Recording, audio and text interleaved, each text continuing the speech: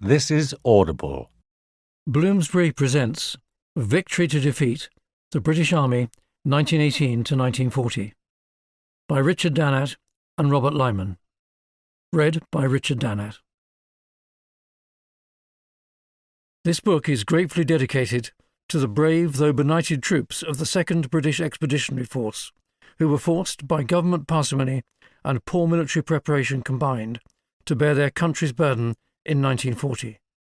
It should never have been thus if only their country had been awake and had prepared adequately for the coming storm. Some words from William Shakespeare in Henry V, Part 1, Act 1, Scene 1. No treachery, but want of men and money. Among the soldiers it's muttered, that here you maintain several factions, and whilst the field should be dispatched and fought, you are disputing of your generals. One would have lingering wars with little cost. Another would fly swift, but wanteth wings. A third man thinks, without expense at all. By guileful fair words, peace may be obtained. Awake, awake, English nobility. And from Ezekiel chapter 33, verse 6. But if the watchmen see the sword come, and blow not the trumpet, and the people be not warned, if the sword come, and take any person from among them, he is taken away in his iniquity, but his blood will I require at the watchman's hand. And from John G. Winant, the U.S. Ambassador to Britain, from 1941 to 1946. It is not enough for those who love peace to talk peace. A lover of peace must understand war, its causes and its course. It is not enough to hope. We must also work desperately on practical measures that sometimes seem far short of our dreams. The authors are indebted to all those who have contributed to bringing this book to fruition. It's taken several years of planning and was well in train before the Russian invasion of Ukraine gave our arguments and efforts a new emphasis and urgency. We wish first to thank a number of libraries and manuscript repositories in the United Kingdom, without which none of this would have been possible. Research and planning was made doubly difficult by COVID, but we're grateful for their patience. We extend our thanks inter alia to the Keeper of the National Archives at Kew, the British Library, the trustees of the Little Heart Centre for Military Archives at King's College London, the Master, Fellows and Scholars of Churchill College, Cambridge, the Controller of Her Majesty's Stationery Office and the Imperial War Museum for access to material and for permission to quote from the documents and manuscripts in their charge. Many people assisted us in various ways as we tracked our way through the issues and arguments developed in these pages, some directly and others indirectly. Those who helped us indirectly did so by their writings, of which the full extent of our indebtedness can be found in the notes and the suggestions for further reading. For reason of the especial help provided by their own scholarship in the past, we wish to acknowledge the work of the late Brian Bond, Brian Holden Reid, the late Corelli Barnett, the late Professor Trevor Wilson, Professor Nick Lloyd, Professor Lloyd Clark, Professor Robin Pryor, Professor Jonathan Boff, Professor Keith Jeffrey, Adrian Phillips, Professor Gary Sheffield, Professor David French, Professor Ian Beckett, Professor John Charmley, Tim Bouverie, the late Professor Sir Michael Howard, Brigadier Alan Mallinson, Lieutenant General Sir John Kisley, Dr. Harold Winton, Dr. Matthias Stroen, and Walter Reed. We're especially grateful to friends who have gone the extra mile by reading parts or all of the manuscript, to Brigadier John Powell, Professor Lloyd Clark, Professor Nick Lloyd, and Lord Andrew Roberts. We're indebted for helping us to develop our arguments, as well as from saving us from many errors and infelicities. It goes without saying that any remaining errors of judgment or fact are, of course, entirely our own. We wish also to thank our agent, Charlie Viney, for steering this project to its conclusion, together with the advice, encouragement, and skillful pen of our editor, Kate Moore, the senior desk editor, Gemma Gardner, the senior marketing executive, Ellie Chilvers, the publicity executive, Rachel Nicholson, all of Osprey Publishing. And many thanks to Gilly Goldsmith, who has sorted out many of Richard and Rob's diary issues. Finally, we wish to acknowledge the steadfast support of our respective families during this endeavour. To our wives, Philippa and Hannah, both authors offer their grateful thanks and love. Introduction. La Forêt de Compiègne. On the early morning of the 11th of November 1918, when its usual occupants might have still been asleep, carriage 2419, part of Marshal Foch's private train, supplied by the Compagnie des Wagons-Lits, became the venue for the signing of the armistice that ended the First World War. Between 5:12 a.m. and 5:20 a.m., Marshal of France Ferdinand Foch, the Allied Supreme Commander, and Admiral Sir Rosslyn Wemyss, the British First Sea Lord, signed on behalf of the Allies. For Germany, 4 signatories were led by Matthias Erzberger, a civilian politician representing the new Social Democrat government in Berlin. The signing ceremony took place in a railway siding in a clearing in the Forêt de Compiègne. The armistice was to come into effect at 11 a.m. that morning, as detailed to soldiers on the British front by an order from General Headquarters signed by Lieutenant Colonel William Dobbie, the duty staff officer. 2 decades later, he was to be the military defender of Malta. But at the time in 1918, so ended 52 tragic months of war, when even on this final day of fighting, there were 2,738 fatalities, the last of which was Henry Gunther, an American soldier killed some 60 seconds before 11 a.m. Fast forward to the 22nd of June 1940. Into the same clearing swept a German delegation led by Adolf Hitler in the company of Hermann Göring, Wilhelm Keitel, and Joachim von Ribbentrop. In the same railway carriage, which had become a monument to the Allied victory of 1918, they demanded and received the surrender of France. The humiliation and revenge were completed when railway carriage 2419 was taken from the Forêt of Compiègne to Berlin as an object of glee. This book examines how the victorious Allies of 1918, including the largest army that Great Britain had ever put into the field, were defeated just 22 years later. How did this come about? And how did victory in 1918 for the British Army turn into defeat in 1940?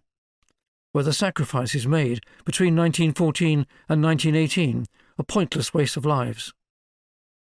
Although it is popularly believed that the seeds of the Second World War were sown amongst the harsh terms of the Treaty of Versailles, this is an exaggeration, eagerly propagandized by the Nazi Party in its claims to victimhood. Admittedly, Germany struggled desperately under the conditions imposed by the treaty, conditions which exacerbated the wretched nature of the German economy already impoverished by 4 years of Allied blockade. Although the war had been conducted on French and Belgian soil, the fragile nature of German society in 1918 was illustrated by a revolt of disenchanted groups of German sailors and soldiers in October. Yet just 2 decades later, the next generation of German soldiers, sailors and airmen managed to defeat the Allies in a lightning campaign measured in days and weeks and not in months and years, and placed Germany as the new masters of Europe. This success was even more extraordinary, given that in 1918 Germany had life-threatening problems in facing severe economic hardship. The war had cost in excess of $45 billion, and much of its population was in turmoil. Paying the price for victory had cost both France and Great Britain dearly too, not just the human cost in blood, but the impact on national treasure as well. France spent over $24 billion during the war, and Great Britain over $35 billion, creating unprecedented levels of indebtedness, not least to the United States of America. Indeed, the only country that seemed to benefit from the war in economic terms was the United States. But even this did not protect it from the Wall Street crash of 1929 and the Great Depression of the 1930s. But it is the response to these economic and social pressures that has the greatest relevance to explaining the reversal in fortunes in 1940. During the hardships of the 1920s and 1930s, Germany's fragile democracy fractured, with Germany coming under the demagogic hand of the dictator Adolf Hitler. Although battered, the more mature democracies of France and Britain survived the social pressures that had swept away the Tsar in Russia in 1917 and the Weimar Republic in Germany in 1933. Thereafter, in the face of German territorial expansion, a new military build-up was always going to be faster in Germany, driven by dictatorial ambition, than in France and Britain, hobbled by the lack of democratic consensus.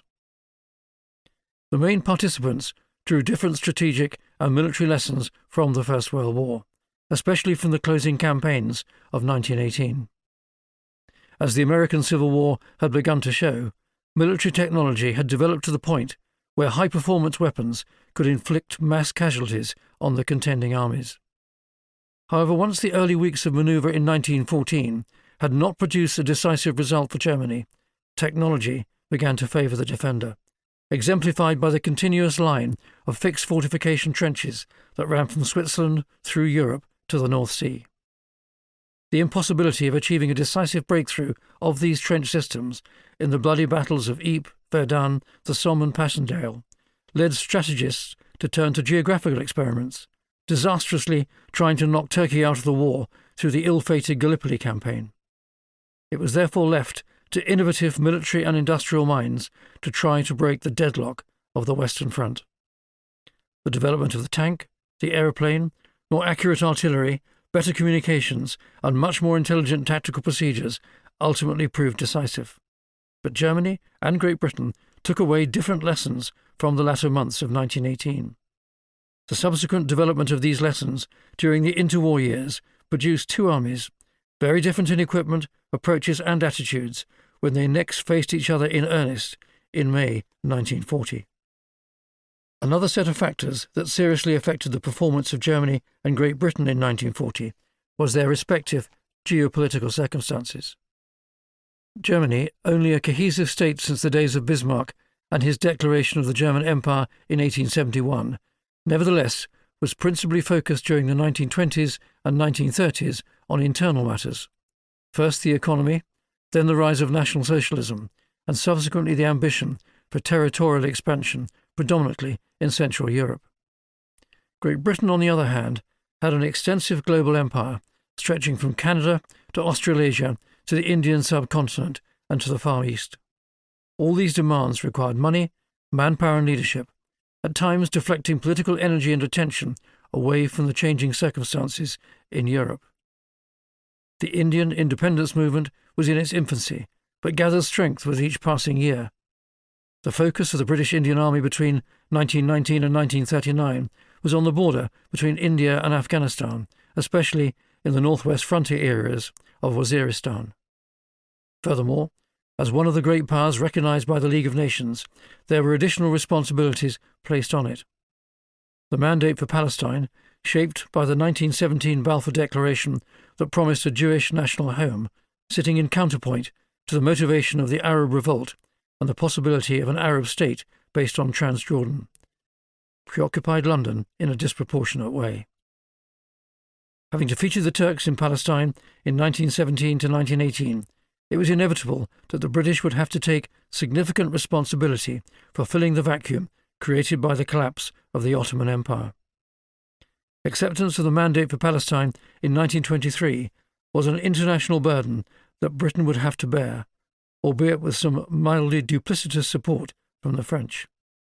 Winston Churchill was to find himself in Palestine in 1921 and is credited with the near-disastrous establishment of modern Syria, Iraq and Jordan, and the failure to satisfy either the Jews or the Arabs. If overseas issues were not enough of a distraction, the immediate post-war British government of David Lloyd George also had to address the issue of Irish independence. A very live issue before 1914, the matter had largely gone onto the back burner during the First World War, with the marked exception of the Easter Rising of 1916. However, with the end of the war, the Irish nationalists stepped up their campaign for independence, provoking some fairly extreme reactions from London. The Anglo-Irish Treaty of December 1921 gave independence to the majority of Ireland, which became the Irish Free State, while the 6 northern counties of Ulster remained under the Crown, requiring the renaming of the United Kingdom of Great Britain and Ireland as the United Kingdom of Great Britain and Northern Ireland in 1922. As this book will relate, The British Army compounded the financial problems and overstretch of the decades that followed by taking its eye off the ball after 1918 with respect to the need to understand and master the nature of fighting a future highly intensive war. The ability to warfight uses all forces in a sophisticated, integrated and coordinated manner against a first-class enemy. One of the striking achievements of 1918 was egregiously allowed to wither on the vine and ultimately to be forgotten by the British Army during the interwar years. Thus, the seeds for the defeat of the British Expeditionary Force, or BEF, in France in 1940 were sown very liberally and widely in the 2 decades after the First World War. Once those seeds had taken root, it became increasingly difficult for the tide of events to be turned. National Socialism was strengthened and unified the German people. The view that the Great War had indeed been the war to end wars led to a grudging acceptance and appeasement of Germany's steady expansion in Europe into territories taken from the Central Powers at Versailles, unpicking the remapping of Europe. The remilitarization of the Rhineland in 1936 was watched with dismay and fatally inaction, while the attempts to create Sudetenland out of part of Czechoslovakia eventually provoked a belated response from Britain and France. This culminated in the Munich crisis of September 1938, apparently settled by Neville Chamberlain obtaining Adolf Hitler's signature on a scrap of paper, waved proudly at the foot of the steps of his aircraft at Heston Aerodrome as he proclaimed "Peace in our time" on the 30th of September. It was not to be. Almost too late, a period of rapid rearmament began in Britain, but it was a race in which Britain was dangerously behind Germany in respect of its thinking about and preparation for war. France, on the other hand, fearful of having to fight another war against Germany on its own, had decided in 1930 to place its faith in concrete and machine guns and accelerated the construction of the Maginot Line, even extending it further north towards the Channel ports from 1934. The German and Russian invasion of Poland on the 1st of September 1939 began the final countdown to war. In March 1939, Britain had given assurances to Poland to protect its independence. London demanded that German operations cease by 11 a.m. on the 3rd of September, but the deadline passed with no such assurance from Germany. War was declared, Neville Chamberlain broadcasting to the nation at 11:15 a.m. The 2nd BEF that century was duly dispatched to France, and plans coordinated with the French for the defence of northern France and still neutral Belgium. The grand strategy was to fight a long war, starving Germany of raw materials, mineral resources and food to the greatest degree possible in a rerun of the blockade of the Great War. No one was at all sure, however, whether Hitler really wanted to fight Britain and France again, especially not Britain, for whom he seemed to have a grudging respect. Events gathered pace. Russia attacked Finland, while France and Britain did nothing to help. Did Hitler misinterpret this as a signal that there was no fight in the stomach of the governments in either Paris or London? Step forward Winston Churchill, by then reappointed to his old post of First Lord of the Admiralty. If the strategy was to starve Germany of resources, then why not cut off supplies of iron ore from Sweden to Germany through Norway? His answer was first to mine the waters off Norway, and then to secure the Norwegian ports through which the iron ore trade passed. This provided the strategic rationale for what turned out to be one of the worst operational decisions of the time: defeat, despite the heroism of the British soldiers involved in the chaotic Norwegian campaign. These were the circumstances that set the scene for the fateful debate in the House of Commons on the 7th and 8th of May 1940 that led to Churchill emerging as Prime Minister 2 days later, despite his involvement in yet another strategic disaster of Gallipolian proportions. The world had come full circle. Prologue. Calais, 1940. Smoke drifted lazily above Calais as the overloaded Kohistan, carrying the 2nd Battalion and all its vehicles and equipment, staggered lumpenly through the waves on its final approach to the dockside. The smoke was the only sign that something was amiss. The morning was bright and clear.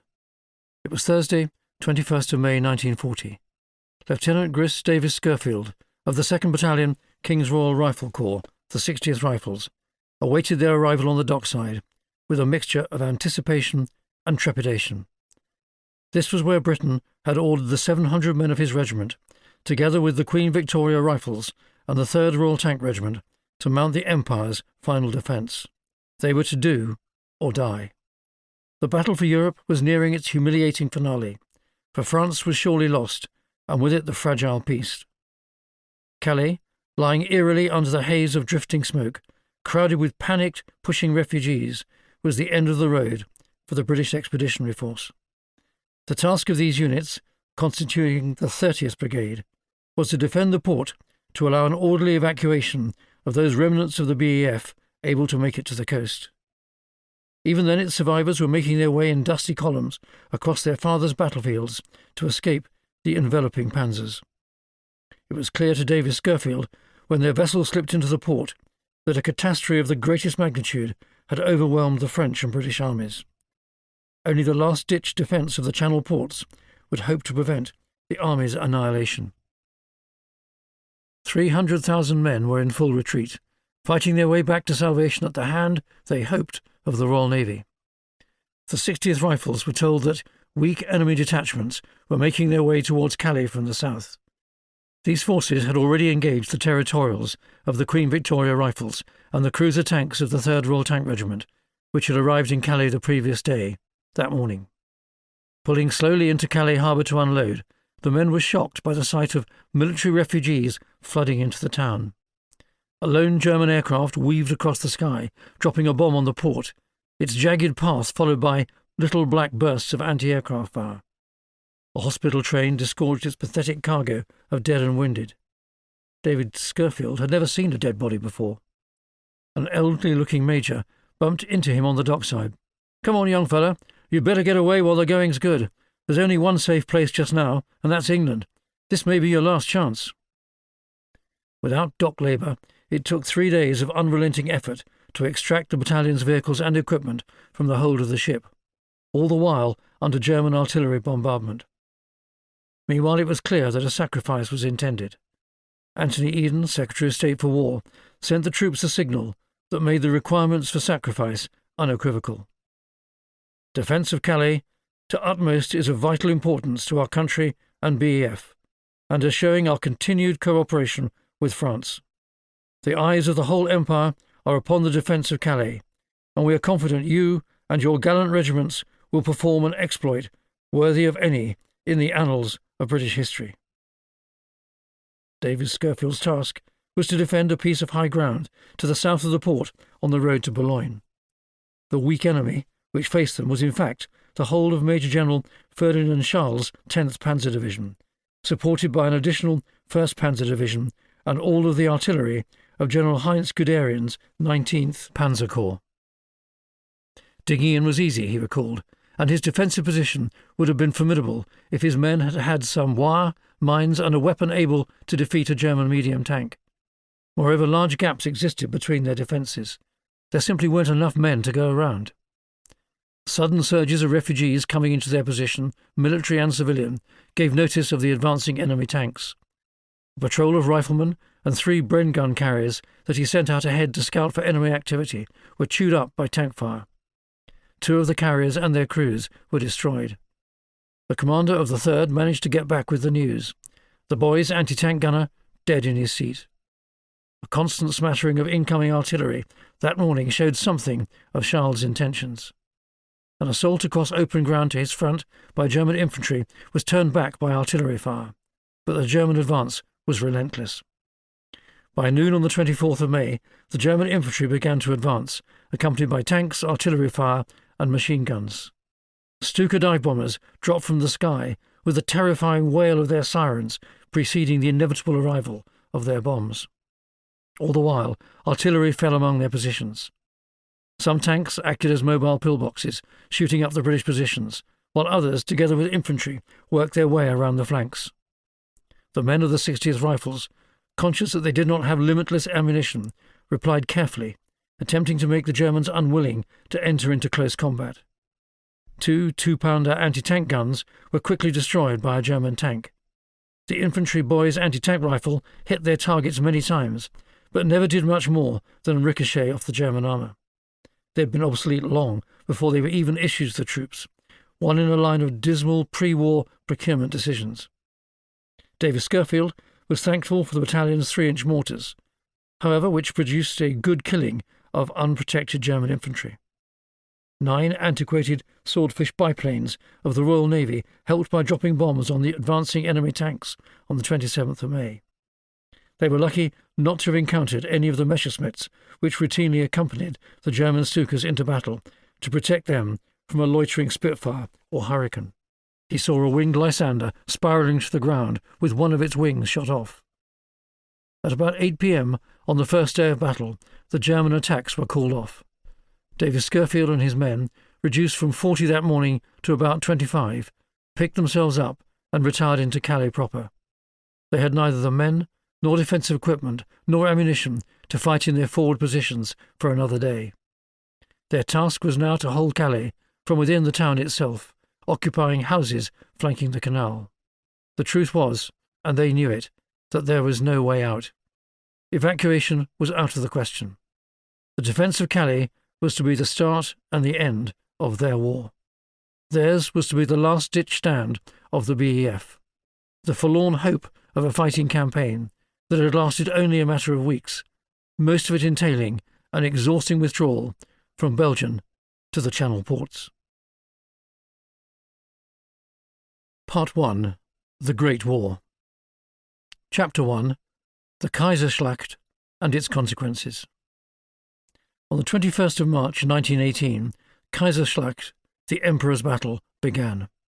It was to be the last throw of the dice, designed to bring the war to a close in Germany's favour.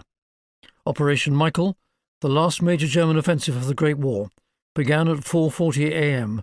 with a 5-hour artillery bombardment so powerful it could allegedly be heard in London. At 9:40 a.m., infantry began their advance behind a massive creeping barrage across a 46-mile front. Led by groups of specially trained assault troops known as stormtroopers, some 67 German divisions in 3 armies, many of which had recently arrived from the Eastern Front following the withdrawal of Russia from the war, began their advance. Their operational design was to split the British armies from the French and to penetrate deep into the British rear areas, forcing them to contemplate evacuation from France.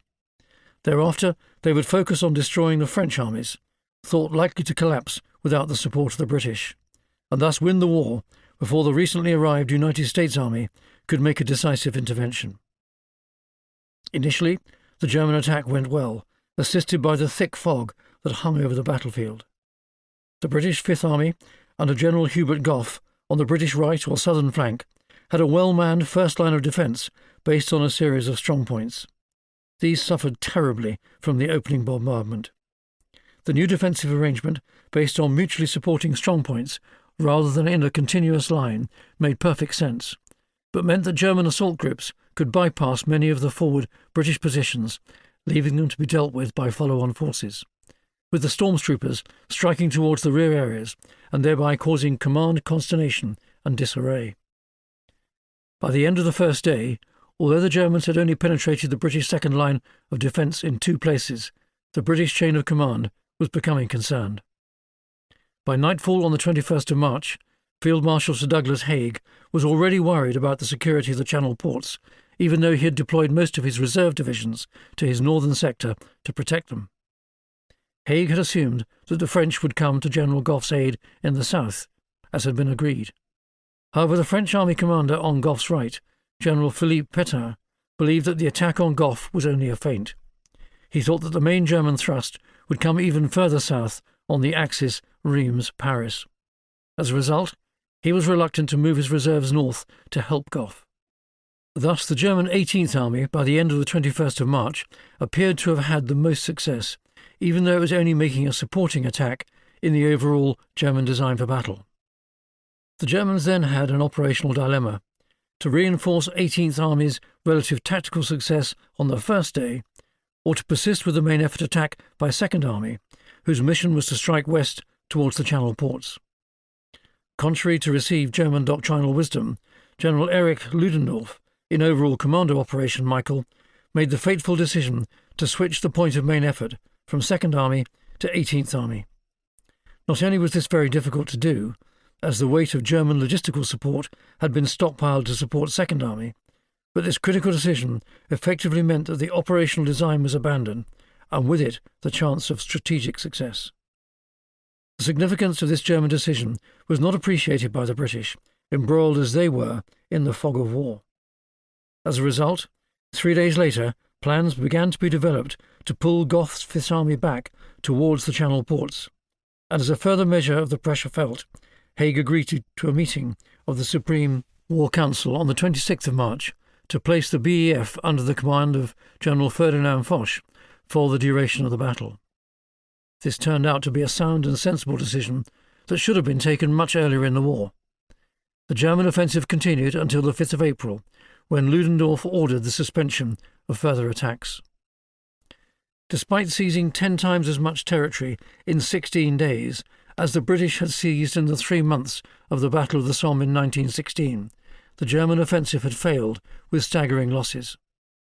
Casualties, at around 250,000 each, had been much the same for both Germany and the Allies, but the German army had largely exhausted itself, and reserves were no longer plentiful. Moreover, it was now dangerously exposed in a bulge centred on Saint-Quentin. Critically, the offensive had been halted 9 miles short of Amiens, a city of major significance to the British, and through which most of its supplies passed between the Channel ports and the front. The loss of Amiens would have been a major communication and logistic headache for Haig. By the 5th of April, in contrast to the Germans, the British army, while battered, was not broken. Planning for counter-offensive moves began immediately. The significance of the German spring offensive, which continued until the final attack on the 15th of July, is less that the overall offensive was the last chance Germany had to win the war, but more in the lessons that the opposing armies drew for future conflict. For both sides, artillery had become much more accurate and sophisticated, significantly helped by improved battlefield communications. Short, sharp, preparatory bombardments, followed by creeping barrages, replaced the week-long attempts to destroy everything in front of an attacking force that had characterized the British battles of 1916 and 1917. Moreover, control of the airspace above the battlefield was seen to be a major force multiplier, both in terms of reconnaissance and of controlling artillery fire. However, the opposing sides learned different lessons about the integration of command and control of air and land forces. In the midst of the battle, the long-planned formation of the Royal Air Force took place on the 1st of April, the British Army losing its integral Royal Flying Corps. Above the battlefield, the change itself did not affect tactical activity, although over time the formation of a separate service would introduce tensions over doctrine and resources that had hitherto not existed. However, on the German side, there remained a clear understanding of the need for close integration between air and land forces, a feature that would be so dramatically demonstrated in May 1940. The Germans also realized that specially trained and equipped fighting groups could restore maneuver and momentum to the battlefield. The ability of stormtrooper groups to outflank, infiltrate through, and bypass strongpoints illustrated the principle of probing everywhere and then reinforcing success at identifiable weak points. At the tactical level, this worked brilliantly until the groups of specially trained stormtroopers were either exhausted or killed. The lesson the Germans took away from this was that for manoeuvre to succeed, it must be rapid and sustainable, and by vehicle, not just on foot. Their major mistake in March and April 1918 was to allow the exploitation of tactical success to have an undue bearing on the achievement of the operational plan. Ludendorff's design for battle had been as good as it could have been in the 4th year of an exhausting war, but he needed to reinforce his primary attack, Second Army in the centre, rather than switch his main effort. In the next war, General Heinz Guderian did not make the same mistake when he famously argued, "Klotzen nicht klicken," clout, don't dribble. If Second Army had been reinforced to clout properly, the course of the Great War could have been very different. The final German attack on the Western Front took place on the 15th of July, aiming to capture the city of Reims and open up the route to Paris, as General Petain had anticipated. Although Ludendorff's operational design had been compromised back in April, he still managed to assemble 42 divisions and nearly 1,700 guns for this further attack. It failed, however, within its first few hours. The Allies had amended their defensive tactics, holding the forward lines very lightly, ready to strike back with significant counter-attack forces. It was then that the German nemesis revealed itself. The United States Army, with 4 large divisions, supported by 14 French divisions, prepared to launch a major counter-attack. At 4:25 a.m. on the 18th of July, without any preparatory bombardment, this huge counter-attack force threw itself at the exhausted Germans and began the Second Battle of the Marne. The attacking divisions advanced behind a massive, creeping barrage towards 10 depleted German divisions dug in behind very weak defensive positions. German machine gunners defended their positions gallantly, but were systematically eliminated by the relentless advance of Allied tanks, coordinated with dismounted infantry and artillery fire directed from aircraft above the battlefield. Worse than losing the Marne salient, the German High Command knew that they had lost the initiative. A general retreat to save what was left of that part of the German army was ordered on the 20th of July. It was not a pretty sight. Discipline broke down in many units, looting was commonplace, and the German war effort, so ordered and so efficient hitherto, was rapidly falling apart. On the British front, the anxiety, fear, and near panic of March and April had been replaced by a determination to win the war if possible in 1918. Fragile domestic politics at home, apart from anything else, made this highly desirable, but the rising cost in fatalities at the front made it an imperative. The German failure to realise the operational significance of Amiens provided a major opportunity. It was from here that the Great British Offensive of 1918 would be launched on the 8th of August, and the countdown to the 100 days to peace would begin. The BEF was reinforced by divisions returning from the successful Sinai and Palestine campaigns, and from Italy as the British involvement on that front was scaled back. Moreover, sensing the chance to win the war in 1918, and following a long and acrimonious struggle with Haig on this subject, Prime Minister David Lloyd George agreed to the release of reserve divisions previously kept back in England. Although Foch, who was promoted to Marshal of France on the 6th of August, remained as the overall Allied commander, Field Marshal Sir Douglas Haig gained Marshal Foch's agreement for the reinforced BEF to strike on the River Somme to the east of Amiens. It was known through intelligence from captured prisoners that the German Second Army, previously the tip of the German spear in March and April, was now weak and suffering with poor morale. Moreover, the ground in that part of Picardy where the attack would be mounted was highly suitable for the deployment of tanks, unlike the waterlogged battlefield of Passchendaele the year before. In the early morning of 8th of August, what became known as the Battle of Amiens began.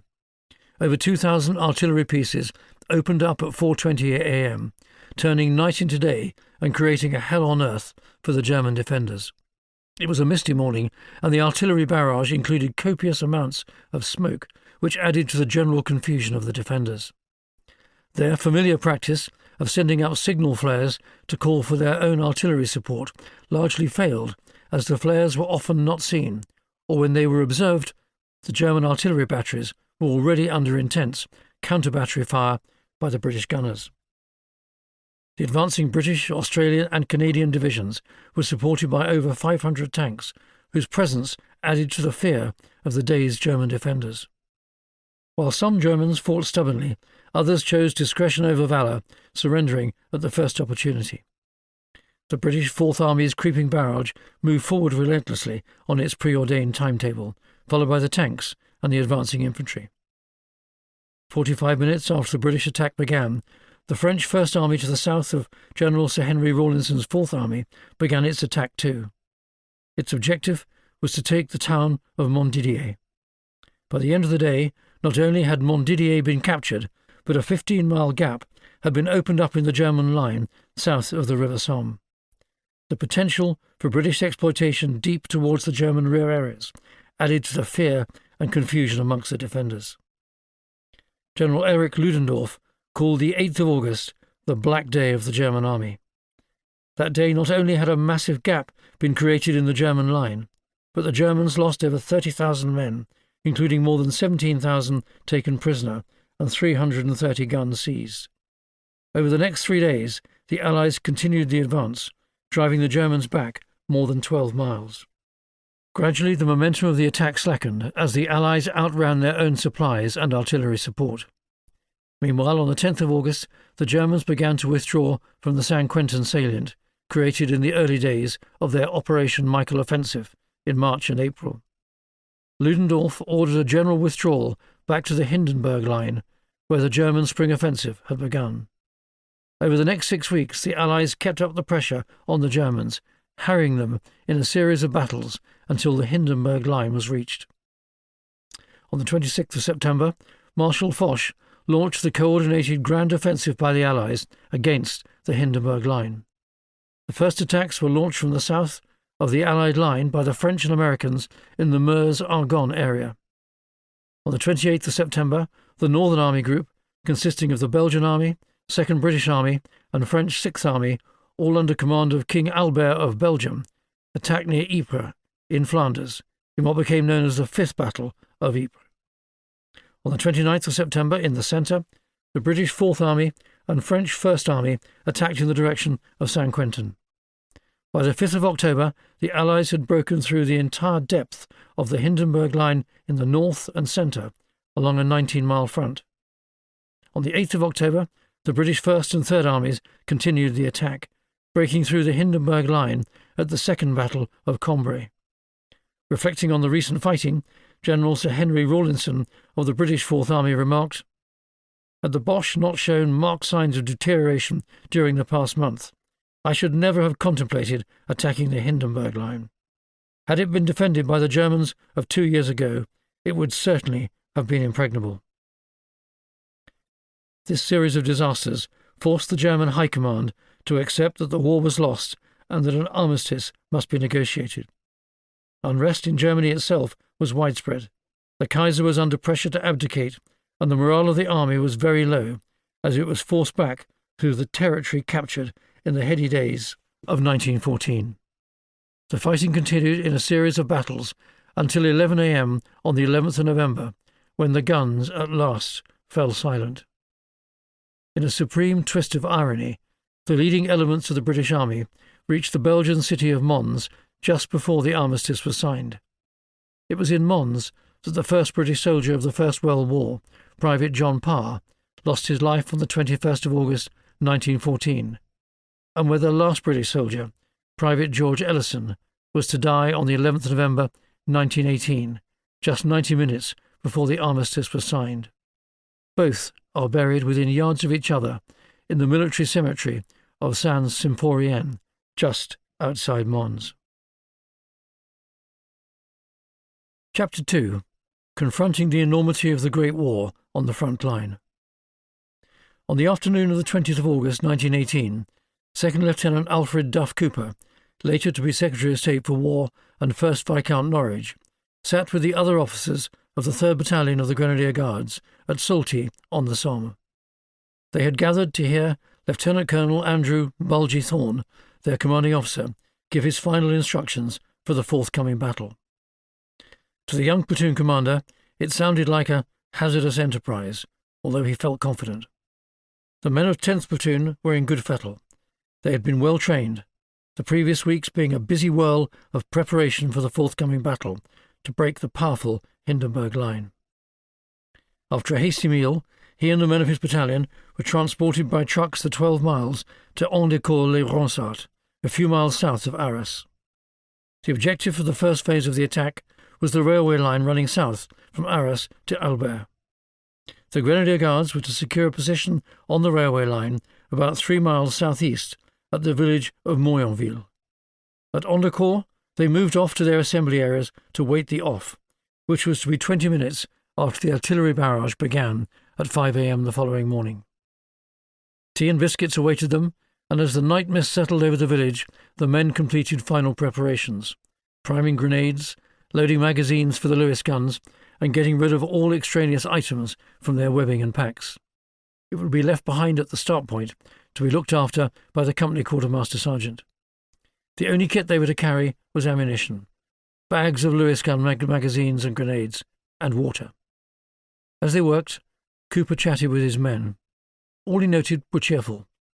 When there was nothing else to do, most fell asleep, their heads on their knapsacks or on sacks full of primed hand grenades, the ubiquitous No. 36 Mills bombs. A few remained awake, talking quietly to each other over shared cigarettes and endless mugs of hot tea.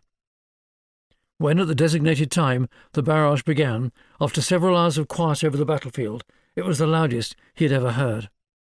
At 5:20 a.m. on the dot, without any whistles, bugles, or shouted exhortations, the men rose from the ground and advanced into the darkness, going forward in groups around the two Lewis gun teams. The mist was so thick that Cooper's usual recourse, to follow the stars, didn't work, and the platoon was very quickly got lost. In fact, they strayed far to the south of their axis of advance. The battlefield was all confusion, but it didn't seem to matter. 10th Platoon, as they had been instructed, just kept going in what Cooper hoped to be the right direction. Every now and again, they bumped into groups of men from other battalions. His diary recorded, "We met an officer in the Coldstream with a platoon. He said the Scots Guards had failed to take their objective, that everyone was lost, and the trench we were in was full of Germans. I said I would work down the trench, which I thought was Moyblane, our first objective, and clear it of the enemy.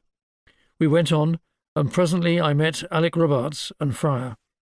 The latter was commanding No. 2 Company, which should have been in support of our No. 3 Company, but which had, although I did not know it at the time, already got in advance of it. After this I pressed on alone with my platoon, guiding myself roughly by the sound of our guns behind us. We were occasionally held up by machine gun fire, and we met one or two stray parties of Scots Guards without officers. Finally we met a fairly large party of the Shropshires, who I knew should be on our right. The officer with them did not know where he was, but we agreed to go on together. Occasionally, small groups of enemy were discovered in trenches and posts scattered across a deep battlefield. The concentrated Lewis gun fire usually quickly disposed of any potential opposition. When a trench needed to be taken, the machine guns would attack from one side, and grenadiers, men with specially strengthened Lee Enfield rifles with grenade attachments on their muzzles, capable of throwing a Mills bomb up to 200 yards, would attack from another. The assault sections, men with rifles and bags full of grenades, would only crawl up to the enemy trench under the cover of machine guns and the bombs fired by the grenadiers. Cooper found no difficulty in clearing enemy trenches. Each one that they attacked fell. After an initial fight, most enemies surrendered, the prisoners being sent back to the rear, before the platoon gathered itself together and continued on. They knew they couldn't miss their objective, the railway line running south from Arras. They'd been practicing on models carefully built in the ground for the past week. After a while, Cooper realized that he had drifted far to the right, bumping up into the village of Corsair-le-Comte. He needed to move left. As he did so, they encountered a machine gun firing straight down the road at them along the obvious route for him to take. The broken bodies of its earlier victims lay scattered on the road. Just then, a lone Mark V tank trundled up through the early morning mist, also lost. When they called for its assistance, the tank advanced up the road and dealt with the machine gun, the men of 10th Platoon following on either side of the road through the fields. Reaching their objective, a building on the railway embankment, the Lewis guns made short work of the German defenders, those not being killed tumbling out with their hands raised. So went Cooper's War. As Haig was to note in his diary, by 1918 it had become a platoon commander's war. Despite the expected confusion of the battlefield, Cooper did what he had been instructed, carry on forward in the direction of the objective, only fighting those enemy that directly imperilled his advance. The artillery barrage had opened the battle for them by targeting enemy machine gun posts, command and control bunkers and artillery positions, as well as plastering the front trenches of the Hindenburg line. The aim was to knock out the German defenders' ability to strike back against the hundreds of dispersed platoons of British troops infiltrating through and behind the German positions. Cooper's men were told not to stay and fight for individual trenches if they didn't need to, but to keep pressing on. Isolated enemy positions could be cleared up later by troops following behind. This was no longer a linear battlefield, with everyone going forward in choreographed unison, but one in which semi-autonomous groups of machine gun and grenade-equipped infantry infiltrated their way forward to objectives far to the enemy's rear. The short bombardment was designed not to destroy the enemy trenches, but simply to provide the opportunity for the British assault platoons to get into and across the German positions while their occupants were still down in their deep bunkers underground. The wider battle in which Duff Cooper fought and distinguished himself — he was awarded the Distinguished Service Order for his exploits in August 1918, an unusual award for a platoon commander — was a very different one to that which remains firmly lodged in Britain's corporate cultural memory of the Great War. The shoulder-to-shoulder infantry advance that for most people captures the horror of the Battle of the Somme on its inglorious first day on the 1st of July 1916 had long disappeared. Battalions were given objectives to secure and a considerable degree of latitude in how to achieve them. In the case of Duff Cooper's battalion of the Grenadier Guards, on the 20th of August the plan entailed 2 forward companies advancing towards the railway line under a creeping barrage supported by tanks. A heavy initial artillery barrage would send the Germans scurrying for the safety of their deep bunkers, there to wait an attack, they thought, perhaps several days later. On this occasion, however, the British assault platoons would be in the enemy front-line trenches long before the enemy were aware of their presence.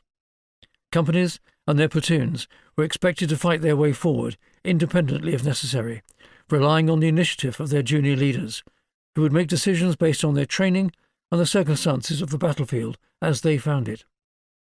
Once the first 2 companies had secured their positions, 2 further companies would pass through each of them, carrying on the advance to the next bound. During this advance, they would be supported by the rifle and machine gun fire of the first 2 companies, who by now would have dug themselves in to hasty shell scrapes, prepared to see off any attempt by the enemy at a counter-attack and to protect themselves from incoming artillery fire. Each of the 10 platoons deployed for the attack, about 40 men in each, were based on 4 sections, 3 of riflemen, grenadiers, and 1 with 2 of the portable gas-operated Lewis machine guns introduced in 1916. The rifle sections were equipped with rifles, hand grenades, and dedicated rifles adapted with cup dischargers on their ends, which threw the Mills bomb on a 7-second fuse up to 200 yards. Rifles were now subordinate to the hand grenade and the cup discharger. Rather than being riflemen in the old sense, in which the bullet and bayonet were an infantryman's standard weapon, the men were now effectively machine gunners or grenadiers, weighed down with Hessian or canvas sacks full of grenades for hand throwing and firing from the cup dischargers. In the machine gun section, rifles were secondary, self-defence weapons only, the men grouped around the 2 guns. 2 gunners were responsible for firing the weapon, with 2 or 3 men supporting each gun by carrying, changing and refilling its 47-round circular magazines. The old, pre-1916 concept of a platoon consisting of 3 or 4 equal sections of riflemen equipped with a Lee-Enfield rifle and a bayonet had passed into history, at least on the Western Front. The 1918 version of the infantry platoon was one in which the primary weapons were the machine gun and grenade. A little more than 2 years before, Duff Cooper and the men of 10th Platoon gathered to prepare for their assault on the Hindenburg Line. Private Donald Cameron of the Sheffield Powells, the name given to the 12th Battalion, the York and Lancaster Regiment, went over the top to advance against the village of Serre as part of the 3rd Army's diversionary attack on the Gommecourt salient. It was the first day of the Battle of the Somme, 1st of July 1916. Cameron recounted his memories of this day to an interviewer in 1984. The first wave went over at 7:20. They lay down about 100 yards in front of our own barbed wire. Then the second wave went over and lay down about 30 yards behind them. During this time, there was high explosives, shrapnel, everything you could imagine coming over. Terrific, hurtling death. It was soul-destroying, but I wasn't frightened. I was impatient. I wanted to get moving. The night before, they had laid tapes showing us the way to the cuts in the German wire, but when we went over, these tapes were missing, so we headed off in what we thought was the right direction.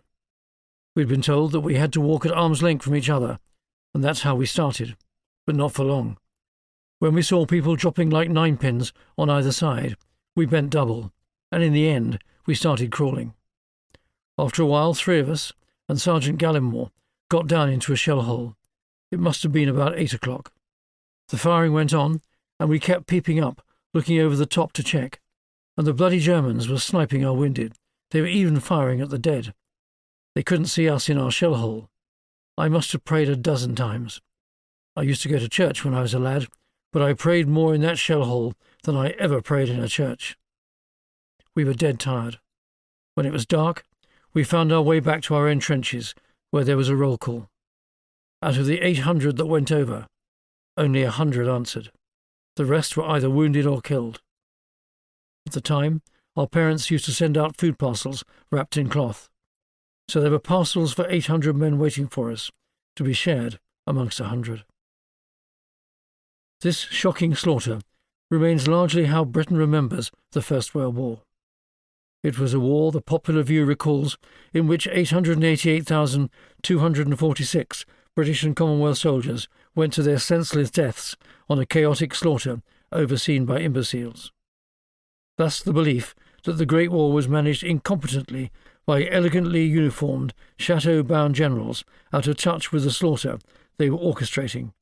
It became a widely uncontested opinion in Britain. The idea is brilliantly, though fictionally, depicted in Blackadder Goes Forth, and by Siegfried Sassoon's The General, who did for Harry and Jack by his plan of attack. Dunderheads there certainly were, but the bigger story of 1916 to 18 was of soldiers and generals rapidly developing the ideas necessary to transform warfare and bring about a victory on the battlefield in 1918. The accusation of incompetence is closely associated with the poet's claim. Think of the battalions of writers marching in Sassoon's footsteps, like Lawrence Houseman, Leslie Coulson, W.N. Ewer, Robert Graves, Wilfred Owen, Edmund Blunden, Frederick Manning and others, that the war was bungled by incompetent red taps. Most of these also believed that the war was ultimately futile, as their diaries revealed. The shocking losses on the 1st of July 1916, the first day of the Battle of the Somme, in which 19,240 British and Empire soldiers were killed, continues to fuel this narrative. This unprecedented level of casualties, unknown in these islands since the Civil War 300 years before, caused a sense of shock that every subsequent generation has struggled to comprehend. By contrast, Europe had long experienced the high casualties of mass warfare. Indeed, the Red Cross was formed following the high level of casualties incurred at the Battle of Solferino in 1859, and was less astonished at the mass destruction entailed by industrial combat.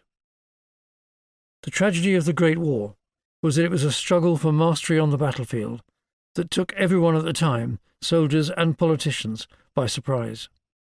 It was also hugely costly in terms of blood, far beyond anything Britain had seen since the self-inflicted follies of the Crimea 6 decades before.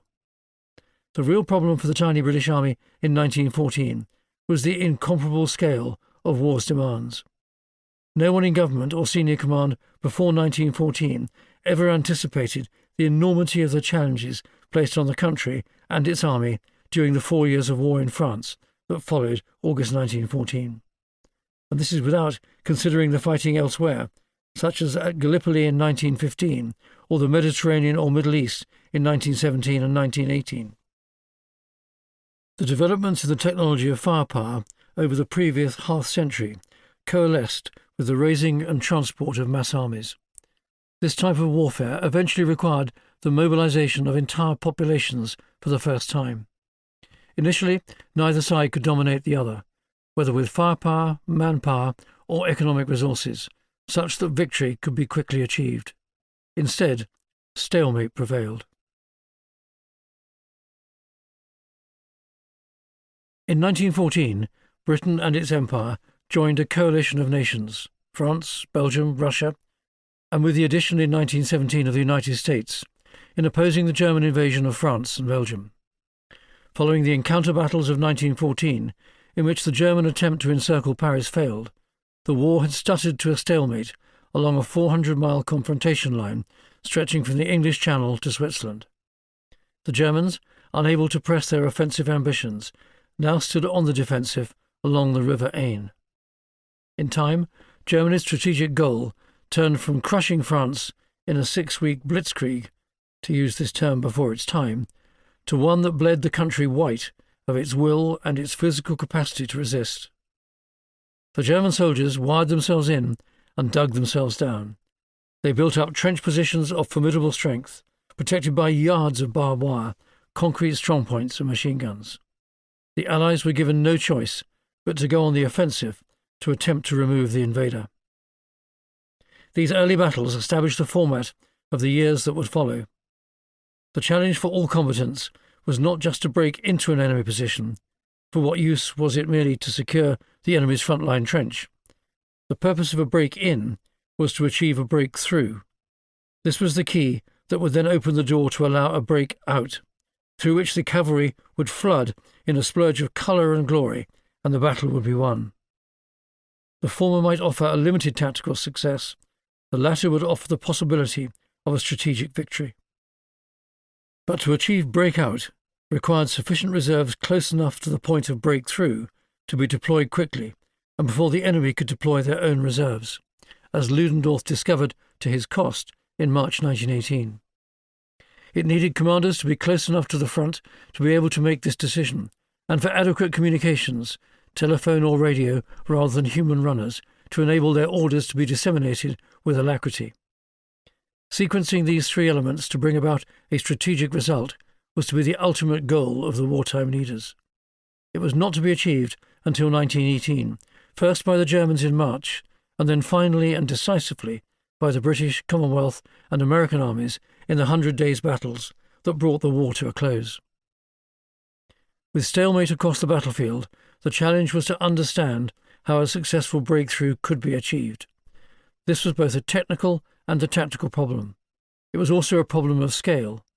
Men, guns and bullets were required in extraordinarily large numbers, together with the logistic paraphernalia needed to support armies that now numbered in their millions. The extent of the difficulties so presented had never before been contemplated. They entailed the entire mobilization of Britain's domestic economy and its industrial complex, together with that of its empire. They required the development of new battlefield tactics and new technologies, such as aircraft, tanks and gas, to break the deadlock. They called for a massive increase in the quantity and quality of artillery, and the tactics used to make most of this powerful weapon. In 1914, Britain manufactured 91 guns or howitzers. In 1916, it was 4,500. In 1917, it was 6,500. And in 1918, it was 10,680. Unprepared in 1914, Britain was only producing the quantities of artillery ammunition at the requisite quality for the tasks demanded of it by 1918.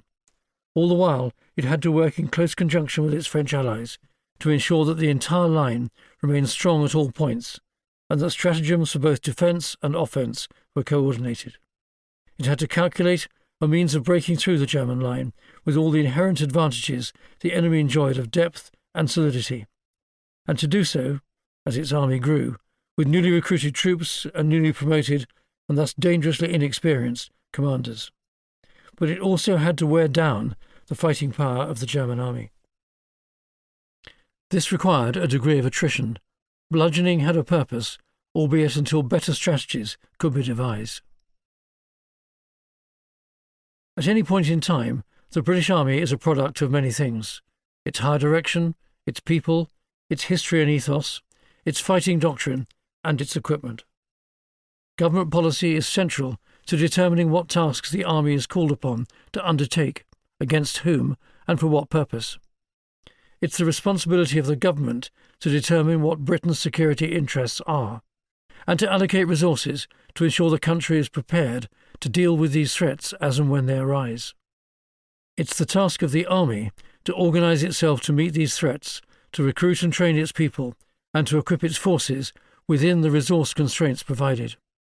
To be effective, the army needs therefore both to understand and reflect the grand strategic imperatives of the country as a whole, and to make sure that it has organisational and doctrinal or warfighting methodologies to meet these requirements.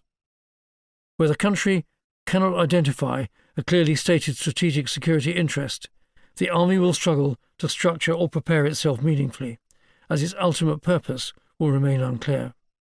Likewise, if the threat is clear, and yet the Army remains unprepared, structurally, doctrinally, or in terms of training, morale, equipment, or the consent of the nation, defeat in battle beckons. Herein lies the central dilemma for those who have responsibility for the nation's defence. In addition to good doctrine, armies need coherent operational concepts for both defensive and offensive action, especially when they are locked into a coalition as the junior partner. A situation as familiar to British generals in France in 1914 and 1939 as in Iraq in 1991 and 2003.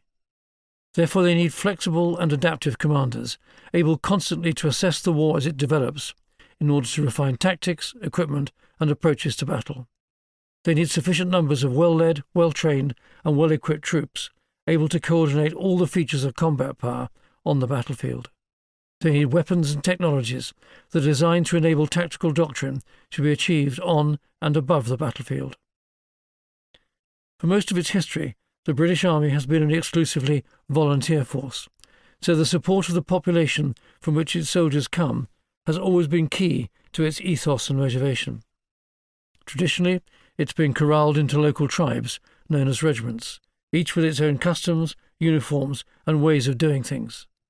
This is because troops have always been raised locally, often directly by their own non-commissioned and commissioned officers. For all of their service, men remain in their regiment of enlistment, where its particular marks are commanded by officers they know and develop fierce loyalties to their comrades. The Army's experience of fighting wars, what we describe in this book as the art and techniques of warfighting, have also been important, not least in defining how the Army at any point in time thinks about how its future wars and campaigns are to be conducted.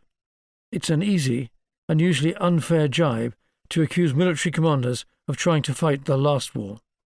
There is an imperative to analyse the past, to produce a clear intellectual and practical appreciation of how war is fought, and the means available in the future, whereby success in battle and in campaigns can be achieved.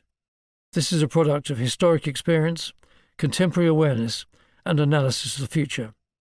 The mechanism for articulating this is doctrine. The British Army had 247,432 troops at the start of the war, a third of whom were committed to imperial defence. When the British Expeditionary Force went to France in August 1914, it comprised 150,000 men in 4 infantry divisions, each of about 18,000 men, including 12,000 infantry and 4,000 gunners, a cavalry division, about 9,000 men, an independent brigade, and support troops. It was a smaller deployment than even Belgium could manage.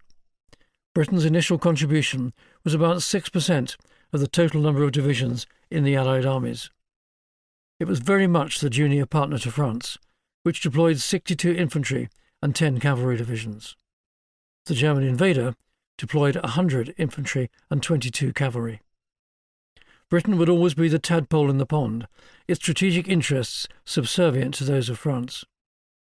By the time General Douglas Haig came to command the BEF in December 1915, it had increased fourfold to some 600,000 men in 39 infantry divisions, including 2 Canadian.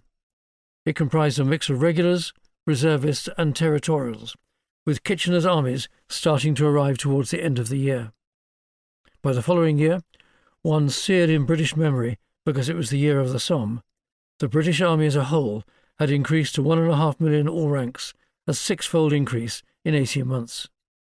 Even so, the BEF remained the junior partner in terms of size, with 61 divisions in 1918, 51 British and 10 Empire, to about 200 French, 30% of the overall effort.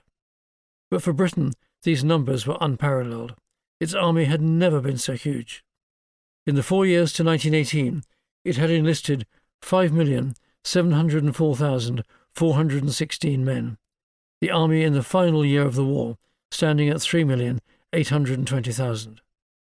By the end of the war, the Royal Artillery alone exceeded the size of the British Army in 1914.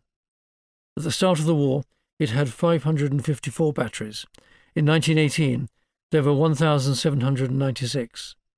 However, it wasn't just size that mattered, but how these troops were used on the battlefield to bring about victory.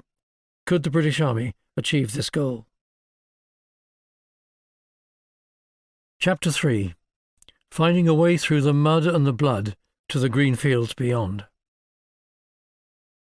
Shockingly, by the end of the first set of encounter battles in 1914, the BEF had lost 90,000 men, a full 60% of its deployed strength. This devastating savaging of the old pre-war regular army and the loss of such a vast reservoir of military experience was made up numerically by the part-timers of the territorial force and reservists, many long into civilian retirement, recalled to the colours. In a realisation that this was to be a war of human quantity, the newly appointed Secretary of State for War, Field Marshal Lord Kitchener, began recruitment, amidst a groundswell of popular pro-war sentiment and goodwill, of a new army to fill the gaps. Unlike the professional and well-trained British Army in 1914, the new armies that confronted each other in 1915 and 1916 were armies of mass. They had a dynamic of their own. Men wanted to get the job done and get home. Tactics and approaches needed to be simple, as time for training and the garnering of experience was limited. In democratic countries, large numbers of intelligent, creative and motivated individuals joined the ranks of their armies for the duration of a war. If these characteristics are not snuffed out by the sometimes overbearing pretensions of peacetime soldiering, the creativity of these men and women can be used to the army's considerable benefit. But first and foremost, soldiers need to be taught simple conformity to be able to operate together with straightforward drills. By 1916, the army, the first mass army Britain had ever raised, from a country which had no tradition of conscription, was therefore a mixture of old and new. The old professional army and its regular reservists had been joined by the territorial force, mobilised for war for the first time and sent abroad, also for the first time. Next came the men who volunteered at the outbreak of war and who had subsequently answered Kitchener's call for volunteers, the "Your King and Country Needs You" campaign, in August 1914 and the months following. In 1916, their ranks were then swollen by the influx of the first conscripts. So it was a large, heterogeneous and inexperienced force that went into battle on the 1st of July 1916. It inevitably made mistakes. Everything about the type of warfare encountered in France was new. No commander had had experience in the scale of command now presented. The technology to communicate effectively did not exist, and nor did a tactical template for dealing with all the circumstances thrown up, in its intensity and scale, by this new type of fighting. The first year and a half of the Great War saw the British Army attempting to understand how to retain offensive action in the face of a trench-based stalemate. Mid-1916, with the start of the 3-month Somme offensive, saw the beginning of a concerted process of learning about what worked and what did not, that was to culminate in the defeat of the German armies in late 1918. The war was a learning process in which improvements, sometimes bold and sometimes faltering, were nevertheless gradually though relentlessly made. Technology improved, especially in terms of artillery. New ideas were conceived and adapted, such as the tank, or copied from the enemy, such as gas. More important than anything else, a clear understanding was arrived at as to how to use artillery to achieve breakthrough, enabling attacks to be sequenced accurately and methodically. The British Army's approach to warfighting, its tactics, command, logistics, and much else was adapted by trial and error over the period of the Great War. The Somme was the starting point of this learning curve, not the culmination of it, because it was only at the Somme that all the ingredients of the newly minted British Army met together for the first time. One of the difficulties encountered in this process of learning was that in 1916 there was no single body responsible for collating learning, publishing the results, and disseminating them across the army. Where it happened well, it did so within divisions, corps and armies, and within the service branches, not across the whole, but at the instigation and direction of their principal commanders. The war produced a mass of notes from the front, training pamphlets and instructions, but these all had a specific purpose and did not constitute army-sanctioned tactical doctrine. The army as a whole needed to learn how to learn. All too often the problem in the early years of the Great War was that doctrine represented the view of the most senior person present. The war had to be fought as it was encountered. Problems had to be solved as they were faced, solutions identified and deployed in action to deal with the new exigencies of combat, dominated by long-range artillery ammunition, machine guns, smoke and gas. It was fortunate that most senior commanders responsible for determining tactics were not the butchers of legend, but intelligent and capable men, grasping with, and in the main solving, the greatest military dilemmas of the age. During 1915, the challenges for the British Army were formidable.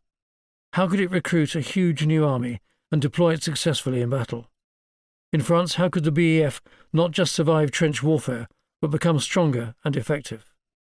The primary challenge for the British and the French, given that their task was to eject the Germans from French and Belgian territory, was to learn how to launch and sustain successful local attacks on enemy positions. What techniques and technologies worked or didn't? How could attacks be coordinated across the front to break the trench deadlock? The British attacked at Neuve-Chapelle in March 1915 and Aubert Ridge in May, the Germans countering with gas for the first time. At Ypres in April and May. The French tried in Champagne, and both the British and the French launched a joint offensive at Loos on the first anniversary of the war in September, with combined casualties of over 96,000 men. The lesson was that even primitive defences held up against attack, as the Germans had found to their cost at Second Ypres in April and May 1915. The French counter-offensive in Champagne between December 1914 and March 1915 had experienced the same fate, with a new phenomenon savaging the high hopes and martial pretensions of the combatants: mass casualties. In Champagne, the attacking French lost 93,432 men, to half that number of defending Germans. At Neuve-Chapelle, the British offensive, designed to conform with a French offensive and to persuade the French that the BF would and could stand and fight, achieved some tactical success, but at the cost of 12,500 men, about 30% of the force engaged. Whatever else it was, this new type of industrialized warfare, and especially the offensive, was very expensive in blood. The following year saw the first offensive undertaken by the newly enlarged British force on the Somme, in support of the French resistance to German attempts to bleed the French army white at Verdun. Although the British planned and hoped to break through, the strategic purpose of the battle was simply to cause casualties to the Germans to prevent them reinforcing Verdun. Tanks were used for the first time at Cambrai the following year in support of a conventional infantry offensive. In 1917, the biggest challenge to the Allies came with mutinies in the French army in June, which left the bulk of the offensive effort falling on the British at Passchendaele, battles that were arguably in the wrong place and at the wrong time of year.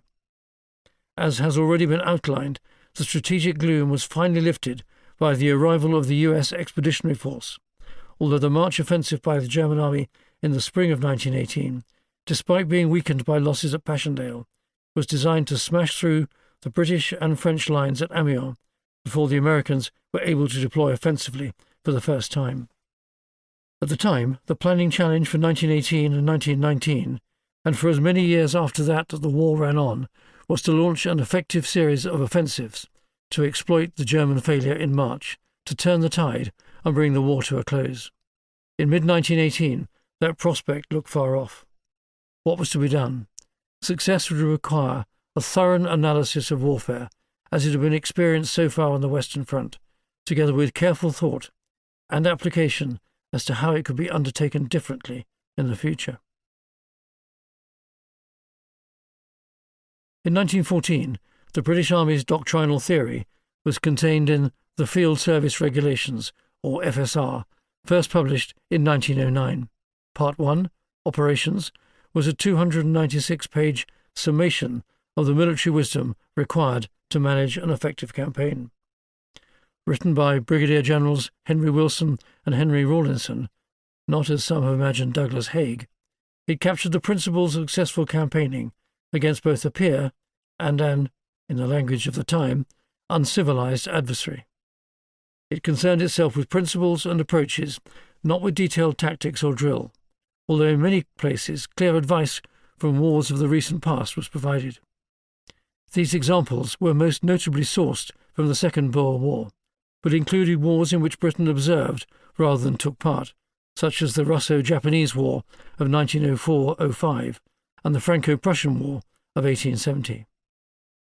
There is little in these pages that would surprise a modern soldier.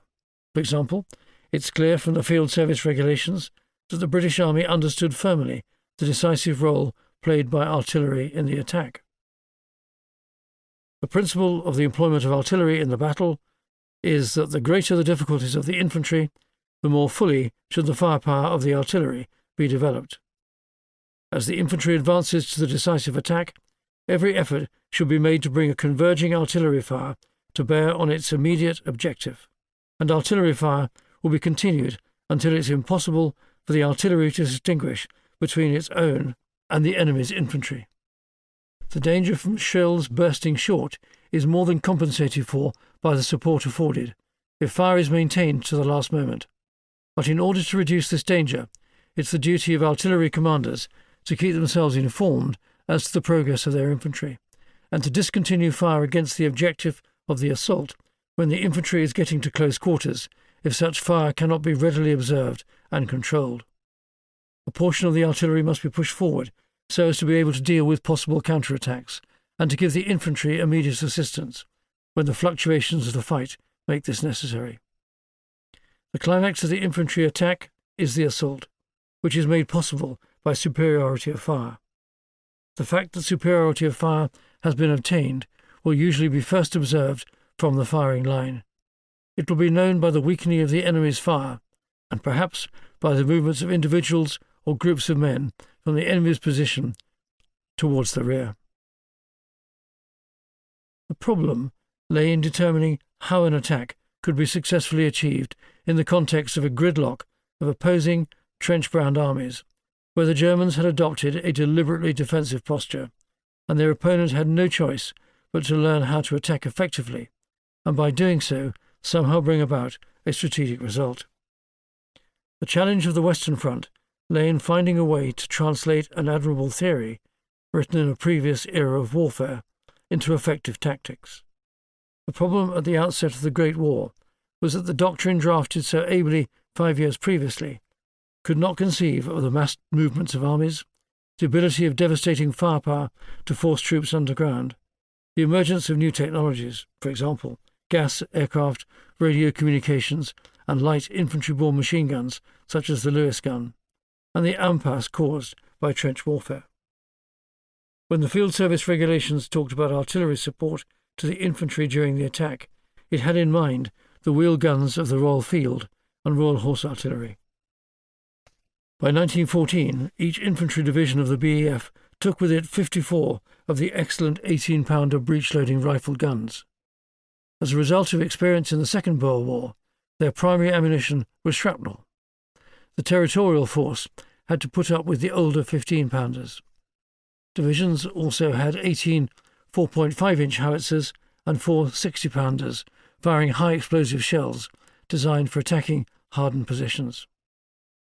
Indeed, in 1914, large numbers of casualties, French, German, and British, were caused by artillery against unprotected infantry. This led to the imperative to dig, recalling a lesson of the American Civil War half a century before. Trench warfare added considerable complexity to the artillery task. Likewise, the sheer amount of ordnance being thrown about on the 1914 and 1915 battlefield made many of the pre-war assumptions about offensive warfare sound naive. Operations during 1915 further reinforced the importance of the guns in the trench environment. The battles fought by the BEF in 1915 at Neuve-Chapelle, March, Ypres, April-May, Aubert Ridge, May, and Loos, September to October, demonstrated that infantry could often overcome enemy trenches if these positions were first overpowered by artillery. Artillery could do several things. High explosive could physically destroy enemy trenches, although the further down the enemy dug, the more protected they became.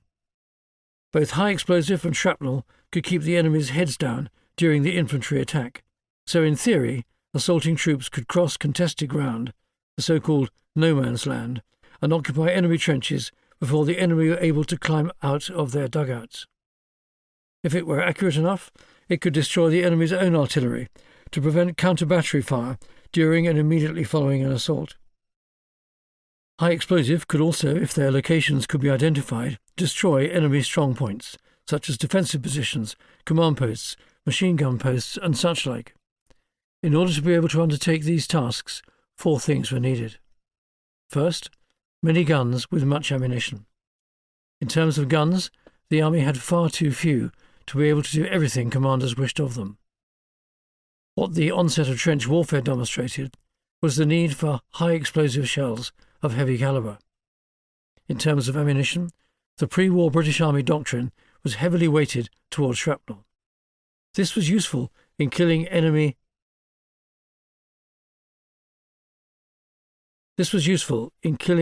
men and horses in the open. It had limited utility against trenches, nor could it cut barbed wire, despite the belief derived from Neuve-Chapelle in 1915 that it could do so. Shrapnel dispersed the wooden apparatus holding the wire together rather than cutting it. There was no high explosive shell for the 18-pounder at the start of the war.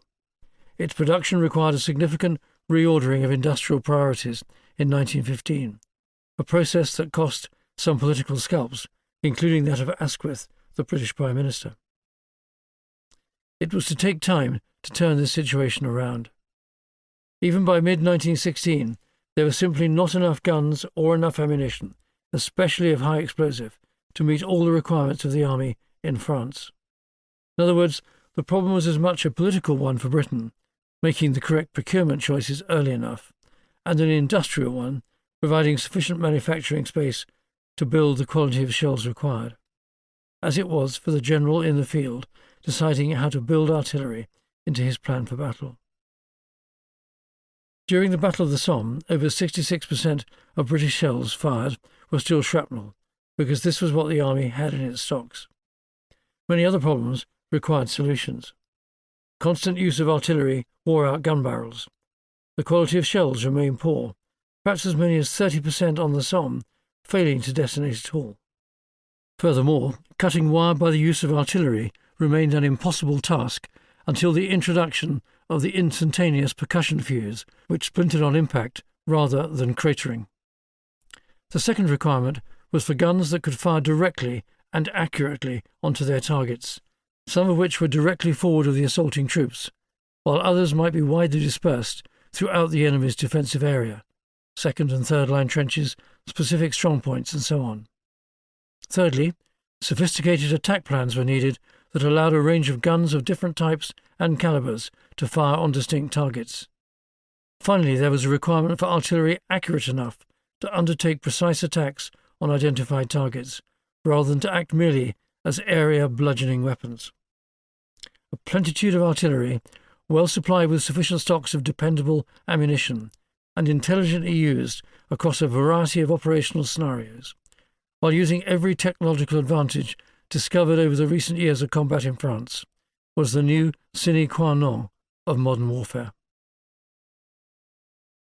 Formed in January 1916, Rawlinson's new Fourth Army was the main British attacking force for the Somme offensive, comprising 11 divisions and nearly 500,000 men.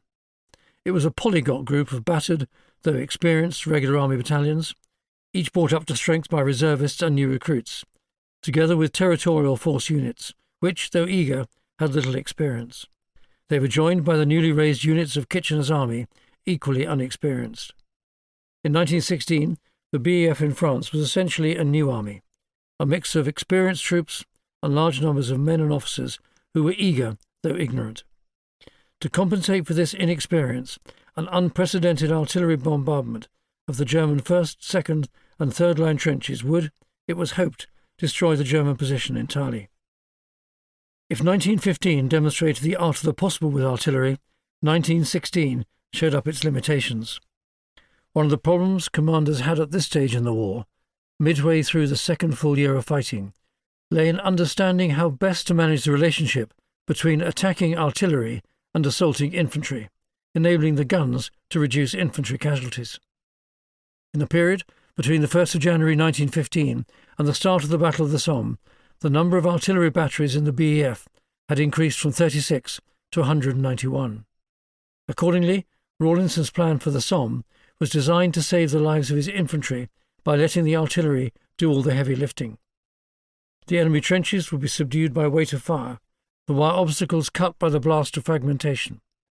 The infantry would merely need to occupy the devastated enemy trenches once the bombardment had ended. Far from being one of the butchers of modern perception, Rawlinson was actively seeking ways in which firepower could relieve the pressure on manpower. The attack plan for the Somme was meant in fact to save lives, not to throw them away. Rawlinson believed that in addition to this bombardment by high explosive, the advancing infantry needed to be covered by protective fire from the division's 18-pounders, firing shrapnel on the enemy trenches to keep their heads down, or directly in front of the advancing troops, as the men crossed no man's land, walking ahead of the men, a creeping barrage. This was something first tested at the Battle of Loos the previous year, the artillery barrage jumping ahead of the infantry in carefully calculated synchronicity. On paper, the details of the bombardment were astounding. The assaulting divisions were to be supported directly by 808 of their own 18-pounders, firing shrapnel in support of the assault, together with 202 4.5-inch howitzers firing high explosive. Additional French guns were loaned to Fourth Army to help. The job of the 18-pounders and their shrapnel was to cut through the wire in front of the German positions, and to fire the infantry onto their objectives. A further 427 heavy guns and howitzers would bombard other targets of interest. These would target enemy gun positions, ammunition stocks, machine gun nests, and headquarters positions. In total, 1.5 million shells would be fired. It's hardly surprising that in the circumstances some officers suggested to their men that the result would be a walkover. In the event, the firepower failed. Guns had to register on their targets, alerting the Germans to British intentions days before the infantry assault, and thus losing any element of surprise. The Germans made full use of their deep bunkers to survive this storm of fire. The problem was that in 1916, Fourth Army simply wasn't mature or competent enough to make this type of complicated artillery plan work. It was a ferociously complex task to calculate a fire plan based on the advance rate of infantry in a particular area of ground. It also used up vast quantities of ammunition, with each gun firing 3 or 4 rounds per minute. In some divisions, the artillery coverage proved too shallow to be effective.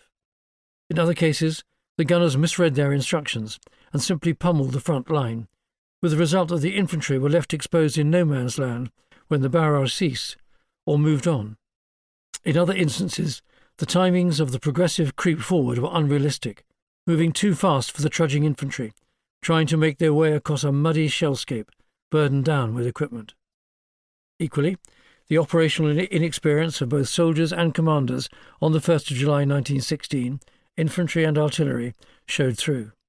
Such a complex plan required preparation and rehearsal, little time for which was available. With so much else needing to be done, such as building roads, stores dumps, a million other things, the actual rehearsal for the assault fell down the priority list. The old field service regulation method by which infantry rushed against an enemy position, a platoon lying down to give covering fire to another, before swapping the process and running forward in leaps and bounds towards an objective, known to the army as fire and movement, was disregarded for this attack. Why? Because it was considered too complex to be learnt by the hundreds of thousands of new recruits in the time available, and was impractical to coordinate with supporting artillery. With such an enormous bombardment planned, the idea that the infantry would even need to rush enemy positions using traditional assault tactics was dismissed as too pessimistic by many commanders. On several occasions during the battle, this traditional tactical approach was used by some commanders with good results. In terms of the artillery, many of the guns, some of Boer War vintage, were by now worn out and much of the ammunition defective. A further problem was that unless artillery observation officers could see the fall of shot, an advantage only on the high ground of the southern sector, where all the successes of the first day were recorded, it was impossible to adjust the artillery fire to match the changing situation on the ground. Where were the accompanying infantry? Where were the enemy positions that required targeting? It was hoped that aircraft could take photographs and feed this information back to the gun lines. Fog in many places on the front on the 1st of July 1916 made this impossible, and in any case, getting photographs back could take as long as 24 hours.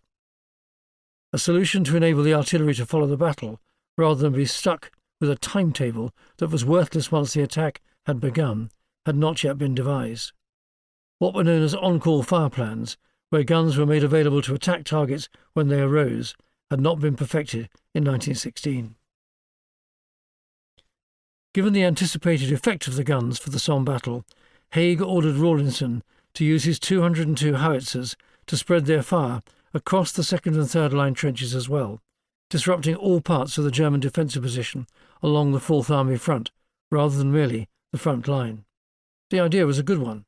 It was not sufficient merely to defeat the front line when a second and reserve line of defences, not to mention enemy artillery batteries, remained to be subdued. The problem was that artillery was being asked to do things that it simply could not do. There wasn't enough of it in the first place, and the plan meant that Rawlinson's heavy guns, rather than concentrating exclusively on the front line during the preparatory bombardment, now had to deal with a far greater range of targets than he had first envisaged. The result was that Rawlinson's artillery effort was now spread much more thinly, reducing even further the chances he had of destroying the German front-line trenches, let alone all the others. Haig had wanted him to undertake a rapid or hurricane attack of 5 or 6 hours, though Rawlinson refused. He did not have enough guns to fire the quantity of ammunition he considered necessary to cut the barbed wire in front of the enemy front line and demolish the German positions. Instead, he opted for a bombardment lasting 5 days, ending just prior to the order for the infantry to climb out of their trenches and advance to the enemy. Who in their right mind, as the thinking of the day went, would have suggested before such an extraordinary bombardment that it would not have been possible for the infantry subsequently to cross no man's land unhindered? If the assumption was made that such a bombardment would entirely destroy the front-line German defences and disrupt the enemy's second and third line, the requirement to protect the advancing infantry by using smoke, proven at Loos, or of fast rushes or columns to get them out of harm's way quickly, were obviated. One of the problems with planning for the Somme offensive in 1916 was that commanders had widely varying views of what could and could not be achieved by artillery, another product of the absence of agreed army doctrine. The pre-battle assumption was that the weight of the planned bombardment would successfully destroy, or at least disable, the enemy trenches. What happened if, however, when the infantry went over the top, the enemy trenches had not been destroyed? To be effective, high explosive was required for the former task, and plenty of it, although even it could not hope to penetrate into the deep living quarters the Germans had now routinely built far below the surface. Effectiveness was a function of how much high explosive could be dropped on a position and how accurately. Haig, Rawlinson, and their corps commanders in 1916 all assumed they understood the decisive role that artillery would play in the forthcoming battle, basing their judgments on personal experience of Neuve-Chapelle and Loos.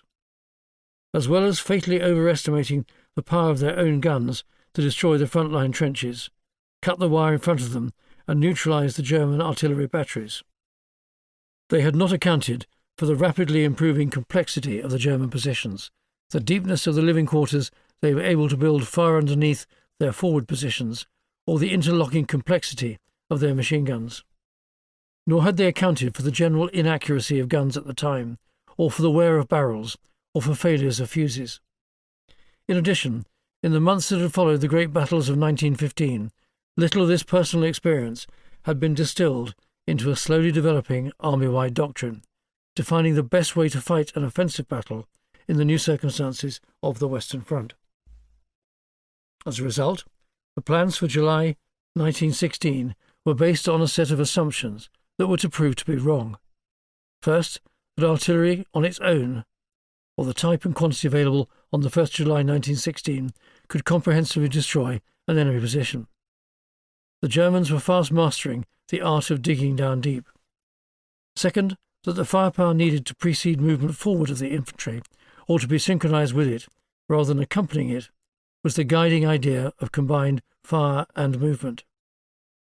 In fact, the exact nature of each divisional assault was left up to its respective commander. Some troops in 3rd Corps advanced in waves at the walk or at a steady pace, while some battalions in 8th Corps rushed the enemy's lines in waves. There were as yet no agreed or doctrinally determined way of overcoming an enemy defensive position, and certainly not one yet that did anything other than attempt to synchronize the infantry assault with its preceding or accompanying artillery bombardment. Where divisional commanders were reluctant to believe that artillery would work as promised, the results were very different. The divisional commander of the 36th Ulster Division insisted that his men advance close to the German front line during the artillery bombardment, rather than after it, rushing the enemy trenches just as the gunfire lifted and before the defenders could come up from their deep dugouts. As a result, they were able to secure the positions with minimal casualties. The general failure of the artillery to overwhelm the defences meant that Rawlinson's attacks failed at great cost. The assumption that the infantry did not need to be accompanied by fire during their advance to contact, because the artillery bombardment that preceded it would be sufficient for this task, was an expensive lesson of 1916. The widespread use of smoke to cover the advance, direct fire by field artillery firing shrapnel ahead of the advancing troops, and the use of assault weapons, infantry-held machine guns, rifle grenades and French mortars, among the first groups of advancing infantry, would have dramatically improved the chances of success on the 1st of July 1916. But none was deemed necessary. Within a few days of the battle starting, however, it was recognised that a creeping barrage of shrapnel just ahead of the advancing infantry from the divisional 18-pounders was necessary to provide protection from enemy defensive machine gun fire at the point when the advancing troops were at their most vulnerable. The ideal situation was where a creeping barrage would enable the advancing infantry to fall on the enemy's front-line trenches unmolested. But perhaps the greatest unlearned lesson of 1916 lay at the operational level of war, rather than the prosaic, though bloody, issues of crossing contested ground. The rationale for the Somme offensive was to kill Germans, not to break through the German front lines.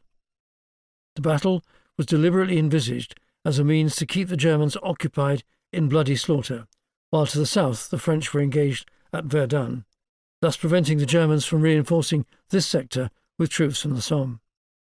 It was for this reason that Rawlinson determined the need to launch an offensive in equal parts across every inch of the Fourth Army's front line, rather than to focus his efforts on penetrating one part of the line. It was the reason why his initial plan was to concentrate his effort on attacking and occupying only the front line of the enemy trenches. Haig, who had replaced Sir John French 6 months before as Commander-in-Chief of the BEF, insisted that he attack more deeply, to include both second and third line trenches, in order to have a chance of breakthrough. The bitter experiences of failure across many places on the British front on the 1st of July 1916 were nevertheless not wasted. Despite the horrific loss of life, in part a consequence of the vast numbers of troops involved, lessons were learned quickly. For the next stage of the offensive, which began on the 14th of July, a raft of new features accompanied the plans, all of which had been identified from the experiences on the first day of the battle. Rawlinson exploited success in the south around Montauban and launched a dawn attack on the villages of Bazentin-le-Grand, Bazentin-le-Petit and Longueval. Night attacks are notoriously complex to mount, as they require considerable degrees of low-level initiative to manage and to recover if things go wrong. But the advantages of surprise and of being hidden from view to the defenders' machine guns, not least, are significant. Instead of a long bombardment, the targets were placed under a short attack exclusively of high explosive, lasting only 5 minutes, designed to force the enemy to get their heads down and to think that they were in for a long bombardment. Where infantry did advance under cover of their guns, they did so behind a creeping barrage of high explosive.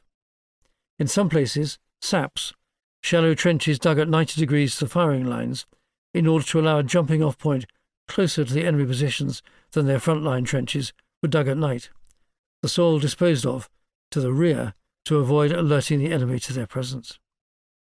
These attacks succeeded spectacularly, with a fraction of the casualties suffered in earlier engagements.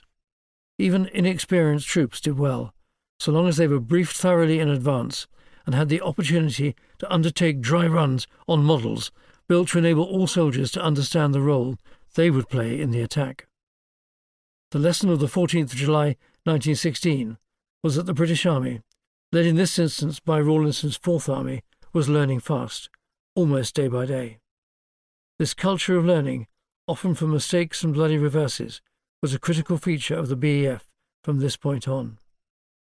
Much more needed to be understood, not least of all how to repeat the success of an attack into a second, third, and repeated attack so that offensive momentum could be maintained. Chapter 4. Masters of the Battlefield, 1918. Despite the enormous figures, both for casualties and for material expenditure, which had become synonymous with the First World War, tactics and approaches to mitigate the shocking power of materiel in the offensive developed as the war developed. Artillery was a prime example of dramatic changes in technology and tactics. Following the Somme, the employment of artillery fire became increasingly more sophisticated and flexible. More reliable fuses were in use. Guns were matched with targets, and accurate indirect fire began to be laid without direct observation. Predicted firing from map and topographical survey was increasingly employed, enabling guns to hide their positions before battle instead of giving away gun locations and potential targets to the enemy by the methodical registering of targets. Enemy batteries were sometimes identified by means of sound ranging, microphones collecting the distinctive low-frequency firing signature of enemy guns, and trigonometrical calculations pinpointing their exact location. Flash spotting, by which observers saw the distinctive muzzle flash of enemy guns and plotted them on maps, was also employed. All these innovations meant that the British had accurate intelligence about most enemy artillery locations before battle commenced. When the time came, they could attack them without warning, bringing surprise back to the battlefield. In most cases, preliminary bombardments prior to an offensive were no longer required. In addition, by 1918, the Royal Artillery had instituted new mechanisms for collecting, collating, and disseminating innovation and new ideas.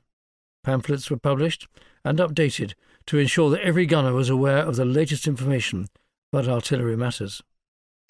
The coordination of artillery fire of all types and natures of ammunition was now managed in a single fire plan.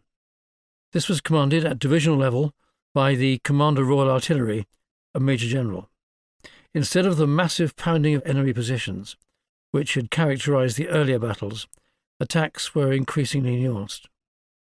At Vimy Ridge in 1917, the fire plan was built on the principle of selective bombardment rather than of destruction. Particular trenches across the enemy's defensive position were attacked. During bombardments, the Germans often thinned out their front-line trenches, with the men being moved back to safer positions in the second line. For this reason, second-line, reserve and communication trenches were also struck, details being garnered by means such as map survey, sound ranging and aerial photography. Strong points and known machine gun positions were also targeted, especially those sitting in defilade positions to potential avenues of attack, together with fuel and ammunition dumps, artillery batteries, headquarters locations and road junctions. At night, the attacks would continue on high-value targets. Aerial observation had by this time become an established part of fire control. Improvements in artillery technology and practice were paralleled by continuous improvements in offensive tactics. General Herbert Plumer introduced innovative bite and hold tactics at the Third Battle of Ypres in September and October 1917, in which objectives were set for advancing troops based on what the commanders were confident could be held against enemy counterattacks.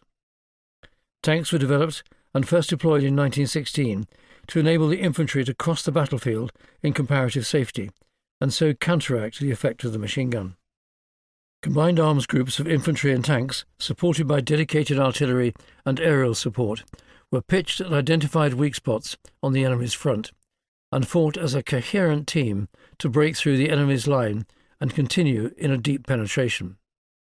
The idea behind this type of attack was partly psychological. The earlier assessment was that a whole area of trench line would need to be captured, rather than one part, because otherwise the defenders would merely need to close ranks to cut off the intruders. But the psychological value of a thrust deep into the enemy at a single point, or multiple points rather than across a wide area of front, would often mean that defenders to right and left would be discomfited by the attack and fall back to reconstitute the line. What they should have done, of course, was immediately counterattack to break up the enemy attack. This is hard to do, however, and takes considerable training, presence of mind, leadership, and not a little courage.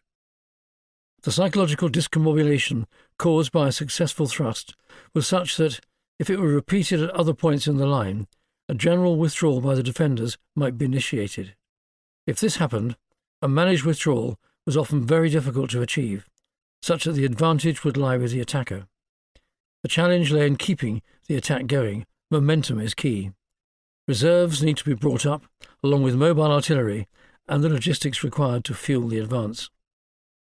These tactics emphasize speed, surprise, all-arms cooperation, and assault by self-contained small units, what the Germans were to call stormtroops.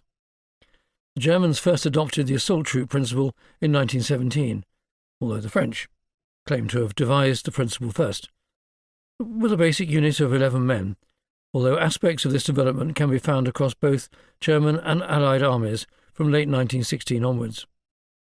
Short artillery attacks, sometimes called a hurricane bombardment, on a narrow piece of front would be followed by infantry platoons and companies armed with machine guns and grenades, accompanied by tanks in 1918, and artillery forward observation officers able to call up the fire of guns in the rear to attack opportunity targets as they appeared. The storm or shock troops would be tasked with breaking through an enemy position across a narrow front, and then pushing troops deep into the more enemy defences. This infiltration would be followed up by more heavily armed troops with the task of destroying any fixed positions of resistance. The vanguard or infiltration troops would bypass areas of resistance to be mopped up by more heavily armed troops flowing up from the rear. Reserves could be brought up to help exploit what the opinionated military commentator Captain Basil Little-Hart, as correspondent of the Daily Telegraph, 1925 to 1934, and the Times from 1934 to 1939, would describe as an expanding torrent. The idea here was to exploit the effect of psychological discomfiture. If the defenders of a strong point knew that the enemy attacking had advanced far behind them, and that they were effectively cut off from resupply or reinforcement, they were perhaps less eager to fight on, inclined instead perhaps to disengage and retreat. The only way to counter these tactics was defence in depth. This idea was that front lines were actually elastic and focused not on trench lines, but on fixed defences or bastions across a battle zone, often several miles in depth. Defence in depth is a stratagem to degrade the power and effect of an enemy offensive. It was designed to exhaust the attacker and to break up an attack so that it was dispersed over the battlefield, constantly under threat from the positions it had bypassed but hadn't subdued, all the while becoming progressively weaker. An army needs confidence to fight in depth, knowing that the enemy is all around it. It requires confidence, the product of good training and leadership, to remain firm, and to counterattack the enemy's vulnerable flanks and rear, rather than fleeing in panic. It takes confidence to persuade the enemy that it's they, not you, who are surrounded and cut off from their supplies and rear. But it also takes organisation to keep those posts cut off by the enemy advance, supplied with supplies of food, ammunition, fuel and water. and it requires tactical skill, ingenuity and communication to support surrounded posts by counterattacks and operations designed to reduce the enemy's freedom of movement and to enhance one's own. And overall, it requires calm and confident leadership to bring all these factors together so as to dominate the entire battle space. Enemy reserves need to be prevented from coming up. Artillery needs to be able to interdict flexibly a wide variety of pre-registered targets on call, and the capability is required to resupply cut-off garrisons and posts.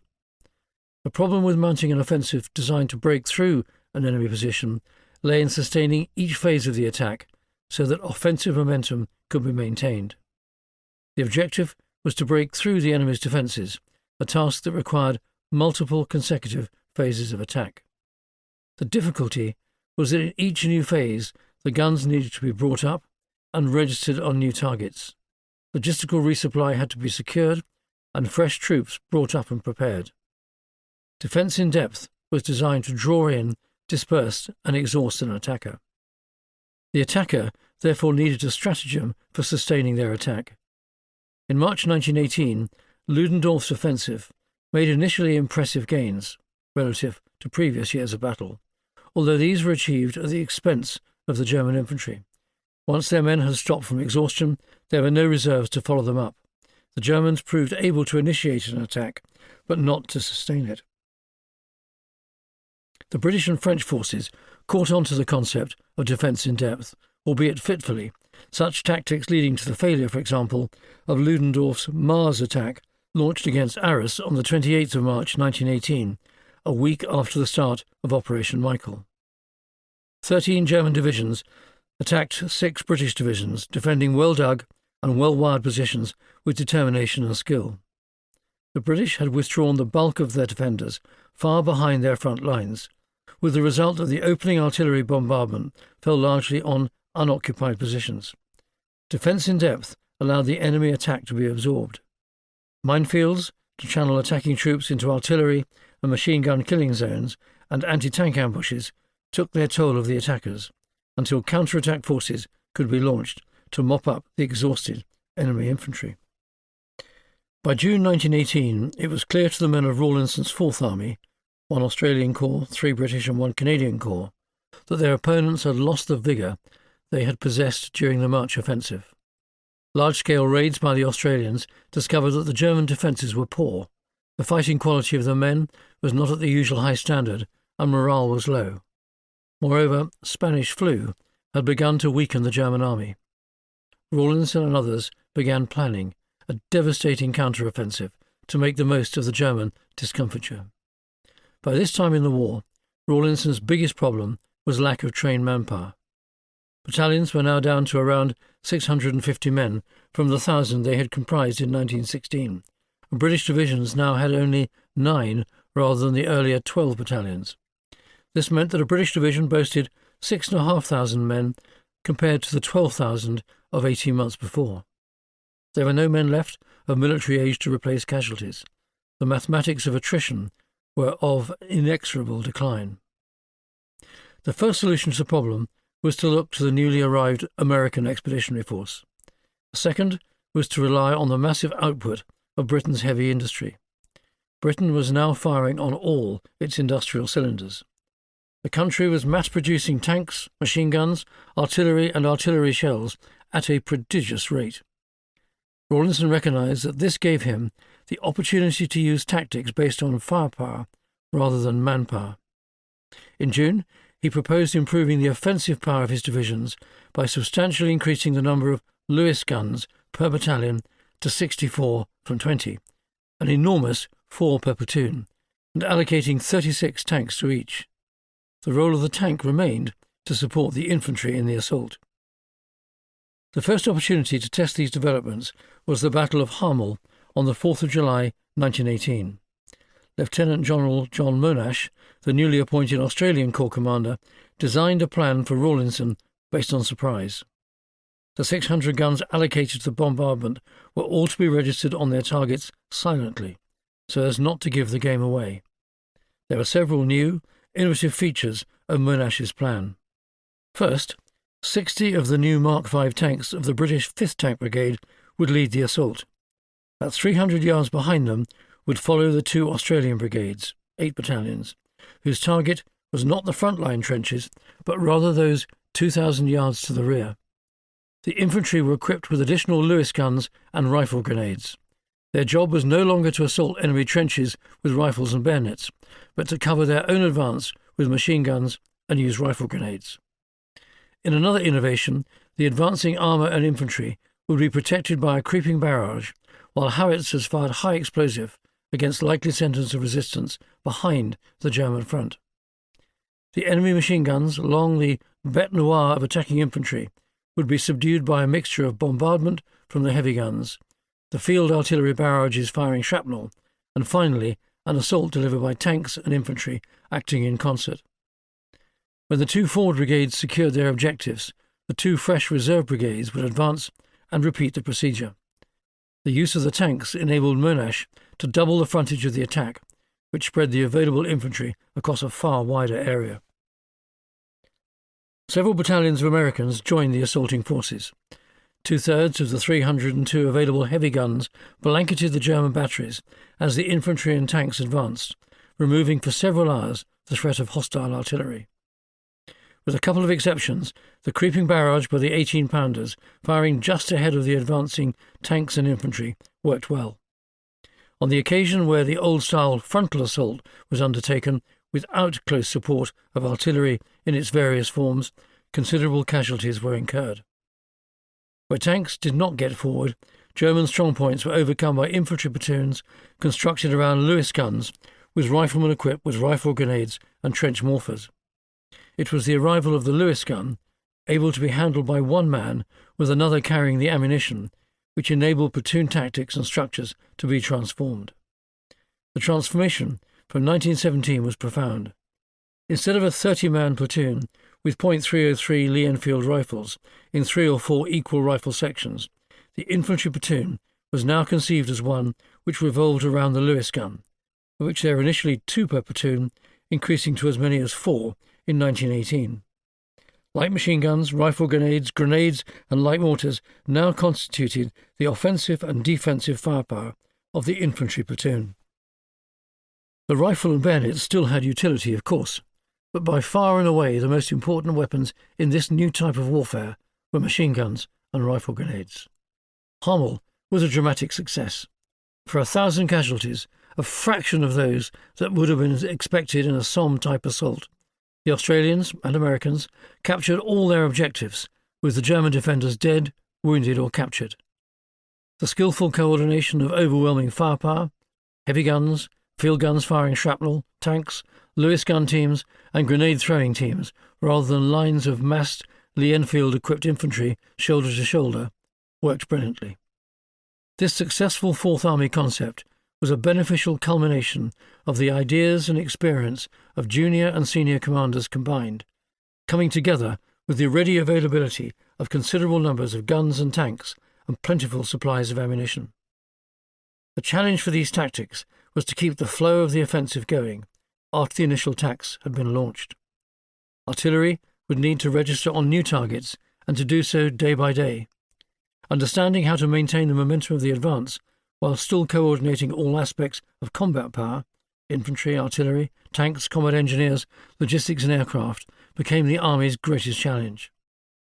The success of the attack on Hamel allowed Rawlinson the opportunity to consider a large-scale offensive designed to protect Amiens, rather than merely expending his effort and building up his defences.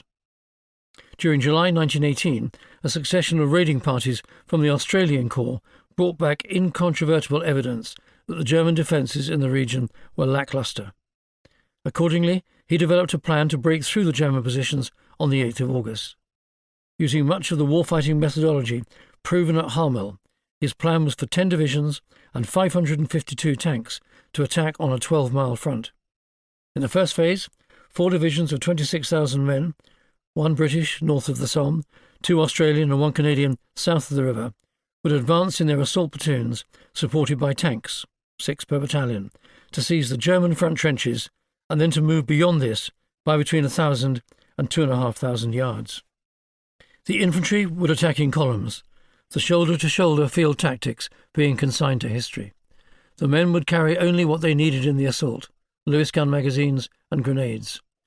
Enemy machine gun positions, wired trenches or concrete emplacements, would be attacked from the rear or the flank by machine gun teams and mortar teams operating in unison from different sides, while being engaged with fire from tanks. Pockets of resistance would not be attacked by infantry, but left to be bombarded to obliteration or submission by mobile field artillery moving forward with the infantry.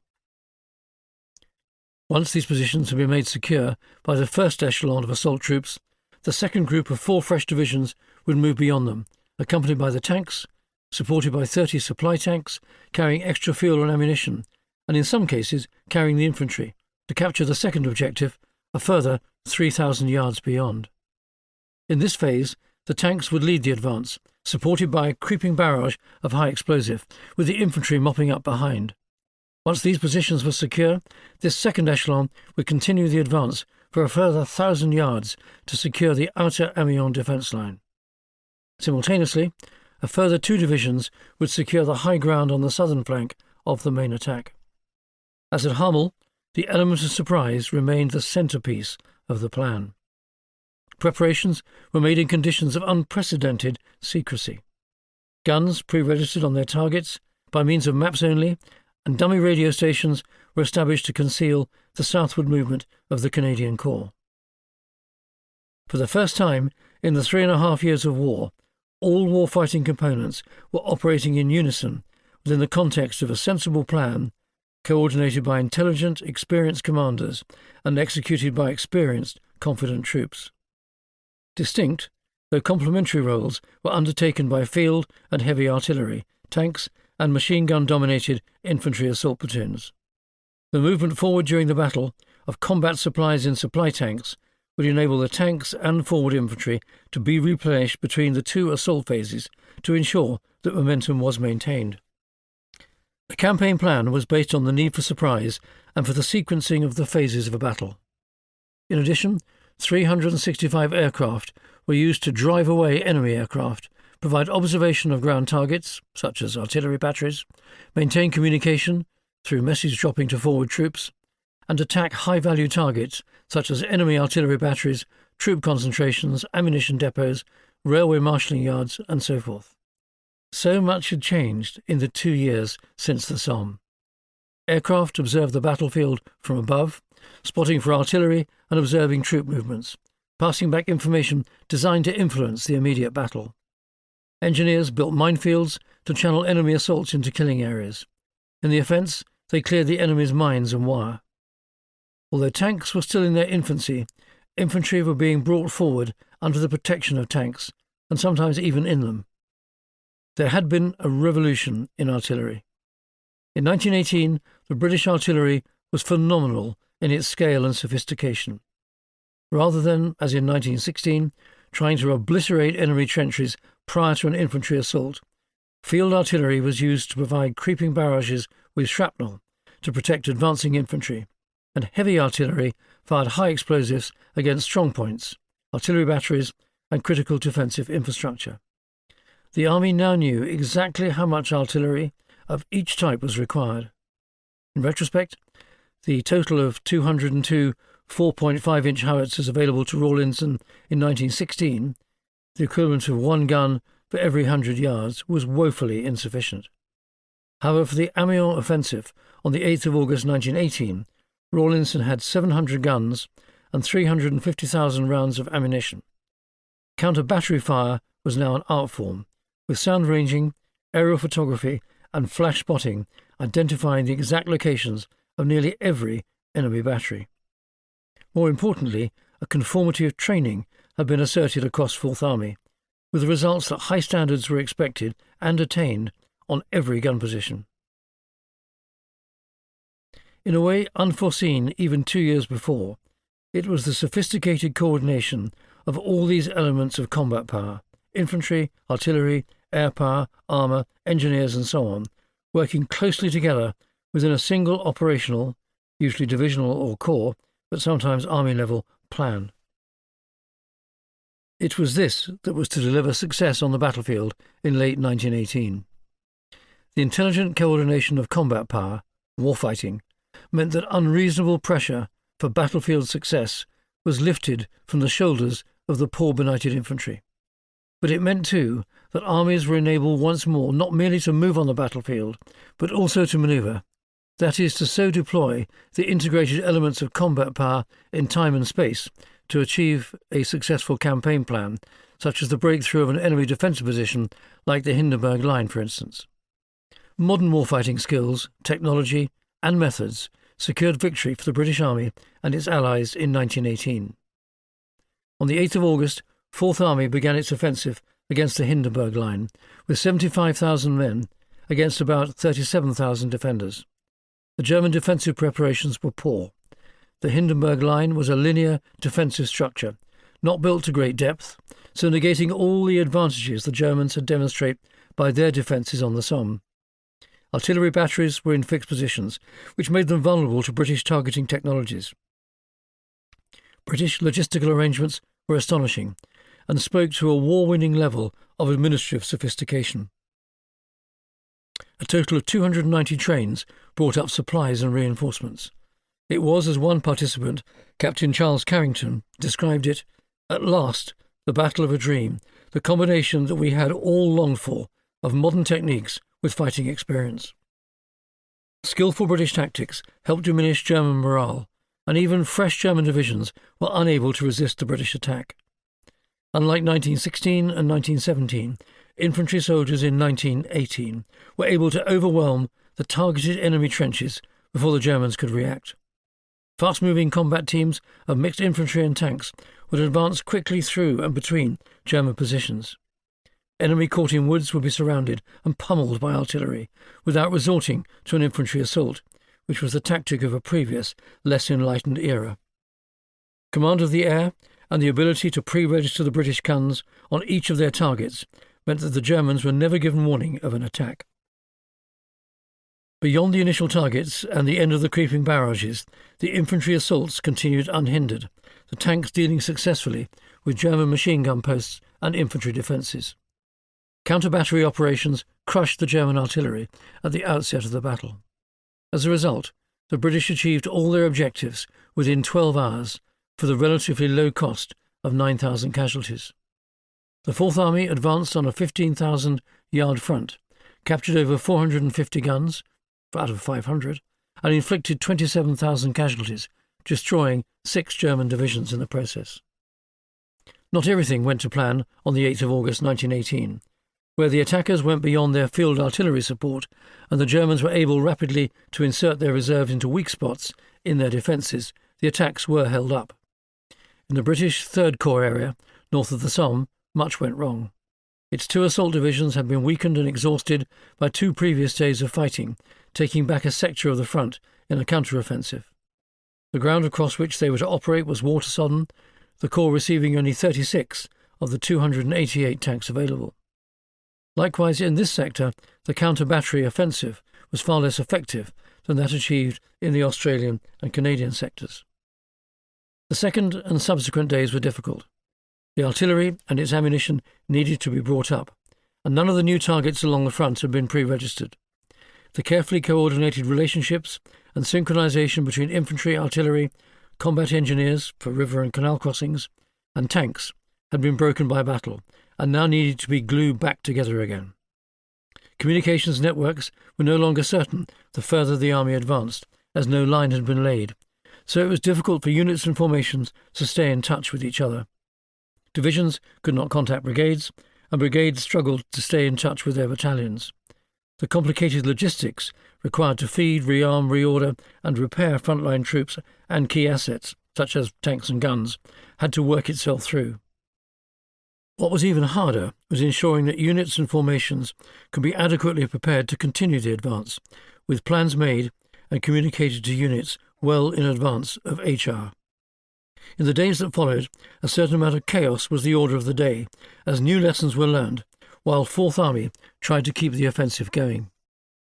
Coordinating an entire army in the attack on the hoof, when that army had not moved since it had been created in January 1916, was always going to be very difficult. Communications broke down, artillery couldn't get into its new positions in time, written battle plans and instructions didn't arrive on time. In the meantime, the Germans had managed to bring up their reserves to plug obvious gaps in the line. Nevertheless, these reinforcements were themselves often rushed into battle piecemeal, without their accompanying artillery, and few were sufficiently prepared and trained to launch counter-offensives against the British. That is, even if they knew exactly where they were, because the front line had now changed, and in many places it wasn't certain where it was, or should be.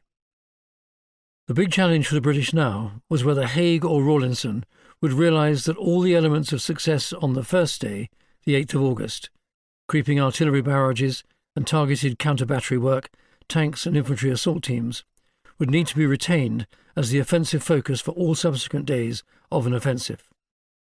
These techniques were, therefore, key elements of every attack, not just the first day of an offensive. The next set-piece attack by Fourth Army was scheduled for the 14th or the 15th of August, but was called off when Lieutenant General Arthur Currie, commanding the Canadian Corps, demonstrated that the strength of the German positions ahead of him, especially uncut wire, would make another offensive without the benefit of the preparation they had managed to secure for the initial attack on the 8th of August impossible. Rawlinson and Haig agreed, and the Battle of Amiens was at an end. During the remainder of August, through to the armistice on the 11th of November 1918, Fourth Army, together with the other armies of the BEF, made remarkable progress against even the most formidable German positions, demonstrating that the Allies had discovered, not without pain, the secret to successfully destroying enemy positions, overcoming even the strongest defences, and returning mobility to the battlefield. The progress of the offensive can be summarised as a set-piece battle, with the coordination of the artillery, tank and infantry as had been demonstrated to be successful during the Amiens breakout. The challenge that remained was to work out how to react quickly to changes on the battlefield and to reorganise at speed. What was required was for armoured, mobile field artillery to be able to accompany the tanks onto a new position and provide a creeping barrage for the infantry onto the next stage of their attack. Likewise, armoured support vehicles were needed to bring up combat supplies, and a communication system had to be developed that allowed commanders to remain in touch with their subordinates during the battle. This was essential to enable them to plan the next stage of the battle, knowing where the enemy was relative to their own troops and the strengths and weaknesses of both. But at this stage of the war, it was not possible to sequence the battle on the hoof. The only way it could be done was to pause, regroup, plan the next stage, which included registering the artillery on newfound gun positions and issuing orders accordingly. It was methodical rather than dynamic, but it was successful for all that. The new approach to battle repeatedly overcame even the strongest German defences manned by the freshest troops. The secret remained the close coordination of all arms, infantry platoons reconfigured around machine guns, mortars and rifle grenades, advancing under the cover of carefully choreographed creeping barrages provided by 18-pounder field guns. Heavy guns smashing enemy batteries so as to prevent counterfire against the British assault, and tanks supporting the infantry assaults by removing the threat of enemy machine guns. The advance was always coordinated with protection given to the flanks to counter the threat from enemy machine guns. Considerable logistic effort was made to bring up ammunition directly into the battle zone to replenish the field artillery. But by far and away the most significant aspect in the new tactics was the accuracy and power of field and heavy artillery. In virtually every instance where the artillery was used in its revised role, attacks were successful, even when not accompanied by tanks. Pre-registered guns were able to provide an element of surprise. Even where preparatory bombardments were required, such as on the Hindenburg Line, the new form of obliteration was vastly different to that of 1916. Wire was cut and enemy positions destroyed by heavy bombardments using high explosive, not shrapnel, and to cut channels into the approaches that the attacking troops would take, rather than undertaking equal attacks across the entire front. Where infantry were required to advance without the support of artillery, whether by accident, oversight, or misguided assumptions, they suffered badly from enemy machine guns and artillery. it is not the case that these victories were brought about solely because of increasing German weakness. In every position they could, the Germans fought with everything they had, but were undone by the sophistication of the offensive approach adopted by Rawlinson and his army. A significant aspect of the new type of warfighting was the British reluctance, by the start of what became known as the 100 Days Battle, for manpower to be sacrificed unnecessarily when firepower could be used instead. British commanders were now carefully husbanding their infantry, refusing to attack when supporting artillery was not available or adequately planned or prepared. The British Army in 1918 won its battles not at the expense of the lives of its soldiers, but owing to tactical skill based on a mastery of an artillery-dominant offensive, in which machine-gun-equipped infantry worked closely with tanks, combat engineers and aircraft, deploying a sophisticated approach to warfighting in which a single weapon was crafted from its many constituent parts. It was built on the bloody experience of battle. Though mistakes continued to be made, most British commanders demonstrated that they were able to understand and master the intricacies of the modern battlefield. The industrialisation of fighting had rewarded the British, whose soldiers by 1918 had all the equipment they needed. Likewise, British, Commonwealth and American soldiers never lost their willingness to continue to fight, unlike the French, who suffered a number of mutinies in 1917 and struggled to rebuild morale. By the end of 1918, the British Army had mastered what might be described as methodical warfare. It understood every constituent element required to undertake successful battle in a step-by-step manner. Methodical battle was designed to unpick the enemy's defensive lock one piece at a time. The fast mechanised and sometimes armoured troop transport and mobile artillery, supported by ground support aircraft such as tactical bombers and dive bombers, all glued together by radio communications, were the next advance in tactical and operational thinking. This would, in a future war, enable more dynamic or fluid operations, where decisions could be made spontaneously as battle took place. It would allow for smarter warfighting. Dynamic warfare, by contrast, allowed for the attacker to look at other ways to defeating the enemy operationally, rather than attacking their defensive positions head-on. Dynamic warfare allowed the attacker to identify positions, infrastructure, or localities that were critical to the enemy's ability to continue fighting. Strong defensive positions could therefore be bypassed and allowed to wither on the vine, if a more strategic target, such as a headquarters location, railway junction, or supply depot behind the lines, offered itself.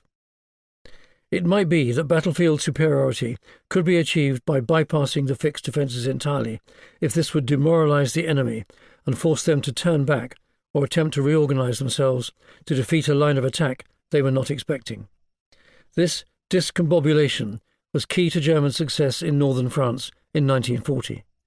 The Great War did not allow for dynamic warfare, but it did allow for the expert development of methodical warfare, its essential precursor.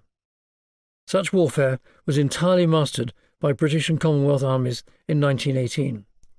This learning was captured in a series of excellent doctrinal pamphlets after the experience of July 1916, revised regularly, that ensured that a vast citizen-based army was singing from the same hymn sheet. The seminal Instructions for the Training of Divisions for Offensive Action was published in December 1916 and laid out in great detail how formations needed to train for the type of connected, integrated battle experienced on the Western Front, where close and careful coordination between infantry, artillery and tanks was essential to success. Doctrine is required from bottom up as well as top down, and in this respect the most important document to be published was Instructions for the Training of Platoons for Offensive Action, which appeared in 1917.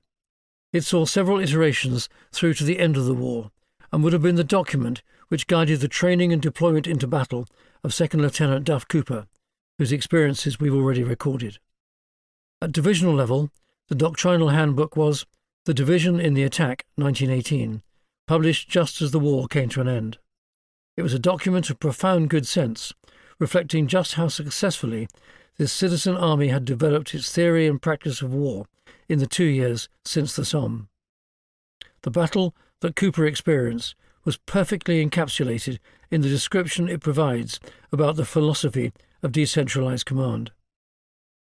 The successful conduct of a battle depends on the rapidity with which local successes are gained and exploited. As the advance proceeds and the enemy's organized defences are overcome, the actual direction, and to a large extent the control, of operations must necessarily devolve upon the commanders on the spot. It is absolutely essential, therefore, that commanders of all grades should be able quickly to grasp the salient features of a tactical situation and to act with boldness and decision. The 100 Days taught the British Army that at the heart of warfighting lies the premise that successful campaigns strike not just at the enemy's military mass and its physical capability, its tanks, infantry, artillery, air power and so on, but also its ability to command and direct its forces, as well as the morale of both commanders and men and their individual and collective will to fight and to win. It reflects the need of an army to adapt to meet the ever-changing demands of a complex battlefield. It also reflects the need for a command philosophy that allows subordinate commanders at all levels of the rank structure to understand their commander's intent, while executing operations according to the local circumstances, but always within a set of sensible rules laid down in the fighting manuals. Herein lay battlefield success. The successive victories in 1918 didn't just unravel Germany's military power, but attacked its self-belief, persuading many that their sacrifice would be wasted were they to fight to the death. An army does not need to be defeated in detail on the battlefield, but its soldiers need to believe that they have lost. That army is indeed then beaten. It would take the next war for dynamic warfare to be fully developed. It would be mastered in the first place by the losers in 1918, the German army. The British army too quickly forgot what it had so painfully learnt. It's ironic, therefore, that from the 16th of July 1918, the primary staff officer in one of Rawlinson's divisions, 47th London Division, on 4th Army's northern flank, was the 30-year-old Lieutenant Colonel Bernard Montgomery. As the battles developed during 1918, Montgomery, responsible for deciding upon and designing the plans for battle, became a convert to the tightly organised, methodical approach to warfare that 4th Army had developed and would use to great effect in the battles that followed, and which finally broke the German army in Flanders. Yet it was not until the Second Battle of El Alamein in late 1942 that Monty was to demonstrate that he had inherited the legacy of 1918. But to return to mid-1918, the army in which Duff Cooper and the men of 10th Platoon were a part was at the top of its game. Victory for the British Army in 1918 was brought about as a result of the tactical skill of its well-equipped and well-trained machine-gun-equipped infantry, working closely with artillery, tanks, combat engineers and aircraft, deploying a relatively sophisticated approach to warfighting. It was built on the bloody experience of battle, as this warfighting methodology had been developed directly as a result of what had been learned day by day on this new type of battlefield. Although mistakes continued to be made and men continued to die, they did so in relatively fewer numbers and for greater purpose. Most British commanders demonstrated that they were able to understand and master the intricacies of the modern battlefield. The British Army was, in late 1918, an impressive war-winning weapon. The cost was high. 512,600 British dead on the Western Front alone at the war's end. But at the time, this was widely considered an acceptable exchange for victory.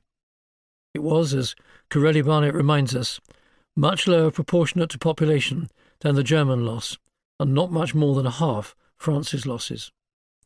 One might wish the process of learning to have been more rapid than it was, but the accusation that the generals were dunderheads, who had no answer to the slaughter of the Western Front, is undone by the fact that, although many dunderheads fell by the wayside, it was the generals who were in command in 1916 who worked to find a way out of an impasse they and their predecessors had not seen.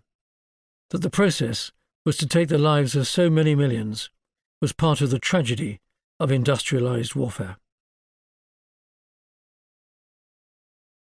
Part 2. Post-War and Interwar. Chapter 5. Peace and Derangement. The end, when it came, was with a whimper. At 6:50 a.m. on the 11th of November 1918, the duty staff officer at the British Expeditionary Force General Headquarters at Montreuil-sur-Mer, Lieutenant Colonel William Dobbie, received news that an armistice had been signed an hour before between the Allies and the Central Powers. He immediately dictated a signal to all troops under Haig's extensive command. Hostilities will cease at 1100 hours today, November 11. Troops will stand fast on the line reached at that hour, which will be reported by wire to advance GHQ. Defensive precautions will be maintained. There will be no intercourse of any description with the enemy until the receipt of instructions from GHQ. Further instructions follow. It had been clear to many observers for several weeks that the German army was close to throwing in the towel. Captain Charles Carrington was certain as early as Ludendorff's offensive in March 1918 that the Allies would finally win. He and his friends had never been in the slightest doubt about our war aims, which were to drive the German armies out of France and Belgium and to give them such a pasting in the process that they would not again be able to make unprovoked assaults on us or our neighbours. This is what the BEF was doing now. They were winning. The pacifism through which society was later to view the war came, he believed, from civilians who saw only the horror of death rather than the triumph of victory. The war came to be seen afterwards as a natural disaster, which bred a new scepticism for the old certainties. It was a pacifism directed at the army rather than the Royal Navy, as it was the army and its generals who had so urged the pre-war commitment to an alliance with France, and were seen as uniquely guilty of what happened next. That summer, Carrington, a hardened veteran of the trenches, read one of the first books of the disillusionment school, Le Feuille, by Henri Barbusse, and suffered nightmares as a result. Imagination, it seemed, was more terrible than reality. By September, with the daily news of Fourth Army's victories, it was clear the war was all but over. There was no way the Germans could survive this systematic destruction of their fighting power. On the 13th of October, Carrington wrote to his parents in far-distant New Zealand about the rumours that were emerging almost every day that the Boche had surrendered. On the night of the 7th of November, the German emissaries received the terms of surrender. They signed in the railway carriage at Compiègne soon after 5 a.m. on the 11th of November. The moment the troops received the signal at breakfast time, the whole Western world, so it seemed to Carrington, dissolved into a carnival that did not slacken for 48 hours. The peace in 1918 was nothing like the victory that was attained in 1945, in the way it was perceived in the public mind and how it was appreciated in terms of the public mood. Certainly the war had stopped, but there had been no build-up of expectation of war's end, no public appreciation of the weakening of the German armies and of the long-term strategic failure of Ludendorff's March offensive. When the end came, it was an anticlimax. Compared to 1945, the immediate celebrations were initially muted. A crowd gathered at the front of Buckingham Palace on the afternoon of the 11th of November, waving flags. That night, a display of captured German guns on Horse Guards parade was dragged by a crowd to Trafalgar Square, while they and their wooden carriages were burnt beneath the plinth to that previous vanquisher of continental militarism, Horatio Nelson. Elsewhere, across towns and villages, church bells clanged their relief. But there was no organised bunting or parades, victory being so unexpected.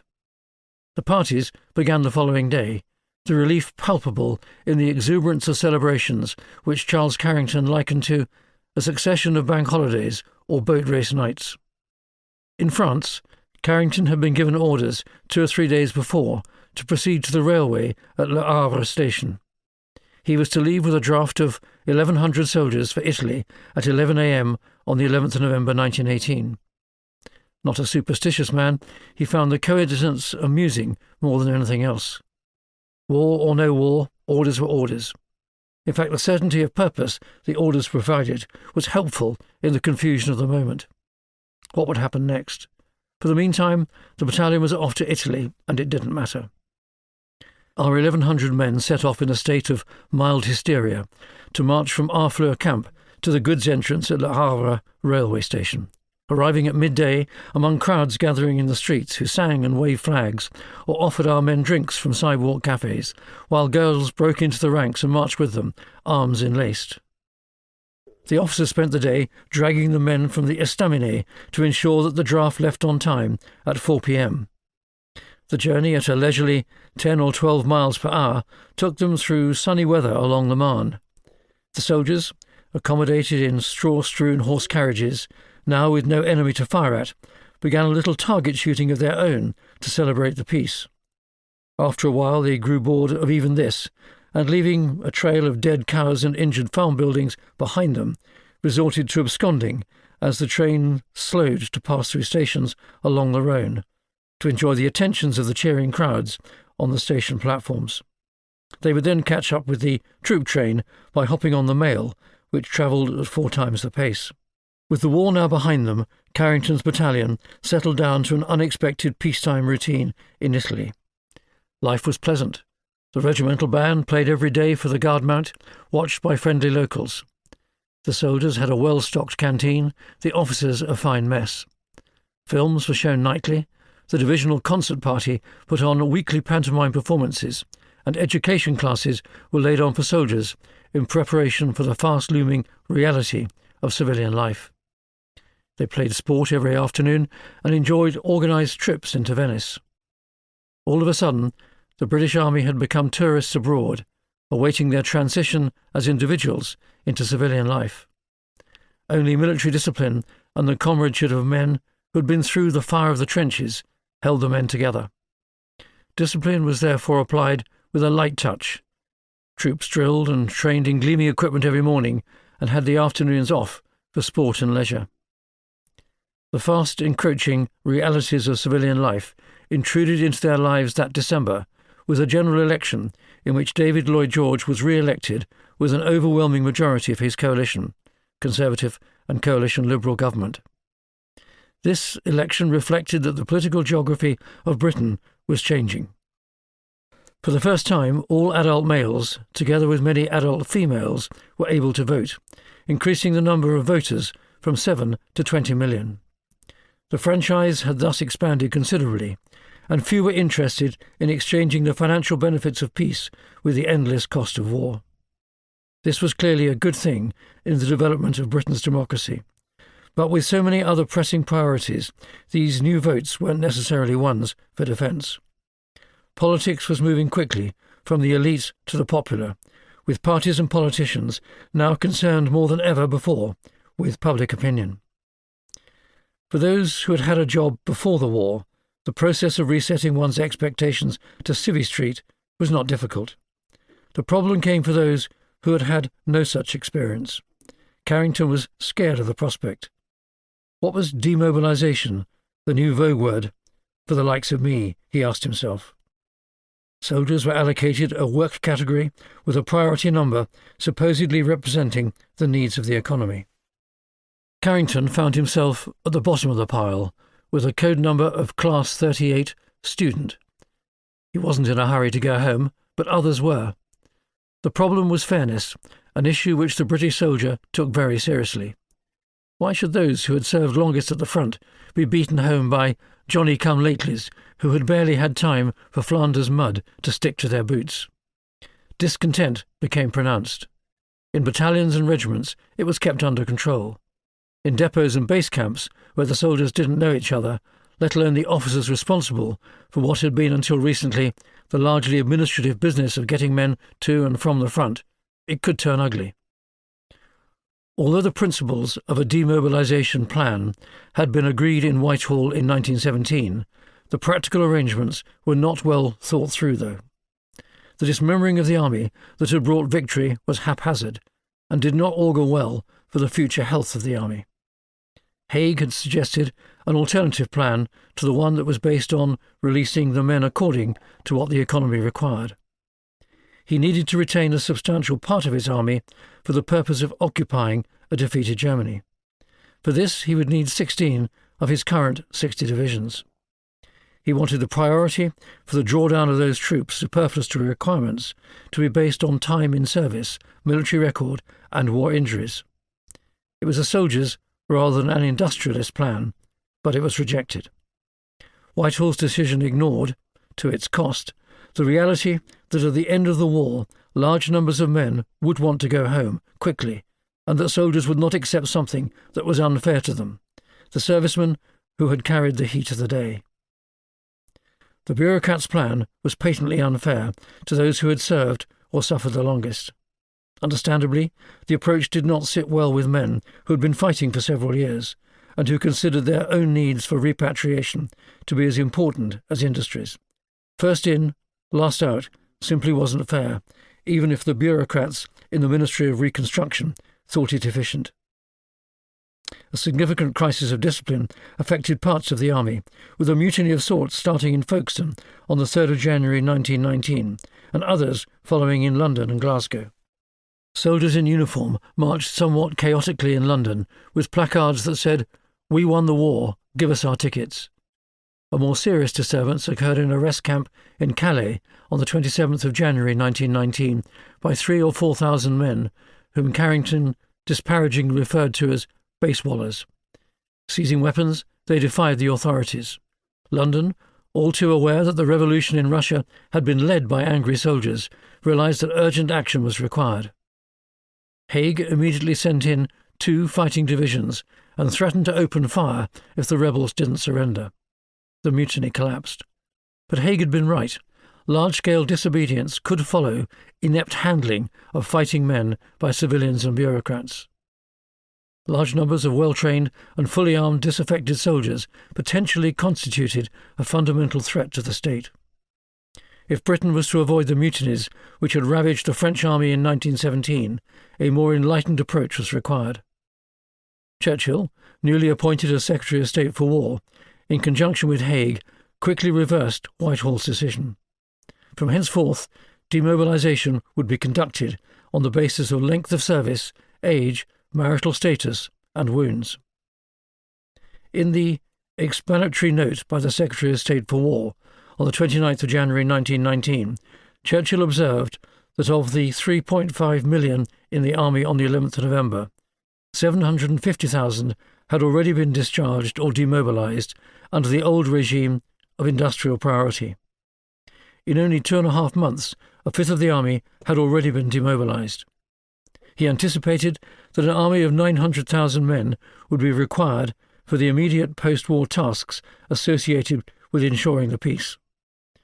The remainder would be released just as fast as the trains and ships can carry them and the pay offices settle their accounts. The rate of pay for serving soldiers was raised, and bounties were offered to men who agreed to enlist, as even with the dramatic reductions called for by the ending of the war, a churn of new recruits would be required to sustain the new peacetime army.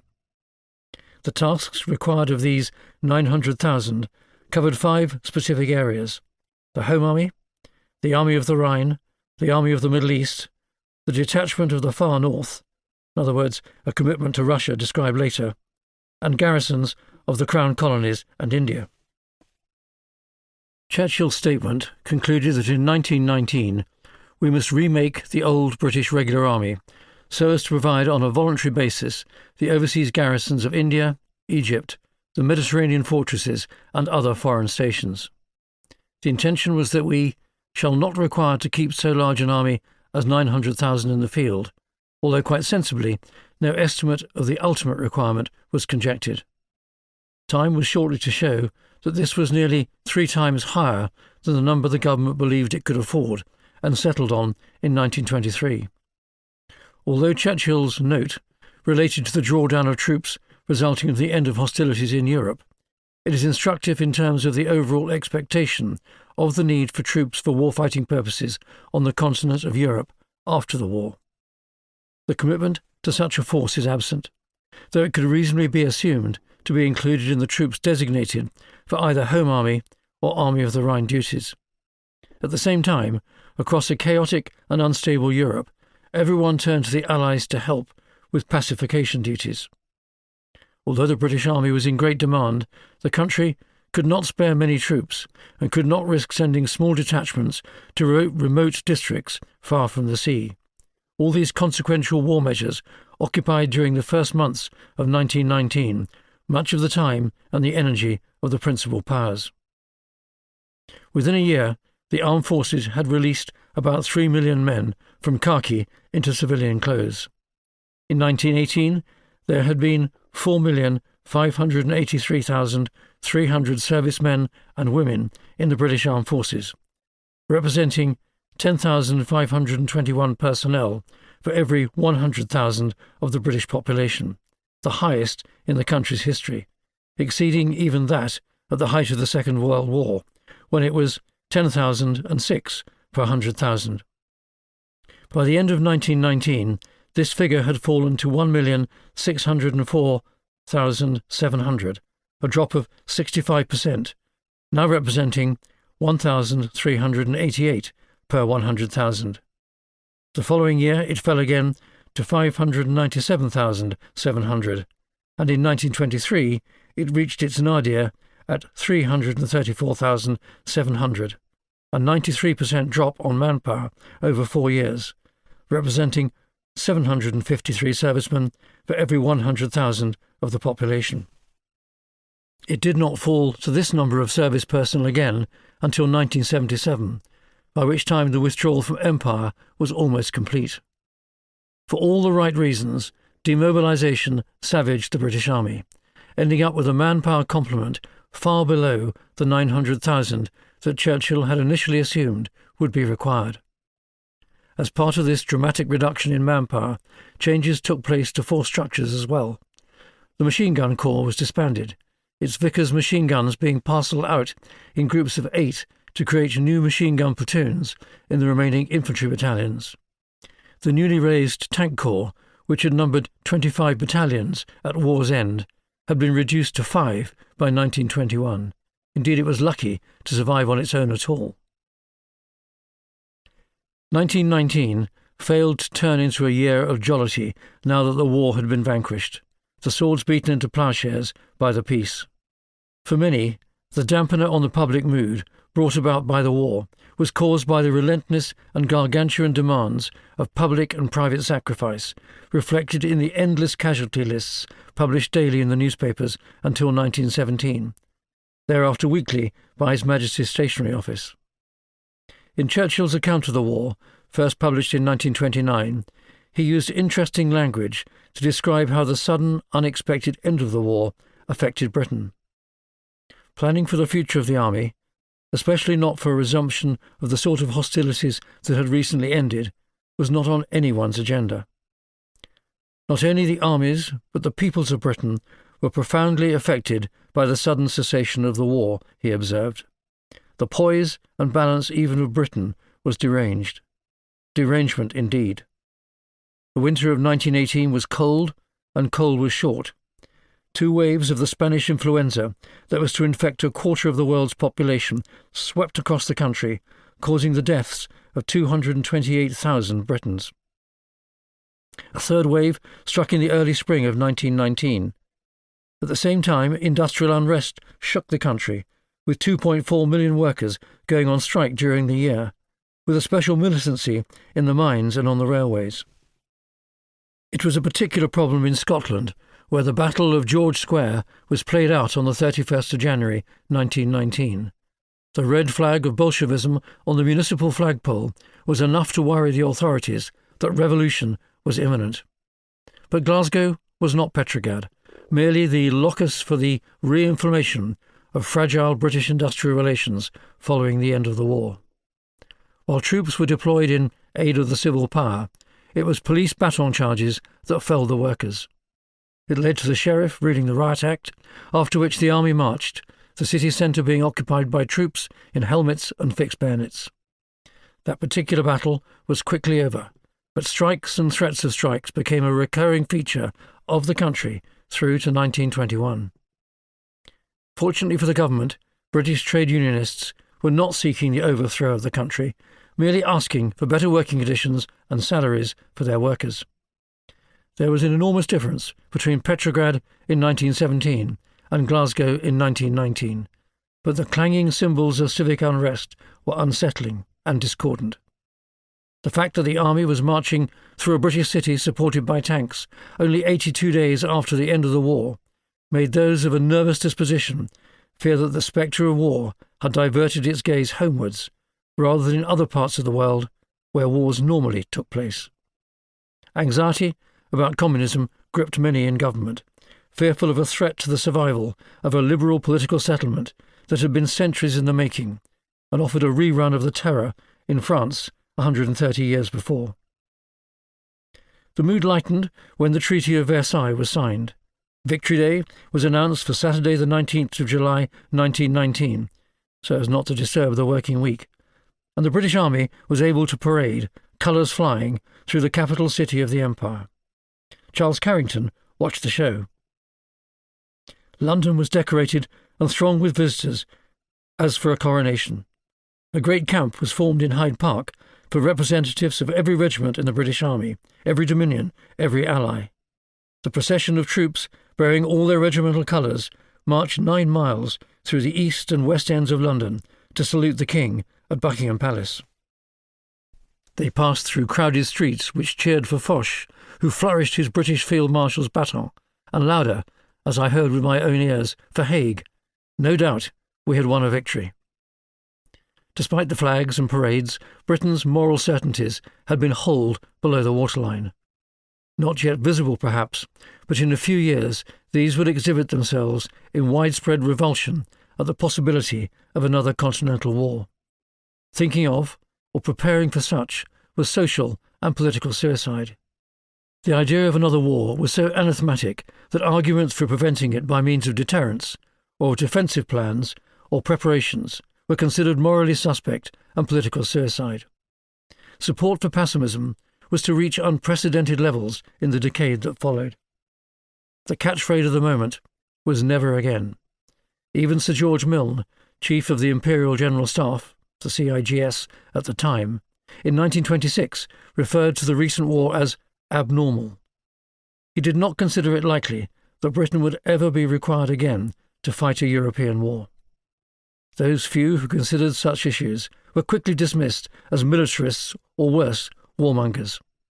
Lieutenant General Sir Francis Tucker was later to describe this widespread attitude as mental disarmament. This involved the nation frowning upon any who thought the use of force might in some circumstances be right, he argued. There was a definite and abusive discouragement of those who dared at any time to write about a possible war and about the nature it might assume. There was, therefore, no study of war in the nation itself. If, as a soldier, he did study it, then he was at once labelled as a blimp and was regarded by the civilian population as something of a criminal. Rudyard Kipling was on to something, where in the final verse of Tommy we hear, "For it's Tommy this and Tommy that, and chuck him out the brute, but it's saviour of his country when the guns begin to shoot." The thought that the guns begin to shoot again was an alien thought. The world in 1919 was one both of relief at being alive and disillusionment with the realization that the modern civilized world could have been so foolish as to venture into such a destructive war in which so much had been lost. Surely this could never happen again in Europe. But it did, in 1939, and again in 1991 in Yugoslavia, 1999 in Kosovo, and 2022 in Ukraine. Indeed, the end of the war against the Central Powers did not see the end of all wars, as many hoped it would. Abroad, the twin revolutions in Russia in 1917 and the ongoing civil war were reminders of the fragility of the peace that had settled suddenly over Western Europe. The East was still in turmoil. The principal British involvement in Russia came in July 1918 in an attempt by the Western Allies to ensure the protection of a Czechoslovak army operating along the Trans-Siberian Railway. They were fighting the Bolsheviks, who had launched a revolution within a revolution the previous October. An allied force of US, British, Italian, French and Japanese troops, under Japanese command, entered Russia from Vladivostok and advanced to establish itself in the region of Omsk. Meanwhile, a further 7,000 mainly British soldiers disembarked at Murmansk and Archangel in March 1918, initially to prevent the vast quantities of supplies the Allies had provided to the Russian army from falling into German or Bolshevik hands. The intervention was not so much to defeat the Bolsheviks, despite what Bolshevik propaganda suggested, as to ensure that the Germans were not overly advantaged by the demise of fighting in the East.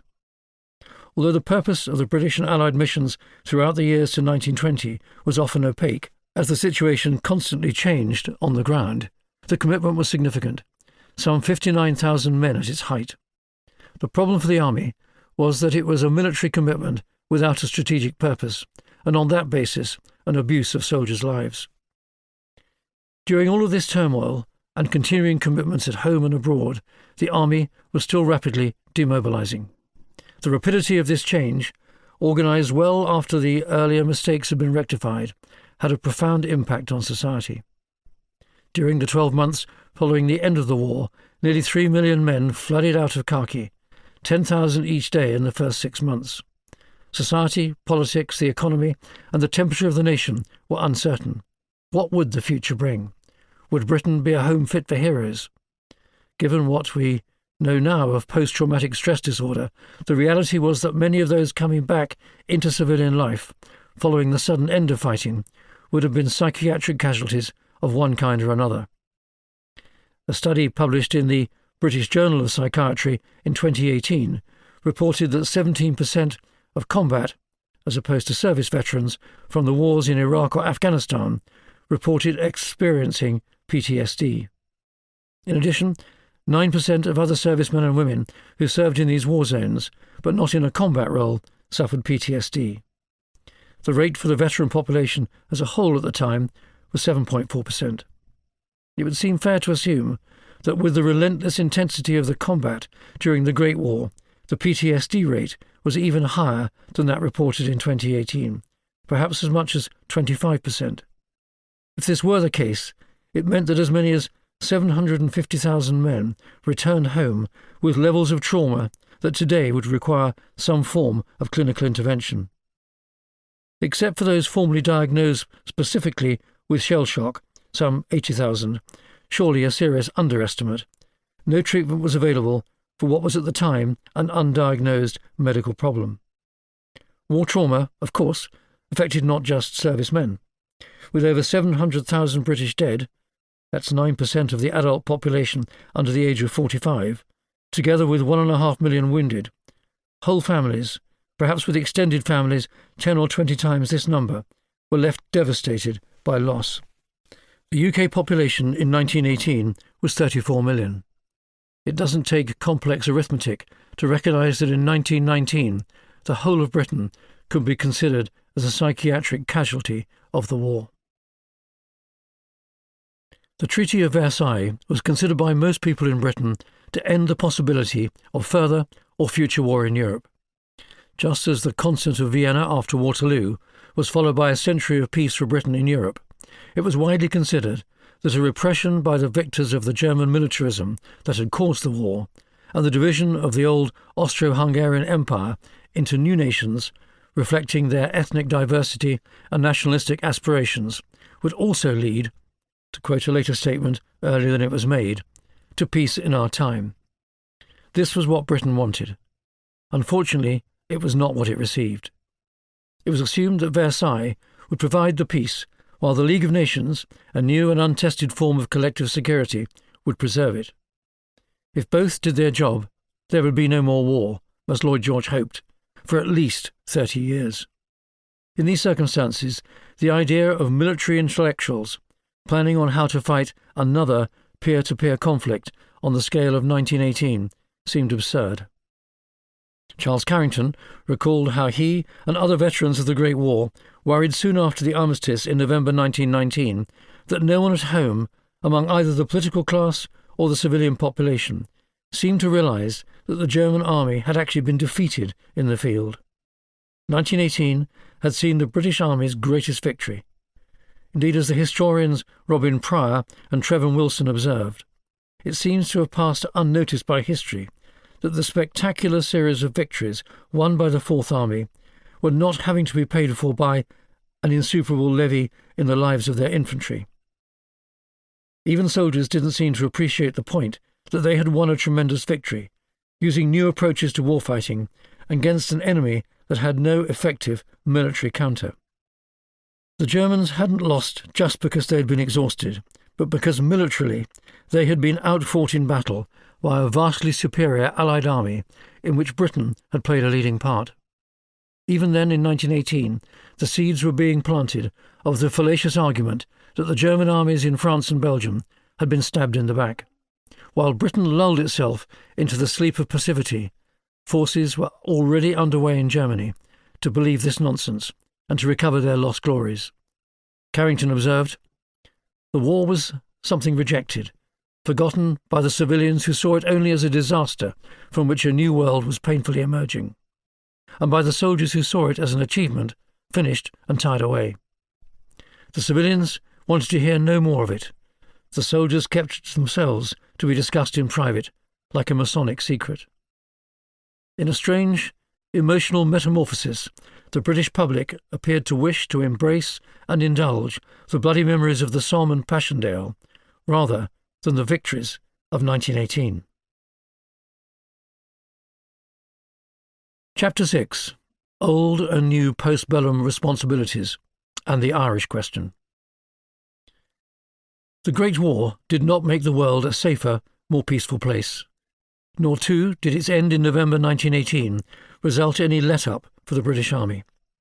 A range of commitments, some old, some new, and some entirely unexpected, impacted an army rapidly drawing down after the armistice in accordance with Churchill's revised demobilisation programme. Indeed, the direct consequence of the Treaty of Versailles in June 1919 was to expand the British Army's commitments by transferring to Britain a number of mandates from the League of Nations in respect of previous Ottoman and German-held countries and colonies. These were not easy to manage, as the revolt in Egypt in 1919 and the 4-month revolt in Iraq in 1920 were to demonstrate, consuming vast numbers of troops just at the point when few were available because of the post-armistice drawdown. 2 additional divisions were hastily dispatched to Iraq in July 1920, at precisely the time that greater demands were being made on the army in Ireland.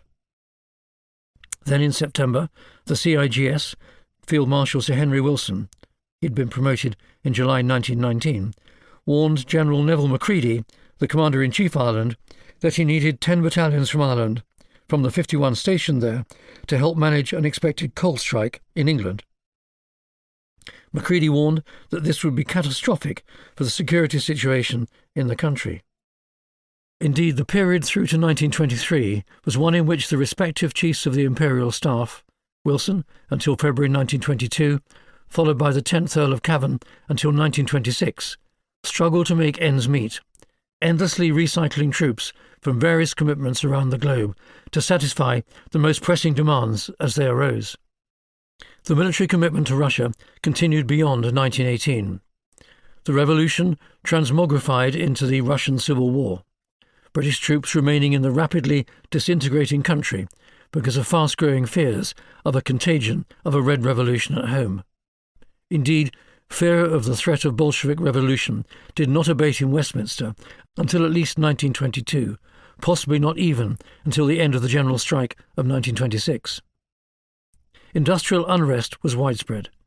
In April 1921, Wilson was busy planning for the prospect of a triple alliance of strikes at the same time as abroad a range of commitments placed the army under pressure. Wilson even complained to King George V that he hated the dispersal of our little army in Silesia, Constantinople, Persia, Mesopotamia, etc., when every available man was wanted in Ireland. Likewise, the Third Afghan War in 1919 was a sudden reminder that the Great War had not eradicated the pre-war security challenges across the empire. The simmering discontent in Ireland burst again into the flame of insurgency in the same year, and if that weren't enough, Mohammed Abdullah Hassan, the Mad Mullah in Somaliland, initiated another revolt in his string of rebellions against the colonial power. Similarly, managing the aftermath of the Ottoman Empire also entailed the occupation of Constantinople and parts of western Turkey until a peace deal was secured with the Turks in 1923. Each of these military commitments could be described as largely garrison tasks, where the presence of the army was to show the flag and bring stability through its mere presence on the ground. Where armed force was deployed, it was concerned mainly with underpinning security for the maintenance of civil governance. In some cases, it entailed counterinsurgency operations. None of this was high-intensity warfighting, merely the often humdrum fighting or small wars that the army has frequently been called upon to undertake in times of peace. But some of it, such as countering the insurgency in Ireland, required the army to undertake a radical shift away from what had occupied it during the recent war. It needed new thinking, new tactics and approaches to the use of military force, together with radically new training for troops. Counterinsurgency at home also represented a mental challenge for soldiers, entirely different to that of putting down rebels in some dusty corner of the empire. In Ireland, the fight was closer to home. When it was over, Major, no longer temporary Lieutenant Colonel, Bernard Montgomery, Brigade Major of 17th Infantry Brigade in Cork in 1921, observed that counterinsurgency is thoroughly bad for officers and men. It tends to lower their standards of decency and chivalry, and I was glad when it was over. The immediate resumption of a whole series of low-level, though busy fighting tasks after November 1918 served to remind soldiers just how broad their job description was. Unfortunately, both political and military minds alike, overwhelmed with the sudden and pressing needs of the moment, forgot that the small wars of empire were not the only ones the nation might be required to undertake. No one in government showed any inclination, understandably perhaps at the time, for thinking about or preparing for another war of the kind that had just passed into history. Lloyd George's argument was that the country now had the right to spend the peace dividend its wartime investment had made on social betterment. In retrospect, a finer balance was required than that which was achieved. Retaining an army large enough and capable enough to fight a war similar but smaller perhaps to that of the 100 Days was not a vote winner, even if, in hindsight, it was the right thing to do. In a direct challenge to the idea of retaining strong armed forces as an insurance to a future continental commitment, the Prime Minister observed that, as external threats to Britain had been eliminated, if the country persisted in maintaining a larger army and navy and air force than we had had before we entered the war, people would say either that the war had been a failure or that we are making provision to fight an imaginary foe. Now that peace had been achieved, the task was to spend more on the health and labour of the people. The counter-argument was made, but its impact was muted. In 1919, War Office-funded document entitled The Mission of Britain's Army, written by Lieutenant Colonel Ermand de Watteville, a gunner who had been an instructor at the pre-war Staff College, argued that a strong army did not mean that Britain was militaristic, but that it valued peace. In order to ensure peace, the country needed to be prepared for war. Pamphlet number 37 was a carefully argued defence of the famous dictum, Si vis pacem, parum bellum. If you wish for peace, prepare for war. De Watteville's argument was that a strong army could serve to prevent war. It could even have prevented the outbreak of the Great War. Now was not the time to demilitarize completely. If Britain had had an army of 500,000 men, rather than the 80,000 who landed in France with the BEF in 1914, argued de Watteville, the war might never have taken place. He acknowledged that before 1914, the inclinations and the views which were held by the majority of the British people did not tend that way, and an opportunity to prevent the war was missed. The country paid the price for this impolicy in the blood and treasure lost during the war. Would it learn? Not if it dreamt that the war was a war to end war, argued by de Watteville, or if it wanted a peace dividend, or suddenly began to believe in the idea of universal disarmament. De Watteville's voice was one crying in the wilderness. There was simply no way that Britain, which had always eschewed the existence of a large, home-based standing army, would countenance one now, especially as the war was over. Even the War Office, which had commissioned his pamphlet, paying him the princely sum of 20 guineas, about £1,200 in 2023 prices, wasn't interested in anything other than resetting the clock to 1914. Indeed, the CIGS, Sir Henry Wilson, could not get anyone in government to think about what he called the post-bellum army at all. The War Cabinet meeting on the 13th of November 1918 was the worst he'd ever attended, he noted in his diary. No one seemed interested in the future, instead enjoying wallowing in the euphoria of the moment. The problem was that the country wanted to reduce expenditure on the army, while at the same time dramatically increasing its commitments abroad. A month later, Wilson produced a paper for the War Cabinet predicting a requirement for an army of up to 500,000 men to oversee the new commitments and post-Versailles mandates that the new government of Lloyd George required of the British Army. When Lloyd George, at the War Cabinet meeting on the 5th of August 1919, asked why it was that the number of men in the army was planned to be 320,000 by spring 1920, when the pre-war number was about 255,000, he had to be reminded by Churchill of the vast new commitments his government had accepted following the end of the war.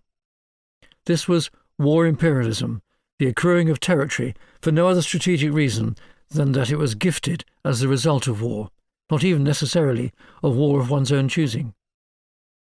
To Wilson, who had to garrison and fund these various accumulations after Versailles, the lack of strategic sense in their retention was intensely frustrating.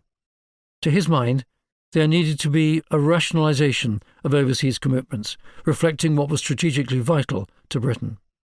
In the east, this obviously included military bases in India. In the west, England and Ireland, followed by the Clapham Junction of the Empire, Egypt and the Red Sea. Everything else, including Iraq, Palestine, Persia and the Caucasus, needed to be accorded a strategic priority in respect of what it added, such as oil, to the security of the empire. If it added nothing, it should be deleted. Palestine, for example, didn't belong to us, and should never be Britain's responsibility. It was certainly not, to coin someone else's phrase, worth the bones of a single British grenadier. It would simply suck up troops, cost money, cause casualties, and make people with a political axe to grind hate Britain for a reason not of Britain's making. Taking on the Palestine Mandate was an act of self-harm, Wilson thought. He was fearful of being lumbered with providing a military solution to an intractable political problem. Wilson's pragmatism did not succeed in winning over Lloyd George's emotional obligation, however, to a continuing military commitment to the occupation of Constantinople. The Prime Minister's Hellenism prevented him from doing anything other than supporting the creation of a strong Greece to support British interests in the northeastern Mediterranean, even though this meant a war with Turkey in September 1922. Egypt did in fact offer an alternative strategy. When independence was ceded to Egypt in 1922, the treaty recognised Britain's long-standing special interests in the country, not least the Suez Canal, which Egypt promised to respect. The military commitments of empire were both international and domestic. The imperatives towards nationalistic self-determination, spoken of by President Woodrow Wilson's 14 points, served to challenge the very essence of the British Empire, and meant that troops would need to face inwards as well as outwards. This was a problem at home as much as it was across the empire, where nationalistic sentiment was gaining new voices. In London, in early 1920, Field Marshal Sir Henry Wilson worked up plans to counter the prospect of mutiny and revolution at home in the face of imminent strikes. He needed 18 infantry battalions alone to guard London. Tanks were concentrated at Woolwich Arsenal, and when later that year there were strikes by railwaymen, transport workers and coal miners, plans were hurried to send these armoured vehicles to potential flashpoints across the country. Wilson was worried that he didn't have the troops needed to quell industrial disturbances in Britain and nationalistic uprisings from Egypt to India, and also to fight a war in any one of a number of hotspots that might emerge, but for which there was no military provision. In fact, troops were so short that to manage striking workers in England, Wilson was forced to order battalions from Malta and Egypt, while reserves were mobilised and a special paramilitary defence force was created, eventually numbering 80,000. The commitment to Russia, which had begun in the midst of war, continued beyond it into the peace, because, as argued persuasively by the Secretary of State for War, Winston Churchill, the opportunity existed to defeat the Bolsheviks and thus prevent the virus of communism from gaining a further foothold in Europe. At the end of 1918, Britain had two forces in Russia, one in the far north at Murmansk and Archangel, and the other in the Caucasus. The problem, it was discovered through 1919, was that the counter-revolutionary white forces were disorganised and immature, with little real chance of defeating the fearsomely motivated and organised Bolsheviks. Refusing to throw good money after bad, by September 1919 the last British soldiers were evacuated from Archangel. The arguments for staying in the Caucasus, however, were more compelling, in that a British presence would diminish the old Russian threat to India. In January 1918, a small force of 1,000, mainly Australian and New Zealand soldiers, left Baghdad with the aim of taking over the line of defences that the collapsing Russians and local Armenians were holding against the Turks at Baku. General Lionel Dunsterville, the leader of this expedition, failed in this ambition, the oil city being captured on the 14th of September 1918 by Enver Pasha's Army of Islam. But the writing was on the wall for the Ottoman Empire, and the Allies regained control of Baku on the 30th of October with the Ottoman surrender. The Royal Navy's Caspian Squadron flew the flag for Britain, and an infantry division deployed between Batum and Tiflis, now Tbilisi, part of Lieutenant General Sir George Milne's Army of the Black Sea, headquartered in Constantinople. These forces were accompanied by an equally substantial force in Iraq. The subject of the military commitment to the Caucasus was to become an open war between Lord Curzon's Foreign Office and the War Office. The former saw a military promise to vouchsafe Britain's commitment to the stability of the post-Tsarist and Ottoman worlds, whereas the latter agonised every day as to where the troops to undertake these commitments would come from, given that no more money was available. Curzon plotted, while Wilson fumed. Every attempt the CIGS's made to withdraw this wasteful expenditure of scarce infantry battalions in the Caucasus was countered by the Foreign Secretary. It was the inability of these troops to make a difference to the white cause which eventually precipitated the withdrawal of the final 3 battalions in June 1920, solving Wilson's problem for him. A similar argument raged between the War Office and the Foreign Office over the troop commitment to Persia. The country was a bastion against Bolshevism, so the line of reasoning went. The country's oil was also of vital strategic interest to Britain. The argument swayed from one side to the other during 1920, only the realities of financial retrenchment forcing the issue in 1921, leading to a British military withdrawal. This left Iraq, which contained a very significant British garrison of some 60,000 troops, 50,000 of whom were Indian soldiers paid for by the British Exchequer. The whole point of securing Iraq in the first place, during the war, had been the protection of the southern Persian oil fields. That had been done. An expensive military commitment was being undertaken in a Muslim country without the support of the local population, now for no practical purpose, apart from imperial pride. The challenge was compounded by a rebellion breaking out in June 1920. The situation was back under control by October, but a high cost in life and treasure. Indeed, quashing the uprising had been a very close-run thing. 1,000 British and Indian soldiers had died in an insurgency that had brought Shia and Shiite Muslims together and very nearly humiliated Britain in the process. The slaughter of Iraqis from the air, including the punishment of villages which had rebelled, offered a new and cheap, though shocking, indiscriminate and morally insupportable way of keeping the natives down.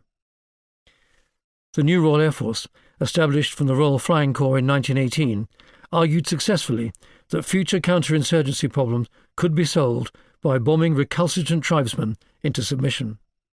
This seemed to be a useful alternative to a manpower-intensive and potentially costly and ineffective land-based expedition.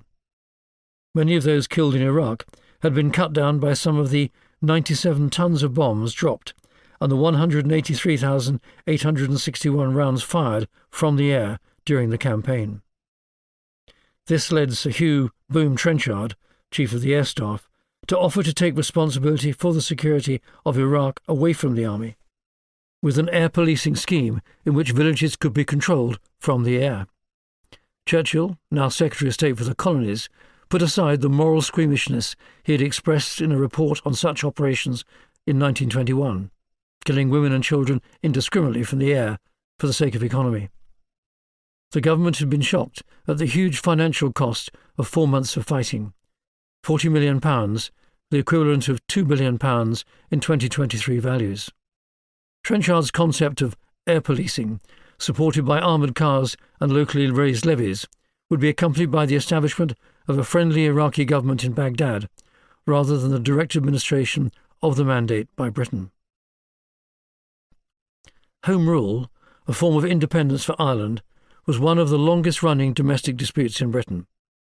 A political solution of sorts, in the shape of the Irish politician and nationalist John Redmond's Home Rule Bill, had reached its final stage during the hot summer of 1914, but was shelved by Asquith's Liberal government, which had been dependent on the support of Redmond's Irish Parliamentary Party in Parliament, because of the onset of war. It was to prove one of the most egregious failures of that political generation. Threats by the Ulster Unionists to take up arms against Redmond's bill made many in the political centre fear the prospect of civil war in Ireland. The political march to Home Rule between 1912 and 1914 led to the raising by Sir Edward Carson and the Unionists in the north of an armed militia of 100,000 strong, the Ulster Volunteer Force, to defend the Union from the possibility of a Catholic-dominated government of Ireland, even if that Home Rule government was designed to be largely toothless. In 1914, a group of officers based in the garrison of the Curragh in County Kildare, the Army's principal garrison in Ireland, suggested that they would refuse to obey orders if they were instructed to oppose the Ulster Volunteer Force if the latter was determined to prevent Home Rule. In the event, only resignations rather than a mutiny took place, although it demonstrated the intensity of the emotions in Ireland over the issue of a Home Rule settlement forced on a significant minority who opposed it.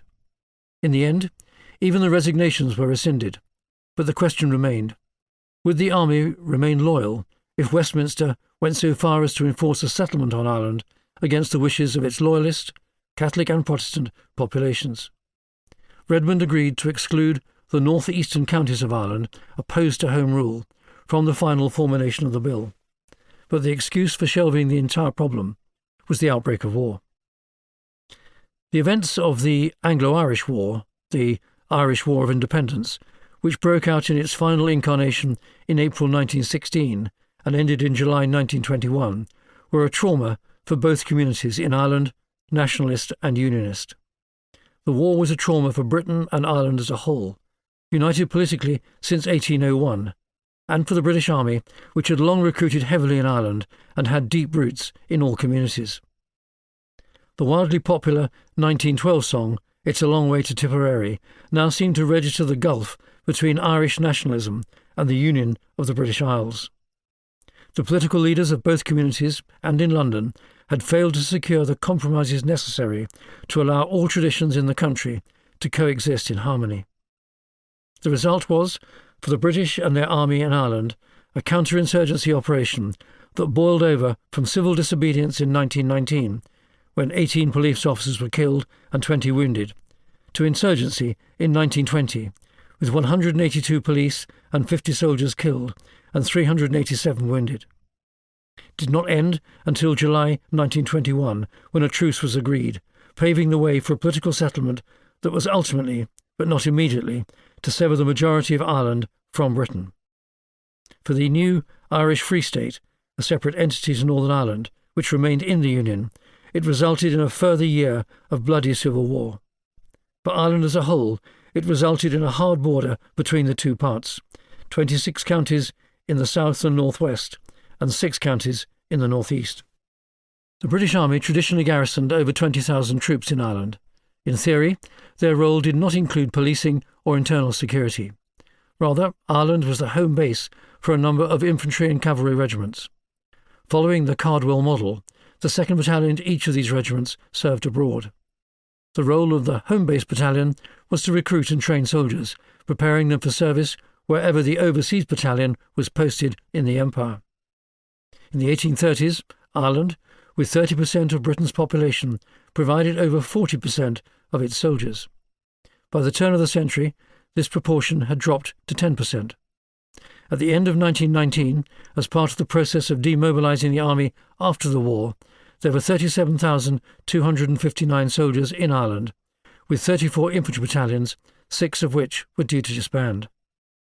The army, distracted by the great events occurring across the Channel in Flanders, was first used to restore order in Dublin following the Easter Rising in April 1916. This armed uprising in Dublin by a handful of radical nationalists, the Irish National Volunteers and Sinn Féin joining together, initially did not enjoy much popular nationalist support. Nevertheless, it was this single event that precipitated the slide into a nationalist insurgency and was to ultimately lead to a new settlement in Ireland at the end of 1921. While a full-scale military insurgency against the state didn't erupt until 1920, and then mainly in parts of Munster, primarily Cork, and Dublin, the Irish Republican Army IRA campaign against the police began in early 1919. Responsibility for the maintenance of the law remained with the Royal Irish Constabulary, although at the end of 1920 primacy for operations was ceded in parts of the country under martial law to the army. London didn't want to make the insurgency appear like a war, as it was believed this would confer de facto legitimacy to the gunmen. The insurgents were officially criminals and were dealt with as such by the police, supported where necessary by the army. The problem with this approach was that it failed to recognise the serious political purpose behind the war, the determination of its adherents, and the deep wellsprings of support it enjoyed from across the population. Nationalist violence presented London with a profound political dilemma. One of the principal issues with the decades-long debate over Home Rule was the seemingly unbridgeable chasm between those, Catholics and Protestants, who wanted a united, independent Ireland, and those, Catholics and Protestants, who wished Ireland to remain part of the Union settlement of 1801. It is arguable that a chasm of this magnitude was never bridgeable, given the fundamental cultural, religious and political traditions to which the extremes of each party adhered. London didn't believe it was its job to persuade the Unionists that they had nothing to fear from a newly independent and Catholic-dominated state, but nor did the Nationalists. There was a clear failure of imagination by all parties to create a settlement that enabled the majority to agree an acceptable civil modus vivendi for a new Ireland, and for the majority party in the South to accommodate the fears and concerns of the minority. The more radical one's political position became, the less likely there appeared to be a commitment to ruling equitably for all communities. Unfortunately, most of the politics of nationalism and unionism during these years was zero-sum. There was no compromise solution between the extremes offered by either side. The inevitable result was partition. The onset of war in August 1914 had prompted a considerable display of patriotic loyalty from both communities. A very large proportion of Catholics, loyal both to the idea of independence and to the current government, joined the British Army in 1914. Most of the Ulster Volunteer Force joined up and were transferred into the British Army lock, stock and barrel as the 36th Ulster Division. It was a matter of profound regret to Redmond that the War Office didn't feel able to do the same with the Irish Volunteers. By the autumn of 1915, there were 132,454 Irishmen in the forces, 79,511 of whom were Catholics. Since the outbreak of war, 81,408 had volunteered, 27,412 having been Ulster Volunteers, and 27,054 Irish Volunteers. Catholics and Protestants, Unionists and Nationalists died for the same cause between 1914 and 1918. But at home they could not resolve their differences to allow themselves to imagine a new type of settlement for Ireland. For Britain, the issue was fast being all in or all out. If the former, a significant repression of nationalist activity, perhaps even a counterinsurgency campaign against those who wished to achieve their aims by means of a bullet and bomb, would be required. If the latter, the very strong possibility was civil war. As was often the case, Westminster tried to walk the tightrope and fell off. The small group of radical nationalists who initiated the Easter Rising regarded Germany as Ireland's friend, simply because Britain was at war with Germany. Britain's distraction in Flanders was regarded as an opportunity. The British, absorbed politically, economically and militarily with the Great War, were in no mood to play games with nationalist hardliners, especially since they had already agreed a new settlement via Home Rule, which would be enacted at the end of the war. It considered this violent uprising as an attempted coup d'état, and therefore at a time of war with Germany, treason. Some even worried that it presaged the beginning of a Bolshevik revolution.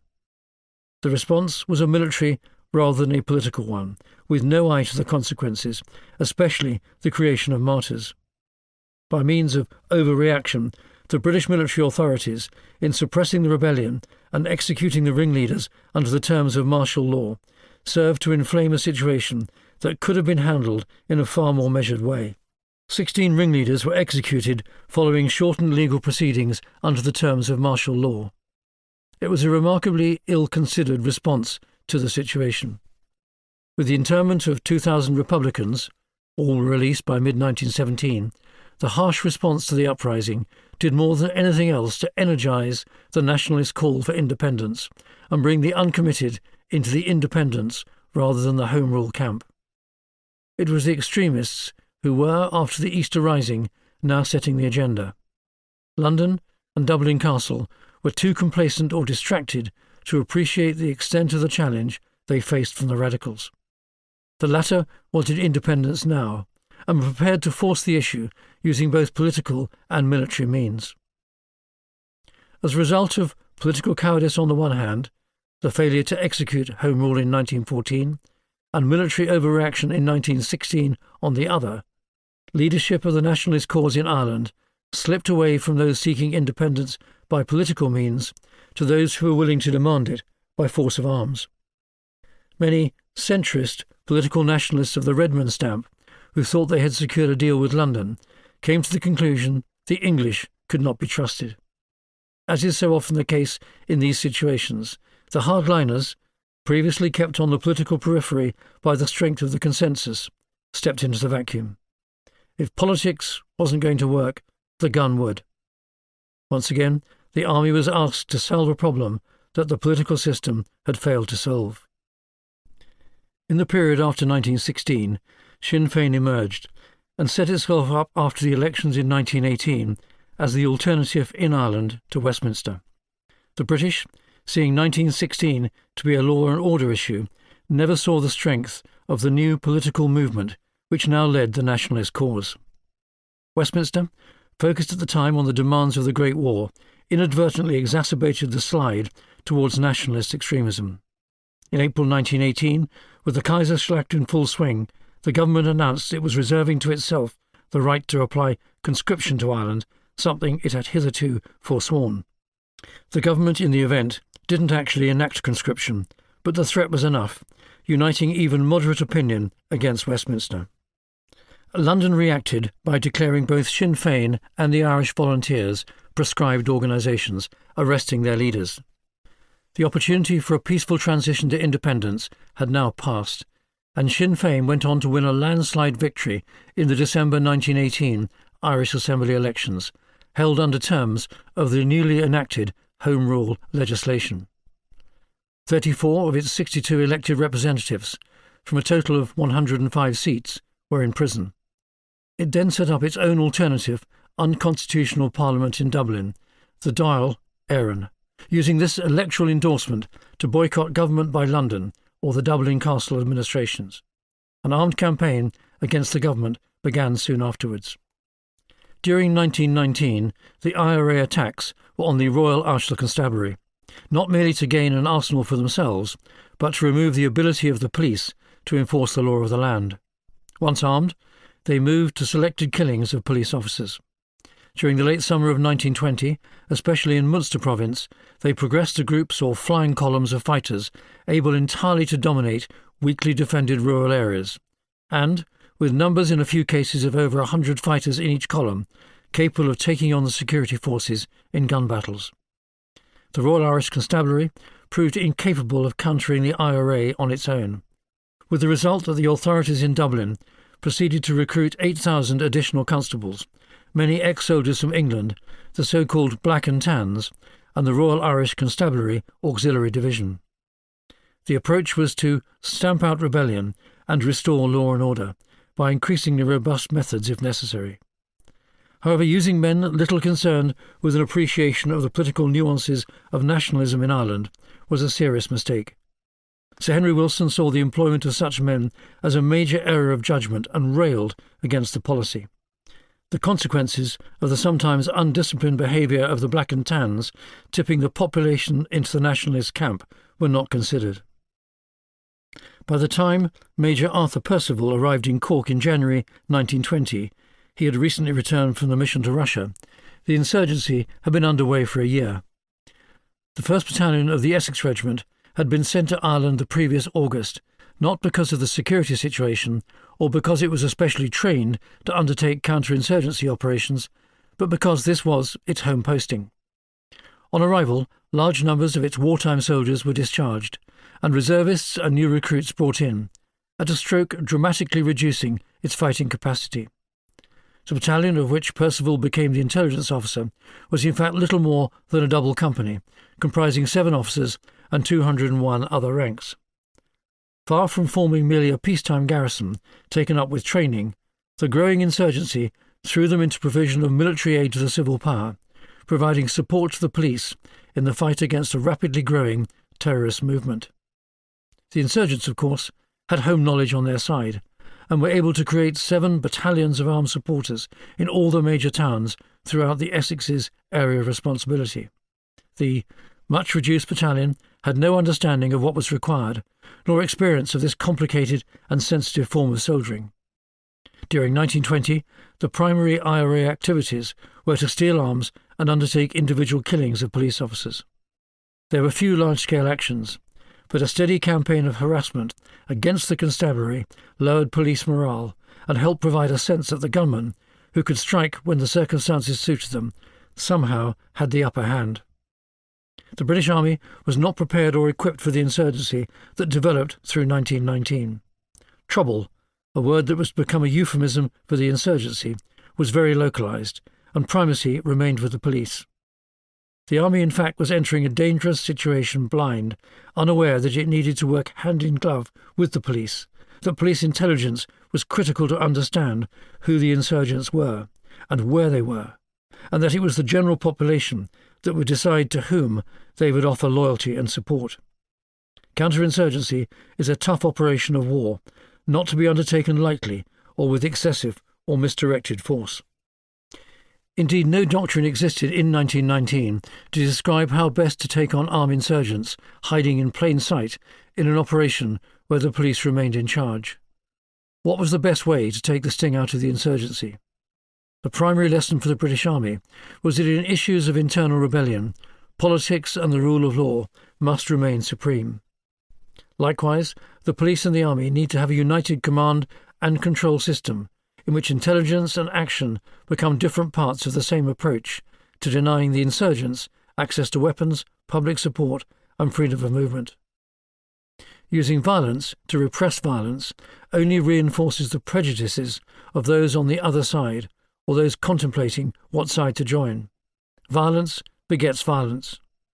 The outrageous use of live ammunition against protesters in Amritsar in April 1919, resulting in the killing of 379 Indians, was not merely an affront to the principle that the protection of the law extends to all citizens, even and especially when they are protesting publicly about an injustice, but it had very significant long-term consequences for Britain's claim to be ruling in India for all Indians. After Amritsar, the moral dimension to the British claim to rule justly and fairly for all was fatally undermined. Amritsar had a direct effect also on the willingness of politicians in Britain to allow soldiers to play a significant role in the insurgency campaign in Ireland. In Ireland, the habit of turning a blind eye to reprisals for terrorist action, tacitly approved of by the Chief of Police, Lieutenant General Hugh Tudor, and supported by Lloyd George, though regarded with horror by Wilson and Macready, who considered at one point dissociating the army from the police, was entirely counterproductive and unenlightened, as it demonstrated a failure to understand that harsh security force behaviour, especially illegal reprisals, alienates the very population the security force needed to win over. The IRA's attacks had first been against barracks and police stations, but these had on the whole been failures. The strategy was changed to target individual Royal Irish Constabulary officers, usually when they're at their most vulnerable, such as at home or undertaking social activities outside of work. As a result, police morale quickly dropped, and the task of providing policing in rural communities became a challenge, as the insurgents had hoped. Their ambition was to cause Westminster's rule of law to be impossible. The security forces' first inclination to dealing with the threat of trouble was to rush troops to the affected area in trucks to try to round up the insurgents. Vast and complicated sweeps were undertaken through rural areas looking for the enemy. It was a naive and ineffectual stratagem. Most such attempts were fruitless. The very nature of insurgency is that the gunman can hide in plain sight, hidden within a supportive or cowed population, and only come out to fight when the advantage is theirs. Road-bound infantry patrols also became easy targets, the insurgents mounting a series of skillful ambushes during late 1920 and 1921, making the most of the advantage of surprise. Big sweeps, curfews, public searches and restrictions of movement served not to find any culprits, but merely to irritate the very people whom the army needed to have on their side. As the months went by, Percival realised that with no intelligence about who the insurgents were, where they lived, and how they operated, all the military force in the world could only react against insurgency rather than preempting or countering it. It was in the careful gathering and sifting of information that Percival and his men, over the months that followed, became the IRA's most feared opponent in Cork. Using the tactics of the insurgent to fight him at his own game, rather than deploying the tactics of conventional warfare, gave the greatest results. Ambushes, working at night, camouflage and military clothing adapted to the circumstances, such as rubber-soled boots, unannounced patrols, plainclothes intelligence gathering through the police and careful observation of suspects, their homes, places of employment, patterns of life and daily activity, as well as searches for weapons and individual insurgents based on this intelligence, became foundational approaches to counter-insurgency operations, or COIN as they became known.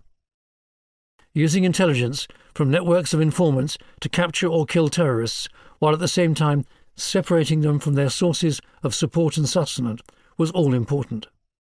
The capture by Percival in July 1920 of both the leader and the quartermaster of the IRA's West Cork Brigade, Tom Hales and Patrick Hart, using these tactics, was a significant coup and vindicated an intelligence-led policy. As violence gradually increased, so too did the numbers of security personnel. During the 18 months between January 1920 and the truce of 11th of July 1921, 525 police and soldiers were killed and 935 injured. A full 3/4 of these occurred in the final half of the period. Likewise, during the final 6 months, there were about 1,460 civilian casualties, of whom 707 were killed. In reflecting on the casualties of the Anglo-Irish Civil War, it's important to note that the majority of so-called British casualties were in fact Irishmen, who died serving in either police or army, fighting fellow Irishmen. It was a civil war in most respects. By the end of 1920, police numbers totalled 10,000, with 50,000 troops. By the time the truce was secured, the army had poured 60,000 soldiers into Ireland. In the year leading up to the truce, it was clear that Westminster had lost the South. IRA violence continued. Sinn Féin refused to cooperate with the civil administration from Dublin Castle, continuing to undertake its own governance. The elections in May 1921, following from the Government of Ireland Act, which established separate parliaments for the 6 counties in the north and the 26 of the south, showed where the overwhelming political sympathies of the constituents of both parts of Ireland lay. In the 26 counties, only 4 from 128 seats went to Unionists. In the 6 counties, it was 12 seats to Sinn Féin from 52 seats. An upsurge of violence by the IRA following the elections, together with the continued refusal of Sinn Féin to govern under the rule of Westminster, meant that the only way the 26 counties could be governed was by martial law. There was talk of a permanent garrison on counterinsurgency duties, comprising 250,000 men, with no certainty of Sinn Féin's revolt ending. As this was not acceptable to London, Lloyd George offered Sinn Féin a truce, followed by the promise of talks on a future devolved settlement. This led to the signing of the Anglo-Irish Treaty in December and the establishment of the Irish Free State in the 26 counties. The 6 counties in the north would remain unchanged within the Union of 1801. Major Arthur Percival packed his bags and with the rest of the British Army in Ireland travelled north to a new home in Carrickfergus. The Anglo-Irish War was over, with a settlement, a divided Ireland that neither wanted, but which the insurgency had made impossible to avoid. It had stretched the British Army, giving it tasks for which it was unprepared and untrained. Was this type of counterinsurgency campaigning to be its bread and butter, distasteful as it was, into the future?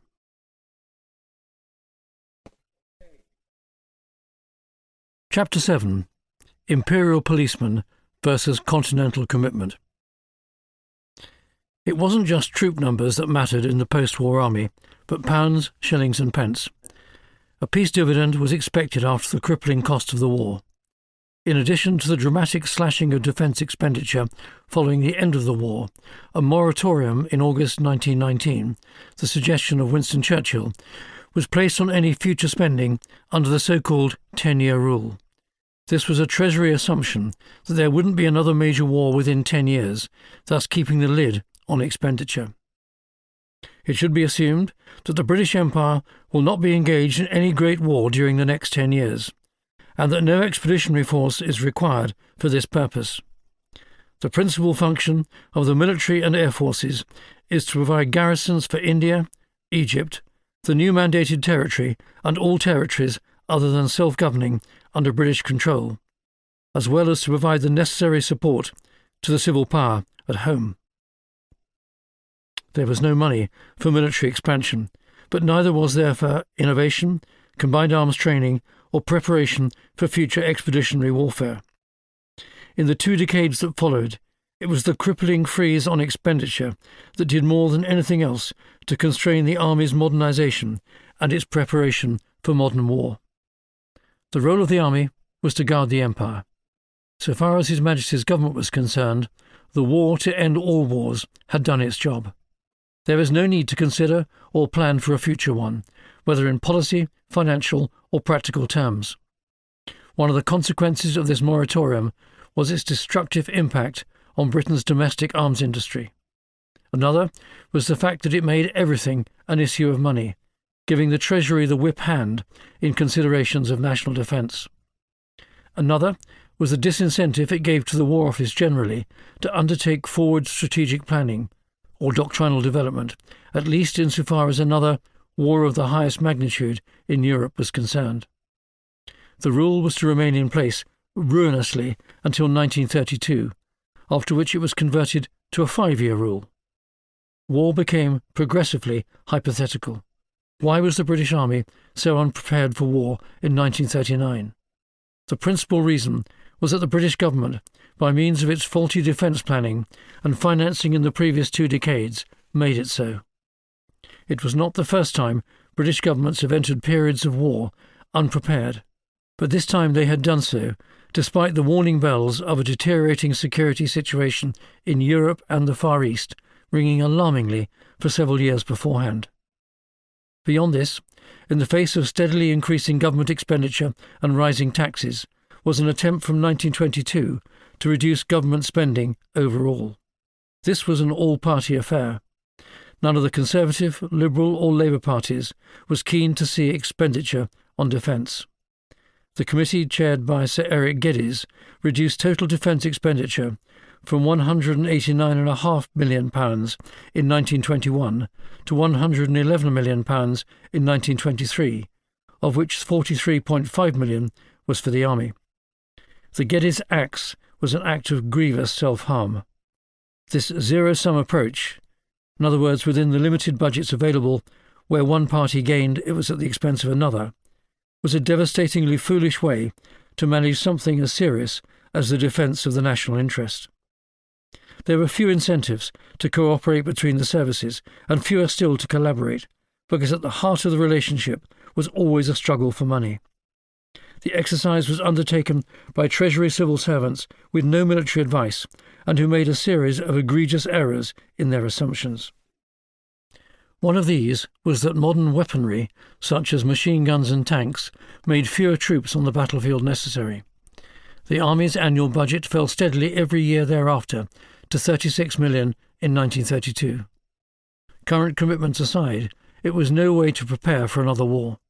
In any case, so far as Geddes was concerned, no real war was predicted. The future security of the country was, to his committee, an expensive and bureaucratic inconvenience. Wilson was horrified at Geddes' approach.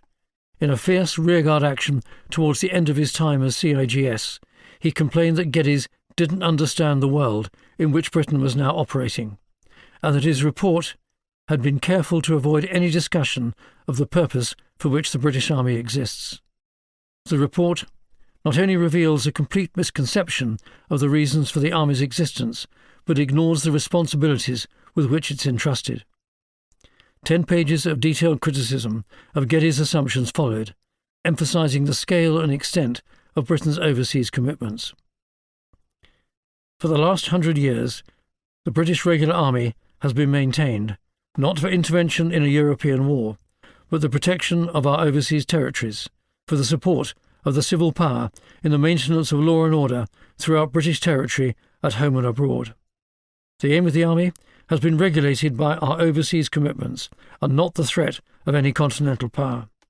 It is true that as the German menace became more and more imminent in the years succeeding the South African War, the possibility of our being involved in a European campaign had to be increasingly taken into account.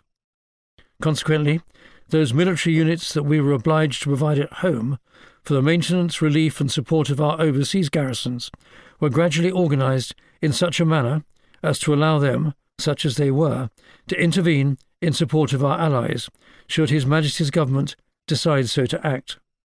But the size of the expeditionary force had no relation whatever to the strategical problem of a Franco-German conflict. This force consisted merely of the spare parts of our overseas military machine, assembled to form a provisional weapon with which to meet the threatened emergency. Thus, the disappearance of the German menace in no way affects the size of the British Army, which is conditioned by our overseas commitments. The Geddes Committee recommended a reduction in the establishment of the British Army to 130 infantry battalions and 19 cavalry regiments for all purpose. Wilson, notwithstanding the soundness of his arguments about how few troops were at the time available to undertake the considerable increase of tasks placed on the army since 1914, allocated them as follows.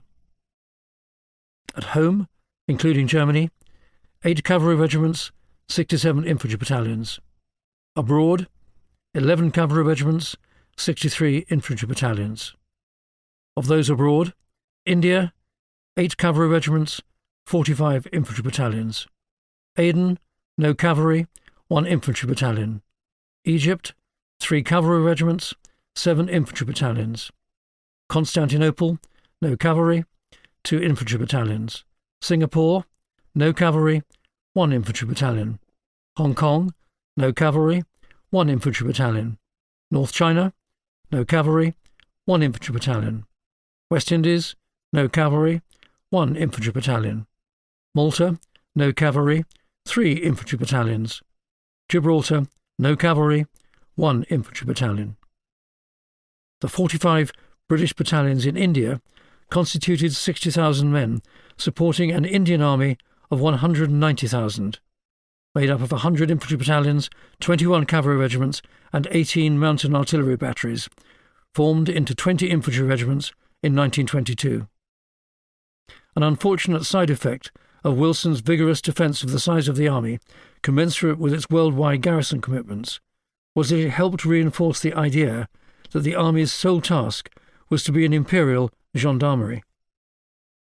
Indeed, the underlying assumption at the heart of British defence policy through the 1920s was that Britain would not have any commitment into the future to provide troops to the continent, and certainly not to fight the type of war that had just ended. Indeed, anything else, such as an expeditionary force for dispatch to a global trouble spot, continental or otherwise, was explicitly excluded from his response to Geddes' proposals. Wilson accepted the assumption that there would be no major war for 10 years, and used this to ignore the need to prepare the army to fight a war of the greatest magnitude. Under his watch, the British Army fell asleep at the wheel. The moratorium on not planning for a war during the coming decade was taken as the excuse for not preparing, in thinking, doctrinal or organisational terms, for a war of the greatest magnitude, in Europe or anywhere else. Wilson had also misunderstood the politics of the times. No one was listening to him. According to Geddes, the era of big wars was over. The army had been demobilised, the population traumatised and depleted by sacrifice. There would be no more continental adventures, where Britain would be inexcusably tied, so the argument went, to the discredited strategic follies of the French, their treasonous armies and villainous generals. The empire could be defended by many fewer troops than had been necessary in 1914.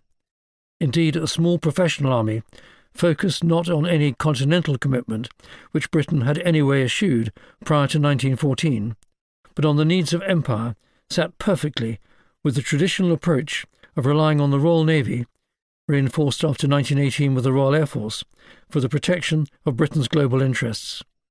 Blaming it for the human losses of the Great War, failing to recognise the role it could play in preventing another, the country and the people turned on the army and did the demolition job the Germans had so inconveniently failed to do during the recent brouhaha in Flanders.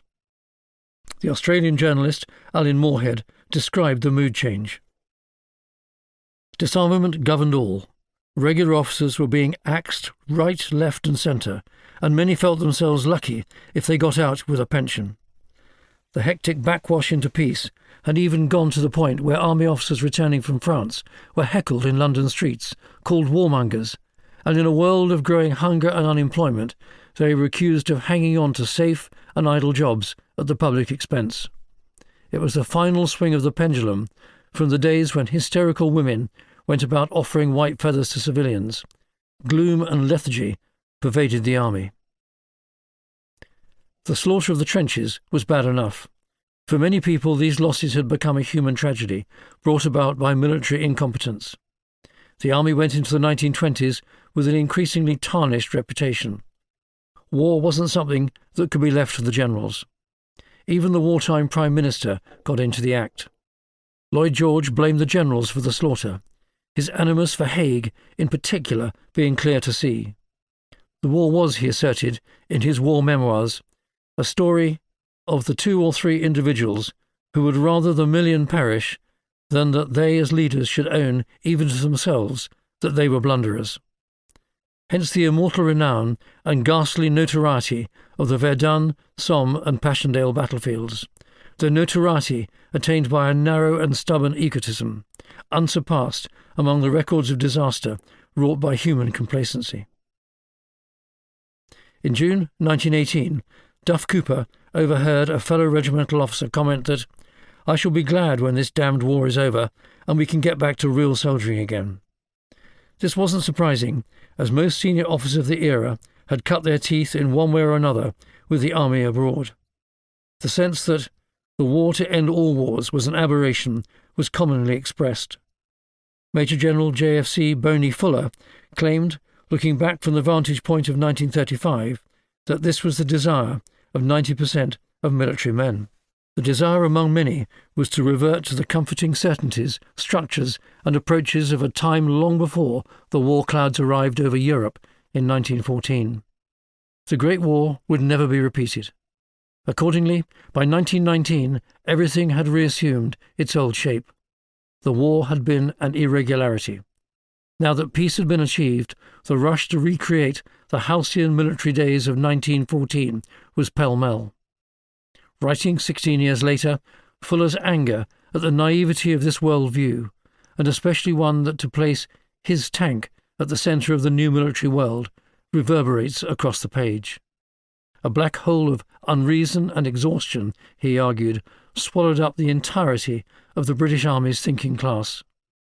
Were these lessons, and the thousands and one others which the war drilled into us, at a cost of 1 million lives and 8,000 millions in money, learned, or even examined by the higher command? Fuller asked. No, was his rhetorical response. The British Army, in its rush to put the Great War behind it, reverting to the redcoats and burnished helmets of yore, thus blindly stepped backwards and fell over the precipice of long-vanished hopes. Fuller's despair was tinged by bias.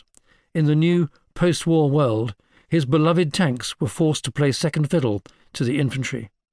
And he forgot that it wasn't the army that wanted to reduce its size and scale, but the country. But he was right in one respect. There was no putting the clock back. The relief of 1918, that the world could reset its clocks to 1914, was not just a military fantasy, but a social and political one too. There was a sense that Britain, and the world for that matter, had just been through an extended nightmare, which, now behind them, could be consigned to history as a deviation from the norm. This, on reflection, was unsurprising. The mentality of Britain, and the men who led its army, had not changed as a consequence of the war. The army was, and had been for 100 years since Wellington, a garrison and an expeditionary army, able to provide sufficient well-disciplined troops in scarlet or khaki, primarily to defend the overseas empire, with a small contingent at home to provide a recruiting and training base, and, when needed, military support to the civil power. The people of the United Kingdom saw no need for anything more than this. The move after 1906 to create an army able to make a continental commitment in the event of war in Europe was itself an aberration, brought about by the particular circumstances of German militarism now defeated. On the high seas, the Royal Navy was not matched by any other country, and was the primary guarantor of the country's interests abroad. During these 100 years, no threat had presented itself to the British Isles. The Crimean War took place far from Britain's shores and challenged neither home nor imperial hegemony. The British Army, supported often by locally enlisted troops, was involved only in small wars in hot places, all of them far from home, such as Africa or Afghanistan, where occasional defeats could be blanketed in a popular narrative of adventure, manhood and patriotism. These wars never challenged or changed the political status quo. In any case, the Royal Navy was there to protect borders if anyone was foolish enough to cross the English Channel. The end of the Great War would mean, it was hoped, that the British Army could reset itself into its traditional tasks and obligations. The vast inflow of talent and skill that had so rapidly and successfully transformed the army into the great machine that had conquered in 1918 as quickly departed when the need ended. Britain's relationship with its army reverted to its ancient norm, as the temporary amalgamation of country and army came to an end with the advent of peace. But as the war in Western Europe stopped, it became clear that the world ushered in by the new year of 1919 was already very different to that which had gone before. Indeed, one outcome was that an even more fractious world had emerged from the ruins of the old. New commitments were added to the old ones, which were to stretch the British Army far beyond even the busy days of the late Victorian era. British troops remained in Russia. Major parts of the old Ottoman Empire found themselves, after Versailles, under British mandate and demanding a significant British military commitment. That in Palestine, largely unwanted, was to drain scarce troops later in the decade, and in the 1930s would pitch Britain into a resource-intensive and unwinnable confrontation with both Arabs and Jews. Likewise, the British Army had to find 45,000 troops for the Rhineland to enforce the Versailles settlement. At the same time, historic animosities continued in Somaliland, Afghanistan and Waziristan, and garrisons continued to be required for India, Ireland, Cyprus and Egypt. The operations which absorbed the energies, interests and attention of the Empire after the demise of the Great War were those which the Field Service regulations described as warfare against an uncivilized enemy. Field Marshal Sir Henry Wilson made this point bluntly in January 1922, namely that The main business of the army in time of peace is to act as an imperial police force throughout our eastern dominions. This busyness meant that there was to be categorically no role for the army for another war of the like that had just passed in Europe. The principle by which the empire was to be defended was based on manpower rather than technology or mechanization. It meant that colonial troops could also be co-opted into the defense of the empire, but it also meant that imperatives to development and innovation, such as the mechanization of military transport and the introduction of engines to replace the horse of both the cavalry and the baggage train, received significant opposition in the years ahead. This opposition, to give its proponents the benefit of the doubt, wasn't because people were naturally resistant to change, but because these innovations, in the context of the defence priorities of the time, were not considered necessary. In other words, the British Army was constructed around the idea of empire. The BEF of 1914 to 18 was an aberration. This was a reversion to type, as it was the nature of fighting that the British Army had as part of its DNA, gifted to it as a consequence of Victoria's wars. The 1920s saw a reversion less to 1914 than to 1890. The 18-year-old Hastings Ismay had passed out of Sandhurst in the top 30 cadets in 1905, and soon afterwards joined his cavalry regiment, 21st Prince Albert's Own Cavalry, Daly's Horse Frontier Force, in Riselpur on the northwest frontier. The task of the 21st Cavalry, the defence of empire, sat at the heart of Britain's army, together with that of its cousin, the Indian Army. The northwest frontier reflected this focus with two threats. The first to its internal stability and order, the second was a threat to its borders and the ultimate sovereignty of the colony. This was, until the Great War inveigled its way into Britain's national concerns, the primary responsibility of the British and Indian armies. In the post-war era, a new internal challenge to the army had also arisen, in the form of the Royal Air Force, which aspired to move into the peacekeeping business. To his professional irritation, he tried hard to engineer a posting to France. Ismay was destined to spend the whole of the Great War in the British Somaliland Protectorate, holding Mohammed Abdallah Hassan's jihad at bay. The war halted all but sporadic forays against the dervishes. With the war over, the British returned to thinking about ways to remove the problem of Hassan, the Mad Mullah, without going to the expense and trouble of another one of the pre-war punitive expeditions into dervish territory, which had never in fact done much good.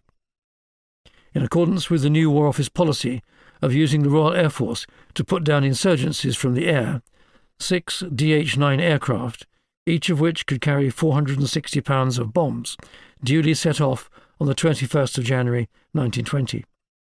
The operation was not a success. As Ismay relates, one aircraft had a forced landing, 4 failed to locate the target, and the attack was delivered by a solitary machine, whose pilot had got separated from his companions and happened to spot the objective. Extraordinary to relate, the first bomb singed the mullah's clothing and killed his uncle, who was standing next to him. Thereafter, the mullah and his followers retreated to deep caves, and 3 days of bombing availed nothing. The dervish rebellion was eventually put down by precisely the means London was reluctant to countenance in the first instance: boots on the ground.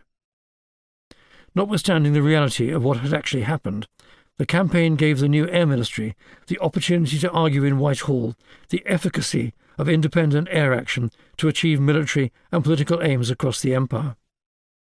According to Ismay, they argued, to no serious counter from those informed of the true facts, that a mere 6 aircraft had in 21 days solved the problem which had foiled the army for 21 years. The Air Ministry also, with no evidence, argued that the bombing had demoralised the dervishes and this had contributed to their defeat. Bombing had, they argued, a distinguishing effect on the willingness of an enemy to continue to fight. In Sir Henry Wilson's 1922 riposte to the Geddes Committee, he observed that it appears to be the advent of the Air Force which has influenced them in this direction. He acknowledged that aircraft could undertake long-range reconnaissance, noting it was this argument which had already removed 4 cavalry regiments from the army. But to assert that the place of cavalry can entirely be taken by aircraft in the work of close reconnaissance, protection and support is a complete fallacy. Aircraft were good, he acknowledged, in a clear dig at the moral paucity of this policy, for bombing women and children, but could not replicate roles that could only be undertaken by ground troops. It was to prove an important moment in the debate in the next 2 decades about the efficacy of air power. As if to confirm that the old world was reasserting itself, in February 1919, Habibullah, the Emir of Afghanistan, was murdered. In the confusion and turmoil that ensued, nationalist feeling was whipped up in the Punjab, followed by the crossing of the frontier by Afghan troops on the 4th of May. This was repelled by the 4th Indian Division. A second incursion in the Kurram Valley was repelled by the 16th Division under the command of Brigadier General Reginald Dyer, a man who had egregiously put down a civil disturbance at Amritsar on the 13th of April, with live rounds, killing at least 379 people and wounding 1,500. The trouble in 1919 firmly re-established the northwest frontier in the imagination of British military responsibilities. This was what imperial defence was all about. Permanent garrisons were re-established at Razmak and Wana to protect the country from further Mohammed reigns and to keep Waziristan in order. In 1935, a 2-brigade expedition was launched against the Mohmans in Afghanistan, and in 1936 the Fakir of Ipi was behind a rebellion that required 30,000 troops to put down.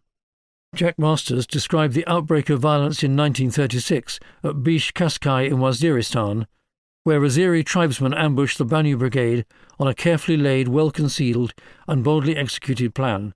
The brigade suffered 130 casualties and lost many arms and much ammunition. The tribesmen, elated by this early success, went on to higher things, and operations against the Mahsuds in the south and the Waziris in the north continued through to 1939. But the truth was that the northwest frontier was always a sideshow, an excuse for inactivity and prevarication elsewhere. Overwhelmed by these numerical responsibilities after 1919, exhausted by the political battles to retain numbers at a sufficient level to deal with brushfire contingencies, the army was relieved to be back with the thrilling routine of Kipling's wars, rather than the relentlessly grim industrial slaughter of the Western Front. In the years which followed 1918, it showed a distinct lack of interest in developing the techniques and tactics associated with high-intensity battle. This was, perhaps, understandable, given the dramatic threat to the management of commitments that occupied successive CIGSs and the War Office, and the default setting of the army, at least until 1934, that it was an imperial gendarmerie. The Great War had been intellectually and morally exhausting, as well as appallingly destructive and expensive in blood and treasure. It is no surprise that the army wanted a rest from the utter relentlessness of thinking about and engaging in mass warfare. A consequence of slipping back into the comfortable certainties of the army's traditional imperial role was that very quickly Britain lost a sense of what the army could do and what politically it should do on behalf of the current and future security needs of the country. Being an imperial policeman was a functional, utilitarian task. There was a job to do, and a simple one at that, requiring an infantry-dominated force posture with a relatively simple technological requirement in terms of weapons and equipment. But in reverting to utilitarianism, the army lost a sense that it should also be a force in being, a naval concept, for the possibility, remote no doubt, of once again fighting a high-intensity war in Europe. It had been, after all, the fundamental grounding of Royal Navy policy for centuries, being ready for anything and be able to fight and beat the biggest dog in the yard if called upon to do so. By constructing an army able only to deal with the issues of the moment, the country was denuding itself of the opportunity of dealing with the problems of the future. A hollowed-out army was no longer able to offer itself as a deterrent to future bad behaviour in Europe, nor was it able to offer itself as a coalition partner to a country such as France when it might be required. In short, the problem of reverting to an imperial gendarmerie was that Britain was returning to a view of the army and of war through a distinctly Victorian lens. But that age had passed. Industrial warfare had burst onto the European scene, and henceforth would require a post-1918 military response rather than a pre-1916 one. The problem was that few in Westminster, either in the War Office in Whitehall or in number 10 or number 11 Downing Street, were able to discern the implications of this change. Certainly, there were no politicians willing to expend political capital on creating an army for the future. And there was no one in the War Office during the tenure of successive CIGSs, good as they were at managing the problems of the day, who saw the need to think about the future with intensive clarity, or if they saw the need, were able to mobilise their respective Secretaries of State for War to think ahead. During the interwar period in the War Office, the future had no champion. The simple process of future-proofing the army would have been to ask the question, to the best of our knowledge, how will warfighting be undertaken in 20, 30 or 40 years' time? With the answer to this question, a reasonable attempt could then have been made to create force structures, equipment and doctrine, together with recruiting and training to deliver these imperatives, to ensure that when this point in the future was reached, it was accompanied by an army able adequately to respond to these security challenges. There was no attempt in the War Office in the 1920s or 1930s to answer this question. Instead, most thinking was undertaken on the basis of one or either of two propositions. The first was to provide for the current demands of military commitments. This was the immediate response of Westminster following the end of the Great War. The second, which was the approach of Geddes and the Treasury thereafter, was simply to cap the resources available and cut the army's cloth accordingly. Neither took cognizance of future liabilities, and it was in this area that both Downing Street and Whitehall fundamentally failed the people of Britain in the interwar period. If the army is anything, it needs to be not merely the utilitarian tool of the present, but the guarantor of utility into the future, across the full extent of security possibilities, which might be required not just today, but tomorrow. In this regard, the thinking and the failures of 1923 have a worrying resonance for modern times. The victories of 1918 had demonstrated that Clausewitz's injunction had been right. Military power on land was an important instrument of polity, not merely one of incidental utility. By 1916, the Great War was in danger not of achieving the political objectives of any one country, but merely of draining each side's army of blood and the exchequers of treasure.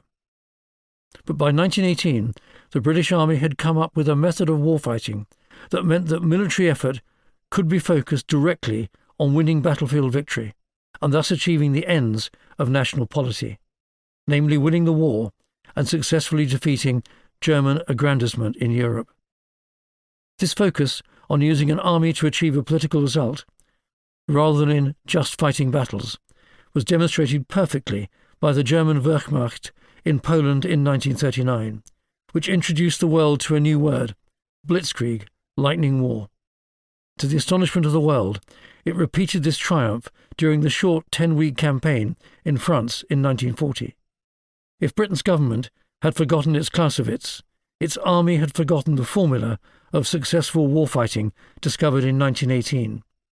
Arguably, it had lost it by 1919, distracted by the multitudinous pressures of peace, including a Pacific electorate, a parsimonious treasury, and trouble in Ireland, let alone across the empire. Chapter 8. The Modern Major General, more categorical or allegorical. During the 100 days between August and November 1918, the British Army found the formula for operational and tactical success in mobile, combined arms warfare that broke the deadlock of the First World War. The problem was that it forgot the formula just as quickly. After 1919, little was done to preserve in the Army's corporate memory the detailed knowledge and understanding of how victory was achieved. Because no one deemed it important to retain the knowledge of this type of warfighting, or recognised its importance as the basis of all-arms doctrine, the debates of the 1920s and 1930s were to prove to be rudderless. The Army ended up in stormy seas, tossed about by a mixture of political direction that rejected the idea of retaining an eye on the possibility of fighting another war of the greatest magnitude against a peer opponent in Europe.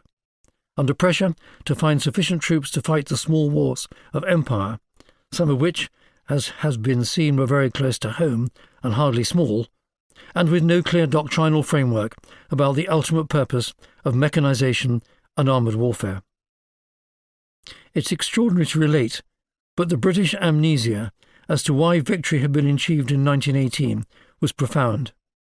The authoritative Britain's Modern Army, published by the British Ministry of Information in 1941, asserted that the Great War ended because the Allies had worn down the vanquished by a combination of means, many of them other than military, rather than in consequence of any spectacular defeat on the classic lines of Waterloo or Sedan. This is nonsense. This publication, reflecting widespread ignorance about how the final stage of the Great War was fought, gave no recognition to the reality that by new methods in warfare and a new approach to battle, the Germans had been undone. Extraordinarily, it seems the British simply forgot the role of the battlefield in bringing about victory, falling back on a widely held prejudice that it was material exhaustion alone that had brought about Germany's demise. This prejudice was combined with the slander of incompetence against the generals. It was popularly held that it was not possible for dunderheads to have secured a great victory, so it must be ascribed elsewhere.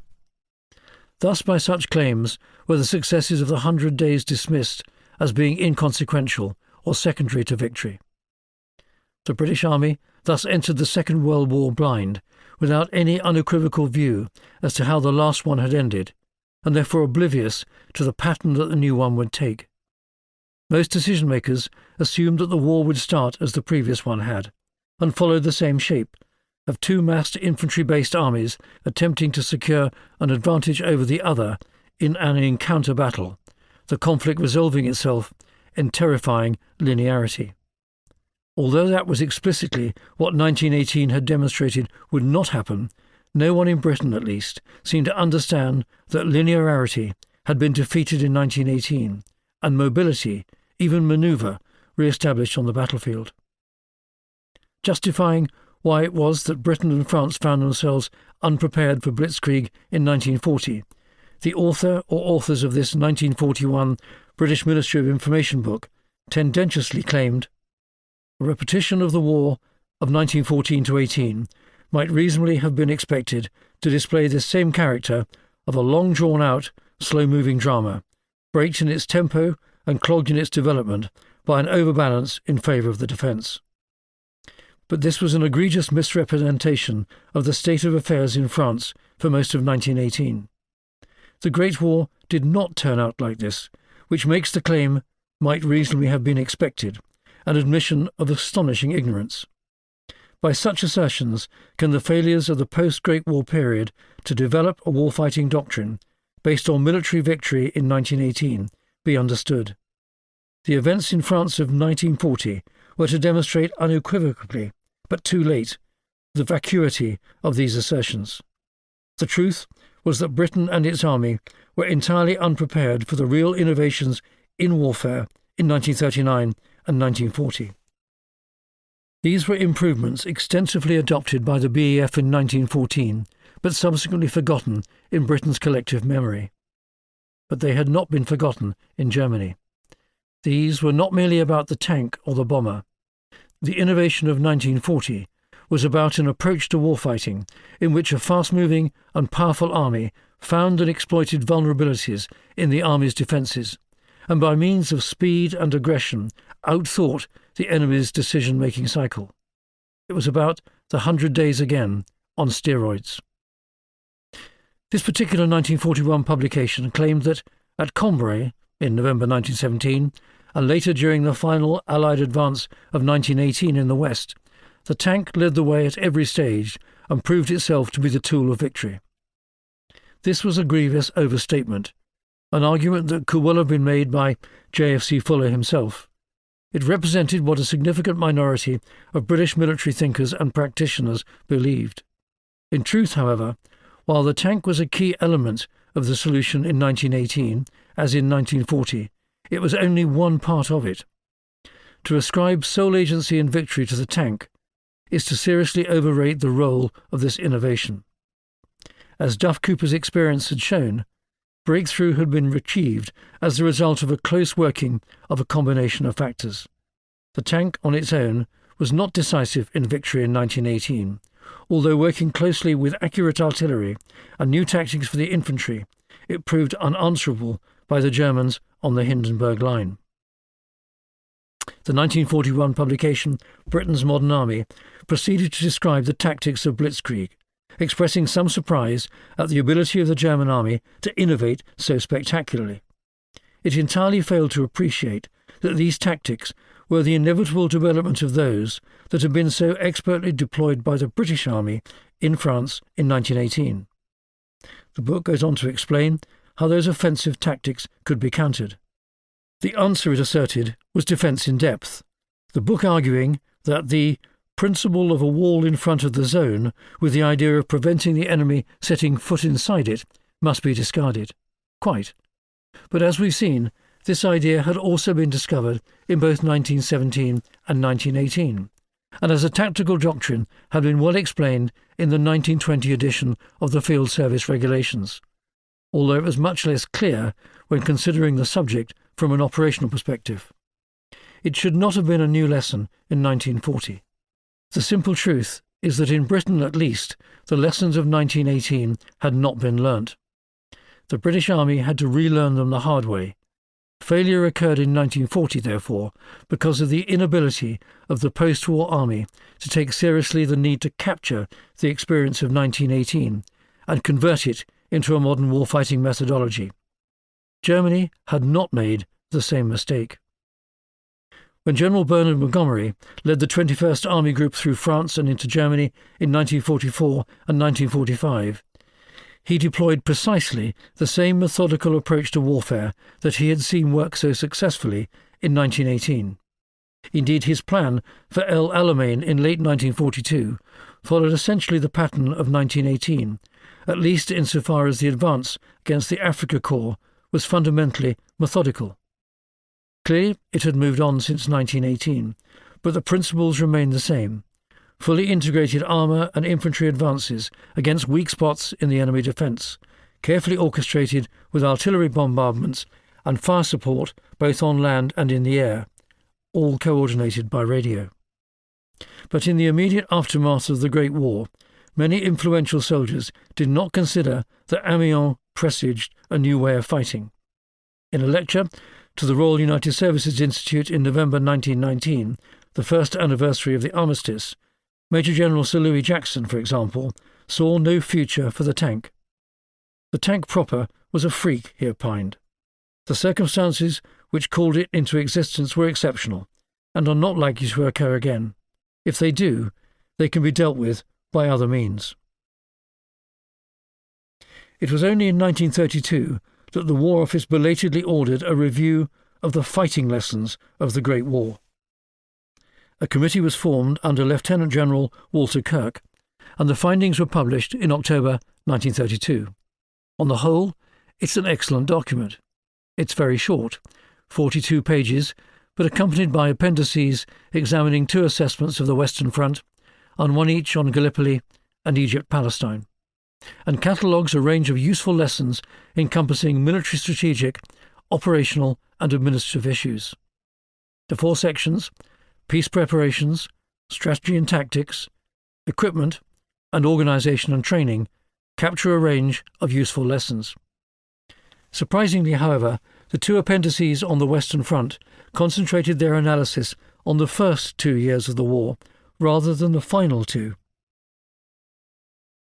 There was no systematic analysis of 1918 nor of the 100 Days, the subject that was most needed in terms of attempting to understand how the next war should be fought.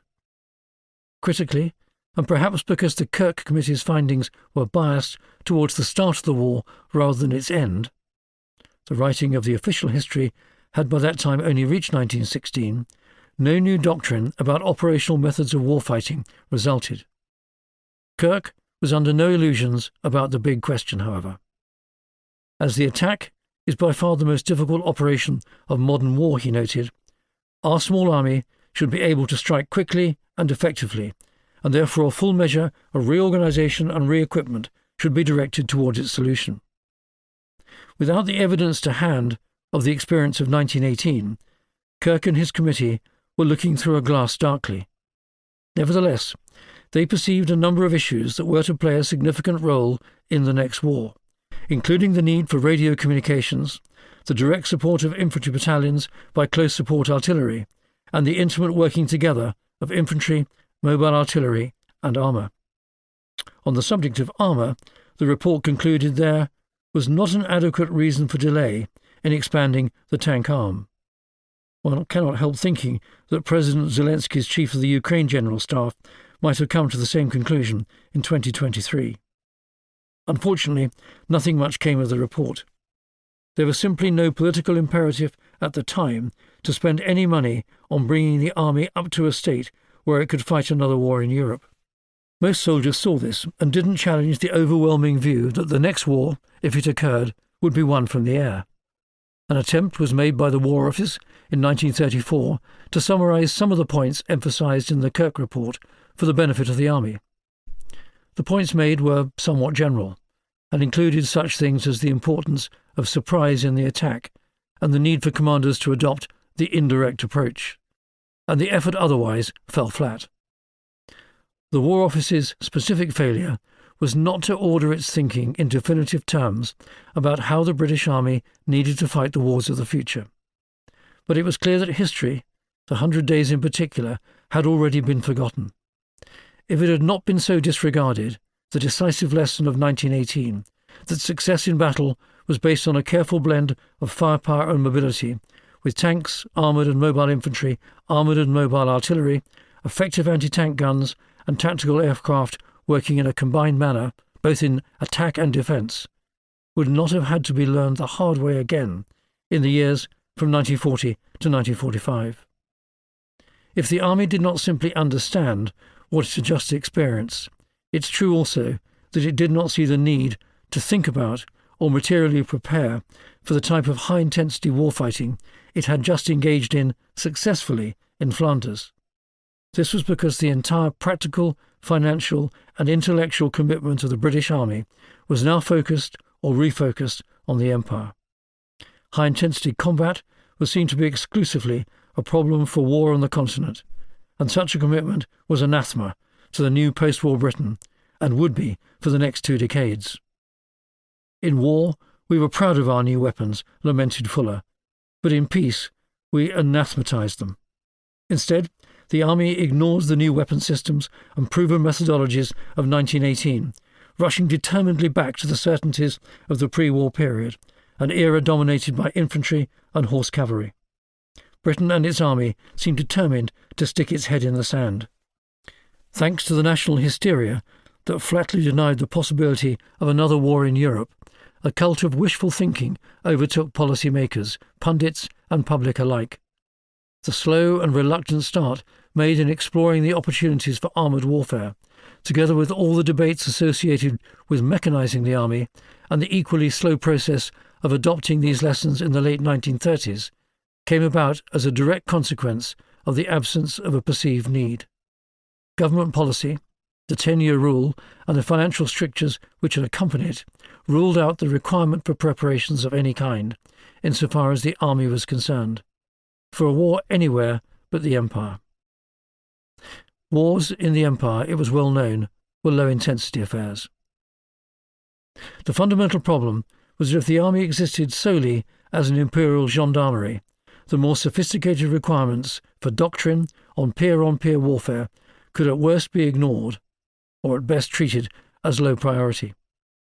Yet between 1914 and 1945, the British Army was called on to fight 2 high-intensity wars.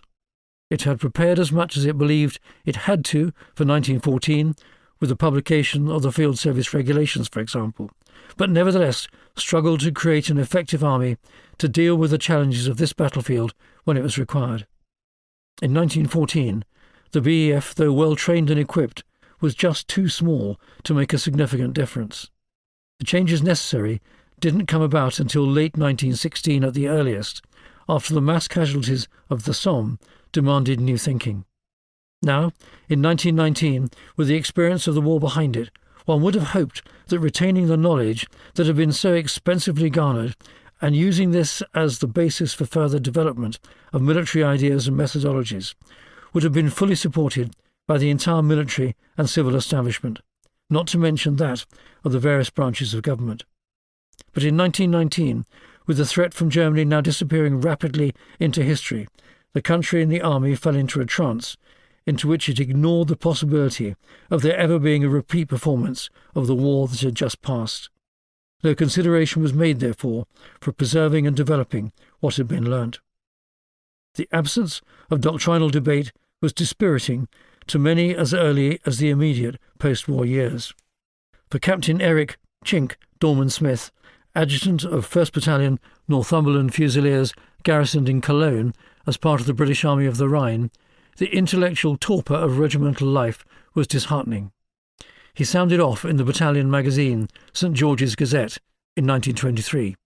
He could do so because as adjutant he was also the editor.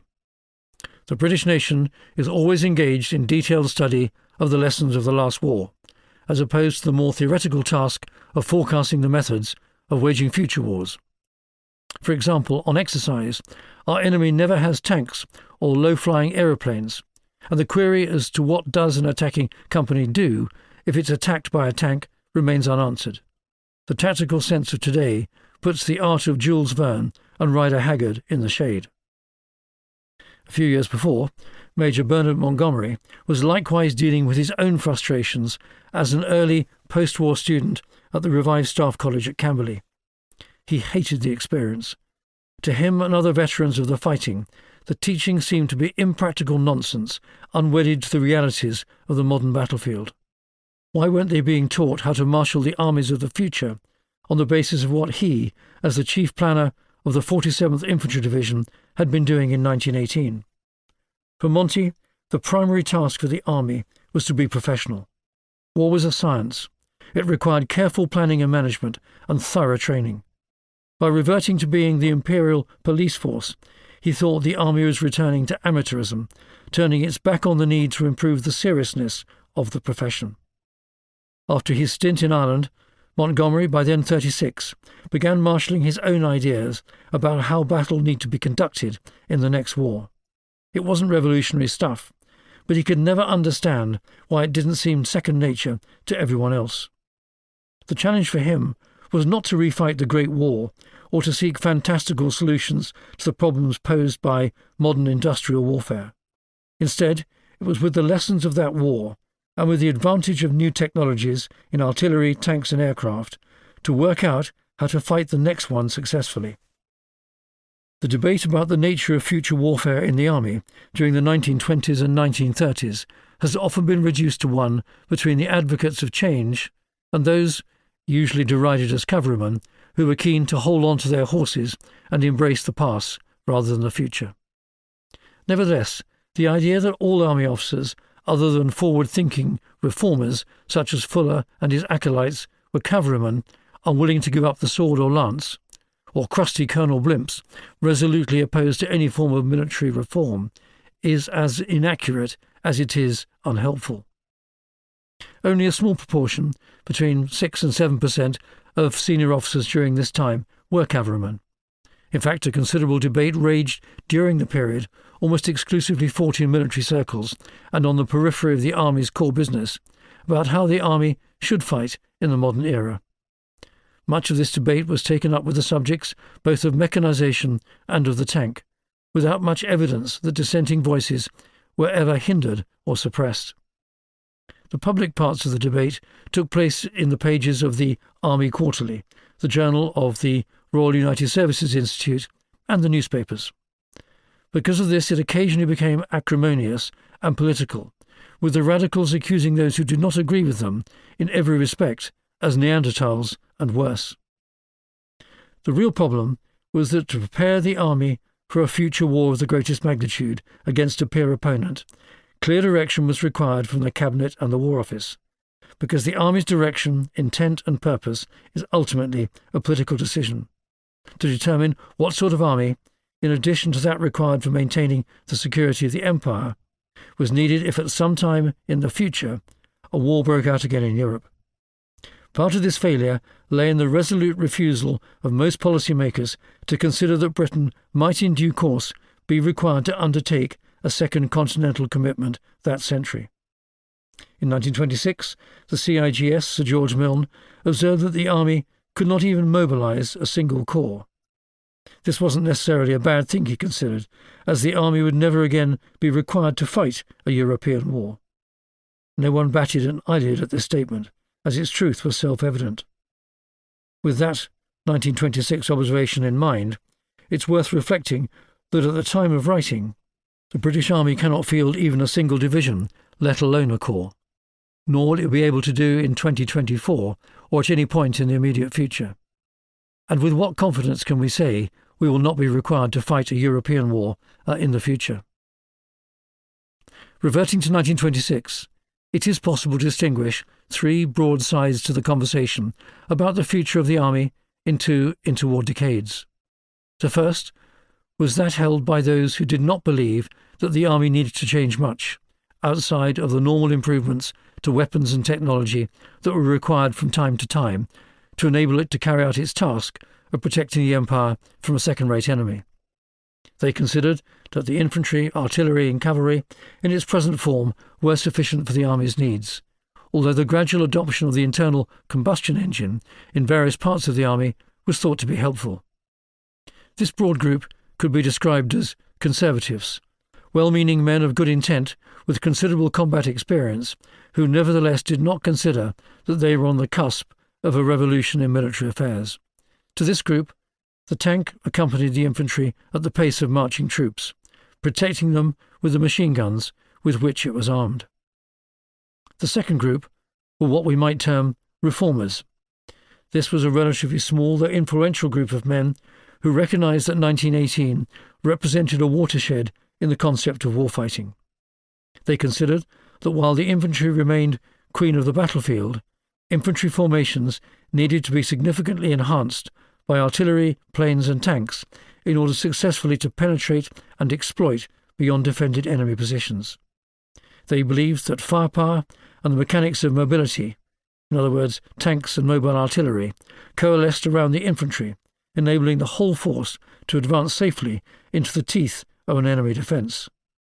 These men tended to be pragmatic innovators, solving problems faced on the battlefield intelligently and imaginatively, as had been done so by Rawlinson's Fourth Army. But they rejected the argument that the future of warfare was based exclusively on tanks. They considered that engine-based mobility should be given to both the infantry and the cavalry, allowing commanders the flexibility that was provided by protected mobility. This group believed that the infantry, mounted in trucks or armoured vehicles, would remain the primary war-winning arm, though they accepted that it would fight closely integrated with armour, artillery and aircraft. In particular, they considered that the infantryman of the future would be highly intelligent, superbly trained and equipped, able to use his initiative in battle in a way unknown to previous generations. He would no longer be a mere flesh and bone cog in a battle of mass.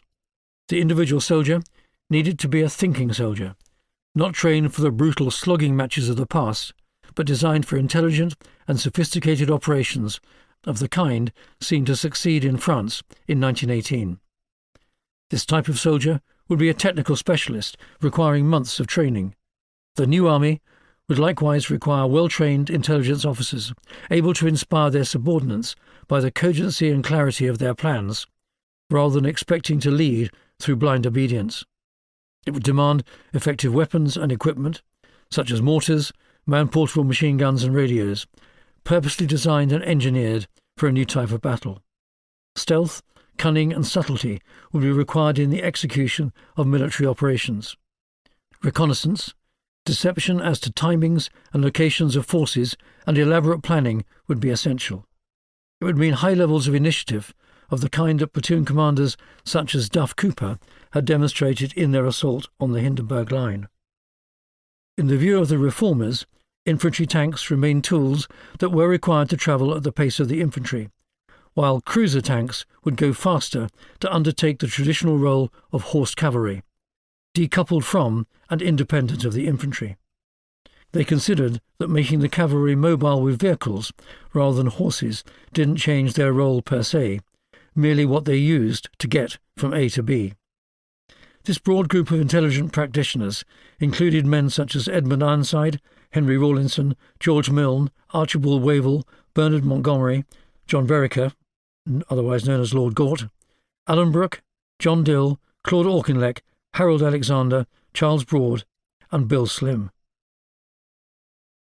The third group we can call the radicals. This was a tiny number of noisy individuals, many of whom had served in the Tank Corps in the Great War, who believed they saw in 1918 an entirely new form of warfare, one that focused on the tank almost to the exclusion of all else. These so-called apostles of mobility, such as Gifford Martell, Frederick Pyle, J.F.C. Fuller, Henry Hubbard, and Basil Liddell Hart, believed that armoured mobility could now give commanders a far more decisive advantage in war, making the infantry, if not redundant, then superfluous or at least secondary. They had seen the effect of shock action in 1918, first against the British Third Army at Amiens in March, and then against Ludendorff's army in the 100 Days. They believed that the future of warfare would be that of massed tank armies, wheeling behind fixed defences to defeat the enemy in the rear, destroying command, control and logistical infrastructure, and thereby the enemy's ability to command its armies, rather than confronting its manoeuvre forces directly. Both Fuller and Liddell Hart came to believe that mobile formations of tanks were the key to future war. Fuller considered the triumph of 1918 to be the tank. Its utility was unarguable. Wireless, caterpillar tracks and armour, these are the three components of the new idea. You can talk to anyone, you can move over any form of open country, and you have cut the bullet out of the picture. Remarkable changes, yes, yet no more than the ABC of new tactical language. For you have no front. Your front may be anywhere. You have no reserves. Your whole force is a potential reserve. You have no old-fashioned advance guard. You have a moving armoured screen, the light tank battalion, which, like the cloak of a matador, can be flicked from front to flank, from flank to rear, with incredible bulletproof speed when compared to that of the infantry. The view of this fraternity was that the tank, fast and heavily armoured, could play as decisive a role on land as the bomber in the air or the battleship at sea, an analogy fully used in a prize-winning Royal United Services Institute military essay contest in 1919. Fuller continued to believe that a large tank force striking deep into an enemy's rear to decapitate its command and control capability was the future of warfighting. In this latter formulation, the tank was the modern horse, carrying out not just the traditional function of the cavalry, but a strategic discombobulation role new to modern warfare. This, of course, remained an untested theory, in Britain at least. Fuller regarded the virtual destruction of the superb tank corps after the war as a moment of extraordinary self-harm. In 1918, a Mark V tank, for example, by being fitted with an aero engine, had achieved cross-country speeds of over 20 miles per hour. But after 1919, rather than seeing this as a speed to which all accompanying arms and services had to follow, the Army directed that the speed of tanks be reduced to that of marching infantry. It was, he expostulated, akin to ploughing a field with a tractor harnessed to a horse. Fuller and Liddell Hart believed that a mental lethargy embraced the military mind after the Great War. Fuller argued that the reversion to that of an imperial police force created a retrograde mental adjustment in the army, in which thinking about war and about how to win at warfighting became a pretense. If the Great War was an aberration in the history of mankind and would never be revived, preparation for it need not be considered or rehearsed. Exercises became, as Fuller asserted, mythological. He pointed out that in 1932, exercises for the 1st Division in Aldershot, for example, were based on scenarios modelled on the Boer War. Mental and intellectual preparation, thinking about war as a science, could be distracted by other more compelling likelihoods, such as imperial campaigning or military aid to the civil power, and the army's first duty, to prepare itself for the possibility of a war of the greatest magnitude to defend the nation's interests, forgotten. To what extent was he correct? Fuller's complaint was one that many others echoed, including Ironside and Montgomery. The problem was that of having officers capable of handling complex formations, that is, mixes of various units at divisional, corps and army level, with minds that had been formally trained and prepared for this purpose. Britain did not take seriously the intellectual training and preparation of its higher commanders during the interwar period, with the result that the army faced a serious deficit of generalship in the early years of the Second World War. There was some validity in the argument the army officers weren't as inquisitive as they should have been during this period. Tucker, who lived through it, described it as the Great Ice Age of military thought. Professor Brian Bond, while dismissing as exaggeration the claims of some that the army was unthinking, acknowledges that the army's innate conservatism was reactionary, in its deep-rooted reluctance to adapt to both technological developments and changes in the society in which it lived. Indeed, there is considerable evidence of the intellectually stultifying existence of most army officers in the 1920s to 30s, though there were a few, noted above, who were exceptions to the rule. The majority expressed little or no interest in military innovation, or what their friends and potential enemies were doing in the military sphere. It isn't surprising, as Bond points out, that British Army officers failed to appreciate the extent of the French Army's decline or the Wehrmacht's rapid development in the late 1930s. Field Marshal Philip Chetwood's much-quoted farewell address as Commander-in-Chief India in 1934 was perhaps the most devastating indictment of the military profession in this era by an insider, including the reflection that the longer I remain in the service, the more wooden and the more regulation-bound do I find the British officer to be. In the view of Major General John Kennedy, Director of Military Operations in 1939, at the start of the war, the Army had no single soldier with war experience of high command. The problem was that Britain began with an army which was trying, through no fault of its own, to expand too late, and with a nation which was rousing itself from a deep sleep as the lava began to flow. Kennedy's argument is correct insofar as it relates to the unique demands placed on the small peacetime army as it grew rapidly to meet the urgent new demands of war. But it doesn't fully exculpate the army from failing to prepare those commanders that it did have for the potential challenge of war.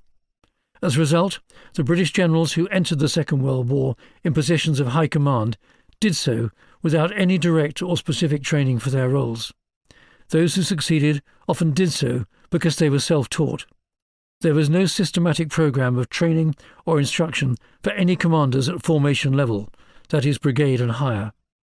Most senior officers in the British Army, according to Sir Michael Howard, displayed in fact all the good and bad qualities of the regular army. Excellent in looking after their men, brilliant in small-scale actions requiring flair, dash and leadership, but out of their depth, and inept at higher levels of command.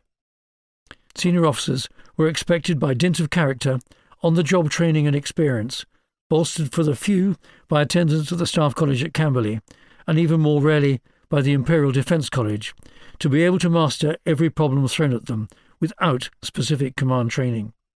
It was not considered necessary to train officers to command anything larger than a platoon, the job at Sandhurst or Woolwich at the start of one's career, and any consideration of the art and science of war was considered Prussian eccentricity and not the proper fare for the British military tradition, which expected its commanders to develop their character riding to hounds, steeplechasing, or on the sports field. This wasn't unreasonable. Hunting and riding to hounds was regarded by many officers as being the perfect training for understanding and appreciating the nature of ground, but it patently wasn't the whole answer. No training in high command existed anywhere in the Empire, a legacy of the fact that no formation doctrine existed for the deployment of armies in a 1918-type scenario. A higher commander's course, run by General Dill in Aldershot in 1939, appears to have been the only attempt to meet this need. Fuller lamented that even large-scale military exercises, manoeuvres, in Great Britain were abandoned as an efficiency measure in 1925. The result was that instead of doctrine dominating thought and behaviour, the personalities and private predilections of those placed in operational command became paramount.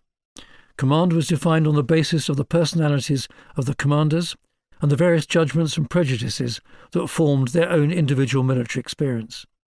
This, in fact, had been the traditional British approach to command. The single military hero, the Wolfe, Wellington or Gordon, seemingly endowed with all the virtues of a superior race and schooling, securing the command of his army by virtue of the power of personal leadership. Personality is essential at lower levels of command, but personality alone is poor preparation for dealing with the demands of high command in war, particularly when that experience is limited to peacetime soldiering, or at best, imperial policing.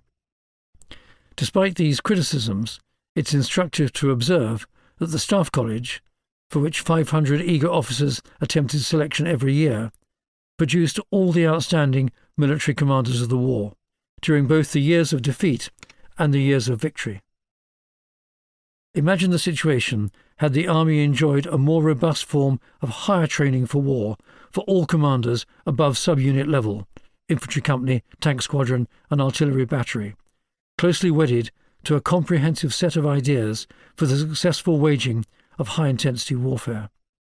It was not to be until 1988 that the then Chief of the General Staff, CGS, Field Marshal Sir Nigel Bagnall, introduced the Higher Command and Staff course for 30 selected potential senior commanders. The trickle-down value of this course has transformed the British Army of today, but complacency is always a danger. In the circumstances of 1939, the failure of the first 3 years of war is understandable. Armies, like their leaders, take time to train, although this reality is hard to accept by politicians, demanding immediate action and even quicker results. The problem, Kennedy observed, was that when war came, Great Britain was still suffering from the effects of our national habit of neglecting to create an army until after the outbreak of war. Britain's failure to select generals during peacetime on the basis of their military ability alone was clear to Brooke when he became CIGS in late 1941. Too many officers have been and are being promoted to high command because they are proficient in staff work, because they are good trainers, because they have agreeable personalities, or because they are clever talkers, he complained. We must be more ruthless in the elimination of those who seem unlikely to prove themselves determined and inspiring leaders in the field. It's essential to select the best men to fill their places. His war diaries are replete with complaints about the lack of suitable officers for command positions, which he credited to high losses in the First World War. On the 8th of October 1941, he wrote, "It's lamentable how poor we are regarding army and corps commanders. We ought to remove several, but heaven knows where we shall find anything much better." And a post-war edition. This shortage of real leaders was a constant source of anxiety to me during the war. I came to the conclusion that it was due to the cream of the manhood having been lost in the First World War. It was the real leaders, in the shape of platoon, company and battalion commanders, who were killed off. These were the men we were short of now. I found this shortage of leaders of quality applied to all three fighting services, and later I was able to observe that the same failing prevailed among politicians and diplomats. Brooke's conclusions are unconvincing, however. The argument that the best future commanders were all killed off in the First World War, leaving only the dunderheads to muddle through into the Second, is not logically sustainable. The real reason for the apparent ineptness of British commanders at the start of the Second World War is that they simply had not been trained or prepared adequately for high command during the years of peace. Chapter 9. What is the Army for, and how should it fight? One of the difficulties the Army faced during these years was that it had an inadequate system for managing innovation and change. Military doctrine needs a home, a place where the theory of warfighting can be translated into force structures, equipment, standard operating procedures and training. The Army didn't have a Directorate of Doctrine or Development to oversee this activity, which meant that where new thinking or the development ideas did take place, it did so in an unstructured way, by zealots and often by outcasts. It was dependent on the predilections, good or bad, of its senior commanders, in field command or in the War Office. When these posts were occupied by men determined to continue the path towards improvement, consciously promoting and developing the creation of ideas across the Army, the future of the Army could be regarded as being in good hands. But there did not exist any form of formal or sanctioned laboratory where ideas could be tested or developed. In 1924, Captain Basil Liddell Hart suggested, in a paper calling for a new model army published in the Army Quarterly, that the Army set up a tactical research department, which would work closely with a technical branch to evaluate every type of military innovation. Nothing came of the idea, a lack of money being used as the excuse for inaction. The great benefit of planning for future military eventualities is the opportunity it provides for wargaming various scenarios as a means of calculating approaches, tactics, and force structures. This degree of analysis also has the advantage of excluding those ideas, sometimes proffered by lobbyists, which are unrealistic or extreme. It's only in the absence of wargaming and tactical exercises that mad ideas are allowed to flourish. Equally, the experience of campaign planning would have allowed a fresh and open examination across all the arms and services of the art of the possible when it came to the effective deployment of men, weapons and equipment in battle. During the 1920s and 1930s, a lack of money for large-scale training can partly be used to explain why new tactical concepts and ideas weren't rehearsed as they might have been.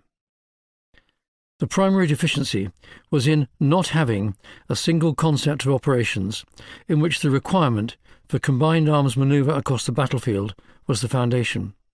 In other words, if the doctrine had come first, working on the basis of what was known to have worked in 1918, the types of equipment and weapons and force structures, organisations, would have followed naturally. Not having a doctrine against which these new ideas could be tested meant that any innovations that were proposed by eager lobbyists had no means of being tested and evaluated, and if suitable, developed for service. If there had been such, the purpose of experimentation would have been clear. As it was, such experimentation as did take place had little far-reaching effect.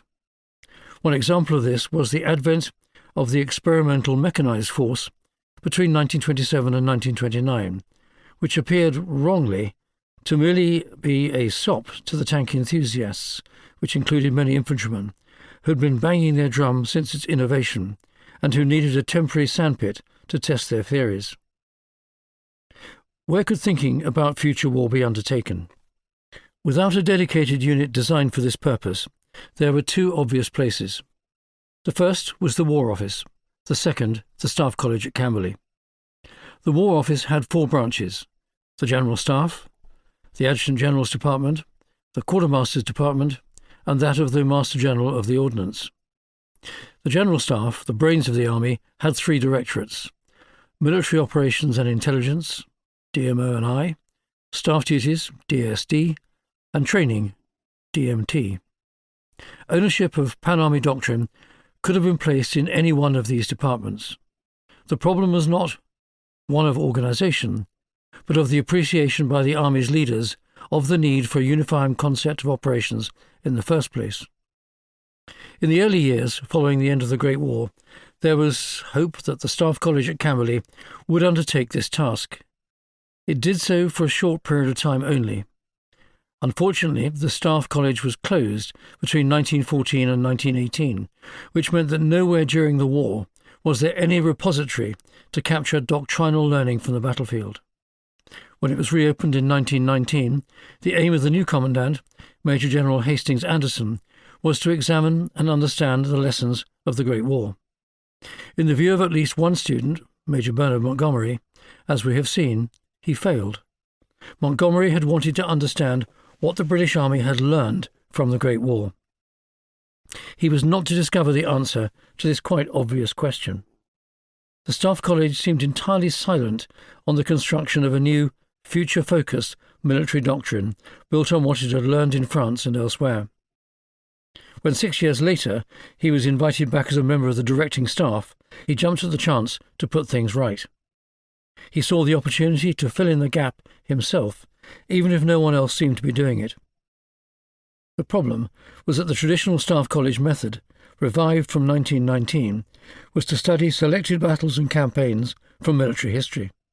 It was believed that history would enable the commanders of the future to apply the lessons of the past to the problems of the present, filtered, of course, through the field service regulations and other special-to-arm pamphlets or training publications. Britain's army had never been built on a doctrinal framework. The field service regulations were a post-Second Boer War afterthought. Military history was its substitute. To men like Montgomery, however, this approach was inadequate. Something much more radical was required, in which military doctrine was evaluated, constructed and taught. This is not to suggest that the attempt was not made. For a short period of time it was. General Edmund Tony Ironside took the reins at Camberley in May 1922, determined to add rigour and reality to the course. In fact, he wanted to convert the course into a war college to explicitly instruct up-and-coming officers. The 2-year course had 60 students in each intake, in how to fight and win the next war, based on a scientific understanding of the wars of the recent past. To the teaching staff, he invited one of the radicals, Colonel J.F.C. Fuller.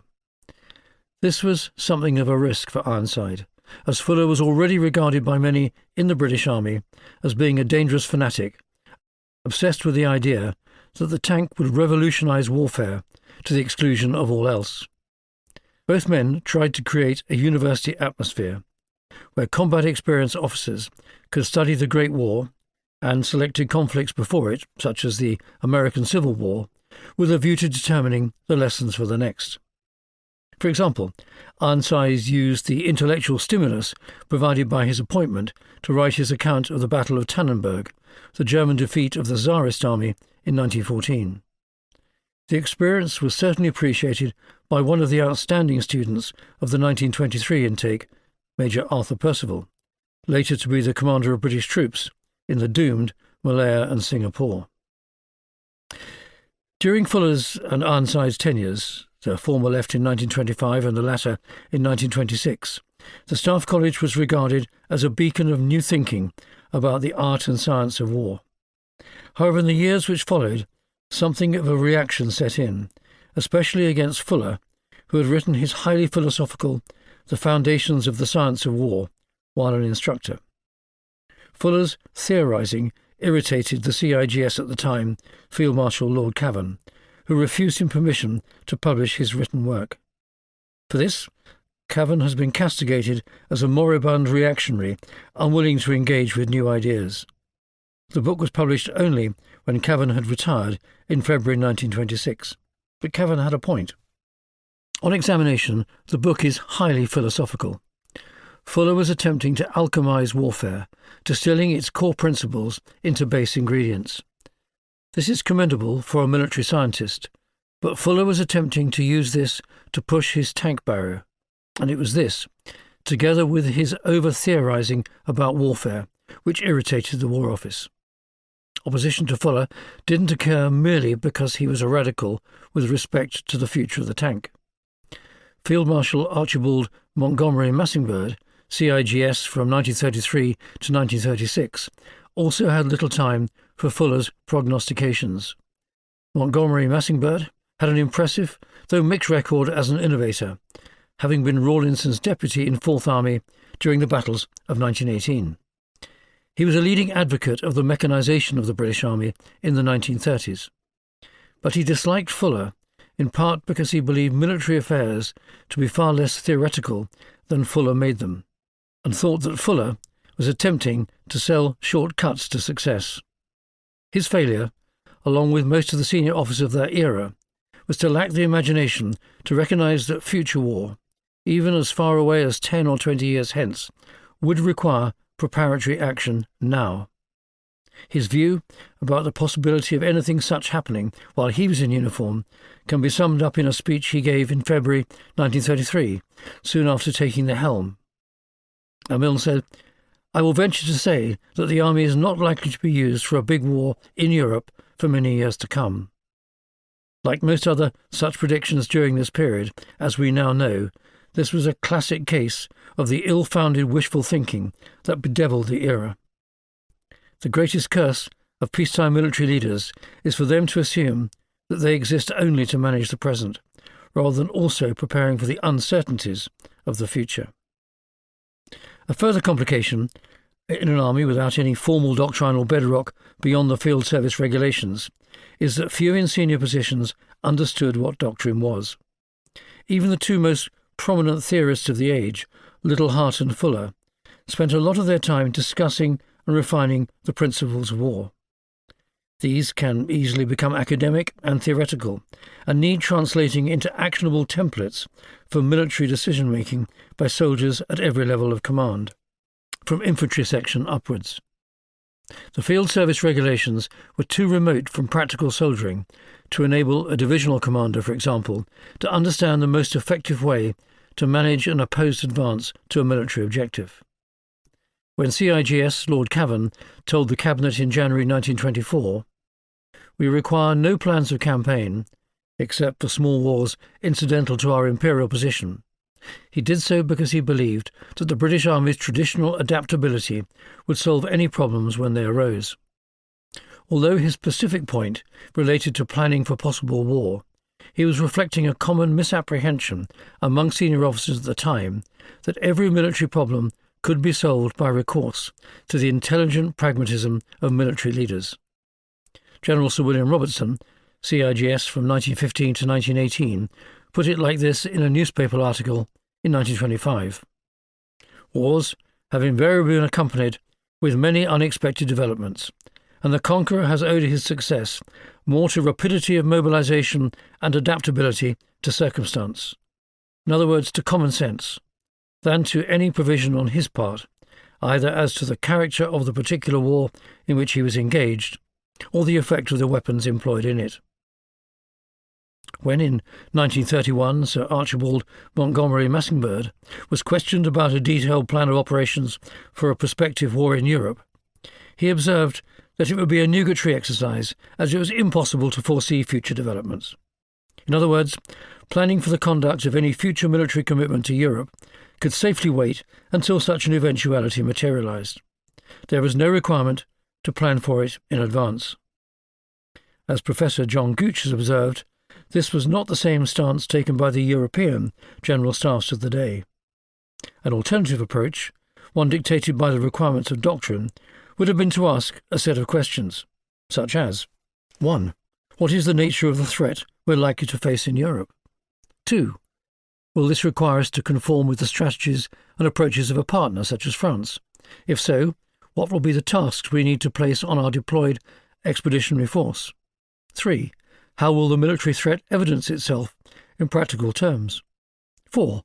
What is the best way of facing that military threat, either alone or with partners? 5. How will this determine our fighting strategies, organisational plans, and the physical deployment of our forces? And 6.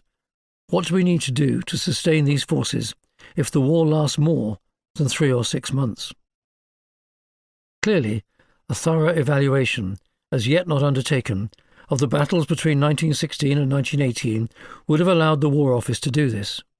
The absence of any doctrine to underpin operations in 1940 was a significant factor in their failure. One further example will suffice.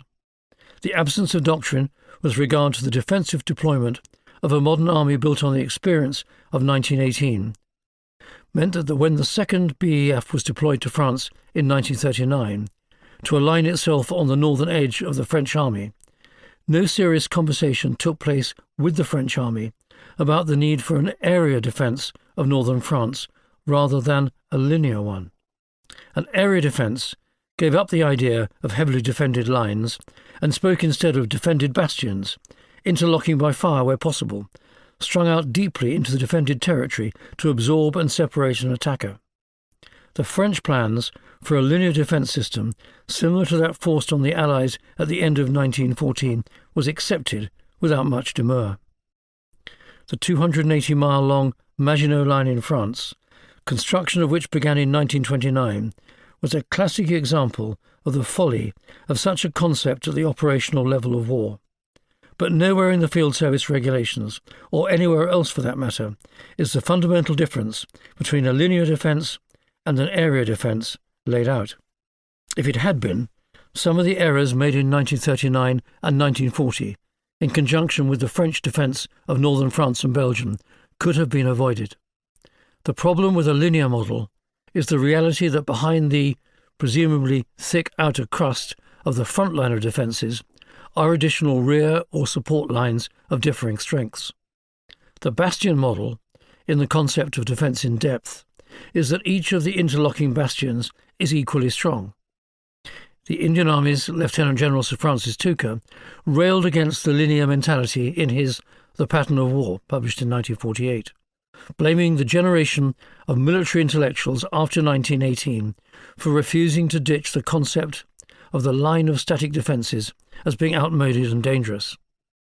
With the Maginot Line as the epitome of this false conception relative to a mobile army, an army of manoeuvre as he calls it, he describes the alternative available to the Anglo-French armies in 1940, defending many specific areas across a wide geography, a subject which we'll revisit in Chapter 14. He said, "The most economical form of strategic-level defence is a defence of areas. By holding areas, one need place but a nucleus garrison in those quarters against which an enemy's attack is least expected, and can fill up behind the crust of those quarters where it has been finally determined that the enemy will make his main thrust. That is to say, since the Allies had no great army of manoeuvre with which to oppose their enemy, they should have faced him on the frontier with their mobile outposts instead of with a complete static linear defence. Behind these mobile outposts should have been the army of manoeuvre, and it should have been based on well-organised and well-stocked areas of fortress defence. Such areas would be about Calais and Dunkirk, Lille, Saint-Quentin, Abbeville, about Paris, Rouen, Le Havre, Caen, about Lyon, and so on. Classic war demands the defence of fortresses by the levée en masse of its citizens, thus releasing the army of manoeuvre in full for its task. It is possible that two great fortress areas strongly held near the frontier, one in the north of France, the other about Metz, Strasbourg, Nancy, would have given the army of manoeuvre a sufficient power to prevent by threat or by ultimate action against the enemy's flank and rear as he passed through any considerable invasion of French territory. A study of the written output of the British Army in terms of instructions and pamphlets demonstrates during the interwar period that at one level the army wasn't asleep. It was not as though doctrine wasn't being written. The Field Service Regulations arrived in periodic revisions in 1920, 1923, 1924, 1929, 1930 and 1935, and single-arm manuals were also produced. The latter articulated organisational principles or battle procedure. The Field Service Regulations comprised approaches to warfare in terms of principles, rather than always specific detail. On the whole, they were sensible articulations of military art and science, but there was a serious problem with them. Understanding how well an army appreciates its doctrine comes not just from measuring the number of pamphlets it produces, but in assessing the degree to which the army lives and breathes by this teaching, and the extent to which force structures, equipment, training, preparation and rehearsals, exercises, field, sand table and tabletop follow.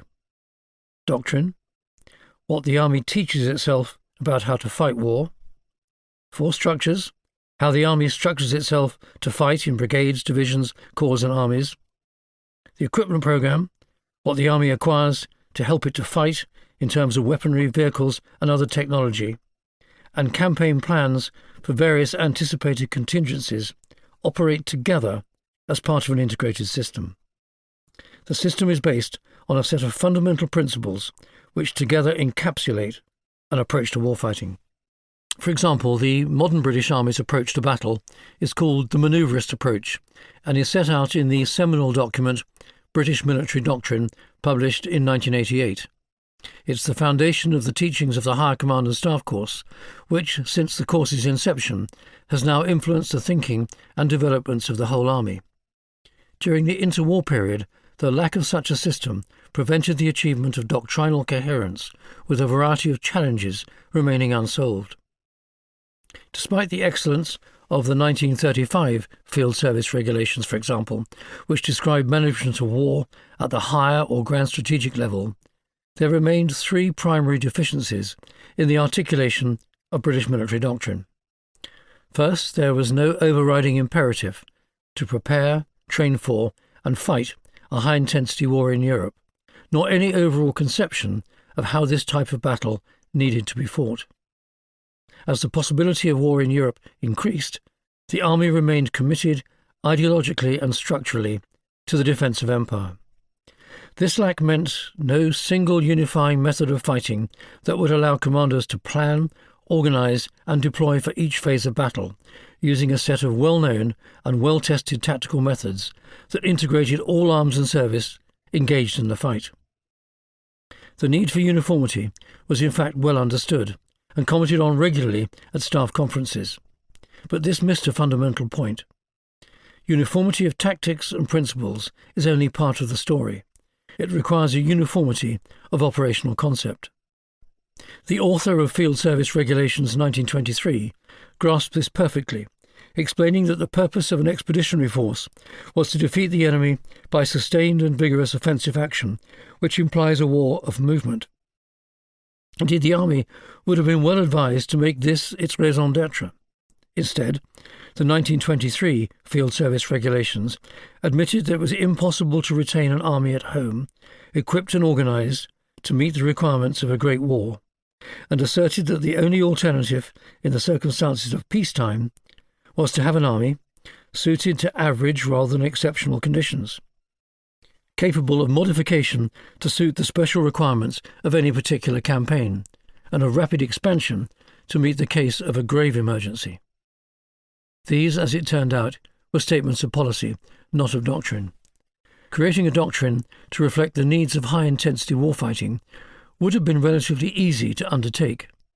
A place to start could have been to develop the excellent The Division in the Attack, 1918, expanded upwards to army level and outwards to incorporate the role of the division in defence as well. Another would have been to work backwards from the operational victories of late 1918 to ask the question, how were these achieved? Setting out in chapter and verse the methods and processes that led to battlefield success would have served to answer the question. These answers would need to be laid out and codified for every branch of the service, so that all ranks from top to bottom could then be trained in this specific approach to warfare. Without a structured explanation of how battle was to be managed by each arm and service working alongside each other in an integrated manner, the likelihood is that training will be misdirected and open to the whims and inclinations of each individual commander. Uniformity of operational approach was clearly the most fundamental requirement, enabling army, corps, divisional and brigade commanders to follow the same approach to planning and delivering successful combat operations. This uniformity is reinforced by means of regular training and repeated rehearsals in the sandbox and in the field. Secondly, despite the attempt in 1923 to create a set of field service regulations designed to build a future BEF, there was no operational doctrine for campaigning. The 1923 Field Service Regulations did an excellent job of laying out the administrative principles for launching an expeditionary force, but did little to explain how the subsequent campaign should be commanded, organised or fought. There was clearly a place for a revised version of The Division in the Attack, 1918, perhaps labelled the BEF in Attack and Defence, in the context of an operational or campaign plan. Equally, just because a subject is explained adequately or well in a training pamphlet does not mean that it's understood widely, or taught extensively, or indeed well. Many pamphlets were the product of the efforts of well-intentioned single-arm lobbyists determined to improve the quality of that arm's skills, equipment or operational purpose. Such were the infantry training manuals, or Lieutenant Colonel Charles Broad's excellent purple primers of 1929 and 1931, as described in Chapter 10, setting out ideas for the structure of armoured organisations following his experiments with the tank brigade. Although helpful, these conversations tended to be discussions within an echo chamber, not engaging with or developing doctrine across the army. However, the primary problem of the interwar years wasn't the inquisitiveness or otherwise of its officers, but the political determination of successive governments that Britain's national interest did not lie in Europe, but exclusively in its empire. It was a strategic assumption based not on geopolitical realities, but on popular revulsion at the scale of the harm done to the country by the Great War. The army could defend the empire as it had traditionally done, with the Royal Navy protecting the vast commercial sinews that held its sea lanes of communication together. Meanwhile, if Britain were threatened by a continental neighbour, it could be deterred, and Britain, if necessary, defended by the new bomber fleets, which a wide range of theorists were propounding would transform the nature of warfare. It's important to criticise the army for failing to think carefully enough about the future of warfare as we have done, but it's equally important to criticise the government for its egregious failure to acknowledge that were the balloon to go up in Europe, a modern army would be critical to enabling the country to respond adequately to this challenge. Instead, it was deliberate government policy by successive administrations after 1919 to degrade the army to a point where in a short matter of years the great fighting machine created in 1918 had become as distant to the reality of modern warfare as the Peloponnesian Wars. The government embraced the post-1918 peace dividend with no thought to the consequences of denuding the country of its fighting strength. It persuaded itself that the like of the war that had just ended would never occur again. It was, on reflection, an extraordinary abrogation of the government's responsibility when it determined that British national interest at home and in Europe would continue to be protected by the Royal Navy, increasingly by the Royal Air Force, and only peripherally by the Army. Indeed, during this period, the air defence of Great Britain was considered to be a more important task for the Army than the need to prepare for warfighting in Europe, Brian Bond noting that anti-aircraft guns and air defence generally received a much higher priority than tanks. The government failed to prepare for the fact that the British Army might once again have a requirement to support France in the event of a breakdown in European security. Ruling out such a commitment until it became inevitable as the result of German military aggrandizement demonstrated the foolhardiness of this strategy. Britain and its army needed to be closely linked with their allies in Europe so as to ensure that the peace of 1918 was preserved. A commitment to sending a modern, integrating warfighting force to Europe was a sine qua non of effective European collective security, as was largely the case again at the end of the Cold War. With the withdrawal of the Rhine Army in 1930, Britain, on the basis of a promise from Germany that the Rhineland would not be remilitarized, no longer had the forces able to enforce the new status quo. The Rhineland commitment for Britain had run its natural course, but the drawdown of the garrison was taken as a saving, reducing yet further the size of the British Army. Its handmaiden, failing to create an army able to fight as it had done successfully in 1918, made Britain fundamentally weaker and incapable either of standing up to the bullies in the European playground or of fighting them when necessary. Indeed, had Britain had an army structured for peer-on-peer warfighting, this might well have served as a deterrent the British government could have used in later years to counter Hitler. If the deployable forces had existed, and if the British government had had the political determination to deploy these forces to counter the German reoccupation of the Rhineland in 1936, followed by the territorial aggrandizement of Austria and Czechoslovakia, it's very possible that Hitler would have been forced to back down and reconsider his options. It is plausible that, had Britain and France entered into a military alliance before this, as France had requested, and responded with even a military operation against Germany, it might have worked, and Hitler might have been overthrown by his enemies in the General Staff. The principle of deterrence is that one has a sufficiently capable military force to prevent an opponent launching military action, with a government willing and able to use this force in the protection of its national interest. In the Rhineland, Britain and France lacked the foresight or political imagination to accept that their respective national interest was imperilled, and so did nothing to counter Hitler. In Britain's case, there was no appetite for military action, many sympathising with Germany. But likewise, the British Army was undoubtedly incapable of confronting or repelling the Germans, even had it been deployed. It's no surprise that the lack of a commitment to European security had a direct and fatal impact on the development of a warfighting doctrine in the British Army, together with the equipment and weaponry necessary to deliver it. It is likewise no surprise that Britain and the British public failed to understand the implications for the balance of power in Europe if it refused to stand by the agreements already in place that established and enforced the security status quo over the continent. A major problem of the interwar years in the senior echelons of the British Army was therefore one of imagination. Who in 1919 would have imagined that Germany would be overwhelmed by a destructive political and cultural virus that would allow it to behave as it did from 1936 and invade Poland in 1939 and Norway and the Low Countries and France again in 1940? Such a suggestion would have been entirely preposterous. Anyone suggesting such foolishness during the 1920s would have been consigned to the lunatic fringes of the political spectrum. Yet the unimaginable happened. It was a core requirement of the Chiefs of Staff and the War Office to imagine what might be and to prepare for it, rather than to merely hope for the best. The failure of Britain, both its government and its army, was to think that the unimaginable was not possible, and thus to be critically incapable of responding when it did happen. In practical terms, it meant that the British Army was not structured, organised, or equipped to fight a peer adversary again in a major war.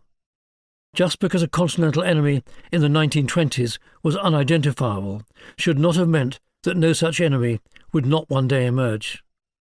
It's the duty of the government, then as now, if they take the security of the nation's interests seriously, actively to imagine the unimaginable. In January 2022, a war in Europe was both unthinkable and unimaginable, but on the 24th of February that year, it became a reality. History has an uncomfortable habit of repeating itself. Chapter 10. The Battle of the Tank.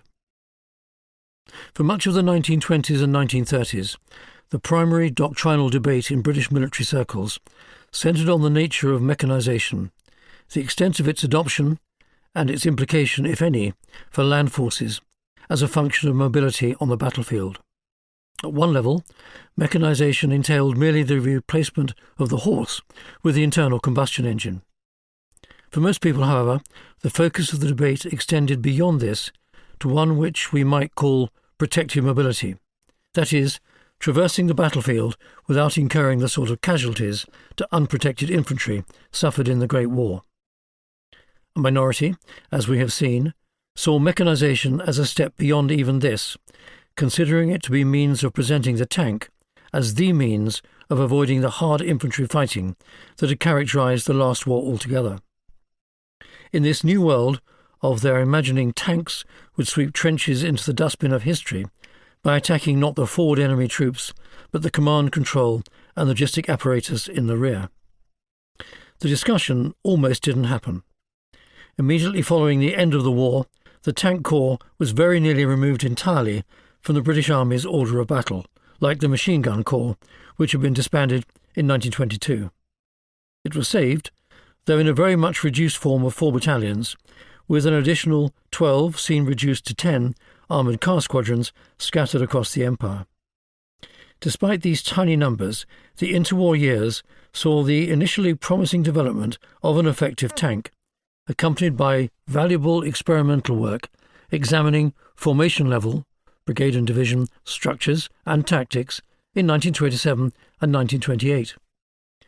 Additionally, some organisational doctrine came along in the form of Lieutenant Colonel Charles Broad's first Purple Primer in 1929.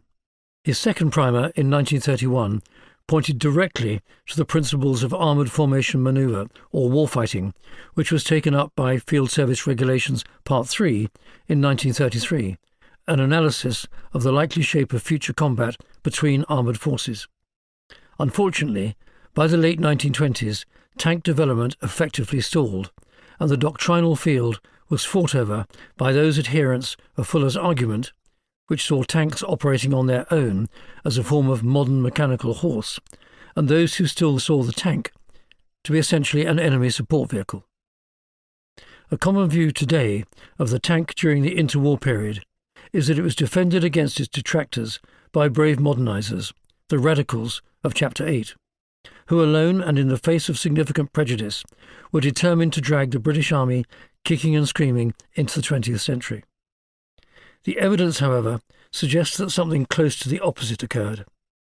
There seems little doubt that the ideological battles that took place over the role and purpose of the tank in fact hindered both its technical and its doctrinal development.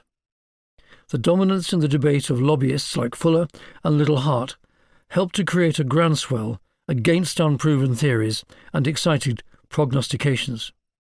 In fact, the British Army never stopped believing that tanks would play an important role in the next war. Contrary to Little Hart's 1965 memoirs, the records show that the War Office and successive CIGSs encouraged and supported the development of the inclusion of tanks in the British Army's order of battle. The problem was always the lack of money for the tank's development and the tiny numbers involved, as well as, for most of this period, an absence of any army-wide agreement as to how these vehicles would be deployed in battle. What role would tanks play in warfighting? How would they interoperate, if at all, with other arms? And to what extent were other arms required to be mechanised as well? These questions were never satisfactorily answered before war came again in 1939. In 1918, with no end of the war in sight, Fuller had authored a plan, borrowed from an earlier paper by Major Gifford Martell, to deploy a massive force of 4,992 tanks to smash through the enemy lines and to operate similarly to a naval fleet in the enemy's rear, tacking the enemy's command system. This plan, 1919, was obviated by the end of the war, but he captured these ideas in a book called The Reformation of War in 1923. He suggested that an armoured advance would be accompanied by a fleet of 500 bombers simultaneously sweeping through the air to cause panic and mayhem among the enemy population. Both aircraft and submarines would also debouch small tanks into enemy territory. To most sensible soldiers, these ideas smacked of fantasy, grounded not in the proven combined arms effect of 1918, but in the unproven expectations of a second Cambrai of 1917. In the 1920s, Fuller was given considerable opportunity to present his ideas to the army. The CIGS at the time, Sir George Milne, made him his military assistant in 1926, after Fuller had left the Staff College, with the specific task of setting up the Army's experimental mechanised force in 1927, although the relationship between the two men did not prosper. In part, the experimental mechanised force arose from a concept of Milne's that if a resurgent Germany forced another continental commitment on the British Army, a second BEF, using troops existing in Germany, would be required. Those troops did not exist, however, outside of the Cardwell Home Units, most of which were in recruitment and training mode to support the commitment to imperial defence. When in 1927 a divisional strength expeditionary force was required for Shanghai, it proved difficult to find and difficult to organise. In the end, troops were pulled from other duties, embarked and dispatched to China without any preparation for war or any form of formation training. Likewise, it was an entirely infantry force.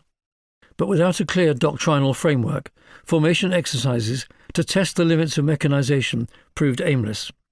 An exercise was undertaken on Salisbury Plain in September 1925 to test the issue of mobility between mixed infantry, tank and cavalry units. It proved to be something of a fiasco, but was one of the factors that led to the creation of the Experimental Mechanised Force in May 1927. Milne offered Fuller the opportunity to take command of the Experimental Mechanised Force, but Fuller refused, on the basis that he would also be responsible for command of the Tidworth garrison, an administrative job he believed clashed with the need to get the most out of the Experimental Mechanised Force trial. In retrospect, it was a foolish decision, as it meant that the one person who had been advocating more than anyone else the need to establish mechanised combat forces in the British Army was to play no role in directly influencing the result. The Experimental Mechanised Force was to comprise half of the tiny Royal Tank Corps, in other words, 2 battalions of the 4 in existence at the time, an infantry battalion, an 18-pounder field artillery regiment, together with a 3.7-inch mountain gun battery and an engineer field company. The concept was to create a fully integrated force of mobile, mechanised troops, with a balance of tanks, machine gun carriers, infantry and artillery. Unfortunately, it did nothing of the kind.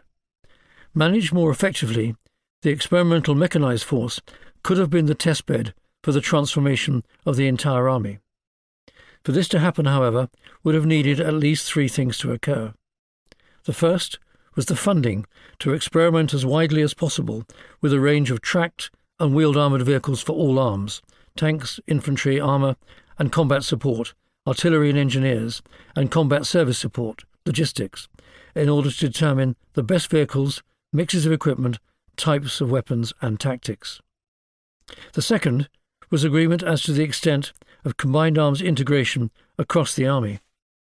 Was this new combined arms grouping and mechanisation to be for the whole army or merely part of it? The third, even more important perhaps, was a warfighting doctrine to ensure that these new formations could operate successfully in battle. In the Southern Command exercise in 1927, the Experimental Mechanised Force demonstrated that it could operate successfully against an infantry division 3 times its size. But an unusual form of self-emasculation seemed to embrace the War Office over these efforts. The CIGS, on the 8th of September 1927, told the men of the Experimental Mechanised Force that a complete change of mental outlook was required in preparing for a future war, by which it was presumed he meant a war against the continental enemy. The title of Milne's speech was, "For if the trumpet gives an uncertain sound, who shall prepare himself for the battle?" In it, he urged the army to think differently and to embrace the reality of mechanisation, armoured warfare, and a rethinking of traditional infantry-based tactics. Yet avoiding these realities is precisely what he and his successors had been doing and continued to do. He prefaced his remarks by pointing out that financial stringencies meant that what the army was describing as mechanisation was going to be a long, slow process. He warned those who saw the successful result of the exercise that it was merely experimental, and that in any case future development was constrained by the budgets available. Most tellingly of all, he added that the programme of mechanisation was going to be a slow one, so as not to upset the traditions, the esprit de corps, and the feeling of the army as a whole. The phrase mechanisation was itself a problem, for which Milne was unable to provide an unequivocal definition.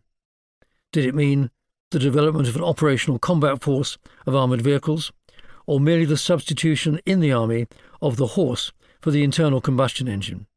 No one was entirely clear. History has shown that it was the latter. The problem, demonstrated by his comments, and despite his support of the Experimental Mechanised Force, was that Milne wasn't clear himself what he wanted the new force to demonstrate, except that it was expected to have a minimal impact on the Cardwell-shaped army. He wasn't a Henry Wilson, knowing exactly what he wanted and working all out to secure it. He appeared overwhelmed by the magnitude of the intellectual and organisational task and the financial constraints upon him.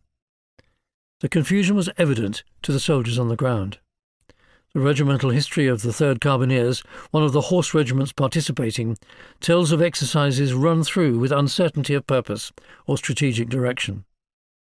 In 1929, on Salisbury Plain, the cavalry brigade was used for the most part in opposition to the experimental armoured force, to bring out the merits and limitations of both. To launch cavalry against armour seems a strange way of determining their relative merits and demerits, and the result, as may be imagined, merely caused bewilderment. On the whole, the cavalry seems to have had the better of the encounter, for the armoured force was broken up. In the cavalry, the great problem to be solved is the harmonisation of horse and motor in the matter of speed, cross-country performance and supply, etc. It was a problem which was never solved. Horse and motor have such divergent characteristics that an attempt to harmonise them was pure folly. Then, at the annual staff conference in January 1928, a new model division was proposed, designed to fight a major war in which the separate tank brigades were to be broken up and a tank battalion and armoured car company added to each infantry division. This new division would be the first truly combined arms division, a revolutionary suggestion that would have had radical implications for the way in which the army structured itself. But it was not to be. The new model division fell at the first hurdle. A lack of money was given as the reason. There was not enough in the kitty to allow the army to press ahead with the development of two types of division, an infantry one and a combined infantry-tank version. Such modernisation as was agreed would take place at an evolutionary rather than a revolutionary pace. Any changes would have to take place without upsetting the Cardwell settlement, as that, it was believed, would prejudice the defence of India. In any case, the Treasury presented the argument that it was premature to start production of armoured vehicles when the army wasn't yet certain what it wanted. The argument that doctrine would develop alongside experimentation was not robustly presented by Milne, and he gave in to pressure. As Jackson and Bramall have wryly observed, it would have taken a Marlborough or Kitchener and an obvious threat to the country's security to prise open the Treasury grip on military expenditure in the mid-1920s. Fuller wrote disgustedly that instead of building up a truly mobile little army, we would not do so. Accordingly, when in 1931 the old-style 1st Infantry Division mobilised for exercise, it did so almost exactly as it had done in 1899, with 5,500 horses, 740 horse-drawn vehicles, and the old horse ambulances of the Boer War period. So while the idea of the experimental mechanised force was positive, its execution left much to be desired. The army learned much from the experience, but it suffered from a lack of urgency and the assumption that tanks were an addition to the old style of warfighting rather than an opportunity to create something quite new. The policy, as Milne presented it, was to make haste slowly, recognising the financial realities of Britain's economy, a point that the radicals were accused of never fully appreciating. The radicals still had a point, nevertheless. Change was needed. The army was crying out for a combined arms division. With plenty of evidence to support their view in terms of what they had seen of the experimental mechanised force, they feared that the War Office did not understand how to sponsor change while simultaneously attempting to manage existing operational commitments. The radicals, of course, by promoting too much change too quickly, undoubtedly overwhelmed the capacity and often the good humour and equanimity of those in command of both policy and purse strings. A middle way was required, combining a recognition in the War Office for the need to change and a methodology for achieving it. The problem was that in the urge to mechanise, the ultimate purpose, apart from going faster than horse or foot power allowed, was absent. The ultimate purpose of mechanisation should have been to allow the army to have flexibility to deliver operational manoeuvre. Vehicular mobility provided the opportunity for commanders to manoeuvre their forces against the enemy at both the operational, in other words as part of a wider or campaign plan, at that level of war, and at the tactical, in other words directly on the battlefield.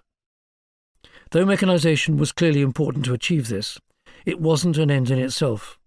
Its purpose was, or should have been, framed by operational doctrine. In all the debates of this period, this was the point that was not fully understood. If one started with the doctrine of operational manoeuvre, mechanisation would follow. The difficulty for the War Office was that the so-called apostles of mobility, Little Hart and JFC Fuller in the main, preached a doctrine of extreme manoeuvre, that would never be accepted by the War Office or the Treasury, the one for the extremity of its ideas and the other for its cost. The view of the Conservatives, and thus of the War Office, about the Radicals was that they had a theory, and that was all. This theory was that the tank, and the tank alone, could strike hard and deep into the enemy's rear to decapitate an opponent's command functions. The theory had much to commend it, but it had never been wargamed with or by professional soldiers. In retrospect, the Second World War was to demonstrate there was much good in these ideas, but that their extreme arguments were in fact false. The tank was indeed a critical part of a combined arms force, along with mechanized infantry, self-propelled guns, ground attack aircraft, armoured reconnaissance and radio communication. Such combined arms formations would be required to fight against main force enemy elements, not merely to threaten and disrupt their headquarters and command and control functions. This was what the soldiers of the 1920s and 1930s were slowly groping for in the darkness. The War Office was right to take things cautiously, but the fact that the experimental mechanized force was able to achieve only 4 days of formation exercises in 2 years, 2 days each in 1927 and 1928, gave ammunition to those who criticised it for being half-hearted. The mistake was not to undertake these studies and trials rigorously enough, with a doctrinal template underpinning them, or to fund them adequately. At the end of 1928, for instance, Milne and otherwise fair-minded CIGS gave in to pressure from the General Officer commanding Southern Command, Montgomery Massingberd, another experienced and fair-minded man, whatever slander JFC Fuller threw at him, to switch focus from a single tank brigade trial in order to slowly mechanize the whole army, infantry divisions and cavalry brigades alike. The experimental mechanized force experiment was halted. What Montgomery Massingberd wanted was to use the newest weapons to improve the mobility and firepower of the old infantry and cavalry formations, rather than to create a new, specialized formation even on a trial basis. There was much sense in this. The problem was that stopping the experimental mechanized force threw the baby out with the bathwater. The emphasis on developing the armoured brigades, in the process of which new doctrine might be presented and new opportunities grasped, halted completely. By stopping the experimental mechanized force, the focus of the experiment shifted away from finding out how a divisional, corps and army commander might be able to manoeuvre on the battlefield to one in which old-style troops had better mobility. Milne, who understood the difference between these two concepts, he had changed the name of the experimental mechanized force in 1928 to experimental armoured force to capture this distinction, nevertheless gave in to Montgomery Massingberd's pressure and ordered the end of the experiment. He did so, thinking he might have the opportunity to restart the experimental armoured force after a year. Unknown to Milne, a financial whirlwind was about to hit the United Kingdom. In the financial depression which followed, he found he could not revive the experimental armoured force. In 1929 and 1930, small-scale mechanization trials in the infantry, cavalry and tank forces took place instead, examining a wide range of relatively low-level subjects, such as the deployment of machine guns in the experimental infantry battalions, the use of radio communications between armoured vehicles, the employment of machine gun carriers in the cavalry brigades, and the role of light tanks within the infantry brigades. New and big thinking about the creation of a modern British army, or of new tactical doctrine to prepare it for future war, was limited once more to conversations between the small band of enthusiasts in the reformer camp. One product of the trials was the publication of what became known as the Purple Primer, named from the colour of its jacket. Lieutenant Colonel Charles Broad prepared his ideas for the organisation and deployment of mechanised and armoured formations, which was published in March 1929. In 154 short pages, 101 of which were given over to manning tables for various types of mechanised unit, it captured the practical lessons of both the experimental mechanised force and the 1928 exercises. It is clear from these that a direct link was being made between mechanisation, mobility and the possibility for manoeuvre. For instance, Broad described the role of an armoured fighting vehicle to be to act by fire and movement with the immediate object of creating an opportunity for decisive action and the ultimate one of securing a concentration of superior force at the decisive point. Broad asserted that by increased mobility the art of generalship is enhanced. Likewise, the moral and material effect of AFVs on other arms is great. They can in fact render immobile, by threat alone, such infantry formations as are unsuitably equipped. There remained many gaps, not least in the concept of integrating infantry with armoured fighting vehicles, armoured supply, mobile armoured artillery and anti-tank weapons, or cooperation with air. But these concepts were a significant step forward in creating a combined arms operational doctrine for the British Army. Broad recognised that he was drafting a document that would articulate the relationship between the fact of mechanisation and the possibilities for manoeuvre provided to the commander of the future. Victory has not always been obtained solely by direct attack. Superior manoeuvre may in the future, as in the past, cause the surrender of large and important forces, when the latter find themselves placed in impossible positions. A force may find itself in such a position if it is driven across neutral frontiers, cut off from the means of supply, or actually surrounded. It was, for its time, and following only a short period of limited experimentation, a remarkable volume, providing a foretaste of the development of battle during the next war. But pamphlets do not an army make. A concentrated effort would be required to align the whole thinking of the army, together with its equipment procurement programme and its training effort to create the sort of force that Broad envisaged. A revised pamphlet was issued in 1931, entitled Modern Formations. It suggested the reorganisation of the army between mobile and non-mobile infantry divisions. The mobile divisions would be of three types. The first would comprise 3 horsed cavalry brigades. The second would have 2 tank brigades and a lorried infantry brigade, and the third would contain 3 tank brigades. The continued inclusion of the idea of horse cavalry hinted at the slow progress being made in thinking of the future of warfighting in the army. The first chapter was given over to a description of the present stage of evolution of a new army organisation. It was unusual for such a document to comment so overtly on the reasons why the transformation of the army might not take place in time for the next war, but it reflected Mill's warning in 1927 about the absence of money. The decision to undertake the great expense involved in the rearmament of an army is likely to be laid until the political situation indicates that an emergency involving serious danger of war is within sight. It's more than possible that far-reaching changes in organisation and equipment, and presumably doctrine and tactics, may be delayed until the eve of mobilisation or even until the outbreak of war itself. At the present time, when retrenchment and economy coincide with a rapid development in all mechanical and electrical sciences, the gap between peace equipment and organisation and our requirements for war is bound to be great. These might have been an accurate reflection of the low status of questions in Britain of the Army's preparedness for war, and it's clear from the context that Broad was referring to a new war in Europe. But it's nevertheless profoundly dispiriting to see the level of official acceptance. The Purple Primer was published under Mill's signature to the fact of unpreparedness. By 1931 there was no money for the mechanised transformation of the army. Indeed, there was no money for anything. The value of exports, and thus the revenue that earned for British businesses and the tax take for the Exchequer, had fallen by 30%. Unemployment rose rapidly from 1 to 3 million, and a nadir was reached in terms of funding for the army at £36 million. It was not politically possible for the army to receive money to develop tanks at a time when considerations were being given to reduce unemployment benefit.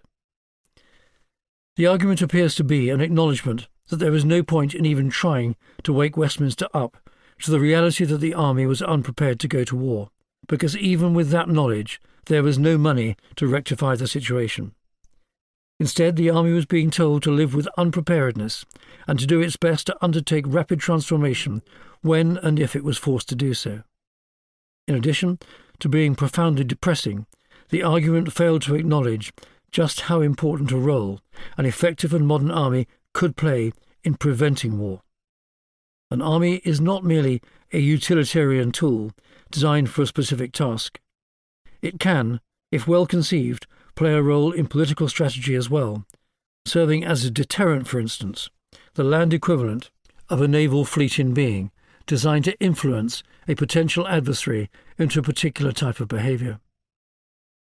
Broad's purple primers were excellent demonstrations that the army, or elements of it at least, was beginning to understand what was required to transform it ready for a future high-intensity war in Europe, or anywhere else for that matter, if it had the opportunity.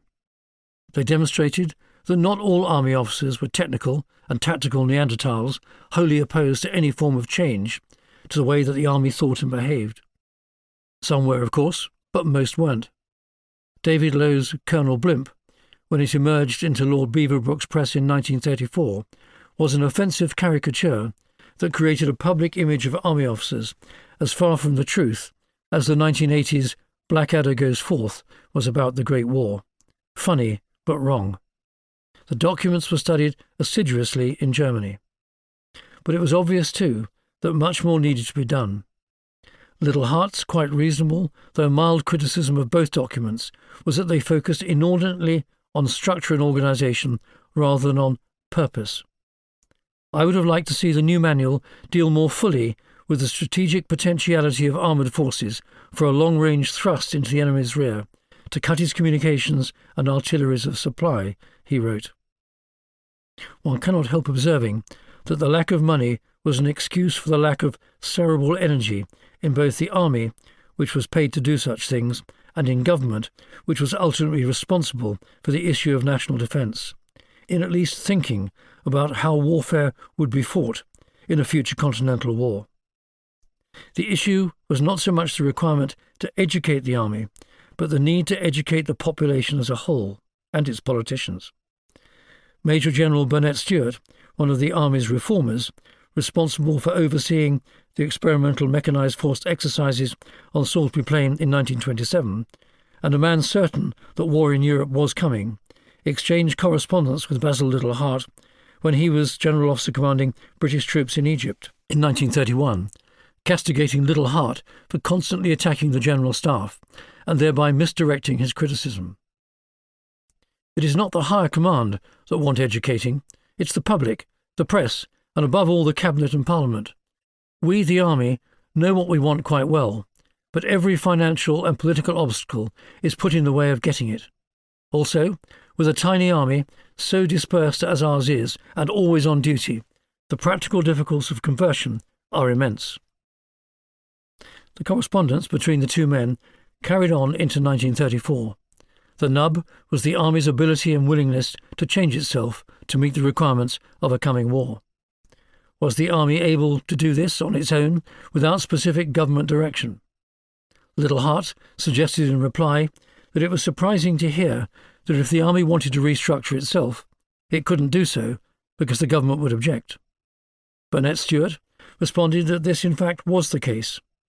The Army could not simply decide to do what it believed to be right without specific direction from those who held the purse strings and determined the country's grand strategy. In practical terms, the commitments the government placed on the Army in respect of the defence of the Empire and the limited budget by which it was constrained what the Army could or could not do, such as ordering the procurement of more tanks, for example, were very serious obstacles to freedom of movement. The truth lay somewhere between Little Hart and Dannatt Stewart in this discussion. If it had believed in the necessity of reorganising itself for a coming European war, and the evidence is that it didn't, the Army could have undertaken faster and more substantial change, setting out its design for a future manoeuvre-based army in addition to the imperial police force it currently had. It could have undertaken some of this change of its own accord, such as, for example, designing a doctrine for this future army and taking radical steps to prepare this army to fight a future war in Europe, such as converting all of its cavalry divisions to armour. Then again, it would have required money to achieve this, the capital cost of a tank being far greater than that of a horse. Converting cavalry was easier said than done because of the relationship the army had with India. India Command would need to agree any such changes because they impacted directly on Britain's agreement for the defence of India. Indeed, the problem for the army was ensuring it could remain agile enough to manage the range of threats that the country faced while encased in the Cardwell straitjacket. The hard link between the Home Army battalions and those in India meant that any attempt to reuse the Home Army battalions would upset the arrangement with India. A major war in Europe would mean the abandonment of Cardwell. The challenge for the War Office lay in determining the point at which the necessity for preparing for war in Europe meant the ditching of Cardwell. For instance, if an expeditionary force of 5 infantry divisions and a cavalry division of 2 brigades was created, it would require 60 infantry battalions from the 69 in the United Kingdom. There were 59 line battalions and 10 guards battalions. This would mean that 87% of the Home Army would need to be deployed with the BEF, effectively ending the Cardwell arrangement. Little Hart challenged the thinking about mechanisation, suggesting in a paper commissioned by the Cabinet in 1929 that the problem with it that the army was yet to realise that modern warfare would be based on firepower rather than manpower. Scarce government money should be prioritised on forces that would give the greatest effect on the battlefield. On the basis of the last war, this would be mobile, mechanised forces, not infantry and cavalry. The War Office, however, had entered the decade fixed to the belief that it was numbers of fighting men that remained the essential demand of modern war, copying the huge numbers required between 1914 and 1918. In a public lecture in May 1933, the CIGS Montgomery Massingberd argued this line, propounding that policing the Empire did not require wholesale mechanisation, as this was simply not required in the areas of the world where the army was expected to operate. A report for the Committee of Imperial Defence in July 1932 reported on the basis of the experience of the Great War that in the event of another major war, 750,000 recruits would be immediately required. Conscription would be a necessity, and that required money. The most important thing, therefore, was the rapid mobilisation of manpower, not mechanisation. This thinking dominated conversations in the War Office about the transition to war through to 1939. The problem was again one of the baby and the bathwater. The issue wasn't one of one thing or the other, but of both. The army needed to sort out its mechanisation policy in times of peace, so that when and if mobilisation happened, the newly recruited or conscripted soldiers could fit directly into the roles created for them. It was important for the army to prepare its plans, methods, structures, equipment and training for war during the times of peace. Waiting simply on a massive influx of manpower at the outbreak of war was not a plan at all. The evidence of these 2 brigades, seen through both the experimental mechanised force and the faltering steps towards mechanisation, was that the army paid lip service to the requirements for innovation and change. Looking back, Little Hart said much during these decades that was helpful to the development of military theory. His concept of the indirect approach, the idea of sidestepping the enemy's strongest defences to attack its weaknesses, both geographically and psychologically, is as sound as it ever has been throughout human history. The 2 fundamental maxims of this idea were presented inter alia in his 1929 strategy. The first is that, in the face of the overwhelming evidence of history, no general is justified in launching his troops to a direct attack upon an enemy firmly in position. The second, that instead of seeking to upset the enemy's equilibrium by one's attack, it must be upset before a real attack is or can be successfully launched. But like Fuller, into whose shoes as chief military irritant he had stepped in the 1930s, Little Hart's influence was also malign. Like Fuller's, his emphasis on the need to destroy the enemy's nerve centre was, though theoretically sensible, sold as an alternative to the need for hard, confrontational battle. The emphasis on an all-tank army and the relegation of infantry to a support arm smacked of fantasy and unproven theory, and a desire to avoid the heavy infantry casualties of past wars, rather than on doctrine, based on carefully observed experience and experiment. As the historian Corelli Barnett observed, when the British armoured divisions at last took the field in Africa in 1940-41, they suffered from this overemphasis on the tank, fostered by Fuller and his disciples. Little Hart, on the other hand, saw operational manoeuvre as a combination of tanks, mechanised infantry and a tactical air force, very much as the Germans did when they created their first 3 Panzer tank divisions in October 1935. Each division comprised 2 armoured brigades and an infantry brigade, all conforming to the same doctrine, training and command. The Panzer brigades contained 2 panzer regiments. Each division, designed for deep penetration tasks, also contained a motorised artillery regiment and an anti-tank battalion, together with signal and engineer units. The panzer divisions were designed to be freewheeling and self-contained, operating singly, together, or in conjunction with less mobile formations, finding their way through the battlefield and beyond to create an operational, i.e. campaign level, or even a strategic effect of the kind that had characterised the German March 1918 offensive and the subsequent much more successful 100 Days battles. For all the immensity of their contribution to the development of military science in the interwar period, the negative impact of both men was also profound. Both worked against the grain rather than with it. Both saw enemies and opposition where there was none. Both fell into the trap of extremism, as well on occasion fantasy. Both failed to take the room with them, alienating men who were happy to support and help develop rational ideas. Little Hart spent most of the 1930s attacking everything he didn't like from the sidelines, where he had the benefit of being able to criticise without the responsibility of delivering tasks made impossible by a lack of political willpower, direction and funds.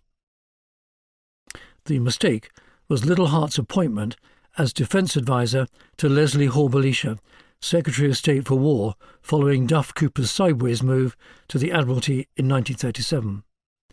With the ear of Hall-Belisha, Little Hart set himself up in opposition to the Chiefs of Staff.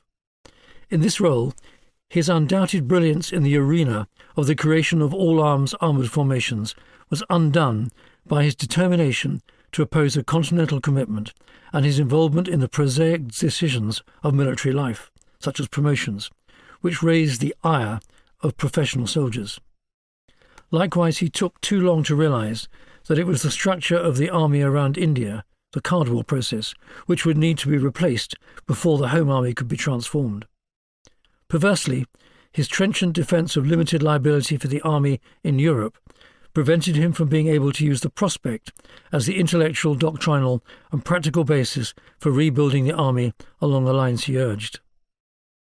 In the development of the experimental mechanised force, a handful of the radicals, like Lieutenant Colonels Geoffrey Martel, a Royal Engineer, and Percy Hubbard, a Royal Tank Regiment officer, held to Fuller and Little Hart's more extreme position with regard to building a tank-only force. Among the others, a variety of opinions were held, most of which supported the entire concept of a mixed-arms mechanised force.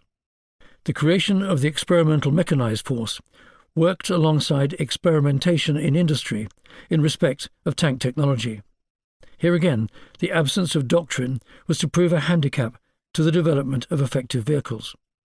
Were tanks to exist to support the infantry in the attack, or were they to take on the functions of the cavalry, or, as Fuller and Little Hart advocated, independent shock action?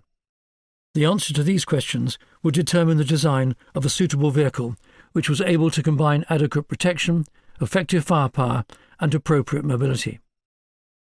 The tank which they inherited was an excellent Vickers 12.5-ton medium 2 tank with a 3-pounder gun that could travel at 15 miles per hour. But it was weakly armoured and underpowered.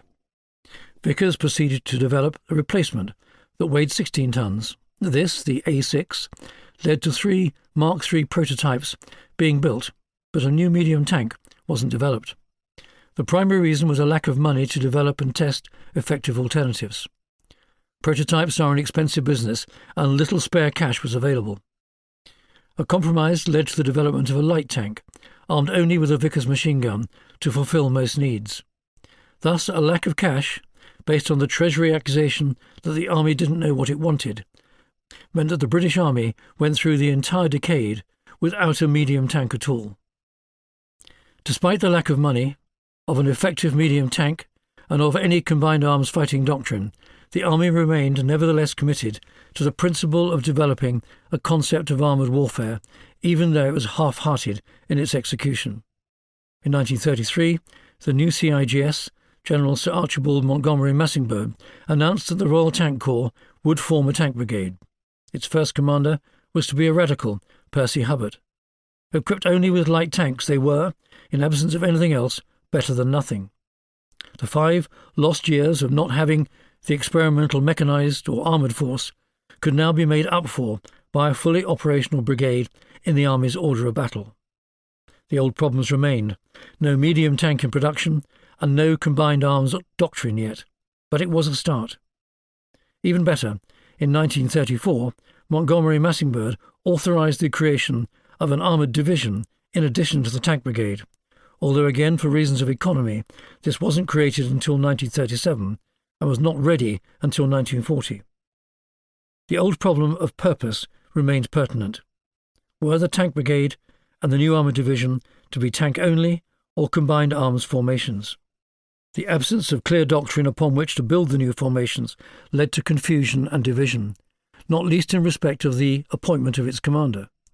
A cavalryman might be expected, for instance, to develop the division along the lines of traditional cavalry doctrine, reconnaissance, flak protection, and pursuit, whereas someone else might see a balanced mechanised force as a means to provide a corps commander with much-needed mobility in his conception of battle. The corps in which this division would operate would have only a single armoured division, the other 2 being infantry. These would be motorised, in other words lorry-borne, though not mechanised, and therefore not able to fight alongside or integrated with the former, because they would lack its mobility and protection. In addition to the issue of tanks and their deployment was that of mechanising the remainder of the army, especially that of the horse cavalry. The solution arrived at was that the cavalry would gradually be re-equipped with light tanks or armoured cars, and would serve either as light armoured brigades in the armoured division or as an armoured car regiment undertaking reconnaissance duties within an infantry division. 8 of the 55 horse yeomanry, in other words part-time regiments, were likewise converted into armoured car companies, and a further 20 into artillery regiments. By 1939 there remained 4 horse cavalry regiments in the regular British Army, along with 15 yeomanry regiments. Together these formed the 1st Cavalry Division, which was not much more than a strategic reserve of manpower, as it was deployed to Palestine in May 1940 to relieve infantry on internal security duties. There was no doctrine for the deployment of a cavalry division in battle, which meant that the reality would be that, if required for battle, it would be broken into its constituent parts and allocated across the deployed armoured and infantry divisions. There was also argument about whether or not the tank brigade should be included in the mobile division. It eventually was, in addition to 2 light armoured cavalry brigades. At the same time, the Royal Tank Corps was being expanded in order to provide more battalions for the direct support of infantry, several infantry battalions in the Territorial Army being converted also to battalions of the Royal Tank Corps in that role. But it's hard to escape the conclusion that the decade had been one of lost opportunities when the end of the 1920s had shown so much promise. Despite the experimental armoured force, the purple primer, and the decision to create an armoured division, and with the unequivocal evidence of a rapidly declining security situation in Europe, the British Army seemed less prepared than ever to fight a modern war on its doorstep. Was it just the British Army that struggled to divine the future, or the country as a whole? Chapter 11. Britain faces a rapidly changing world. The security of the world declined dramatically in the 2 decades following 1918. For the most part, Britons were somnolently unaware of it. At home, there was next to no public opposition to the government policy of keeping the army starved of funds, and abroad the rapid development of a range of threats was dismissed by decision-makers as inconsequential either to Britain's security or to that of its empire. At home, the army was widely and bizarrely regarded by many as having been complicit in the bloodletting of the Great War. The argument, following in Lloyd George's slipstream, was that the generals were unnecessarily profligate with the lives of the nation's manhood and were not to be trusted with the management of war. In any case, so far as the readers of the newspapers were concerned, a new technological saviour had been divined, the bomber, that would keep any future European enemies at bay. Why, in these circumstances, should the country throw good money after bad by giving it to the army? It was the Royal Air Force that needed investment, as both the technology and the doctrine of air power were indicating. If the followers of Liverpool Hart had had their way, Britain would never again have to accept what he considered to be an unlimited liability for continental defence. In his determination to haul up the drawbridge around the English moat, Liddell Hart grievously ignored the single greatest lesson of the Great War, namely that the physical security of the British Isles was intimately connected with that of Europe. One of the greatest deficiencies of British statesmanship during the interwar period was the failure to grasp the truth that Britain was an essential component of the Western European security infrastructure. The doctrine of wishful thinking, assiduously advocated by Liddell Hart, was that the country could safely sit on the edge of Europe without committing itself to the possibility of war on the continent. Instead, it would continue to indulge itself in the fantasy that the greatest risk to Britannia was the myth of the Russian, or now Soviet, hordes pouring into India, safely ignoring what was going on in Europe, and failing to prepare for the possibility of a rerun of 1914, given that the partition of Europe had sown old animosities anew. Britain had been grievously unprepared for the Great War. Would it be so unprepared for another? Sadly, yes. The cause of this ostracitis was a failure of strategic vision, as much as it was of profound ignorance of the dynamics of power in Europe and its implications for Britain's security. This, of course, was a political failure, one of grand strategy. The British way of warfare, so the limited liability theory postulated, was that the Royal Navy would continue to guard the sea lanes of communication across the Empire, while the Royal Air Force, armed with war-deterring chemical bombs, would protect Britain's territorial integrity from 30,000 feet. The British Army, wearing solar topies, was consigned to deal with the Empire. This posed several problems for the Army. At a political level, it was hardly auspicious that the government considered, as did Neville Chamberlain when Chancellor of the Exchequer, that the Royal Navy and the Royal Air Force were the nation's strategic assets, because they were considered national deterrents, whereas the Army was not. Nowhere in the annual surveys of imperial defence can be seen any argument made by the Army's leaders of the concept of a modern deployable army operating on the precautionary principle, in other words, structured to counter a worst-case security threat, serving itself as a deterrent against bad behaviour in Europe. Likewise, it was hard to avoid inter-service rivalry, with a new service loudly expounding on its strategic utility in respect of the defence of the country. This new theory of aerial warfare, based on fear, made the Army redundant in considerations of national security, at least so far as home defence was concerned. It stood to reason that the limited pot of money available for defence had now to be shared 3 ways rather than 2, with the technology and research and development hungry Air Force.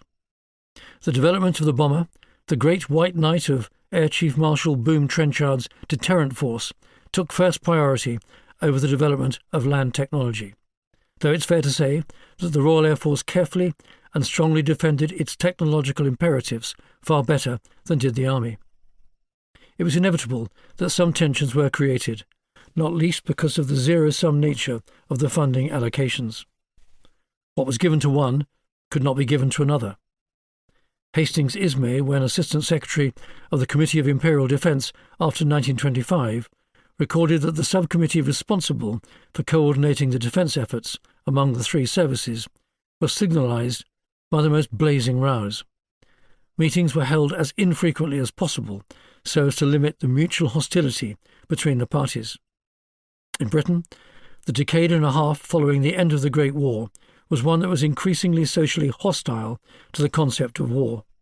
This sentiment was a natural follow-on from the trauma of war. Humankind was the stupidest of animals. It had lost so much in the war, and it might happen again. Faith in humanity's ability to order its affairs was low. Relief from the ordeal of war was found in the distractions of triviality. The mood was described by the Australian journalist Alan Moorhead. The jazz era rose to its height. The world of bobbed hair and short skirts, of cocktails and cars, of cynicism and exhausted disillusionment, of the restless and historical clutching at little pleasures, and of dancing, dancing, dancing. The 1920s saw a general revulsion against the experiences of 1914 to 18, and the generals who it was believed had managed it badly. In many cases this took the form of anti-militarism and pacifism at one extreme, and a belief at the other that war could be prevented by the creation of a Wilsonian, rules-based international order, to use that phrase before its time, made up of new global security organizations, the policies of which included such ideas as multilateral disarmament. The British Army undoubtedly felt the effect of this public disapproval. These antipathies built on society's long hostility to large-standing armies. Armies were fine so long as they were garrisoned abroad and guarded the empire, not undertaking the savagely expensive and inhuman endeavours of the kind that had recently been experienced in France. Accordingly, during this time, the army focused on its core priorities and worried little about anything other than managing its diverse commitments. Its primary task was sustaining its garrisons abroad, not least in India. In 1928, the Chiefs of Staff Third Annual Review of Imperial Defence re-emphasised the imperial role of the army. The primary commitments were 1. Defence of ports, especially Singapore, Malta, Hong Kong and Gibraltar. 2. India. 3. Local security for Britain's direct interests abroad, for example, Egypt, Sudan and China. 4. The anti-aircraft defence of Britain. 5. Garrisons for UK ports. 6. Maintenance of United Kingdom's internal security. The commitment to Palestine required an additional 2 battalions in 1929 following increased violence between Arabs and Jews, a responsibility which in the next decade seemed never-ending and unremunerative. 2 battalions were still required in Sudan, and in China a military presence was required to protect British interests in Shanghai, Tianjin, Peking, Canton and Hankow, not to mention Singapore and Hong Kong. Driven in upon itself, and not entirely unhappy in the cosy seclusion of its regimental life following its forced abandonment of the need to manage the complex mental and technical machinery of war after 1918, the army appeared, to those on the outside, as in many ways it was, antiquated and set in a mould that seemed more appropriate to the 18th than to the 20th century. The army had swiftly declined from national saviour to caricature. All these influences meant that the armed services generally, and the army in particular, were the victims of a decline of public goodwill, which itself had an impact on public perceptions of the worth of military service and of recruiting. A military career was regarded as one only for dullards.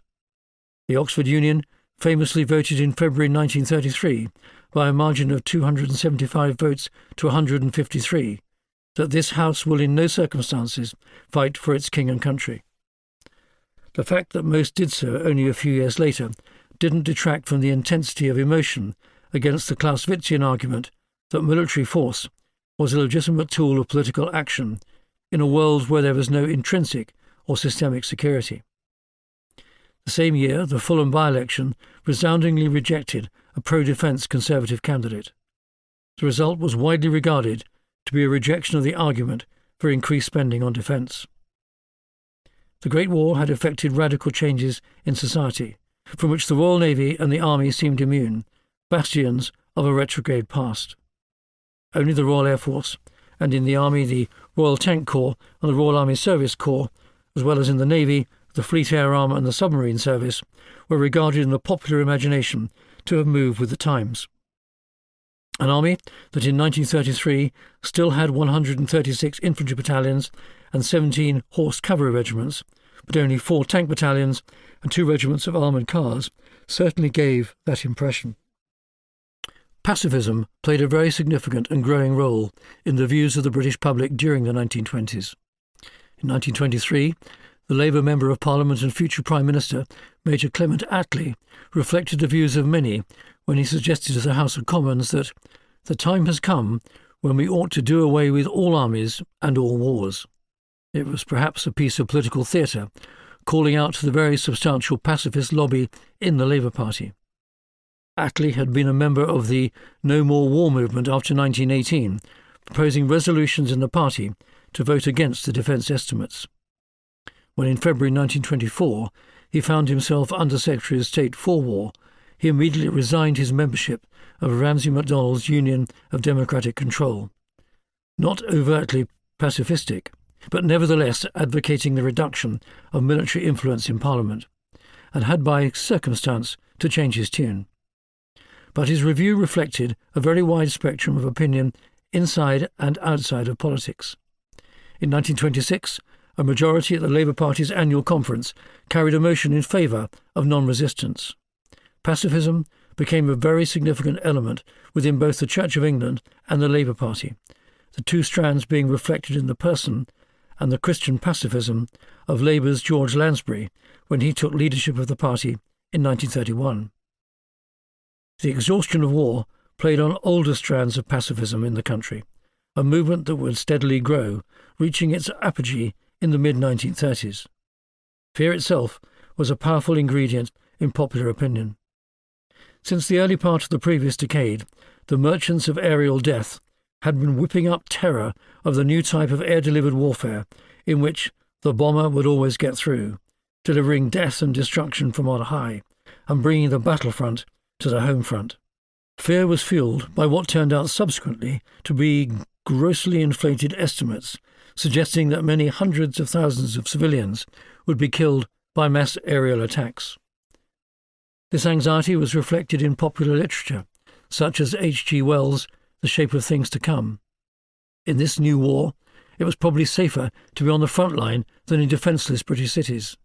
The Trenchardian idée fixe was that a strong bomber force, armed with chemical weapons, an idea strongly supported by Little Hart, could serve as a deterrent to war and therefore negate or reduce the need for other forces.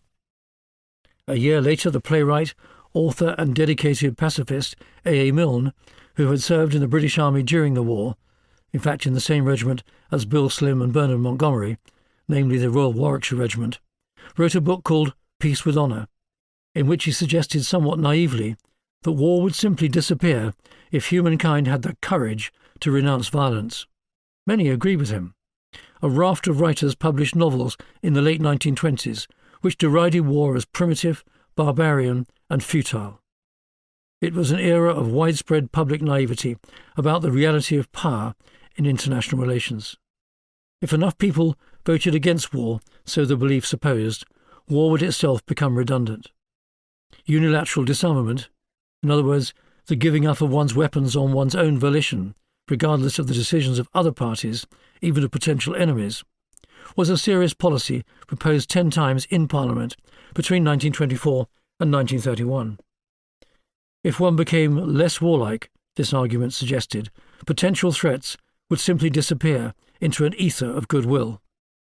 This was a virus of wishful thinking, of enormous potency and equally considerable naivety. The wider context of the social and familial trauma caused by the Great War needs to be taken into account when seeking to understand this folly. This was also a decade where thousands of the bereaved sought to reach out to their dead in the spirit world by means of the occult. But worldly-wise cynicism was fashionable too. With the world so seemingly out of control in 1925, T. E. Lawrence, no longer of Arabia, but serving as a private in the Royal Tank Corps under the pseudonym of Shaw, carved the Greek letters for "Who cares?" ou frontonis on the lintel of his cottage. Lawrence understood the classical acceptance of power and that of the irrational and chaotic interventions of the gods in the affairs of men. But he also knew of classicism's reverence for heroes. He, as of Arabia, had been one. But looking around him, now a humble private soldier, he recognized, as in Nebuchadnezzar's dream, that all such giants had feet of clay. World events could not be regulated outside of this chaos, so no matter how man planned, events would follow the course of those who had the power to direct them. The power of pacifism became deeply ingrained in both society and politics.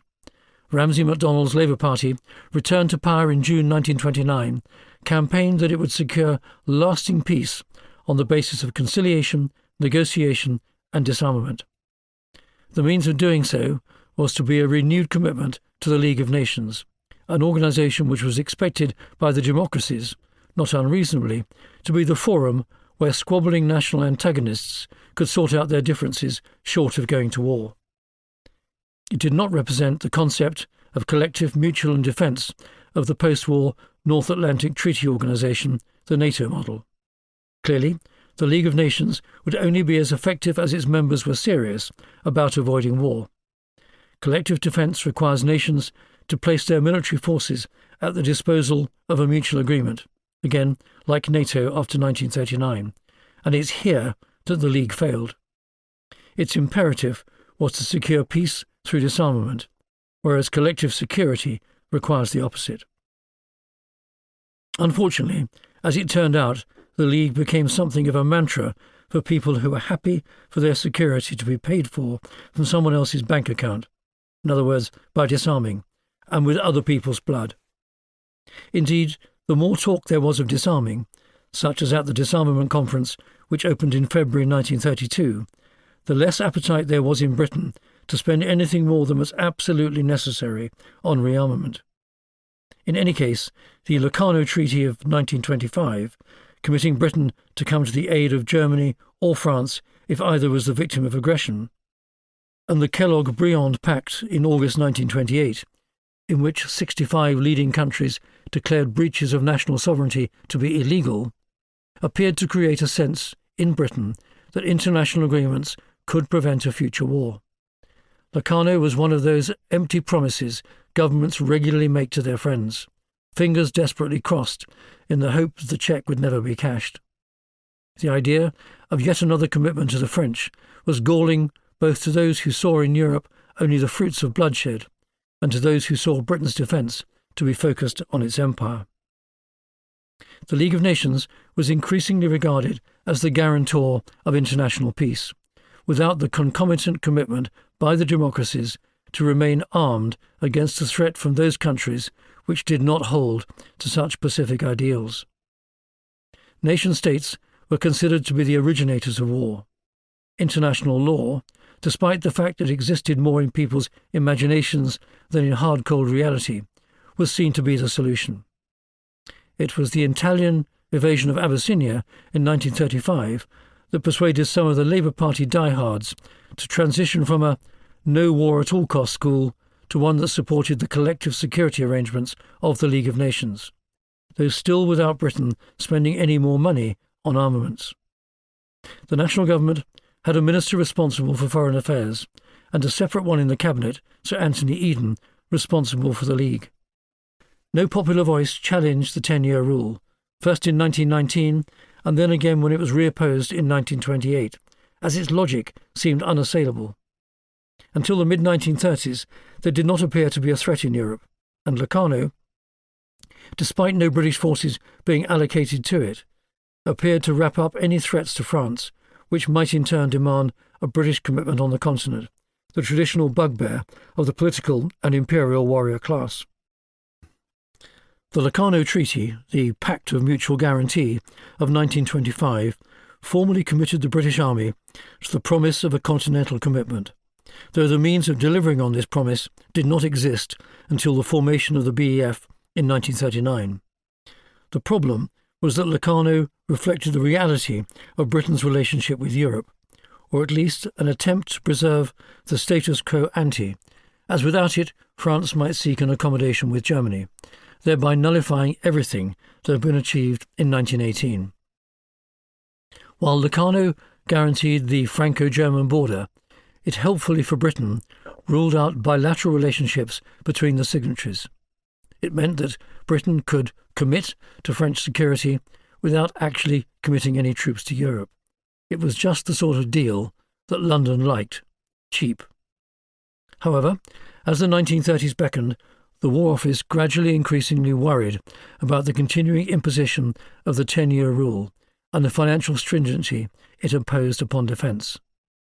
In their review of Imperial Defence in 1929, the Chiefs of Staff warned the Committee of Imperial Defence that at the first sign that the international situation was worsening, the financial strictures needed to be removed from defence, as the requisite preparations for the necessary adjustments in our defensive arrangements would require a period of some years to bring into effective operation.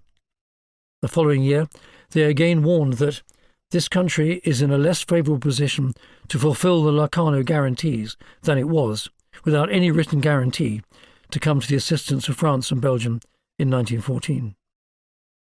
The year 1929 saw the first cracks appear in the belief that Britain was protected from the prospect of future war by pacifistic wishful thinking at home and a naive belief in the power of collective security abroad. The crash of the American stock market at the end of the year dried up flows of capital investment into Europe, precipitating the Great Depression.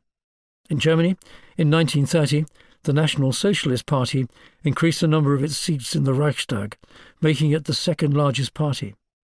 The monetary crisis of 1931 dried up sources of finance for both private enterprise and government spending.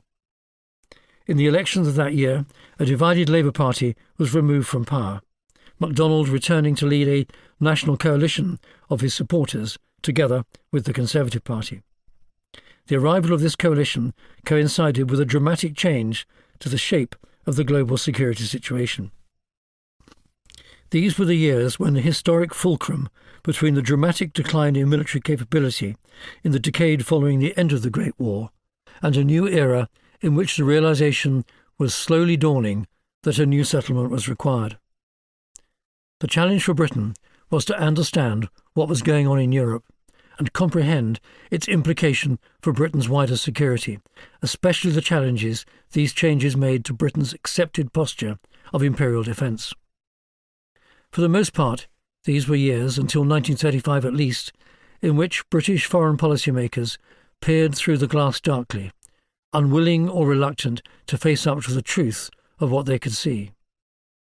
The principal roles were played by Stanley Baldwin, Lord President of the Council, Sir John Simon, Secretary of State for Foreign Affairs, and Neville Chamberlain, Chancellor of the Exchequer between 1931 and 1937.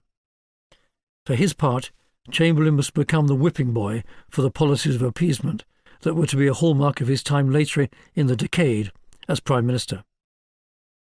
The first shot across the bows of what passed for superficial global amity was in September 1931, when Japanese troops seized Mukden and then proceeded the following year to swallow the rest of Manchuria and create the puppet state of Manchukuo.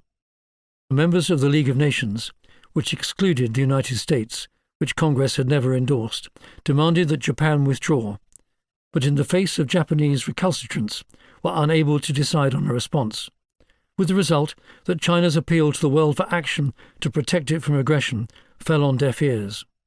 Hand-wringing by members of the League, who, when faced with the brutality and finality of actual power, found themselves unable to enforce compliance of a member with rules made in an ivory tower, led to their having to back down and back away. Japan withdrew from the League in 1933. The affair exposed the entire naivety of a global project with only 31 members and no practical collective unity.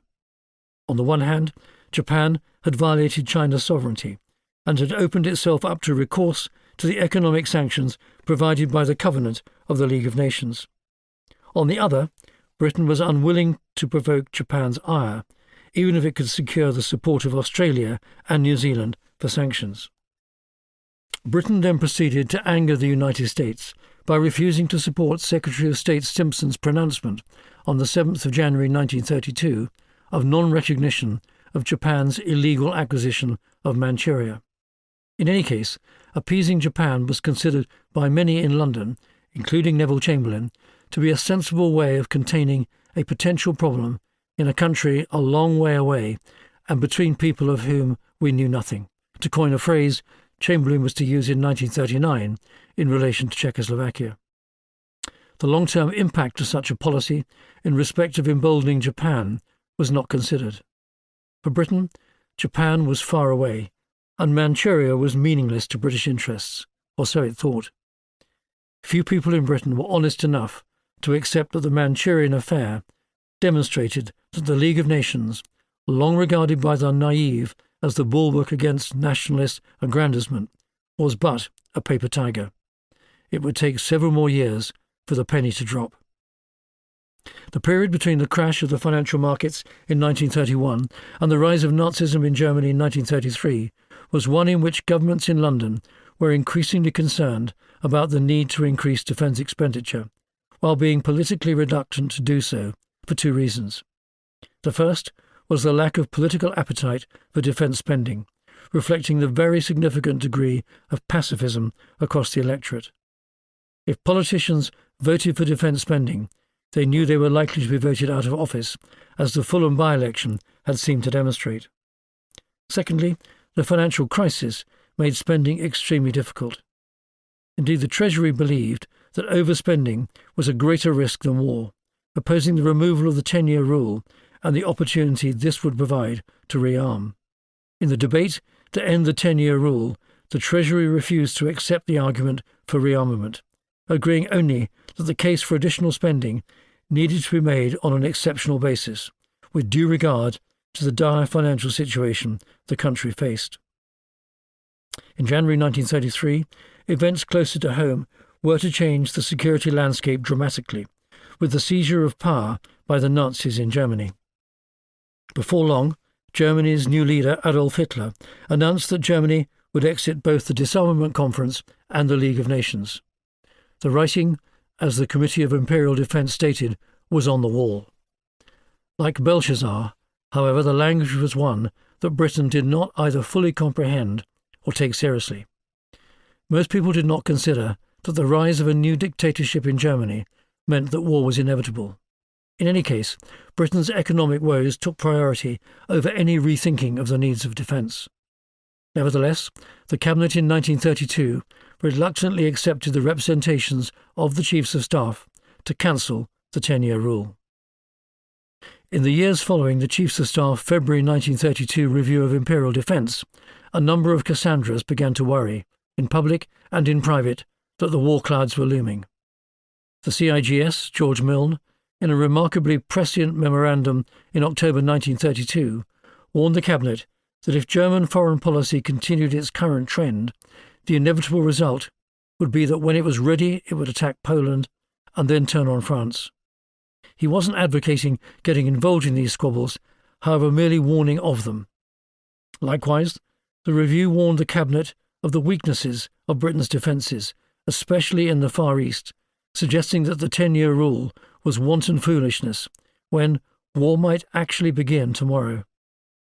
His successor, however, Field Marshal Sir Archibald Montgomery Massenburg, only a few months later, reinforced in a public lecture the primary role of the army to defend the empire, rejecting the idea that it was time to reorganize the army for a major war in Europe. The following year, the Chiefs of Staff Review of Imperial Defence for 1933, submitted to the Cabinet that October, made it clear that the commitment to imperial defence had made the army utterly unable to respond to a crisis on the continent. At the most, 2 infantry divisions could be provided as an expeditionary force, half what was initially deployed in 1914. It was the opening salvo in a fight in Cabinet between the Chiefs of Staff and the Treasury to create an effective expeditionary force able for deployment to the continent in the event of war. A month later, the Cabinet confirmed that defence expenditure should be prioritised on the threefold basis of the defence of British interests in East Asia, the commitments to the continent, and the defence of India. A joint committee of the Foreign Office and the Defence Requirements Committee was established to determine where the greatest deficiencies lay across all three services. It wasn't to build new capabilities, but to fill empty ones.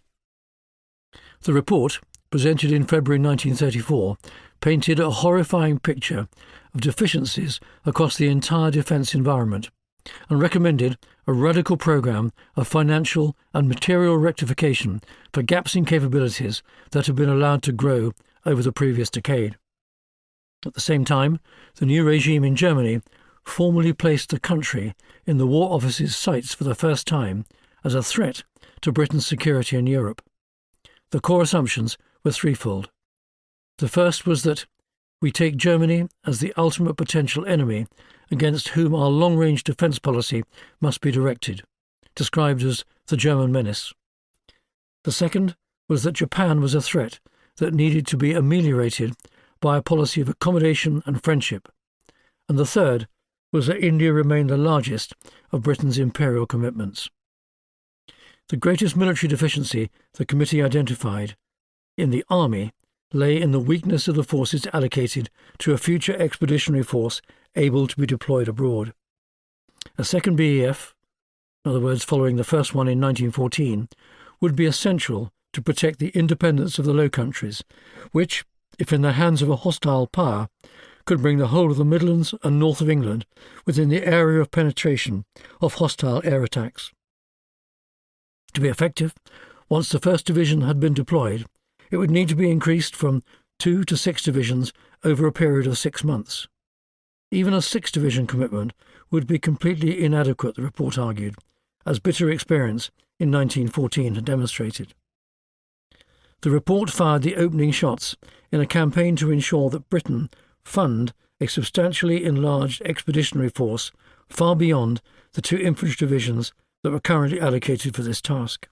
It argued that Britain needed to prepare an expeditionary force within a month of the outset of war that totalled 4 regular infantry divisions, a cavalry division, 2 air defence brigades, a tank brigade, and ancillary services, together with 3 months' worth of ammunition for combat operations and sufficient reserves. It would need to be supported by 19 squadrons of aircraft. This was the absolute minimum of what would be required if it were to be effective. Subsequent contingents would have to be drawn from the Territorial Army, which would need to be specifically designated as available, not merely for home defence purposes.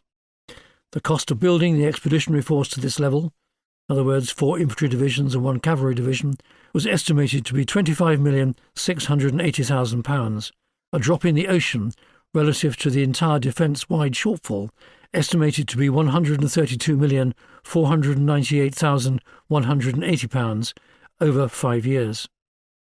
In making the case for an enlarged expeditionary force, the committee acknowledged that any commitment to deploy the Territorial Army abroad would require that it be appropriately trained and equipped to a level equivalent to the regular army.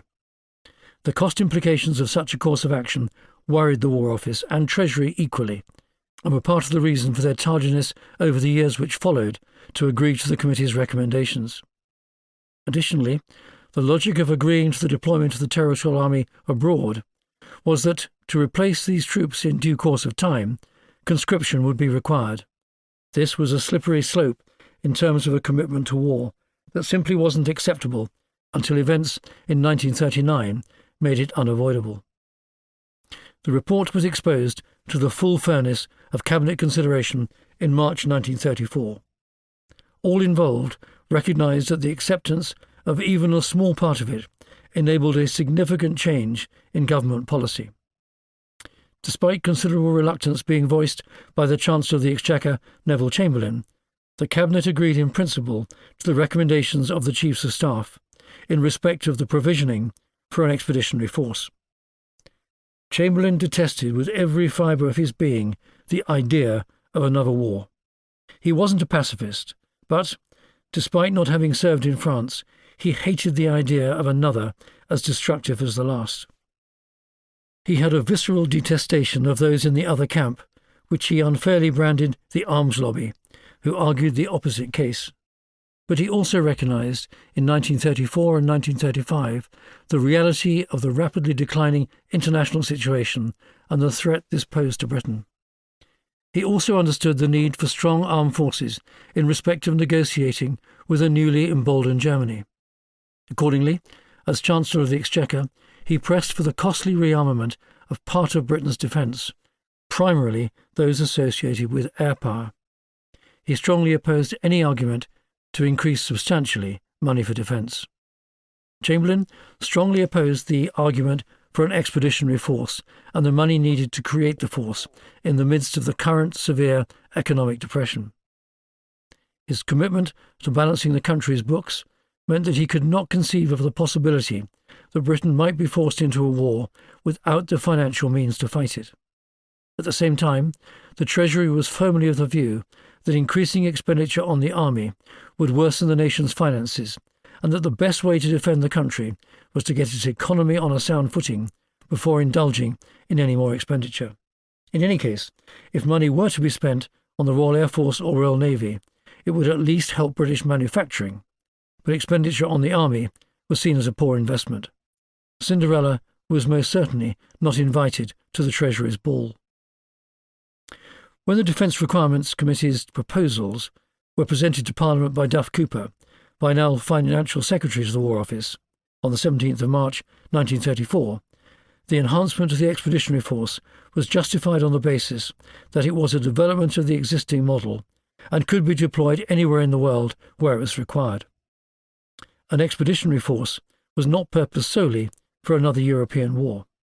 Duff Cooper's reluctance to make express connection with a commitment to Europe and that of the War Office was based on their hard-headed acknowledgement that both public and parliamentary opinion was still firmly set against the idea of another European war. Even the title, Expeditionary Force, was a red rag to some. But the government pressed ahead with a white paper on rearmament a year later, using as the rationale Britain's commitment to meet its treaty obligations, the principles of collective security and the League of Nations. To the demand to stand up to the dictators came the reasonable riposte, with what? For a very significant proportion of the British electorate, this dichotomy was never resolved. They wanted their collective security cake, with the League of Nations printed on the icing, but were reluctant to contemplate building up the armed forces that would contribute to that security. Many fervently disbelieved the proposition si vis pacem parum bellum, considering this to be a militarist charter and the whole idea of using force to protect democracy to be a contradiction in terms. The arguments presented by Lieutenant Colonel Herman de Watteville in 1919 were rejected outright. But there was no avoiding the reality that the desired collective security through the League of Nations or elsewhere was meaningless if each of the parties to the agreement were unprepared to underwrite their commitments with adequate military force. The Defence Requirements Committee programme estimated the cost of its first assessment of military deficiencies to be £75 million over 5 years. Chamberlain, responding for the Treasury, argued that this was too great a sum for the country's finances to bear. Priorities would have to be made. A long campaign in the press, promoted assiduously by the now retired Trenchard, suggested that the most economical way of defending the British Isles was by using air power rather than by creating a larger or more deployable army. Chamberlain, in any case horrified at the thought of another war that mirrored the last, was an easy convert to this beguiling but ultimately foolish idea. A fascinating aspect of Chamberlain's response to Duff Cooper's presentation of the Defence Requirements Committee's proposal was that the Treasury's usurpation of the role of strategic adviser to the Cabinet. Chamberlain's response laid out a series of arguments as to how the next war would be fought, as justification for his recommendation that the Royal Air Force, rather than the Army, should receive the bulk of any new investment. First, the Japanese would need to be allocated the lowest priority, as it was German rearmament that the public were afraid of. Secondly, threats of a German attack against France were overblown, given that France now had the Maginot Line. The Germans would therefore attack Belgium instead, which would be overcome by massive Luftwaffe superiority, making any British force in the Low Countries a waste of effort. Instead, the threat of German air attack would require a strong air force based in Britain.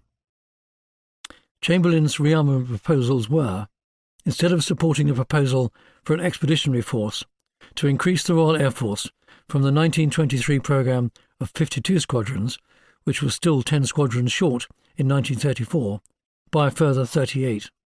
If attacked, the Royal Air Force would engage and defeat the intruders, while the Army used this time to prepare to cross the Channel to protect the Low Countries. The subtext was a reluctance to countenance creating another BEF, a consequence of which would inevitably be a call for conscription. If there was anything so guaranteed to put a wrecking ball through the economy, it was compulsory military service. Chamberlain's response, demonstrating his political ascendancy over the Chiefs of Staff, challenged their prerogative to determine how an attack on Britain would be conducted. The response by the Chiefs of Staff to this criticism was surprisingly muted, although privately they fumed. Colonel Henry Pownall, then on the Secretariat of the Committee of Imperial Defence, scribbled in his diary that Chamberlain's ideas on strategy would disgrace a board school. In any case, the usurpation of the advisory role of the chiefs was remarkable and calamitous to their rational exposition of the country's security deficiencies. Politically, Chamberlain's approach was expedient, though future events were to demonstrate the foolhardiness of his railroading of his chief's advice. The idea of Trenchardian air offensive against Britain as the sum of an enemy attack on Britain, on which Chamberlain had hung his hat, was merely a theory. A strategic attack on an undefended British civilian population outside of general war, and as a principal war aim, would cross ethical boundaries that even Germany at the time would not countenance. In any case, a German attack on Britain would never constitute an air campaign alone, but would involve combined land and air attacks, the first of which would be a land offensive to seize the Low Countries and its airfields, from which air attacks on Britain would then be carried out. The CIGS, Montgomery Massingberd, suggested, correctly as it transpired, that the Luftwaffe's priority would be the tactical support of the ground armies and not the much worried about aerial bombardments presented in lurid details to their readers by the popular press. In the end, Chamberlain's political ascendancy meant that he won this battle. The Defence Requirements Committee plan was reduced, and the Army allocated a mere £20 million over the 5-year period. The bulk of monies went to the Royal Air Force for the air defence of the United Kingdom. This wasn't necessarily a bad thing if the right aircraft were purchased, and if the Army was also adequately funded. Neither proved to be the case. So far as the Treasury was concerned, the argument for an expeditionary force remained unmade, although the chiefs continued to stand by their principles in the years ahead, arguing consistently that Britain's defence posture required a BEF, despite its cost or political unpalatability. During the entire decade which led up to war in 1939, and despite Chamberlain's rearmament programme and the fear of aerial bombing exacerbated by Guernica in 1937, there was no public drive to rearm. No public bodies, organisations, lobby groups or newspapers outside of military circles publicly advocated the si vis pacem parum bellum principle. It was left to the Chiefs of Staff to make all the running, intellectual and practical, to ensure that Britain and its national interest remained defended. In the detail of the White Paper in March 1935 were express references to withdrawal by Germany and Japan from the Disarmament Conference and the League of Nations, and Germany's decision that year to rearm. In such circumstances, Britain's commitment to the Locarno Treaty would be meaningless without the means to enforce its treaty obligations. The debate in Parliament was not about initiating an arms race, but merely making up for some long-standing deficiencies, especially in building up the Royal Air Force. This began with announcements to increase the number of aircraft in the Royal Air Force, from 850 to 890 announced in March 1934, to announcement in July to go further, taking the total at home and abroad to 1,304. Political opposition was largely driven down party political lines. The Liberals worried that it represented a new arms race, and Labour remained opposed to anything that wasn't disarmament. It was the short 10-page White Paper on the 1st of March 1935 that finally reversed the policy of the previous 16 years. Britain must put its defences in order, it concluded, stating that additional expenditure on the armaments of the three defence services can therefore no longer be safely postponed. Despite this, when Ramsay MacDonald, the Labour leader of the national government, resigned in June 1935 and was replaced by Stanley Baldwin, the new government was elected in part on Baldwin's promise of no great armaments. The realities of the rapidly changing world did not persuade the public to change its mind about the need to prepare for war. The Great War was still too close in the national consciousness for efforts to prepare for another war to be taken lightly. The opposite in fact happened. The pacifist campaign was strengthened by the creation of the Police Pledge Union by Canon Dick Sheppard in 1934, a movement that folded within its arms a number of earlier groups. Separately, in 1934 and 1935, the League of Nations Union, a large and influential part of the British peace movement, organised a house-to-house canvass across the country in which over 11 million people took part. This was over half of the electorate. Over 10 million people voted that Britain should remain a member of the League, for negotiated all-round disarmament and for the abolition of the private manufacture of arms. Over 80% voted for the abolition of all national air forces. On the critical question of sanctions, 85% voted in favour of economic sanctions and 74% in favour of military measures if necessary. The challenge for the government was to ensure the security of Britain's interests while at the same time keeping an eye on the very significant views of the electorate with respect to defence. The first signs of the unravelling of the post-Locarno and League of Nations nirvana came with the demand of Germany at the League of Nations World Disarmament Conference in Geneva in 1932 for what might be called parity of esteem. It hardly seemed fair, it argued, that Germany should be held to the provisions of Versailles when making disarmament decisions. Britain had long been irritated at French insistence of its security above all else, some in Westminster arguing that French security guarantees were in fact the best way of ensuring the onset of another war. Indeed, the belief was strong among many, in government and without, that insistence on unilateral security was an intrinsic threat to the security of the group. The truth was, however, that in Europe in the early 1930s, old and new animosities were slowly being woven into a new family of threats that posed a dramatic challenge to British security. In Italy, Mussolini started his erratic course to rebuild a Roman Empire. In Germany, from the start of the Third Reich in 1933, the Nazis began secretly to work against the obligations of Versailles. And Russia remained a problem, not just in terms of the great game in Asia, a worry about which the British seemed reluctant to relinquish. For the years which followed, the range of potential threats, always presciently articulated in the annual Chiefs of Staff reviews of imperial defence, served to create a nightmare of conflicting challenges for a cash-strapped cabinet. Which way to turn? With few other practical options, it was determined to kill Japan with diplomatic kindness and to deter Germany by a rapid build-up of bombers for the Royal Air Force. In the years after 1935, while it could be said unequivocally that Germany was increasingly powerful militarily, few believed it posed a direct threat to Britain. There was much pro-German sympathy in Britain, though much less for Italy. The left blamed Versailles for Germany's political and economic woes, while the right not so quietly hankered after some of its socially disciplinarian tendencies. Most politicians and administrators in Britain were prepared to give the new regime in Germany the benefit of the doubt.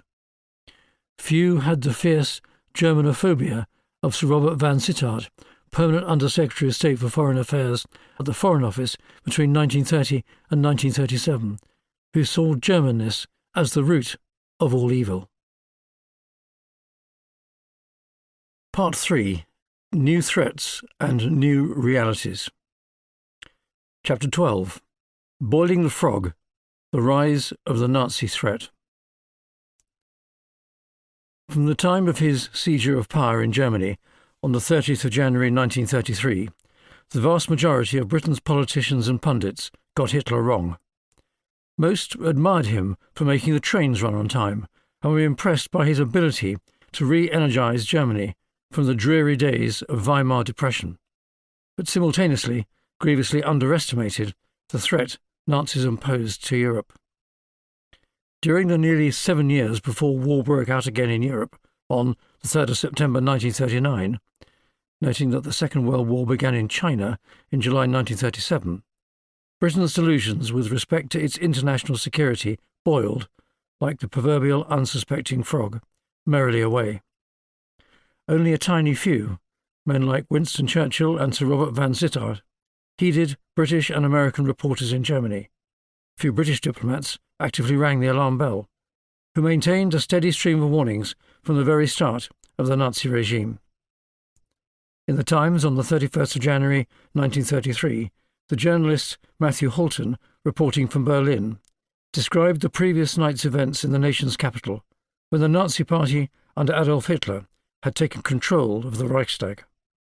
A man now on a crusade against the new totalitarianism taking root in Germany, Holton pulled no punches, using language that made many in the West consider him one of those alarmists who naively saw the world through a simplistic, moralistic and sensationalist lens. Strutting up the Chancery steps is Hitler, the cruel and cunning megalomaniac who owes his triumph to his dynamic diabolism and his knowledge of the brutal corners of the human soul.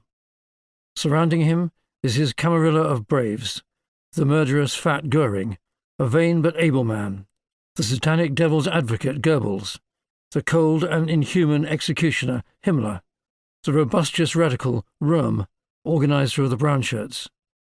Their supporters were decreasing in numbers, but by intrigue and a trick, Germany is theirs.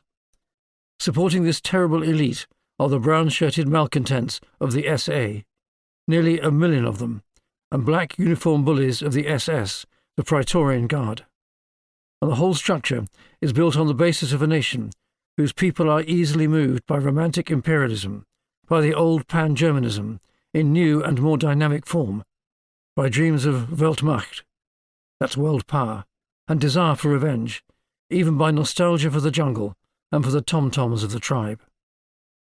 The language that Holton had begun to employ when describing what he was seeing around him during his visits was urgent, full of warning for what would happen to Europe and the world if it ignored what was happening at great speed to Germany. Laying aside journalistic convention, he became one of a tiny group of prophets who began insistently to warn the world of impending doom. The things I saw being taught and believed everywhere in that nation, he wrote in one of his reports from later in 1933, the superiority of one race and its destiny to rule, will one day become the intimate concern for all of us. Holton was in no doubt about what Hitler's ascent to power meant for Germany. He visited twice that year, in January and then more extensively in the spring. From the very first instant, he suspected that the name Hitler had given to his political party, the National Socialist German Workers' Party, was an enormous brazen hoax, designed for one end and one end alone, an aggrandizing, racist agenda that would attempt to place Germany ahead of every other country of Europe, with force if necessary. From what he could see, Hitlerism was neither national nor socialist, nor for that matter about the workers. It seemed to him to be about the creation of a racially pure Germany, in which Jews, Gypsies and Slavs were obvious, disposable imperfections. That was disciplined, obedient, militaristic and imperial. Most worrying of all was that the fabulous lie inherent in the banality of the name of this political party was widely believed, and constituted the basis of Hitler's ascent to tyranny. To the fanatical few, the believers, the National Socialist German Workers' Party was a means to an end, the first step of which was the assumption of total dictatorial power. The principal themes of the 24th of February 1920 Declaration, racial purification from within and territorial aggrandizement outside to form a Gross Deutschland, or a Greater Germany, of 80 million Germans, in which Lebensraum, living space, would then be achieved, and to do so with legal violence if necessary. To those who were prepared to understand the Nazi program, the union of all Germans was an article of faith and had to be achieved, even if it entailed the spilling of blood. This was the Nazis' destiny. It was, too, Hitler's personal mission. This is why fate had called him to the highest office in the German state. The name therefore fooled lots of Germans, as well as much of the watching world, few of whom ever bothered to read or knew where to look for the defining articles of Nazi faith. The lie was carefully concealed within other myths of Germanhood, ones that enjoyed a widespread appeal, particularly among a people humiliated by defeat in 1918, confused by the political uncertainties of the Weimar years, and pauperized by the collapse of Wall Street in 1929. It was the latter, much more than the impact of 1918, that lit the path for Germans, and Germany, down the path to the gates of a Nazi Valhalla. With a shock, Holton understood that the Nazi creed was not being foisted unwillingly upon a reluctant population. Many in Germany welcomed the Nazis with open arms. Germany enters a nightmare, Holton wrote. I feel it in my bones. She has heard the call of the wild. In Britain, however, most opinion, public and political, dismissed Hitler and his goose-stepping acolytes as goons, and Holton's journalism as embarrassing hyperbole. In the comfort of his English home, the popular writer H.G. Wells dismissed the Nazi coup d'etat that had placed Hitler on the Chancellor's chair as a revolt of the clumsy lout, a charge that led to the Nazi burning of his books, among thousands of others, in Berlin's Oppenheim on the 10th of May 1933. Wells underestimated the simplicity of the Nazi program, the ferocious tenacity of its adherents, and the unchallenging acquiescence of most of the population. His accusation proved to be naively offhand, akin to the view among the aristocracy in the Heer. That's the German army. Together, the German armed forces were known as the Wehrmacht, that they could control the little corporal. Wells gave no thought to the consequences that the rise to power of the lout that he described would have for Germany, or the world for that matter. This was no schoolyard bullying that would disappear with the maturity of age. That Hitlerism was ever able to so dominate European and global politics to the extent that it did for 12 hellish years, sending the world screeching into a cataclysmic war, is no mystery now. In the early 1930s, however, the fast-approaching catastrophe just wasn't obvious to everyone. Even though Europe was awash with journalists reporting back fearfully about the developments in the heart of Europe, where the Enlightenment legacy of centuries, before which lay the Reformation and before that the Renaissance, was being buried by a darkness so unfathomable as to be unimaginable, few read the warning signs correctly. That the warning bells were ringing loudly in every country of Europe, and indeed across the world, is indisputable. What seems so shocking is that few bothered to lift their heads to listen. Another of those who, like Michael Holton, noisily rang the alarm bells, and another who was roundly ignored, was the journalist Leyland Stowe, whose fears were succinctly articulated in a small book published in London in December 1933, with the uncompromising title, Nazi Germany Means War. Stowe, who had received a Pulitzer Prize in 1930 for his reporting of Great War reparations, was as shocked as Holton after spending 2 months in Germany that year. He concluded that Germany had two voices. One was a public voice meant to pacify the fears of outsiders and spoke repeatedly of peace. The other was for internal German consumption and spoke relentlessly of martial values, social discipline, the importance of the need of the state over those of the individual, Germany's requirement for living space, self-evident German racial superiority among the nations of Europe, and the imperative to achieve a homeland for all Germans, not just those who currently had the good fortune to live within the present boundaries of the Reich. What this meant for Austria and for large slices of Poland and Czechoslovakia was clear to the Nazi propagandists, and a message preached diligently every day in Germany. These ends would be achieved, Hitler asserted in Mein Kampf, by a strong and smiting sword. Hitler declares that Nazi Germany wants peace at the very moment when Nazi Germany is busy, with an appalling systemization and efficiency, preparing its 65 million people for perfected martial coordination such as never existed before, Stowe warned. This, in its logical sequence, can finally lead only to war. Stowe's book flopped. Neither buying public nor politicians wanted to spend money on a tome that suggested that, on its current course, war was inevitable, and confirmed that their persistent ostracitis was a terminal illness. Equally, Halton's reporting of his 2-month tour of Germany in the autumn of 1933 was regarded to be so alarmist that he was dismissed by many as a warmonger. He was criticised for reading into situations and events a meaning far beyond their reality, for suggesting, for example, that the Nazis and their followers were not Christians truly following the sayings and precepts of Christ. He incurred the wrath of Catholics and Protestants alike, who accused him of ignorance. Germany was, after all, in terms of church attendance, the most observant country in Europe. It was factually erroneous, he was told, to suggest otherwise. As it was in Britain, pacifism was the dominant theological worldview across Western Christendom in the 1930s. Although it attempted to express in political terms Christ's blessings on the peacemakers and the instruction to turn the other cheek, it seemed to assume that simply believing in non-violence would somehow persuade an enemy to think twice about using violence at all. Pacifism was the spiritual dimension of the political delusion of wishful thinking.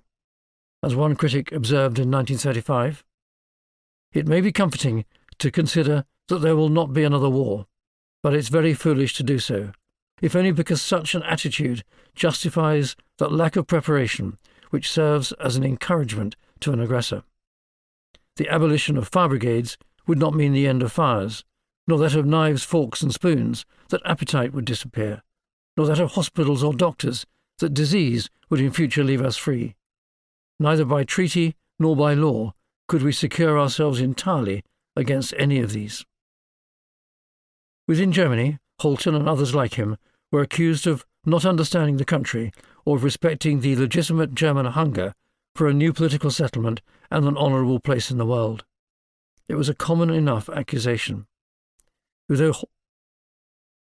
Although Halton robustly dismissed the Western reactions to his warnings, he nevertheless worried at the time that well-meaning ignorance of Nazism abroad was almost as bad as Nazism itself.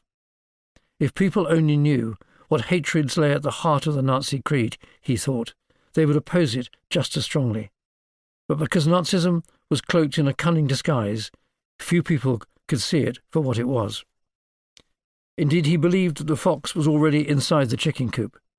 The German people, or at least large numbers of them, had embraced ideas that they would have regarded, in another political or cultural milieu, as desperately irrational.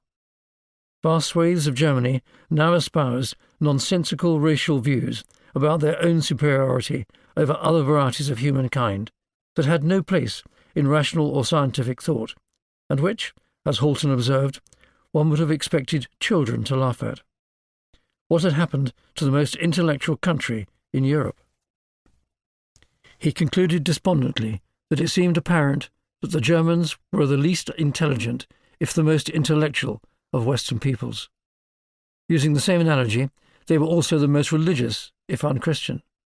Shockingly, the crazy notions of Aryan supremacy, propagated so assiduously by the Nazis, had already received academic and intellectual legitimacy, and had been translated into notions that had quickly become widely accepted by otherwise thinking people, taught in schools, and subsumed into common everyday thought.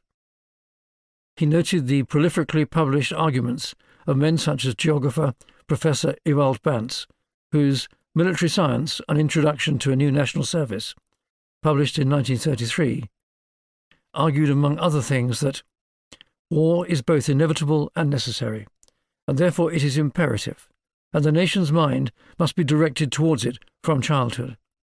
Children must learn to infect the enemy's drinking water with typhoid bacilli, and to spread plague with infected rats. They must learn military tactics from the birds, hills and streams. How was it possible for the most cultured society in the world to embrace such extremism? Why and how could otherwise deeply intelligent, well-educated, rational men and women embrace such nonsense?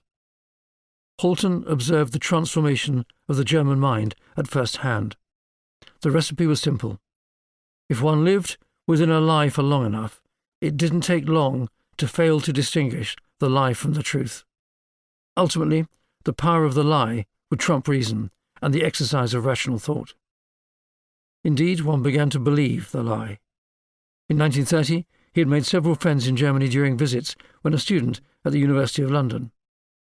His new acquaintances were all socialists and internationalists and laughed at the Nazi buffoons clowning around on the outskirts of politics. 3 years later, after Hitler's rise to power, he went to meet one of these men, living with his parents in the Rhineland Tower of Bonn. Holton was relieved to learn that this man had not supped from the Nazi cup, but was disquieted to hear that 2 of the others had become Nazis. 5 years later, he returned to the family home during the Bad Godesberg Conference in September 1938. "What a pity you should have come up from Godesberg," the man's mother exclaimed when she saw Holton at the door, "because Friedrich is there. He commands a detachment of the SA, which was sent from here to the conference." All that was required was time, and the repeated articulation of the lie. In 1933, Stowe commented on the catchy little musical ditty played during intermissions in radio programs, which proved to be the popular song Volks an Gewehr, People to Arms. On the streets, young boys dressed in Hitler Youth uniforms played with wooden cannon in the parks and practiced throwing hand grenades as part of their school curriculum. At the time, Holton, among many others, was concerned about the vast gulf that existed between what the Nazis said they were doing and the interpretation of these things by newspapers, politicians, and observers in other, far distant places, especially those safely cushioned in the protective cocoon of Western democracy, who thought that all systems of government operated similarly, and where bad people were constrained by the law and the structures and systems of civilization. But it wasn't only wishful-thinking Western intellectuals and politicians who harboured delusions about the Nazi program in Europe. In a 1933 interview with Goering, Holton was struck by how deeply the Nazi leadership had itself drunk from the cup of its own delusions. What was worse than believing their ridiculous racial bigotries, especially against the Jews, within, and the Untermensch, literally the subhumans, without, was their unfounded conviction that the policymakers in the West, especially in London, secretly supported them, even if they couldn't express this support openly. After all, it wasn't a secret that it was Western capital, sourced through London and Wall Street, that was financing the rebuilding of Germany, and which by necessity was close to the Nazi economic program. The interests of both sides were therefore closely aligned. If the outcome of Versailles was to be reversed, Goering asserted, Britain and France would be sensible. Both countries knew that Germany was Europe's bulwark against the spectre of Soviet Bolshevism. "Germany will save Europe and Occidental civilization," he blathered. "Germany will stop the rot. Germany will prevent the Untergang des Abendländer." Goering was well briefed about attitudes in the West. Many well-read people in London and New York were already saying and believing some of this, although those in Warsaw, Prague, and Paris were less inclined to do so. The unbelievers were widely ridiculed in their own countries. In Britain, Winston Churchill was the most prominent of those who did not accept this world view. But for the most part, the political establishment ignored and reviled him in equal measure. Churchill was at the time like a biblical prophet crying in the wilderness, scoffed at by those who considered him a warmonger for advocating robust responses to the militaristic posturing of the totalitarian states. Yet all it needed, argued Holton, was for people in Germany and the West to read. The 25 demands of the 1920 Declaration were unequivocal. They were the articles of faith of a new religion and held to fanatically by true believers. This was the foundation stone upon which all else was being built. Hitler mapped out these plans for rebuilding Germany in this image in Mein Kampf. but wisely refused his publisher's permission to have the rambling tome translated into English. It would give the game away. When Halton interviewed Albert Einstein at a secret location on England's south coast in September 1933, he asked the famous scientist whether it was Hitler's plan to destroy European Jewry. Jewry, Einstein retorted. Jewry has far less to fear than Christendom. Can't you people read? When Halton asked him what the ultimate result of the Nazi project would be, Einstein immediately responded, war. Can't the whole world see that Hitler will almost certainly drag it into war? It couldn't. Most Western diplomats and statesmen in 1930s Europe made the mistake of misunderstanding Hitler's true nature and ambitions. After all, these, articulated in Mein Kampf, in repeated public utterances in Germany, in speeches and interviews, were so fantastical, outrageous even, that most reasonable men and women did not consider them viable, and so dismissed them utterly. This was the underlying reality of appeasement. Sane politicians and statesmen believed that Hitler likewise was rationally calculating what he could secure by beating the war drum without taking his country and people into a ruinous war.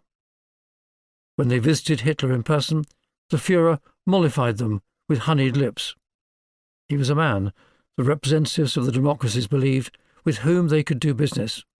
Did he not repeatedly assert that he wanted peace? The appeasers did not realize, until it was too late, that if Hitler could not secure peace on his own terms, he would do so by means of war. On the 21st of May 1935, the American journalist William Bill Shirer, in Berlin, recorded in his diary that Hitler had made yet another masterful speech in the Reichstag, proclaiming his desire for peace. Yet, like Halton, Stowe and Thompson, among others, Shirer saw clearly through the noisy charade. Hitler was in fact calling for war, under the cloak of demands for concord. It was the assassin's knife, hidden until it was plunged, deep and red, into the body politic of Germany's enemies. Shirer was now convinced of Hitler's remarkable powers of oratory. What he lacked in visual presentation, he made up for in his fantastical speeches. He held his audiences spellbound, but the demands he made that night, in exchange for peace, revealed that in fact they were impossible for Europe to accept. And what did he get for this drum-banging? Fear. In Western capitals, politicians were unwilling to stand by the provisions of the treaties jointly made at Versailles in 1919 and Locarno in 1925, primarily because there was no appetite to enforce them. After all, Germany was merely exerting her natural rights, the argument went, and Versailles was embarrassingly and unnecessarily harsh, a Nazi deceit still in currency today. We would do the same, surely, given similar circumstances. Give the Germans some leeway. They're no threat to us. Using these arguments, Britain unilaterally allowed Germany, at the Anglo-German Naval Agreement in London in June 1935, to break free of the Versailles straitjacket, providing it with the ability to build as many submarines as the British. Why the British have agreed to this is beyond me, remarked Shirer, unpersuaded of the argument that embracing Germany would make it more peaceful. German submarines almost beat them in the last war, and may in the next. At a speech to the Reichstag on the 8th of March 1936, Hitler revealed this inherent, though carefully hidden, contrast between his demand for peace and his desire for war.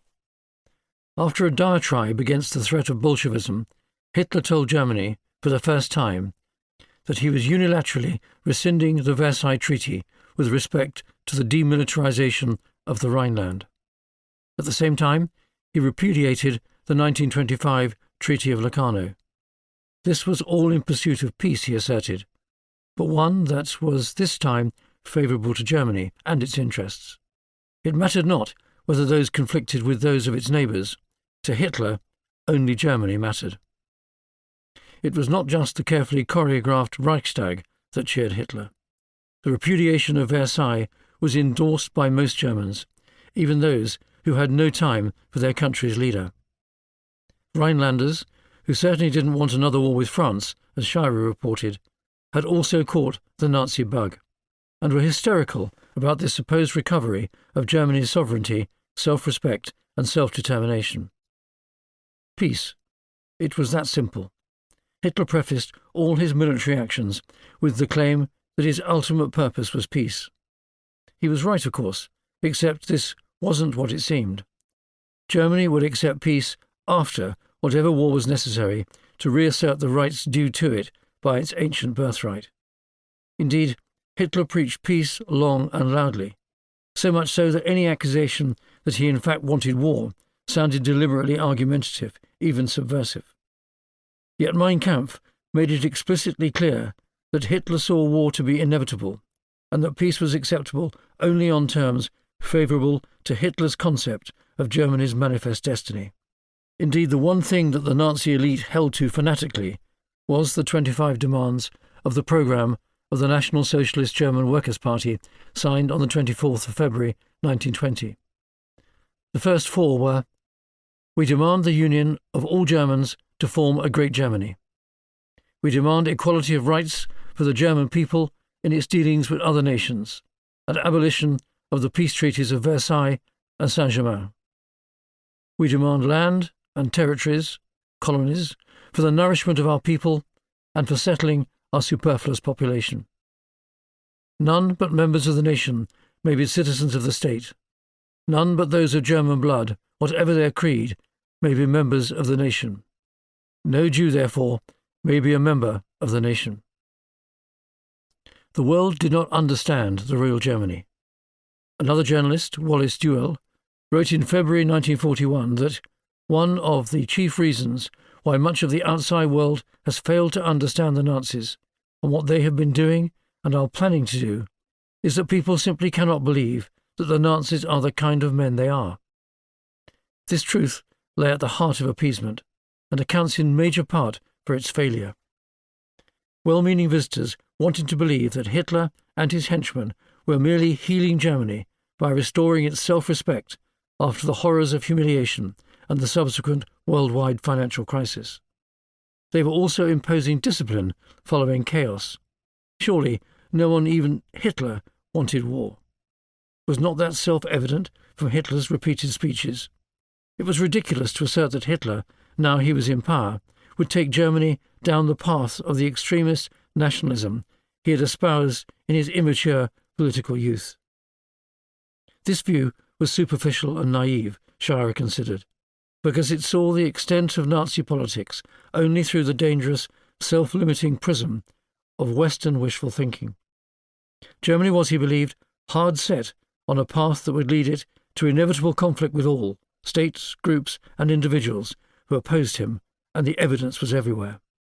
The ultimate end of Hitler's plan for Germany and the purpose of all his policies, 4-year plans, guns before butter speeches by the Nazi elite, and every evidence of the obvious resurgence of the Reichswehr, the army of 100,000 men that Germany was allowed to keep by the Treaty of Versailles, was total war, Scheirer thought. There was no other rational explanation. Despite the strictures of Versailles, none of which were being enforced by the international community that had imposed them, every public parade saw new and better guns, faster tanks, more aircraft, and less butter. Matthew Holton agreed. At the end of 1933, he had written, "During the last month in Germany, I have studied the most fanatical, thoroughgoing, and savage philosophy of war ever imposed on a nation. Unless I'm deaf, dumb, and blind, Germany is becoming a vast laboratory and breeding ground for war. They are sowing the wind." But few at home paid him any attention. It wasn't politically acceptable in the West to believe that war was the ultimate political ambition of Nazi philosophy, and of the new Nazi government.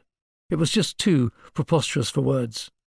The failure of the democracies in the 1930s was the naive failure to accept that any sane, rational human being wanted war. Sadly, much the same could be said of Vladimir Putin in February 2022. Chapter 13. The Slow Rush to Rearm. In retrospect, political events on the international stage from 1931 onward seem to have a horrible inevitability about them. The much-vaunted collective security of the League of Nations fell at the first hurdle when Mussolini invaded Abyssinia in October 1935. Neither the League of Nations nor any of the major powers were prepared to use their military capability to enforce the peace. The entire concept of collective security floated away into the ethereal mists of pacifism and wishful thinking. At the time, for the British, the result was more commitments and stretch for their army. Britain sent reinforcements from all three services to the Mediterranean, the army dispatching 3 additional battalions to Malta and a brigade to Egypt, followed thereafter by a battalion of light tanks from the Tank Brigade, a company of medium tanks, and a mechanised artillery brigade. From these units came the colonel of what in due course would be the 7th Armoured Division, the Desert Rats. The Rhineland then followed in 1936. The French army, still large, did not act because there was no political will to do so. France was politically fractured and unable to act decisively to protect the security status quo established by Versailles. Inaction was the loudest political message of the century, for by its silence both France and Britain told Hitler that he could act with impunity where German interests were concerned. The advent of the Spanish Civil War in July 1936, together with Germany's blatant involvement on the side of the fascist rebels under General Franco, was the entree to the creation later that year of the Axis between Rome and Berlin, and the subsequent anti-Comintern Pact between Germany, Italy and Japan. In addition to the clear evidence of rapid German rearmament in 1937, Japanese armies launched attacks in China. In the following year, Britain's mandate in Palestine also began to bite, with a full-scale Arab rebellion against fast-rising Jewish immigration in 1938, further draining military manpower. Palestine was a critical component in Britain's security jigsaw in the Middle East, a fulcrum between Egypt to the west and Iraq and the Persian Gulf to the east. Instability was not welcomed at a time of heightened tension elsewhere in the Horn of Africa. A frightened cabinet agreed a further enhancement to the air defence equation in February 1936, increasing the RAF target to 1,736 frontline aircraft to be in service by 1939. For Palestine, the old model, in place since 1921, of the Royal Air Force providing security by means of a squadron of aircraft and 2 of armoured cars, required rethinking now that boots were needed on the ground. By 1938, 2 full infantry divisions, Major General Richard O'Connor's 7th Division and Bernard Montgomery's 8th Division, were attempting to put down the rebellion, curtail Jewish immigration, and provide security against the depredations of any would-be enemy. The period from 1933 through to the outset of the Second World War in September 1939 was one in which the army operated within a government policy that resolutely refused to consider the prospect of another military commitment to Europe, of the kind that the country had provided in 1914. Britain spent most of the 2 decades following the Great War, assuming that it could absolve itself of responsibility for any further military engagement in Europe, and made no pretence of preparing for it. It insisted that any future conflict in Europe was none of its business, with a message to its continental allies that was tantamount to, "You can get on with your squabbles, but we're not going to get involved. We're going to focus on protecting Britain from air attack, and we've got an empire to worry about. You're on your own." It was a reversion to the traditional British strategy of isolation. Britain would protect its national interest in Europe, it believed, by means of a limited liability only, provided mainly by bombers of the Royal Air Force, together with, and only when absolutely necessary, 2 divisions of infantry to protect Belgian airfields. It was, if the country was being honest with itself, in actuality a policy of no liability, overturned only following Hitler's advance on Prague in March 1939. This was the point at which a geopolitical reality, lacking for a decade and a half since Locarno, was finally injected into British decision-making. The policy of appeasement was reversed, and funding for the rapid expansion of the army was unlocked. For the army, however, it was too late. The increase that followed Chamberlain's volte-face allowed solely for conscription and the manpower enlargement of the army, not its transformation into an effective warfighting organisation able to take on the Wehrmacht on equal terms. A lost 2 decades could not be recovered overnight. It was now too late to ask the crucial question, for what kind of war do we rearm? The practical problems remained immense. The greatest challenge for the British Army in creating an expeditionary force founded once more on the structural impediment of the Cardwell system. If an expeditionary force were constructed in Britain to service a new strategic requirement for the army, i.e. over and above that of an imperial gendarmerie, it would significantly affect the way in which the British Army's commitment to the defence of India was delivered. So long as the War Office considered the main threat to Britain's national interest to come from the East, that is where its defence priorities would remain, and defence inadequacies elsewhere would be accepted. Only when the shift to Europe occurred would the requirements of an army for the continent be entertained. Likewise, the idea that a modern mechanised combined arms expeditionary force could simply be magicked upon the troops available in Britain, without a coherent fighting doctrine, training and preparation, and with the only troops available, those assigned by Cardwell, was abject foolishness. To undertake a change of this magnitude required political and military vision and leadership in both Britain and India to reconfigure Cardwell to allow for the creation of a modern, deployable expeditionary force. Neither was forthcoming. As with much other military doctrine in this period, it was a lack of clarity about how the army would need to fight that led to a failure to provide direction for the future. Notwithstanding the written doctrine that did exist, successive CIGSs, from Milne to Montgomery-Messingberd and Deverell, were not convinced of the need to lead an army debate about the type of doctrine required for future war. That which existed, the Field Service Regulations 1935 and Field Service Regulations Volume 1, Organisation and Administration 1930, were insufficient for the task. They were good documents insofar as they went, but they could not reflect the experience of combined arms operations at brigade, divisional and corps level, because the British Army had not developed the techniques required to convert these ideas into practice. The doctrine that existed did so in a vacuum to the experience of 1918, nor was it part of the DNA of the Army. The last formation exercises had taken place in 1934. It was thus hardly surprising that successive Secretaries of State for War were unable to provide the necessary direction for a type of warfighting they couldn't themselves articulate, because the Army could not describe it to it itself. Duff Cooper, who took the appointment in November 1935, urged a reform of Cardwell, but was unable to do much more than recognise that the problem required resolution. A root and branch study of the British military system was put off until 1939. This was in part because of the distractions in government caused by the intensity of the arguments over the continental commitment. Cooper, who was more knowledgeable of military matters than any other Secretary of State during this period, nevertheless found himself engaged in a battle with Chamberlain, one that he was always going to lose, on the subject of preparing and equipping an army for war in Europe. Chamberlain was an untiring exponent of limited liability, and Cooper a trenchant supporter of the need for a continental military commitment. Chamberlain simply did not see the need for a large army, certainly not one for deployment in Europe. The Cabinet debated the subject between December 1936 and May 1937, during which the political relationship between the two men broke down.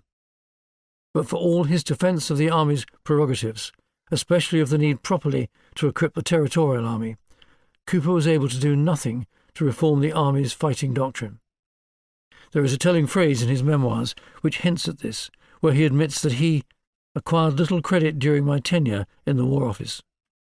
Given his spirited arguments for preparing for the war, which he now believed to be inevitable, he wasn't commenting on these exertions, but on a deeper failure to comprehend the nature of the fight that was coming, and urgently to prepare a dispirited, confused, and directionless army for what it was about to confront. It was in this failure of imagination and vision to recognise how the army needed to change to meet the worsening international situation, even to the extent of changing or scrapping the Cardwell system, that was to lead Britain to disaster in 1940. During the rearmament debates in the Defence Requirements Committee and the Cabinet over the years since 1933, the British Army was hamstrung because it had no clear view as to the type of modern army it needed. Most of the conversations about rearmament that took place were concerned about the numbers of units available to meet all of Britain's global commitments, not about how it would have to fight. If the British Army had had a warfighting doctrine, gifted and paid for by the Cabinet, requiring a comprehensive and integrated fleet of armoured vehicles, tanks, infantry carriers and mobile artillery, together with an integrated tactical air force, the discussions about priorities would have been very different. But there were no such discussions. As a result, Britain, when it mobilised, ended up in September 1939 with a 1914 army carried in lorries, many of which were civilian vans impressed into military service. By the start of the Second World War, the army had only a light tank in its order of battle. A decade of indecisiveness and lack of funds had not even replaced the old medium tank of the 1920s experimental mechanised force. The lack of clarity, for want of an effective warfighting doctrine, about cruiser tanks, which could travel at their own speed, or infantry tanks, which travelled at the speed of marching infantry, had still not been resolved.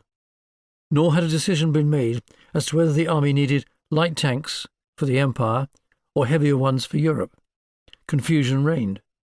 Until 1938, Britain's single armoured division, comprising a mixture of light tanks and armoured cars, was designated in any case for Egypt. Two other armoured divisions were in the process of being formed at home, slowly. As a result, when rearmament happened, it served to fill up the equipment and manpower gaps in the 5 divisions, 4 infantry and 1 cavalry, of what was to become Britain's deployable force, the BEF, all of which were units diverted from the Cardwell allocation. Parliament had quibbled with the initial Defence Requirements Committee recommendations in 1934, and the resulting compromise allowed little for modernising the army, and in any case was quickly found to be inadequate. By 1935, it was clear that German rearmament was marching ahead with remarkable pace. In addition to the dramatic growth of the army, the Luftwaffe had already exceeded the size of the Royal Air Force and would soon achieve parity with France, which had 1,500 aircraft. The Cabinet instructed the Defence Requirements Committee to revise its figures for aircraft production, and a new plan was agreed in July 1935, in which 1,512 aircraft would be built and be in service by 1937. A white paper published on the 3rd of March 1936, before the reoccupation by Germany of the Rhineland in 1936, and owing much to Chamberlain's persistence, committed to a massive programme for rebuilding Britain's armed forces. The line taken by the Chiefs of Staff hadn't changed since their first report, but the situation was rapidly bearing out their repeated warnings. They argued consistently that the country needed to take seriously the threat of a war on 2 fronts, with Japan in the Far East and Germany in the West. The time had now passed simply for deficiencies to be made up, as they had recommended 3 years before, but for a massive programme of rearmament. So far, as the Cinderella at the ball was concerned, the Chiefs of Staff made a detailed case for the need for the Army to provide a BEF of 5 regular divisions and a tactical air force for dispatch to the Low Countries, followed up by reinforcement of 4 territorial divisions in 4 months, a further 4 territorial divisions in 6 months, and a final 2 divisions 2 months after that. Duff Cooper, the Secretary of State for War, did his utmost to persuade his colleagues in Baldwin's government to support these relatively modest proposals. The arguments still failed to persuade the Chamberlain-led Treasury, and Cabinet duly discounted the proposals. However, as additional 4 regular battalions were to be added, and the territorial army modernised, and at long last the commitment to a 5-division BEF was accepted, although it was carefully described as a mobile force available for dispatch to quench prospective fires anywhere in the Empire, not just in Europe. Making a commitment to the dispatch of territorial divisions to Europe would have too great an impact on the economy, and it also raised the prospect, unacceptable at the time, of conscription. The March 1936 White Paper proposed to increase the number of cruisers in the Royal Navy from 51 to 70, with 2 new battleships and an aircraft carrier laid down. The relentless rise in numbers in the Royal Air Force would also continue, increasing to a target of 1,750. In terms of the country as a whole, the rearmament jump was significant, as the figures for defence expenditure as a whole demonstrate. In 1932-33, £103 million were spent on defence, which represented 12.9% of the overall budget, and an increase of 0% over the 1932-33 baseline. In 1933-34, £107.9 million were to be spent, which represented 14.9% of the overall budget, an increase of 4.5% over the 32-33 baseline. In 1934-35, £114 million were to be spent, which became 15.5% of the overall budget, an increase of 9.65% over the 32-33 baseline. 1935 to 1936, the budget was £137 million, or 17.7% of the overall government spend, which represented a 24.8% increase over the 32-33 baseline. And in 1936-37, spending had risen to £186.7 million, which represented 22.4% of the overall government spend, an increase of 44.83% over the 32-33 baseline. For comparison, the respective percentage of gross national product spent on defence between Britain and Germany was this. In 1932, Britain spent 3% and Germany 1%. In 1933, Britain spent 3% and Germany 3%. In 1934, Britain was still only 3%, but Germany was 6%. In 1935, Britain was still 3%, but Germany was 8%. In 1936, Britain spent 4%, but Germany was 13%. In 1937, Britain was 6%, and Germany was 13%. In 1938, Britain was 7%, Germany was 17%. In 1939, Britain was 18%, and Germany 23%. But in 1940, in Britain it was 46%, and Germany 38%. Even though rearmament began as a policy in 1935 and 1936, it did so fitfully, and in the face of extreme reluctance from the Treasury, and some political opinion which held that the three services were agitating to make the most of a deteriorating international situation to feather the nests of their own service. This half-decade was in fact a period of remarkably harmonious union among the three service chiefs within the Chiefs of Staff Committee, under its chairman Lord Chatfield, as they strove to repair the damage made by a decade and a half of decline in Britain's defences. But there was no sudden Damascene moment across government about the parlous state of Britain's defences, or of the threats posed to Britain's national interests by Germany, Italy and Japan. All the way up to the moment that Hitler marched into Prague in March 1939, there were very powerful and influential voices in Whitehall urging caution in respect to the financial demands of rearmament.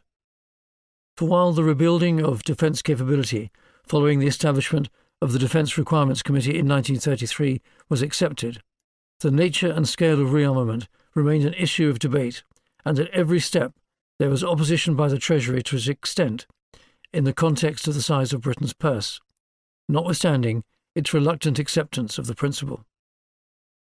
This isn't to suggest that the Treasury wasn't right to protect the public purse from profligacy, but for this half-decade the Treasury was out of step with the growing evidence of a slide to war. It insisted throughout that, despite the increased spending required, it should be done within a framework of business as usual for the economy. There must be no change in industrial policy, or priority given to defence contracts with industry, or any diversion of skilled labour from its existing tasks. There was to be no building of factories solely for military needs, nor any retooling of machinery for the building of arms where it might be needed for income-earning production. The Treasury's hope was that before long diplomacy or appeasement would solve the security problems in Europe, and defence spending could then be as quickly switched off, with no negative impact on the direction of the economy. In any case, the betting in government was still on Herr Hitler not having any evil intentions with regard to the sovereignty of Germany's neighbours. The story of the process of rearmament was principally one about the growth in air power. The popular consensus that the Royal Air Force would be the arm that protected the British Isles from attack allowed it to soak up much of this cash, not just for the development of inadequate bombers, but fortunately also in the mid-1930s for the development of excellent fighters. The story of the ineptitude of the former programme and the vast sums of money disastrously wasted for no or limited effect is told elsewhere. Decisions made by the Cabinet in this period until 1939 failed to acknowledge that war in Europe would almost certainly require a land forces response. Likewise, military power could also have had a deterrent effect on the European adventurers, although this self-evident truth was not considered as a matter of policy. The concept of military, in other words army, deterrence, is a subject remarkably absent from the writing and debates of the time. Equally, the period was one in which the defence community, represented by the 3 service chiefs of staff, had considerably less authority than the Treasury did in the Cabinet. The political leadership of the country also consistently ignored the military advice it was given. The concept of limited liability in Europe was the product both of a revulsion at the prospect of another land war like the last, and of a profound unwillingness to put British boots once again on continental ground.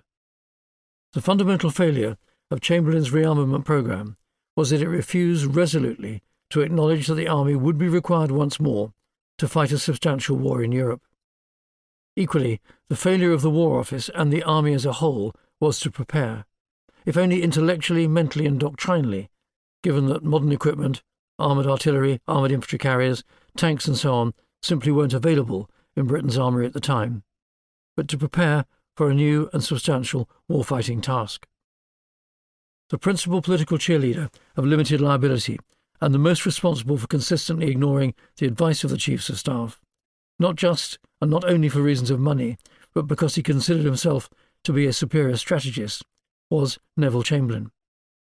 The man who became Prime Minister in March 1937 is often lauded for his commitment to rearmament, which is used to expiate the sins of appeasement. But it was his repeated refusal to consider the creation and deployment of a war-fighting force to Europe that was the most cataclysmic failure of this period of Britain's foreign policy. The Second World War was to demonstrate that the opposition to a continental commitment was strategically, geopolitically and technically naive. It was strategically naive because it assumed that both the Royal Navy and the Royal Air Force would be sufficient to protect Britain's interests in Europe. It was geopolitically naive because it failed to recognise the criticality of a military alliance with France. If Belgium, vital to the defence of the English Channel and to prevent Belgian and French airfields being used to attack England, was to be protected. And it was technically naive because of the grand assumptions bandied about by the air power theorists about the overwhelming importance of the bomber in future war. These assumptions failed to acknowledge the need to fight on land and to prepare to do so. By his determination to protect the army from future bloodshed and his insistence on limited liability, Chamberlain in fact denuded it of the capabilities it would need when the inevitable happened and a highly intensive war came once again to Europe. In contrast, from 1933, the new regime in Germany did all it could to imagine future war. It couldn't prepare for it in actuality because of the strictures of Versailles that limited its army to 100,000. But this didn't stop the Reichswehr between 1919 and 1926, under the leadership of General Hans von Seeckt, from developing new theories and doctrine, or from undertaking extensive exercises with and without troops and war games. Within its 100,000 manpower cap was a disproportionate number of officers, the backbone of any future expansion. The Germans also built on the ideas of the British theorists.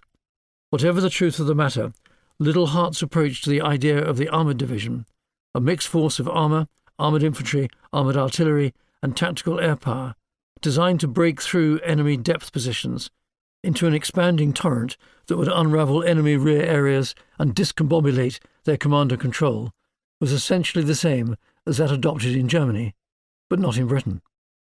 In Germany, the first three armoured panzer divisions were formed in 1935.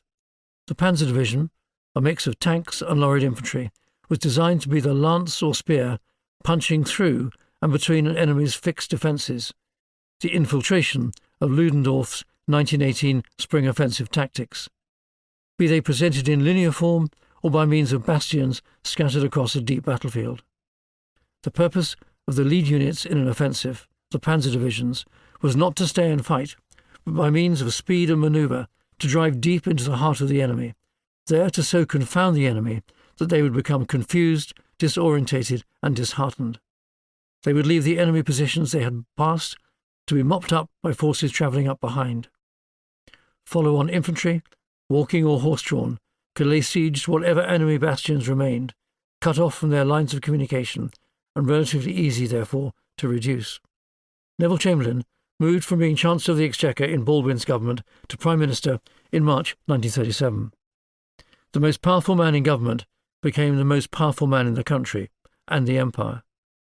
He appointed the reforming Leslie Hall-Belisha as Secretary of State for War to replace Duff Cooper, who had so irritated him for his support of a continental commitment. Hall-Belisha, in turn, brought with him Basil Little Hart as his military adviser. The marriage was in fact arranged by Duff Cooper.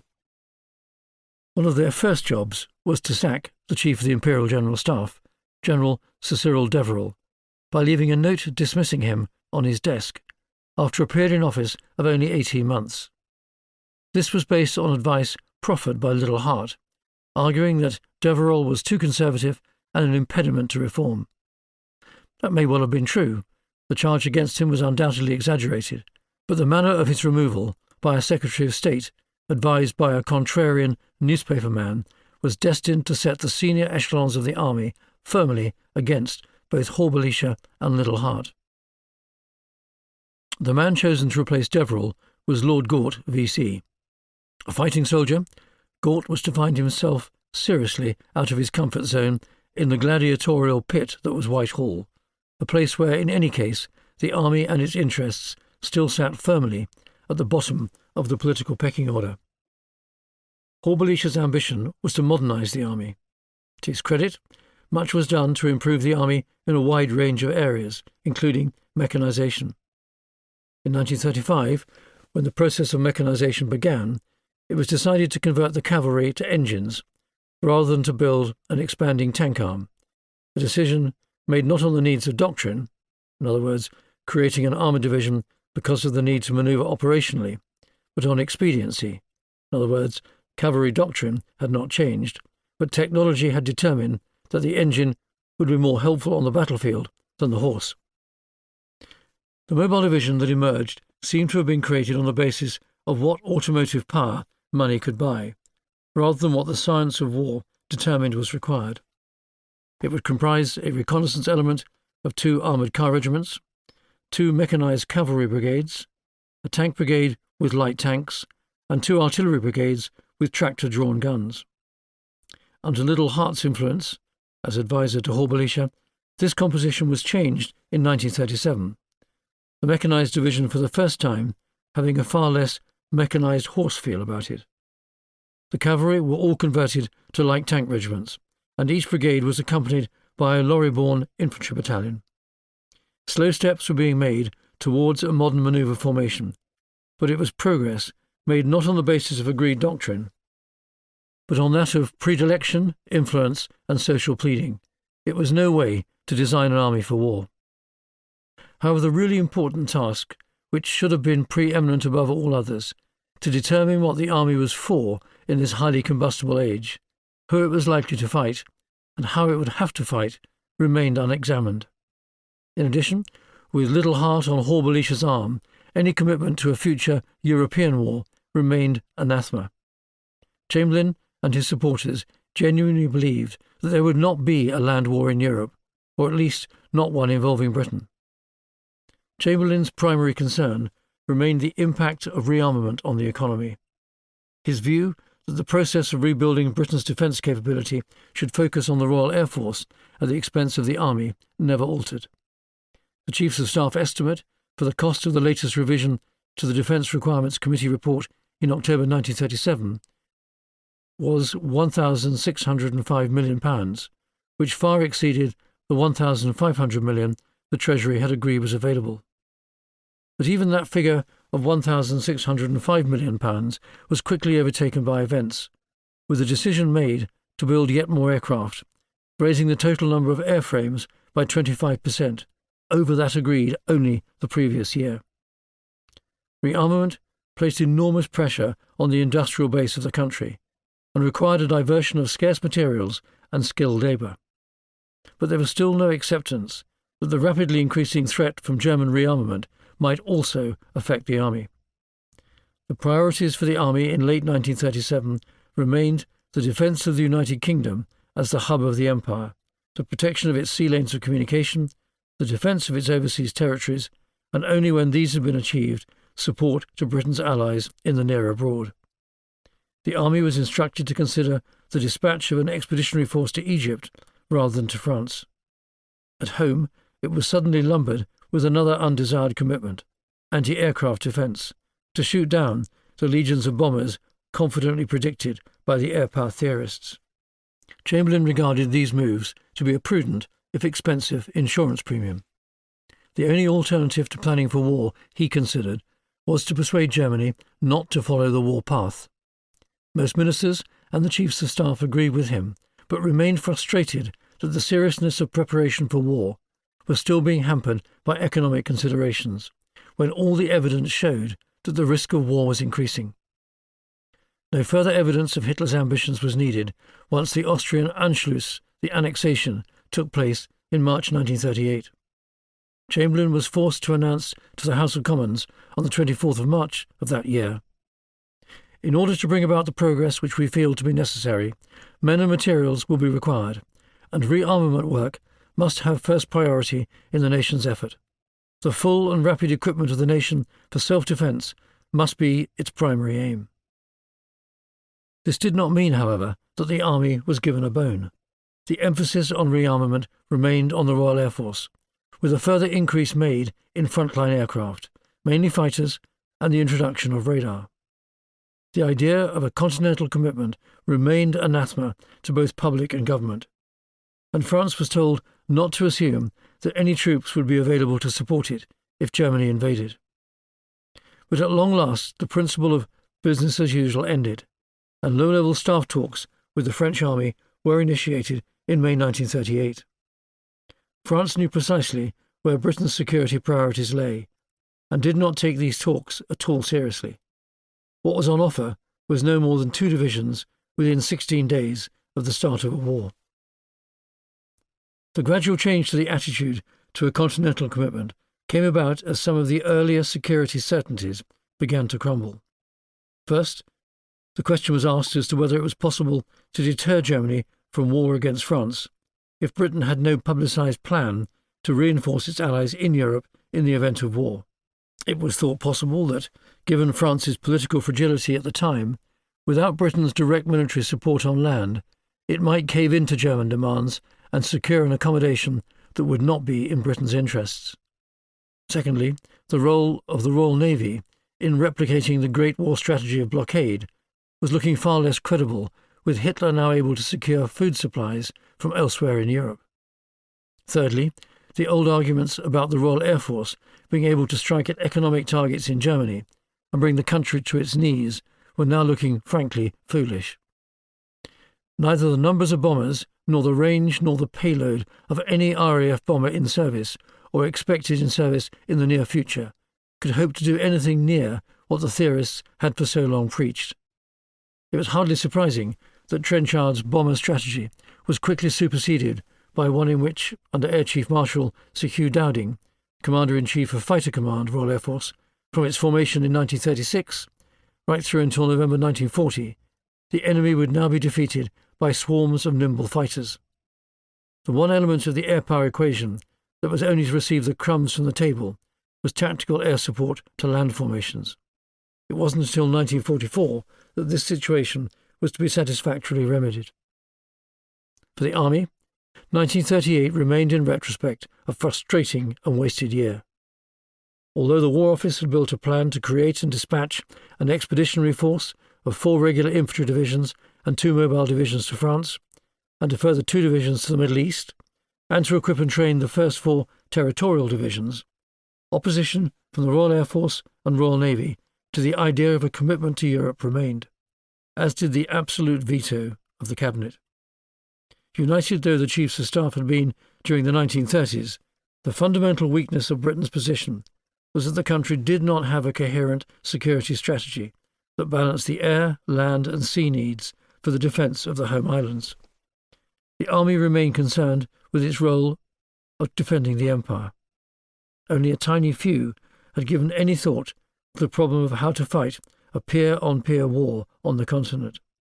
The Navy focused on its battleship fleet and the threat in the Pacific from Japan. The Air Force was taken up with the idea of the bomber offensive as a strategic deterrent. No one expended any energy on working together to create a single, combined service view of Britain's defence effort. The Chiefs of Staff Committee provided a committee's view of 3 separate and competing sets of defence priorities, not a single view of a single solution to a complex problem with 3 competing but equally valid angles.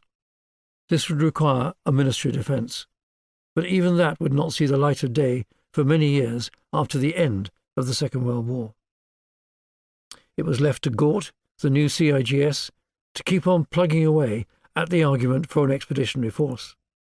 He argued consistently that in the event of catastrophic war in Europe, Britain would have no choice but to intervene, and to do so on a substantial basis. Pretending it wouldn't happen, or that war would force the French to extend the Maginot Line to the Channel, would not make the war go away. Assuming that Britain could stay out of a future European imbroglio was as unreal as it was naive. It wasn't warmongering to prepare for this eventuality, but the very prudence that Chamberlain preached.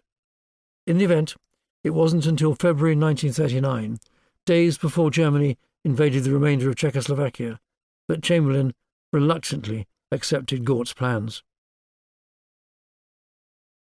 After the conclusion of the Munich Agreement in September 1938, Hall-Belisha had a sudden and Damascene conversion to the need to prepare the army for a deployment in Europe. Despite his earlier acceptance of the limited liability argument, he now saw that a military commitment was inevitable. Politics and ideology aside, it was now time to prepare the army for such an eventuality, and he started making himself a nuisance in Cabinet on this subject. In February 1939, agreement was reached to finance a field force, the new politically correct name for the expeditionary force, a title with unacceptably 1914 overtones. Although initially this extended only to 4 regular divisions and 4 territorial.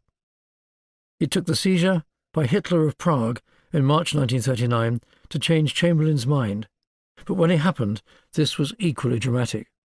Appeasement was now dead. All the years of ideological dissimulation were overturned in a moment. Without bothering to discuss this with the Chiefs of Staff, a hallmark of his previous disdain for the advice from his service chiefs, Chamberlain doubled the size of the territorial army to 26 divisions. The army was to have 32 divisions, 6 regular and 26 territorial. The commitments Britain had felt unable to give the previous year to Czechoslovakia were now handed out with abandon to Romania, Poland and Greece. Bizarrely, Poland was told that it could expect no RAF bomber attacks on Germany for fear of retaliation on Britain. On the 20th of April, conscription, the one thing that would denote a commitment to service on the continent over anything else, was introduced before war had even been declared. It had been the fear of another mass army of young men secured through conscription that framed society's reluctance to give its support to the army after the Great War. The immediate consequence for the army was that it wouldn't have the chance to build up a small, well-equipped and capable mechanised force as a testbed for further development, able to deploy to Europe and fight any modern enemy. Instead, the rapid expansion of the army meant that a new citizen army would now be created, on an unsophisticated infantry basis of men and bayonets that had mirrored 1914, capable of digging in and fighting a war like that of the early stages of the one that had just passed. In March 1939, Horn-Belisha raised the establishment of the Territorial Army to an extraordinary 340,000 men. Then in April, he persuaded Chamberlain to agree to conscription. Within weeks, 200,000 men arrived to begin training, stretching the regular army to breaking point as it attempted to train, equip, and absorb the newcomers. The problem with expanding for war was that the army grew to grow, rather than growing for a purpose. The army knew that it needed numbers of men in uniform. At the time, the Germans were mobilizing 105 field divisions, with 6 panzer divisions and a further 10 motorized divisions, but did not know what warfighting structure to place them in, other than expanding that which existed. The 2 decades after 1918 had been wasted in a directionless model. In 1939, the British Army had a half-baked conception of warfare, a mix of the pre-1918 linear concepts mixed with dollops of armoured warfare theory contained in the 1933 Field Service Regulations, written by Fuller. Some tanks would fight on their own, in tank brigades, although the cruiser brigades didn't yet exist, while the infantry would fight, as they always had, supported by heavily armed Leviathans, which also didn't exist in the numbers required. As Corelli-Barnett observes with characteristic acerbity, part of this critical British failure in the Second World War was owing to the lateness of the British programme of modernisation, part to indecision and dithering over specifications, part to the sheer technical incompetence of some British engineering firms, part to pre-war Treasury meanness. The soul-destroying effect on the army during this period is perfectly summarised by the historian of the Third Carbineers. Since the war, a large number of military theorists had appeared in the United Kingdom, basing their conclusions on the type of fighting carried out on the Western Front, and endeavouring to prove that such slaughter of civilians in uniform could be avoided in the future by the establishment of a small professional army, making up for lack of numbers by the extreme mobility made possible by mechanical vehicles. God, it was said, was no longer on the side of the big battalions. Although this comfortable assumption could not stand up to logical argument, and the idea that the pace of an army in the field could be speeded up from the 3 miles an hour of an infantryman to the 40 miles an hour of the motor car was completely false. Their theories, nevertheless, had a considerable influence on military thinking. It was, however, impossible for soldiers to do more than theorise, for expenditure on the army had been cut to such an extent that deficiencies in all establishments, men, arms, vehicle and equipment, put a stop to any form of realistic training. The army was constructed in accordance with what the government believed the country could afford, not on an analysis of what was required. Worse even than the procrastination, technical incompetence and financial short-sightedness that meant that on the 3rd of September 1939 the British Army had only received 2 of the new Mark II infantry tanks, the Matilda, from the total Mark I and Mark II tanks that had been ordered, was the fact that, in contrast to the position in the German army, there was no clear view about how to fight. Britain had squandered the opportunity to use the limited force it possessed in 1936 to resist the Rhineland reoccupation, and thus end the possibility of future German aggrandizement in Europe. 3 years later, it went to war scarcely more capable militarily, swept up in the inevitable confusions and disorganisation of a general mobilisation for a war which it had denied for 20 years that it would ever need to prepare to fight for, or indeed to fight. The rapid march to war in 1939 made General Hastings Ismay, now chairman of the military element of the War Cabinet Secretariat, angry. "I was not frightened or even excited at the outset of war," he recalled, "but I was furious with ourselves as with the Nazis. Less than 21 years had passed since the Germans had laid prostrate at our feet. Now They were at our throats. How had we been so craven or careless to allow this to happen? The cenotaph was almost on the doorstep of our office, and every time I passed it I felt a sense of guilt that we who had survived the First World War had broken faith with those who had died. They had given their lives in the belief that they were fighting the war which was to end all wars, and now their sons and grandsons were about to be sent to the slaughter. Britain had won the war, but had lost the peace. If Britain and France had had well-trained, well-equipped and well-rehearsed forces on a par with what the BEF had possessed in late 1918 when the Great War ended, the Second World War might have started and ended very differently. It might not have happened at all.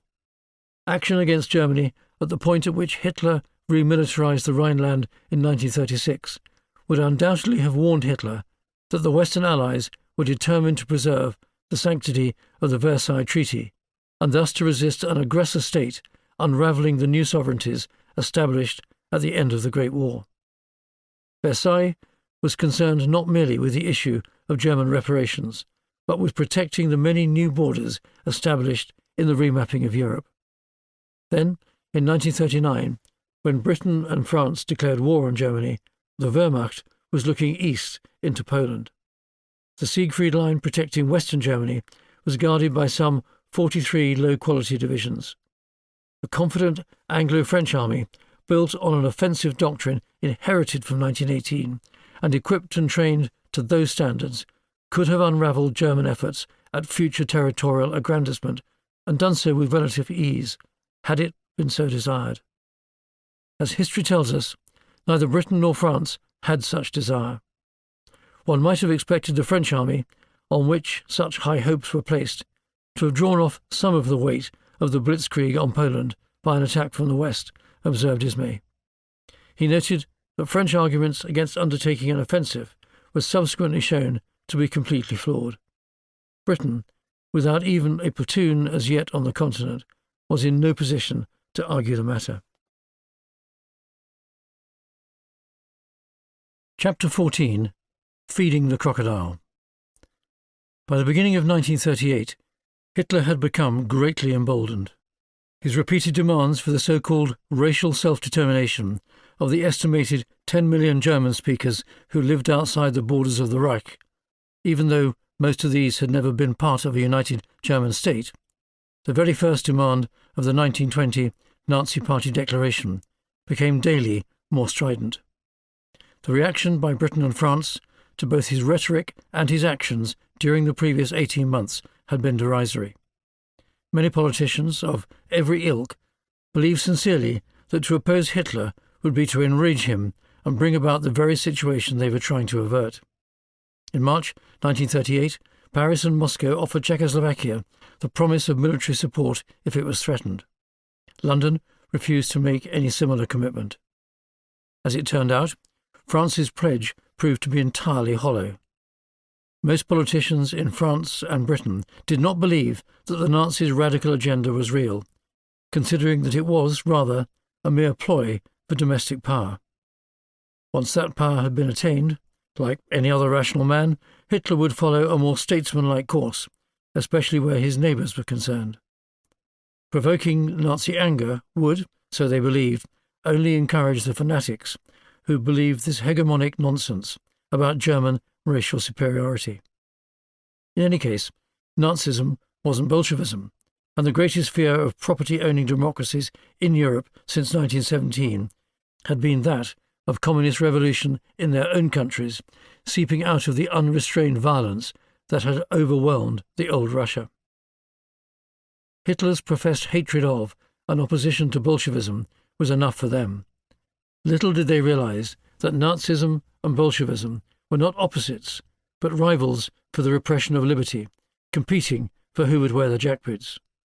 Accordingly, none had lifted a finger to prevent the remilitarization of the Rhineland in 1936 in contravention of Versailles, despite the German General Staff expecting a fierce French response. Instead, France watched supinely, deep fractures in its political system preventing it acting with unity and authority. Britain saw no need to intervene, the consequences being judged far greater than any benefits achieved in forcing Hitler to abide by Versailles, though Anthony Eden observed presciently that the event would mean war in Europe within 2 years. France had in fact weeks before they asked Britain for a military alliance to prevent precisely what was soon to take place. Britain's military weakness was at least one of the reasons for the British government's lassitude. The absence of an alliance with Britain led to France reluctantly refraining from ordering a military counter against Germany. It was the missed opportunity of the century. Hitler had retained a residual concern for the British army that he remembered from Flanders, and might have withdrawn his troops at the first strong whiff of gunpowder. To his surprise and relief, he encountered merely somnolence and timidity. The Wehrmacht stayed, the German people rejoiced, Hitler was emboldened, and war was guaranteed. The year before the remilitarization of the Rhineland, the United States had enacted the so-called Neutrality Acts, legalizing America's descent into isolation from political entanglements abroad, specifically Europe, by making it difficult to trade with any warring country regardless of the righteousness of the cause. The result was that European democracies could expect no help from the United States if they were threatened by aggressors. Hitler judged, correctly as it transpired, that if the European democracies were unwilling to back even their own treaties, Versailles and Locarno, they would be unwilling to withstand demands that had no direct consequences for their own sovereignty or security. For those countries with significant Germanic populations, such as Austria and Czechoslovakia, or indeed any country that did not cede to Germany's demands, the implication was clear. Complete and unequivocal acquiescence to Hitler's requirements was his term for peace in Europe. If he could not secure what he wanted, war would be the result.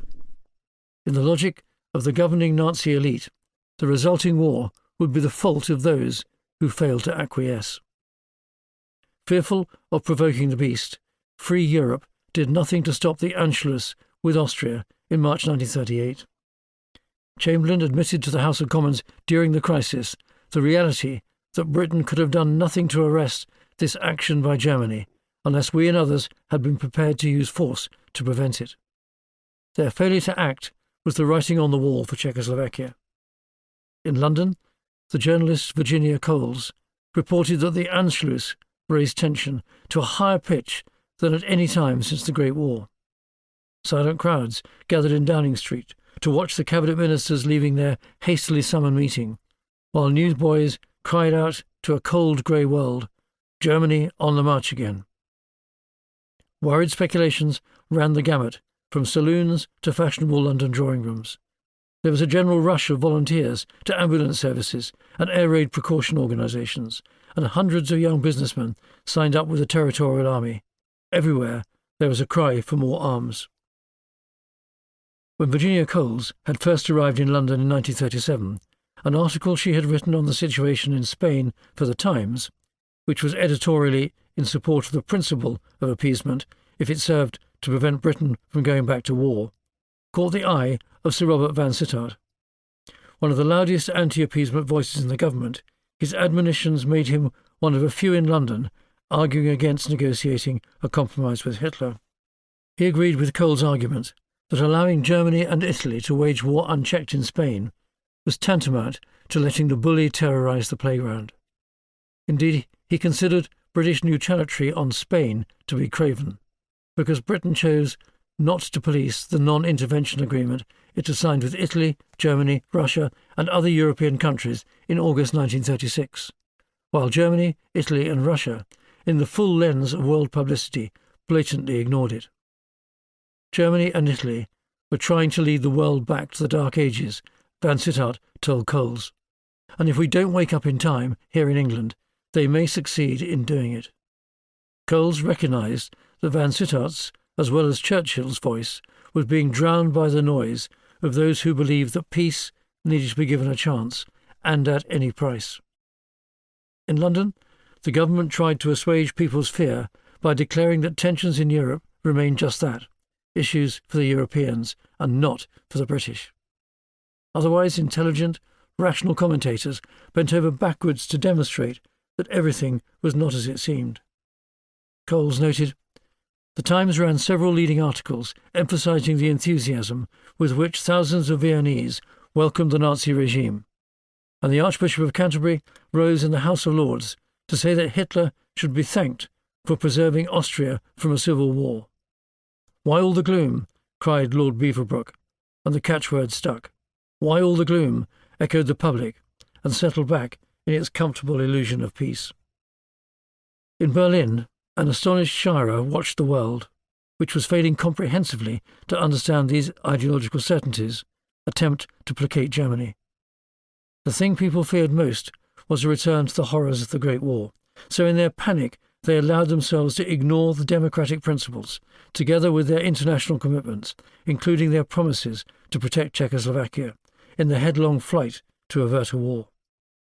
Ironically, war was made more certain by their failure to demonstrate to Hitler the absurdity of using force, a folly first demonstrated in 1936.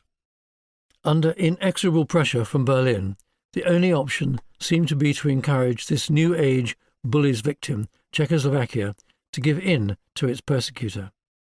If by making territorial concessions, Czechoslovakia could prevent Central Europe from falling into war, surely that would be a good thing, for which the entire world would be grateful. The argument fell, Scharrer believed, on many points, not least because of the relentless militarism of the German state. Every day evidence appeared on Germany's streets of a march to war that would not be removed by the forced kowtowing of states being bullied by Berlin. But even Scharrer was beguiled by the rationality of his own logical mind. In Geneva, on the 9th of September 1938, watching the ineffective and deeply divided League of Nations do nothing about the looming Czech crisis, he dismissed the idea that Germany would fight to recover the Sudetenland. First, because the German army is not ready. Secondly, the people are dead against war. Neither, however, were obstacles to Hitler. Berlin pumped out grievous propaganda that daily traduced, belittled, and mocked Czechoslovakia. Hermann Göring shouted during the Nazi Party's annual rally at Nuremberg, "A petty segment of Europe is harassing human beings. This miserable pygmy race, the Czechoslovakians, without culture, no one knows where it came from, is oppressing a cultured people, and behind it, it is Moscow, and the eternal mask of the Jew devil." As Vladimir Putin has shown in the third decade of the 21st century, peddling lies for political and military purposes did not die with Hermann Göring in the fifth decade of the 20th century. The very real fear of war wafted across Europe in September 1938 like a cloud of poison gas. In Britain, egged on by a decade or more of catastrophizing by the air power advocates, newspapers predicted millions of deaths from bombardment from the air. On the 12th of September, Hitler, in a speech to the party faithful in Nuremberg, raged at the Czechoslovaks, demanding that the slavery the German population had suffered at the hands of their culturally impoverished overlords be ended by means of ethnic Germans being able to secure their self-determination. By this he meant, of course, that these regions should be transferred to Germany, regardless of the principles of national sovereignty or international law. His demand was the return of all parts of Czechoslovakia where at least 51% of the population considered itself German. The danger that Hitler faced was moving too quickly, and by so doing provoking war with France and Britain.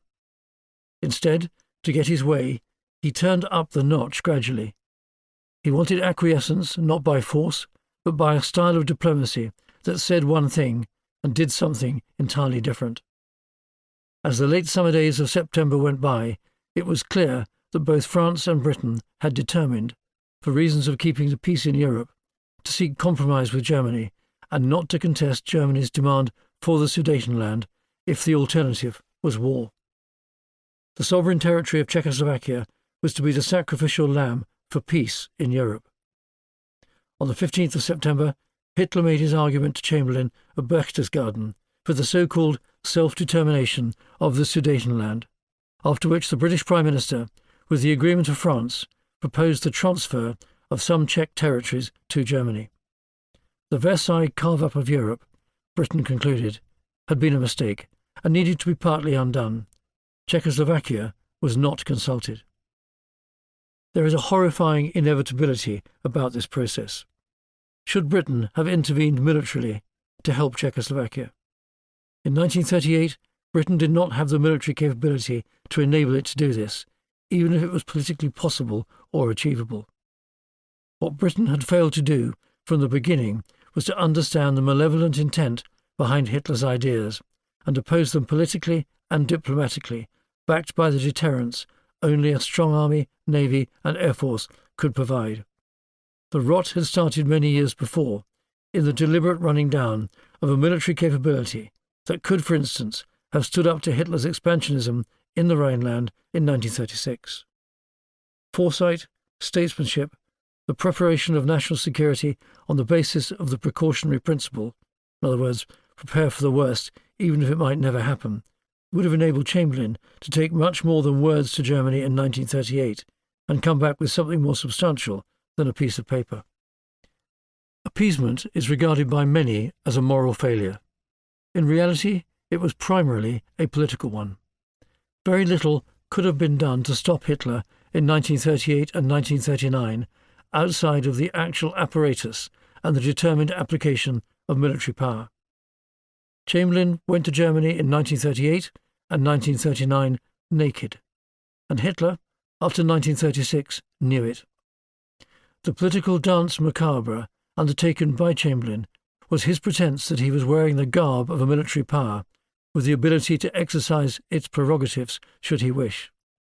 Hitler knew full well that Chamberlain was in fact an emperor without any clothes.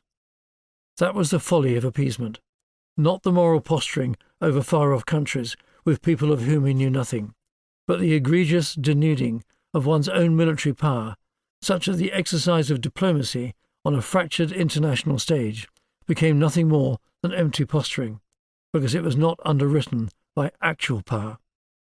Whatever else it was, appeasement was the delusion of believing one could exercise political and diplomatic power without having access to the deployable divisions of well-armed, well-trained troops that could have backed up words with action. Years before, President Theodore Roosevelt had said, "Speak softly and carry a big stick, you will go far." In 1938, Neville Chamberlain did the opposite. He spoke loudly and carried only a small stick. In fact, all he carried was an umbrella. Flying into Bad Godesberg on the 22nd of September 1938 in his Lockheed Electra, Chamberlain was shocked to discover that Hitler now rejected the arrangement agreed at Berchtesgaden. Instead of launching plans to de-escalate tension, Hitler now ratcheted up the pressure on London and Paris by issuing an outrageously one-sided ultimatum, disguised as a memorandum, demanding that the Sudetenland be ceded to Germany no later than the 28th of September. If the Czechs failed to see sense, Germany would intervene to protect the Sudetens by force. So much for the agreement the previous week. Hitler wasn't now talking about adjustment, but about the wholesale absorption of part of the sovereign territory of Czechoslovakia into the Reich. The terms Hitler insisted upon, of course, all favoured Germany. Chamberlain refused. Prague naturally also rejected this threat, while France mobilised 600,000 soldiers and Britain placed the Royal Navy on alert. Perversely and prematurely, the German press congratulated Hitler and Chamberlain for their diplomacy, all in the pursuit of avoiding war in Europe. It was at Munich, on the 29th of September 1938, that Hitler got what he wanted. Chamberlain and Daladier met with Hitler and Mussolini and agreed that Germany be allowed to take the Sudeten province from Czechoslovakia. Chamberlain, as Ronald Blythe has observed in The Age of Illusion, seemed privately determined to confront the sordid dictators with the whole armour of a 19th-century Christian liberal English gentleman. The pity, of course, was it was not his own other cheek he turned for the blow. He gave up the strong line he had taken at Bad Godesberg against the memorandum. The result, as Holton observed, was a pantomime. We were begging Hitler to take what he wanted, if only he wouldn't shoot, and Chamberlain was being hailed as nothing less than a saintly knight-errant for doing the begging. Britain and France were imploring Hitler to take those things which would make him master of Europe and make it necessary for Britain and France to prepare for a gigantic conflict in which victory was less certain than in 1938. On the 30th of September, the Czechs learned that despite their own wishes, France and Britain had handed the Sudetenland to Germany. There would be no war, as the Czechoslovaks had no choice in the matter. London and Paris had told Prague that if it wished to fight, it would have to do so on its own. The President, Edvard Beneš, resigned, and the Wehrmacht marched. It was peace in our time, according to Chamberlain, who was greeted by ecstatic crowds when his Electra 14 touched down in Heston on the 30th of September. Churches had been packed across Britain, people praying for peace. Many in Germany also believed that Chamberlain was right and thanked God for the peacemakers. But as Scherer and others prophesied loudly and often, the sad truth was that few in the West realised that Munich, far from removing the potential for war, confirmed its imminent prospect. Czechoslovakia was not as far away as Chamberlain supposed, nor was the quarrel of no import. Either London and Paris gave in to Hitler every time the German dictator wanted to secure peace on his one-sided terms, or they would have to fight. Giving in to the tyrant on one occasion would not improve the bully's behaviour. It merely forced the democracies to choose whether to continue to give in or to make a stand. It was easy to give in when the interests that were being asked to defend were far off, and separated by vast distances of geography, culture, and history. But when those interests came closer to home, the choice suddenly became much more difficult. On the 15th of March 1939, Hitler completed the occupation of Czechoslovakia that he had begun with the post-Munich occupation of the Sudeten provinces. At a stroke, the Czechoslovak state, established in 1919, was dismembered. This action propelled Europe, and the world for that matter, into the Second World War. Those who had attempted thus far to appease Hitler now realised that they had been wrong. He could not be trusted, as his foreign policy did not follow any rational, observable course.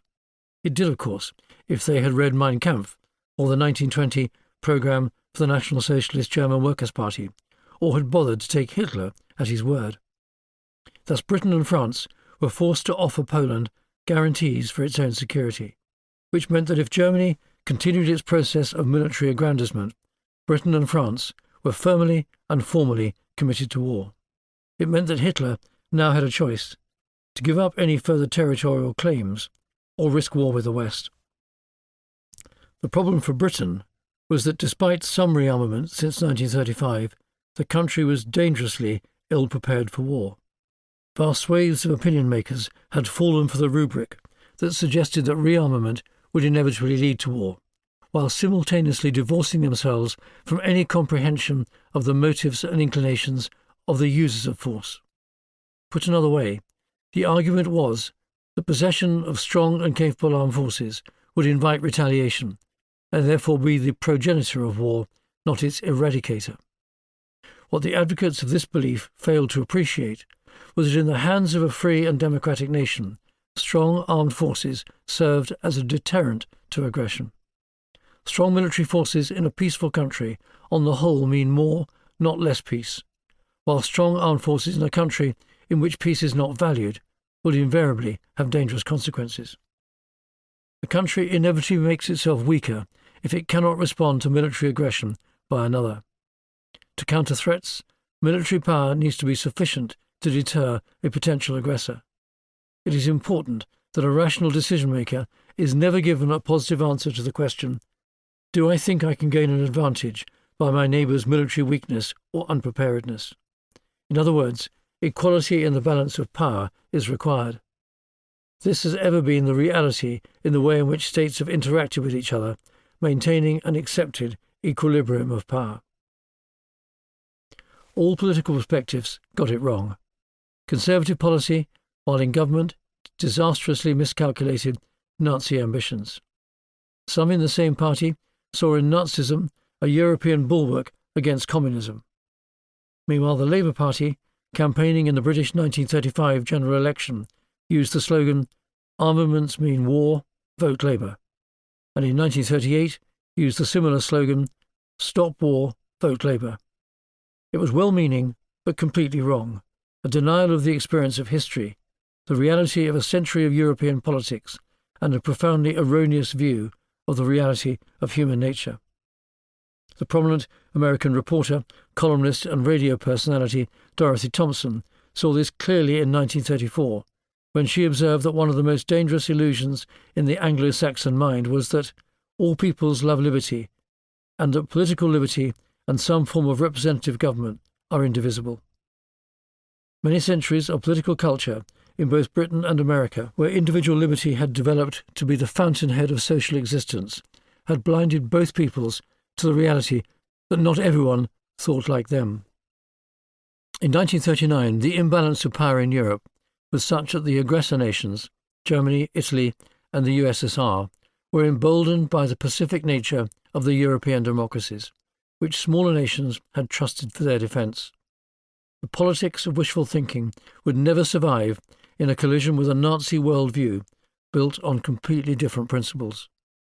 Hitler's gobbling up of the remainder of Czechoslovakia in March 1939 proved appeasement to have been a false god. Notwithstanding the honesty of Chamberlain's motives, appeasing Hitler simply demonstrated to the Nazi hierarchy the pusillanimity of Britain's political leadership and confirmed Berlin's determination to continue on the path of national expansionism that lay at the heart of the Nazi plan, Großdeutschland and Lebensraum. Our enemies have leaders who are below the average. No personalities, no masters, no men of action. Our enemies are small fry. I saw them in Munich. Hitler crowed to his commanders-in-chief at the outset of war on the 22nd of August 1939. Indeed, appeasement in its 1930s context, allowing Nazi Germany to achieve its political goals at the expense of the sovereignty of others in order to avert the threat of war against themselves, or perhaps, as some have mistakenly argued, to give Britain time to rearm, ironically enabled totalitarianism to flourish and led to calamitous war. The problem was that those in London and Paris who pursued a policy of compromise hoped, wrongly as it turned out, that appeasement would have no negative consequences for their own countries, even though it spelled doom for the victims.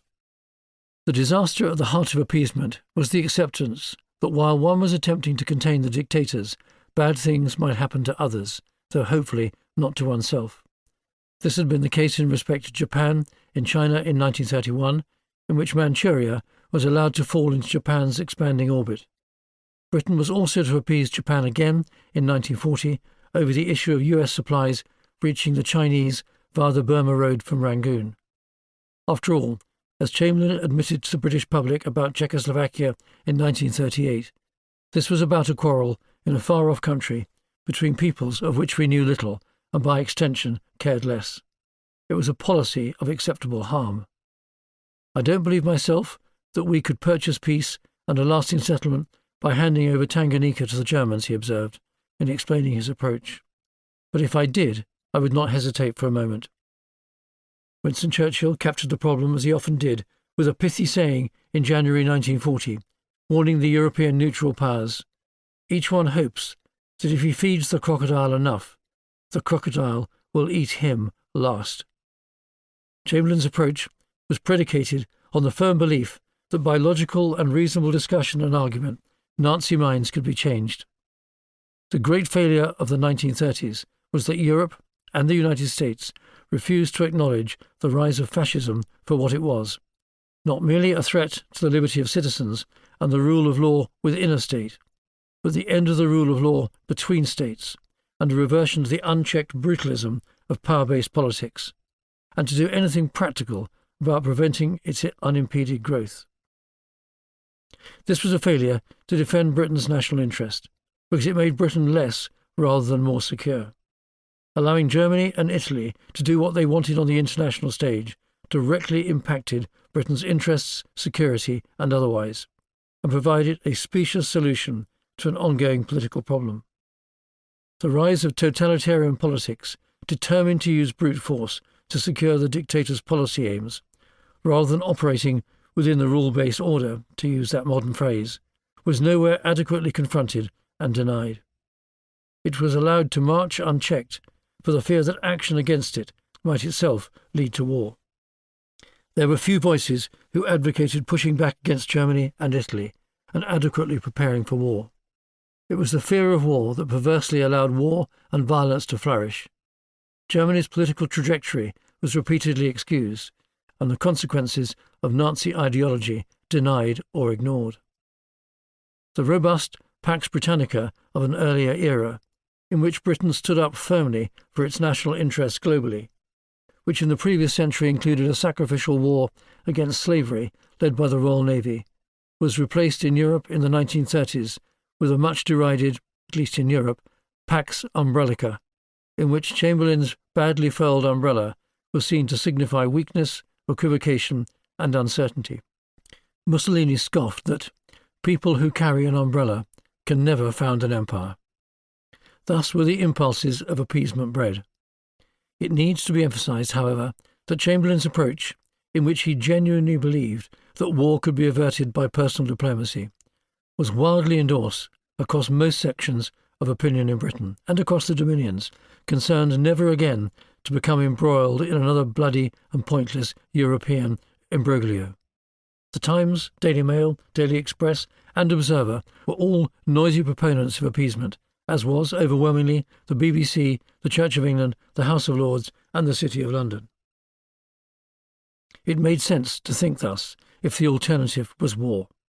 The problem was that the political and psychological basis of appeasement, as events were to show, was fatally flawed. At the time of Munich in September 1938, for instance, the Wehrmacht had only 3 tank divisions and enough ammunition for a 6-week campaign. By not starving it, Britain and France allowed the crocodile to become fatter and more aggressive. War was made more likely rather than less by appeasement. Many opportunities to stop the growth of Nazi ambition were ignored, each additional month of well-meaning but wrong-headed diplomacy giving Germany the time it needed to strengthen its rearmament. The exchange at Munich was that Europe was promised a wider peace in exchange for the enslavement of Czechoslovakia. It was a chimera, caused by the failure of Britain to defend the peace established at Versailles, with the threat, and if necessary, the use of force, in conjunction with France, its Great War ally.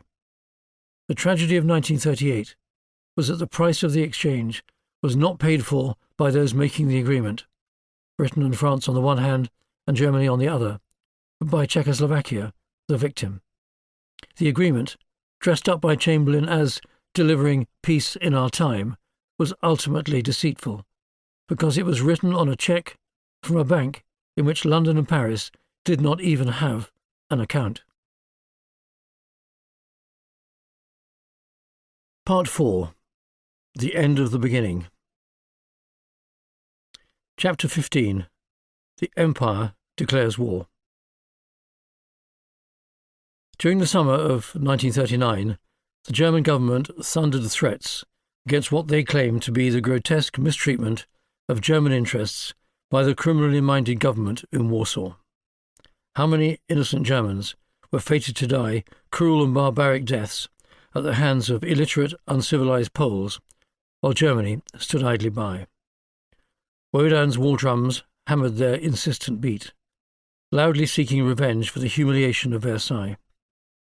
The wicked treatment of the German minority by the Poles, which was caused by the illegal division of Europe in 1919, was the casus belli. The emasculation of Germany after the Great War had been an outrageous piece of revenge politics, so went the argument, which had resulted in millions of pure-born Germans being subjected to low-born slave masters in an oppressive Slav state. Natural justice demanded that this intolerable situation be reversed. Berlin was offering the Poles the opportunity to do so voluntarily. If they didn't accept Berlin's generous offer, the threat was clear. The manufactured hysteria describing last warnings, unendurable outrages, and murderous Poles had been splashed over the front pages of the German newspapers for much of the year.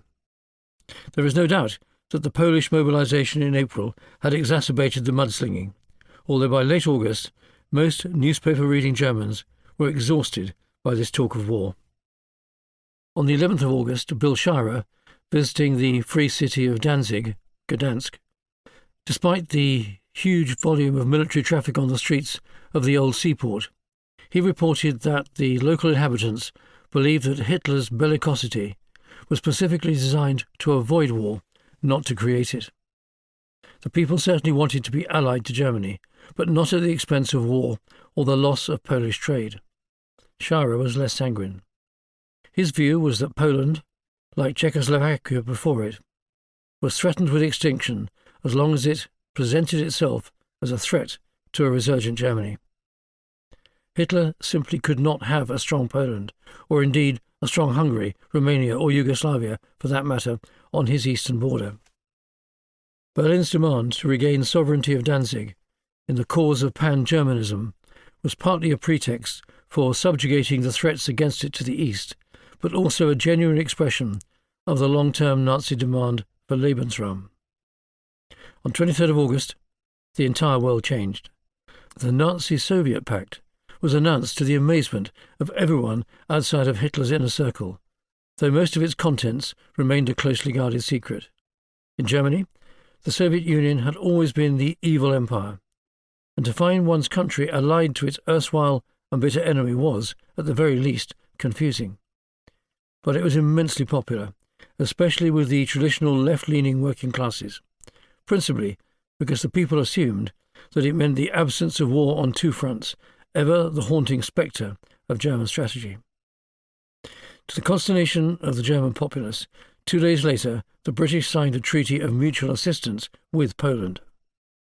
In London, at the end of the month, Matthew Holton found himself walking with Viscount Cecil through St. James's Park.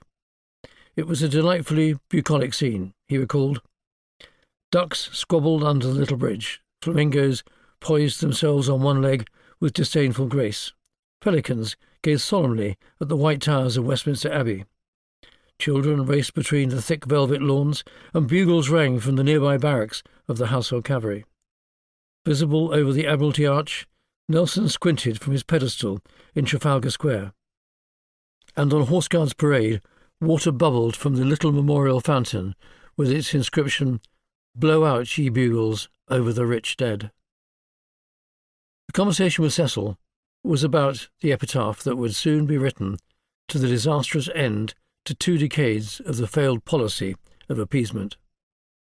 Perhaps the coming war will teach the world, he mused, that mankind's first line of defence is its conscience, that principles are more potent than guns. Hitler can be defeated now only by guns. It may teach us to put force in the hands of law. Not everyone agreed or could see the future with such perspicacity. Right up to the declaration of war, the balance of opinion among the British General Staff was that it wouldn't happen. At the War Office, Major General John Kennedy recalled on the 25th of August 1939 that odds were taken that morning on whether or not there would be a war. Gort offered 5-4 against. General Sir Ronald Adam, the Deputy CIGS, 6-4 against. Ironside was laying 5-1 on. The division of opinion continued right up to the actual outbreak.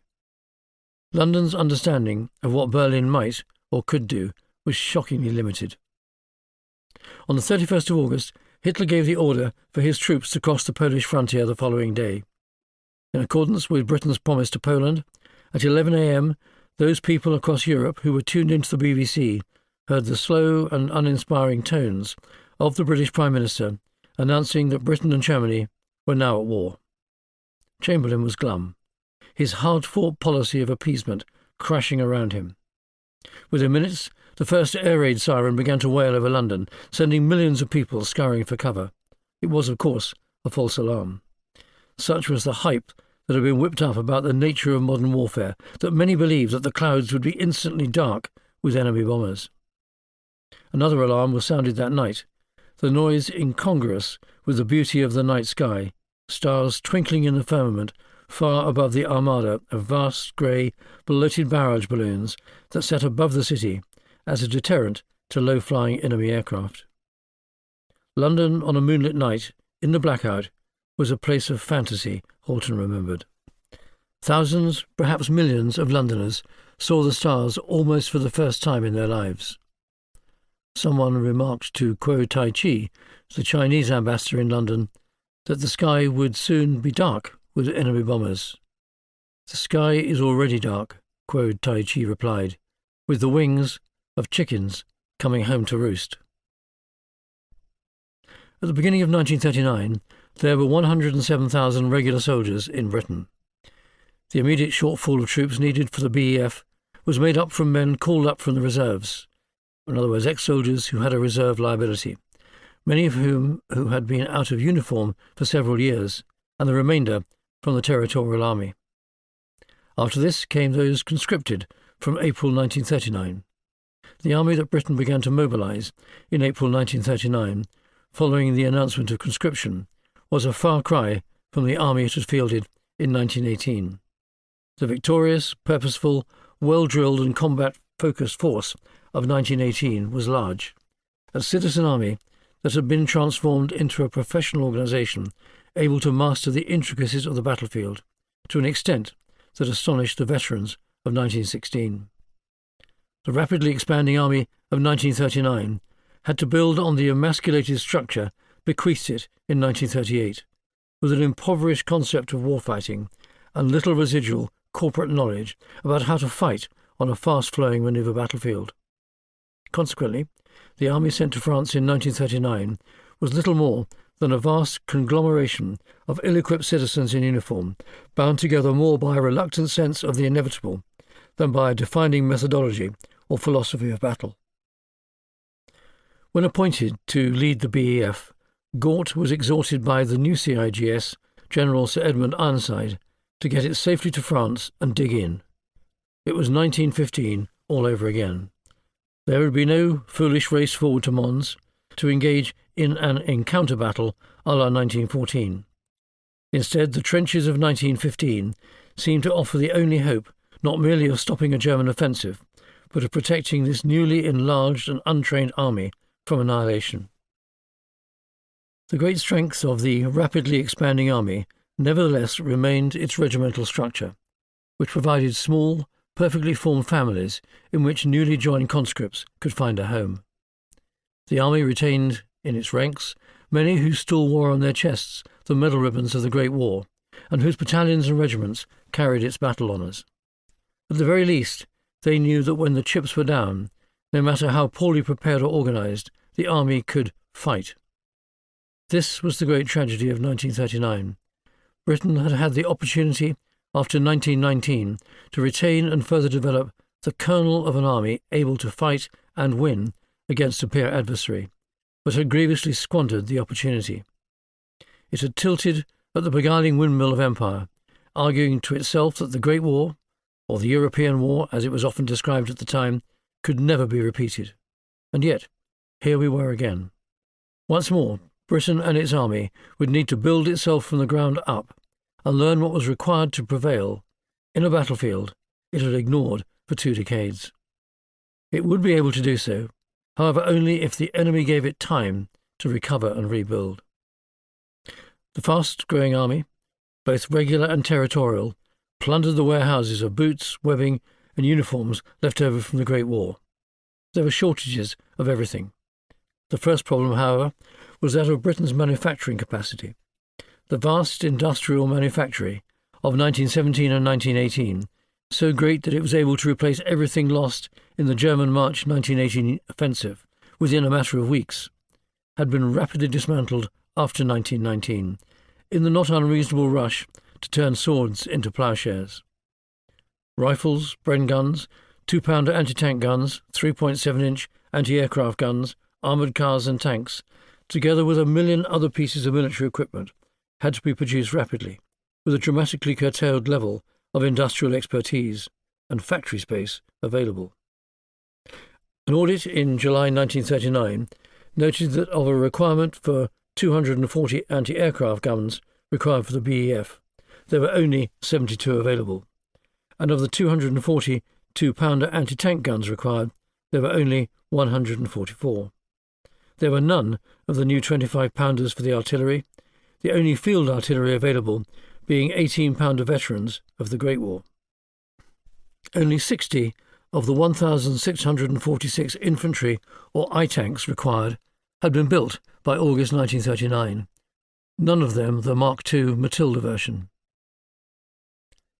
Tank battalions and armoured reconnaissance regiments had to make do with the 3-man Carden-Lloyd Mark V light tanks built by Vickers Engineering. In any case, as has been seen, there was no coherent articulation of armoured warfare in the British Army in 1939 before the start of the German offensive. The effective deployment of tanks in battle remained a fiercely fought-over and contentious issue that had not resolved itself in a formal doctrine of how armour was to fight. What compounded the problem was that by not having a clear idea of how armour could be used in a manoeuvrous way when the Panzer Division struck in May 1940, the response was shock and surprise, and near disastrous tactical responses. The second problem was formation training. The newly recruited masses were quickly put through their basic training, enabling them to drill, dress and salute smartly, organise their personal kit and bull their boots. Some minor tactics and field craft were learned, but it was rudimentary and was not extended to all. The extent of personal training was, for most infantrymen, skill at arms on a rifle range, though an abject shortage of both .303 ammunition and rifle ranges curtailed even that. If troops learned anything, it was how to dig and revet a trench and lay out wire entanglements. Officers trained with sandpits and tutes, that's tactical exercises without troops, which lacked the necessary realism to enable newly commissioned platoon commanders to grasp what they would have to do to manage their platoons when under the stress of incoming fire. For most of the time, military training was substituted for guard duties or undertaking unskilled manual labour, a problem exacerbated on arrival in France, where the accumulated shovel power of the BEF was concentrated on digging an enormous array of trenches along the nearly 30 miles of British front, nicknamed the Gort Line. The idea of battle schools, where soldiers learned to prepare for the trials of combat through rigorous inoculation, including the use of live rounds, was still in the future, although some divisional commanders, such as Major General Harold Alexander, were keen proponents of standardising a common battle drill across the army. As has been seen, sustained and rigorous formation, brigade and above level, training was absent for all of the 1930s, the formation exercises that did take place being short and hopelessly unrealistic. In any case, at the outset of the war, the British did not consider that the Germans held any particular military advantage. Major General Sir Henry Pownall noted in his diary on the 1st of April 1940 that, because of the work the Belgians had done on their defence, Hitler's prospects of a rapid breakthrough in Belgium are surely much smaller than they were. We ought to give him a proper knock if he tries it on. Trenches would stop the Germans just as they had in 1915. The army had forgotten 1918 entirely, and because it had not expanded doctrinally on the lessons of the 100 Days, believed implicitly in Clausewitz's dictum that the defensive was the most important operation of war. In any case, as Major General John Kennedy observed, a dictum of Foch's was still widely believed, that the tactics of each war began where those of the last left off, and it was deduced from this that we might expect an initial period of trench warfare in which to build up bigger British forces. Even British soldiers had forgotten that 1918 had not ended with trench stalemate, but with a form of Allied blitzkrieg against the Hindenburg Line. Accordingly, in 1939, Britain was starting from a very low baseline of knowledge and expertise in the art of modern warfare. Kennedy noted, "The controversy between ministers and the General Staff dragged on wearily, confused by many red herrings and false prophets. Thus the Maginot Line was pronounced impregnable. The attack in modern warfare could not possibly prevail over the defence. Air forces alone would suffice to stop the advance. Those years were the heyday for cheap jack purveyors of bogus military nostrums." On the 3rd of October 1939, the British Army found itself stretched across the globe. In addition to the rapid growth of the regular and territorial armies at home and the imminent dispatch of the BEF to France, the army was in Egypt, one armoured division in the process of forming, and 4 infantry brigades, including one from Palestine, together with additional Indian artillery and engineer units. In Palestine, headquarters 7th and 8th Infantry Divisions and 3 infantry brigades. In East Africa, Sudan, Kenya, Uganda and British Somaliland, where there were 2 British battalions and 5 infantry brigades, in other words 15 battalions, all recruited in East and West Africa. And in India. The 190,000-strong Indian Army had been considered since 1933 as part of the Empire's Strategic Manpower Reserve, in order to relieve the pressure on the fast-dwindling and cash-strapped British Army and as a cheap way of populating British overseas garrisons. But the Indian Army was a poor relation to the British Army in terms of equipment and of training for a modern war. It had no armour. It was only in 1935 that artillery was reintroduced to the Indian Army as an Indian combat arm. With the war clouds gathering over Europe in 1938, a modernisation programme sought to bring the Indian Army rapidly into the modern age, designed to fight alongside the British Army against a so-called first-class opponent. Doing nothing would mean that the army would fall behind the forces of such minor states as Egypt, Iraq and Afghanistan. If the Indian Army was to play a role in support of the British Army, potentially in Europe, as had happened in the Great War, change was imperative. A deployable force was created, later to be designated 4th Indian Division, commanded by Lieutenant General Francis Tucker between 1941 and 1944. But the journey to change the Indian Army into a modern force, trained to fight confidently abroad, alongside and equal to formations of the British Army, with all the equipment and material necessary to enable success, was clearly going to take considerable time and effort. As the committee led by General Chatfield to evaluate what was required concluded in 1938, that the Indian Army's equipment was poor, relying on the cast-offs of the British Army. For example, Indian battalions at the time possessed only 12 Vickers Bertha light machine guns, 1 per platoon of 40 men. By contrast, the Japanese had a light machine gun in each section of 12 men. The shocking state of the disarmament of the deployable Indian Army in 1941 and 1942 is only now vaguely recalled, but is of paramount importance in assessing the fighting effectiveness of units when facing the Japanese juggernaut in 1942. Nevertheless, the modernisation programme, led by the Commander-in-Chief, General Sir Claude Auchinleck, was to have an unexpected bonus, for it established the mechanisms for the rapid growth of the Indian Army when the requirement came at the outset of the war in the Far East and Burma. Within a year of declaration of war, the army had grown fourfold, volunteers flocking to the call to arms from a far wider section of the population of the subcontinent than had been the traditional recruiting ground of the Indian Army, but at a rate that far outstripped the ability of India to produce the weapons and warlike stores necessary to equip them, or the instructors necessary to train them.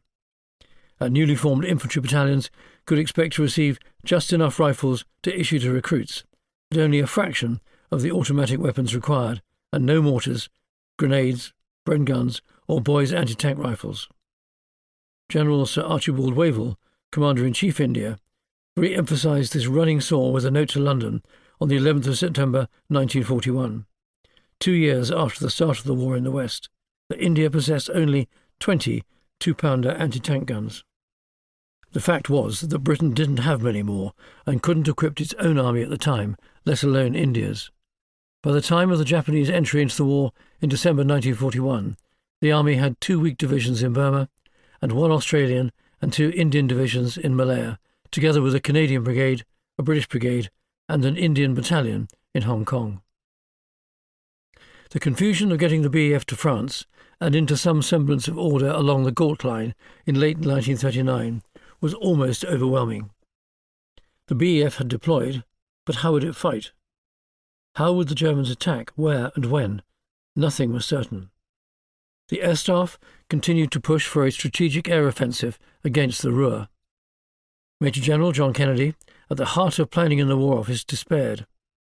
We studied plans and hypotheses. We churned out notes, briefs, and memoranda on every conceivable subject. Never had so little fighting produced such a voluminous range of documents. Clarity remained absent, however. First blood was spilled for the British Army in a disastrous affair in Norway in April 1940. There was little about the operation that redounded to the credit of the armed forces generally, or the army specifically. The story is simply told. With Britain's eyes on the prospect of an attack against France and the Low Countries once Germany had finished with Poland, the German invasion of Denmark and Norway in April 1940 came as an unpleasant surprise. Britain was already exercised about German access to Swedish iron ore and had considered sowing mines across the Baltic. But while London thought through its options, Germany moved, seizing Copenhagen, Oslo, and the major Norwegian ports. It was entirely unexpected in London. As he struggled into his clothes on the morning of the 9th of April, after receiving news of the German attack, General Ismay considered, and he recalled, for the first time in my life, the devastating and demoralizing effect of surprise. I had always thought that Hitler's next move would either be an invasion of the Low Countries and France, or alternatively, an air attack on the British Isles. Norway now beckoned as the first battlefield in this new war with Germany. The first problem was that there was no one in the War Office with any idea as to what to do. There had been a plan the previous year to send an expeditionary force there to transit through to Finland. The Finnish surrender in March 1940 had put paid to that idea. An Anglo-French plan to mine Norwegian waters to prevent the transport of iron ore to Germany and to land forces in the country, against the wishes of its government, Norway being neutral, to enforce this, in order to prevent Germany from using Norway's fjords and harbours for its navy, especially its U-boats, was to be put in place in early April. Hitler forestalled this with impeccable timing, leaving the Allies scrambling for a response. It was decided that the Royal Navy would attempt to remove the Germans from Bergen and Trondheim, while the Army and the French sent troops to Narvik, far to the north, to prevent the Germans conquering the whole country and securing its ports for the prosecution of a sea war against Britain. But as with all things half-planned, with ill-prepared and negligibly trained troops, the operation became unstuck from the start. The Germans, with starter's advantage and very significant air superiority, put the bumbling Allies to shame. A force of 4 British infantry battalions in 24th Guards Brigade, together with French chasseurs alpins, would be sent by sea to occupy the port of Narvik. This force would prevent German occupation of the port and allow Britain to retain a pivot for future action in the very north of the country. The earliest that General Edmund Ironside, the CIGS, could promise for the landing of these hastily gathered troops was the 23rd of April. The problem was that the Germans got there first, troops being landed by a flotilla of Kriegsmarine destroyers in mid-April. At the same time, news arrived that the Norwegian government, which had evacuated Oslo at the start of the invasion, had decided to resist the invader and wished to continue the fight from Trondheim in central Norway. The idea was now developed to land troops totaling 23,000 men in both northern and central Norway. Nothing of this kind had ever been planned before, and few British politicians or soldiers understood anything about the country.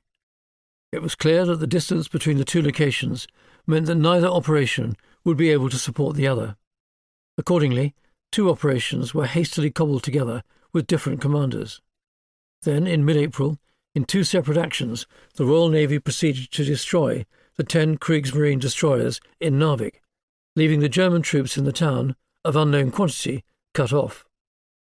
This persuaded London that an attack from to the north, which few had any inkling was still lying under feet of winter snow, would only require the Guards Brigade.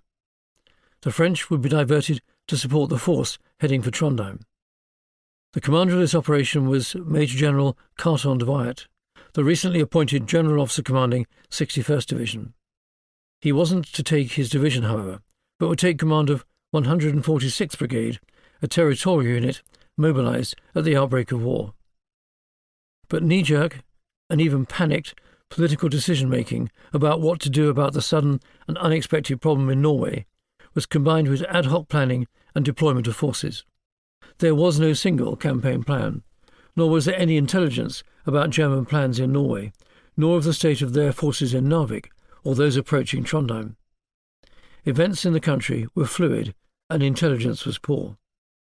What was the strategic purpose of both operations to be? Was it to hold Narvik and defend Trondheim before German attack indefinitely? If so, could these forces be sustained? Who and what would provide air cover? What happened if the Germans occupied Trondheim first? Would the role of the army be to recapture it? For what and why? A lack of careful consideration in respect of grand strategy. That's answering the question, what is the strategic purpose for Britain's military involvement in Norway, and how will a military operation enhance Britain's security? This was accompanied not merely by an almost complete absence of command and control at the operational level, that's the campaign level, but by a series of cock-ups that doomed the operation from the start. The British Army and Royal Navy had not operated together in the transshipment of troops in an active operation like this since Gallipoli in 1915, itself a disaster at the operational level of war. The benighted 146th Brigade rushed to the dockside to load onto 2 Royal Navy cruisers, succeeded only in loading all their kit and equipment before the destroyers were suddenly ordered to rush out to the North Sea, leaving the men behind. Although the brigade was able to land at Namsos, north of Trondheim, on the 17th of April, they did so without their equipment and without their commander, Brigadier Charles Phillips, whose ship was diverted to Narvik instead. To make matters worse, the Luftwaffe arrived on the scene during the Allied landings, destroying the town of Namsos and much of the disembarked stores for the French chasseurs alpins in the process. Carlton Dwyatt's Sunderland flying boat was attacked by a German fighter and forced to ditch, Dwyatt being rescued by a Royal Navy destroyer. To his chagrin, he observed when ashore that there were no anti-aircraft weapons to fire back with, nor any Allied fighters to secure control of the skies. Nor did the disembarked French arrive with any transport to move them south to Trondheim. They would have to move themselves and their equipment by foot. The Germans promptly undertook successful operations to destroy the landings. They had air cover, artillery, transport, and a plan. Carlton Dwyatt had none of these things. Namsos quickly became an embarrassment of inflated ambition combined with deficient planning and inadequate resources. Carlton Dwyatt told London so, but was ordered to remain on the defensive. Only on the 27th of April was it accepted in London that the Namsos force would need to be evacuated. Ironically, the evacuation between the 29th of April and the 1st of May was effectively and competently managed by the troops on the ground cooperating with the Royal Navy, though virtually all their equipment was left behind. Brigadier Phillips summed up the reasons for failure. He noted that no advance plan had been made, that he had no maps of the area in which he was to operate, no snowshoes, no skis, no anti-aircraft guns, little artillery, gunners who had not fired a shot in anger, and in any case had no ammunition to fire. He had troops with no transport, many of whom had never fired a rifle or a mortar. They had received no brigade training, had no air support, and no communications, having been forced to use local Norwegian telephone exchanges. Finally, I'm forced to the sad conclusion, he ended, that not only the lessons we learnt so dearly at Gallipoli, Salonika, and Mesopotamia have been forgotten, but we now make even more mistakes of a most elementary nature. The disaster at Namsos was replicated in an equally disastrous landing by a battalion and a half, some 1,200 men, of the 148th Brigade to the south of Trondheim at the small port of Andalnes. To those in the armchairs in London looking at the map of Norway, it appeared that Trondheim could be secured in a pincer, one from Namsos in the north and the other from Andalnes in the south. The commander of the 148th Brigade, Major General Harold Morgan, likewise landed without any of his equipment. His motor transport, 4 Bofors anti-aircraft guns, 25,000 rations, and a huge amount of ammunition being sunk en route. Under relentless Luftwaffe attack, 1,200 men were quickly reduced to 400. Just when it became clear that an evacuation was required, London reinforced failure by landing a further brigade, 15th Brigade, commanded by Lieutenant General Bernard Paget, though likewise it disembarked naked, without any artillery, transport, anti-tank or anti-aircraft guns, or effective air cover. Paget had scoured the Charing Cross bookshops in London in an attempt to find a map of Trondheim, as he couldn't get one from the War Office. It was almost a comedy of errors, though men were losing their lives as a result of an extraordinary series of ill-thought-out plans and blunders. The remnants of both battle brigades were evacuated between the 28th of April and the 2nd of May.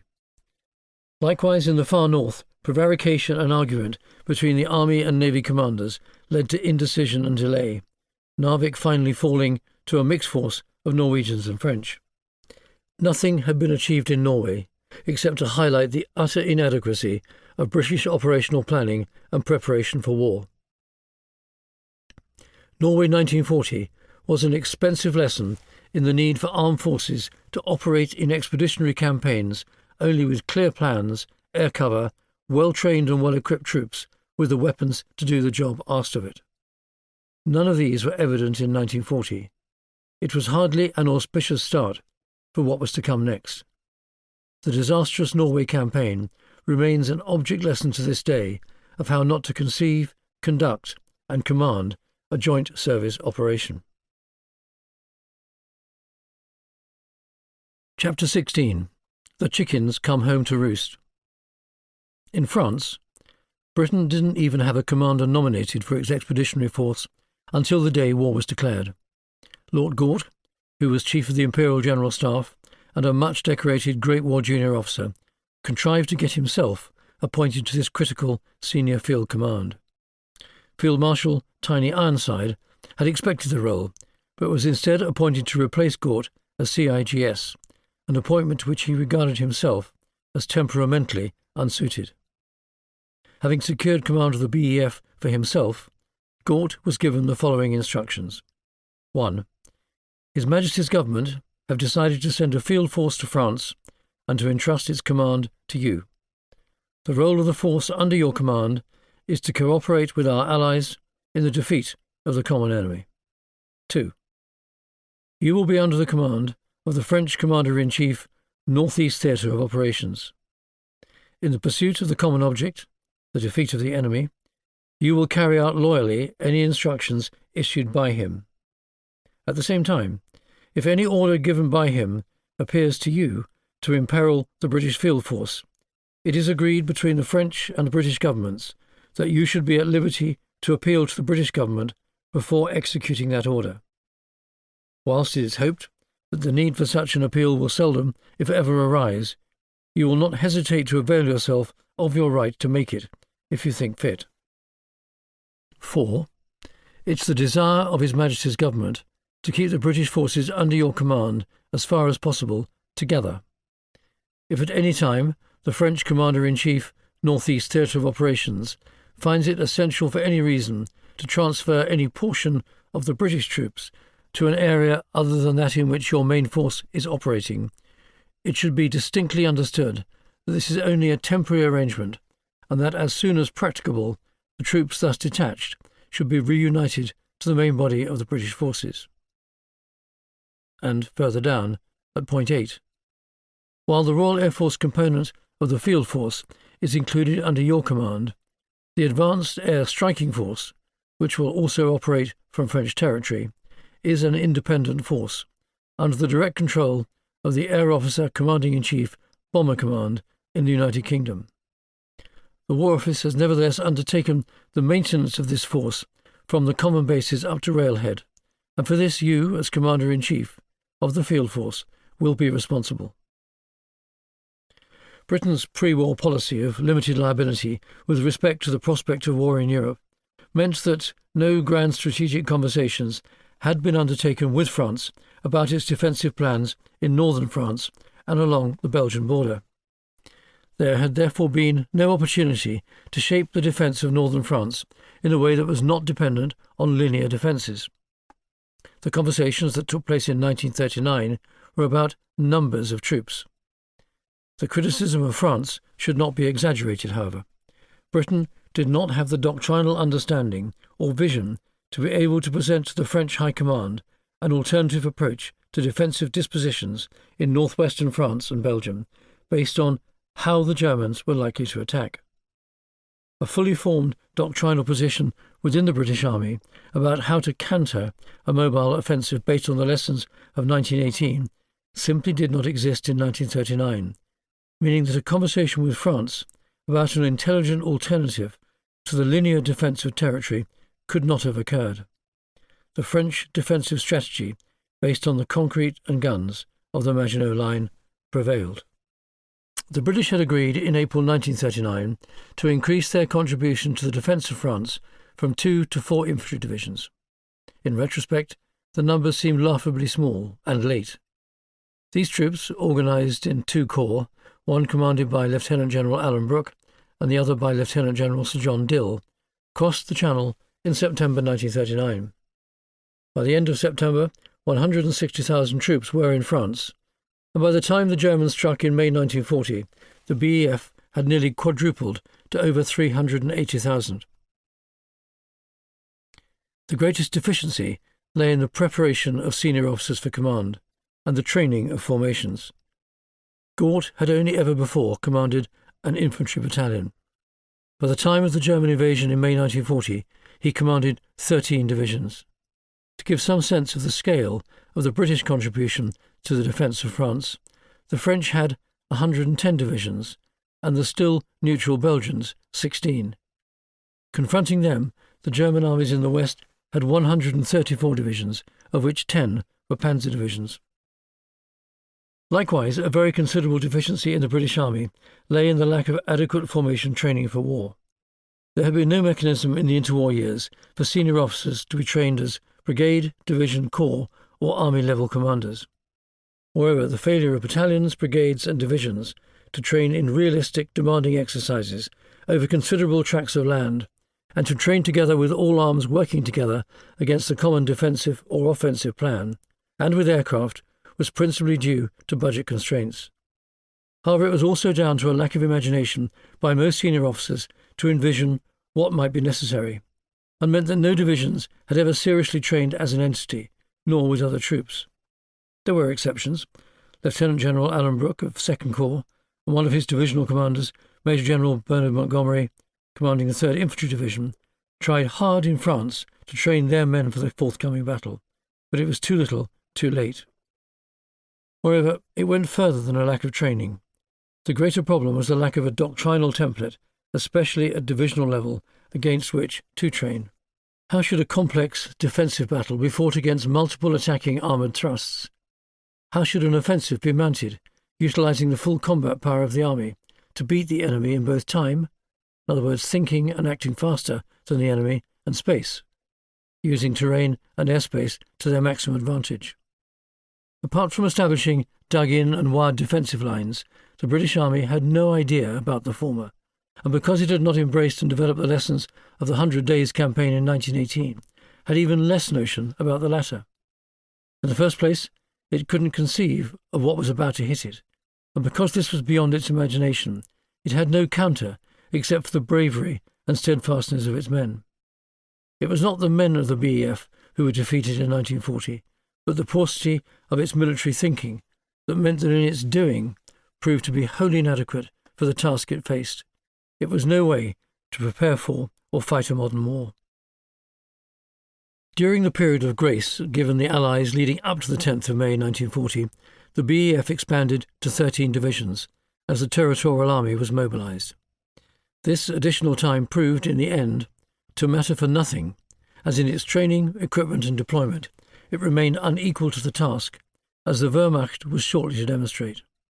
It spent the winter and spring shaking itself out following the rapid increase of the army, receiving vehicles, building up depots to support the front line, and developing the fixed defences nicknamed the Gort Line, an anti-tank ditch, trenches, pillboxes and barbed wire along the 28 miles of its allocated part of the line between Mouldes and Halluin on the Franco-Belgian border.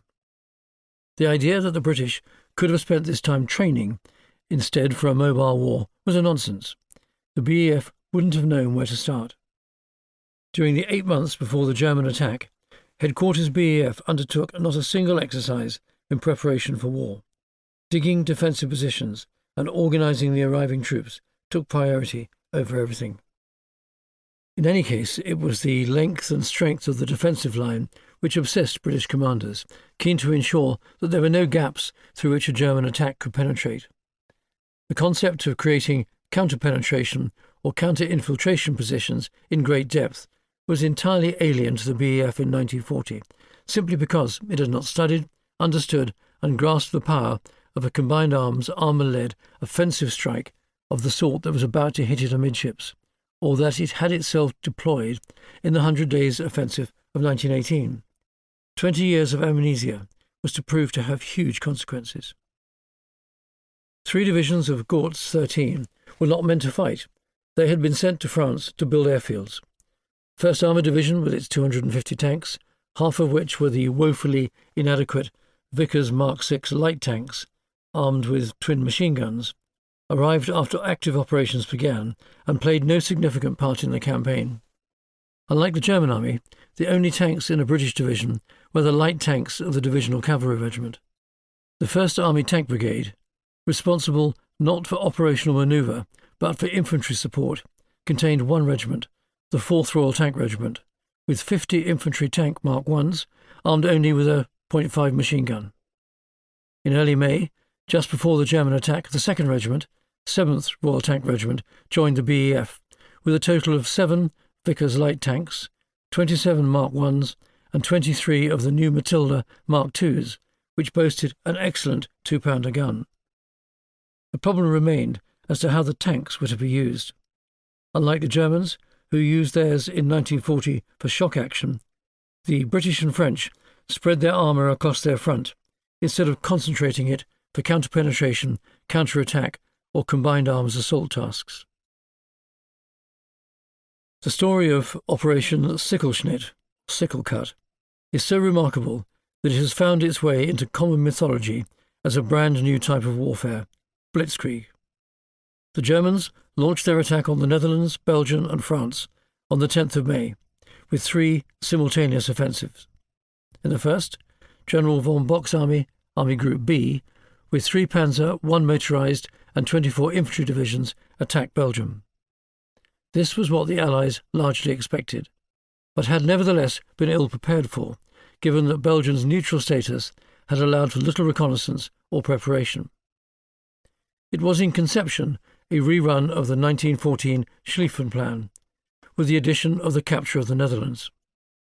In the second, General Gerd von Rundstedt launched his Army Group A into northwest France through the Ardennes, with 7 panzer divisions.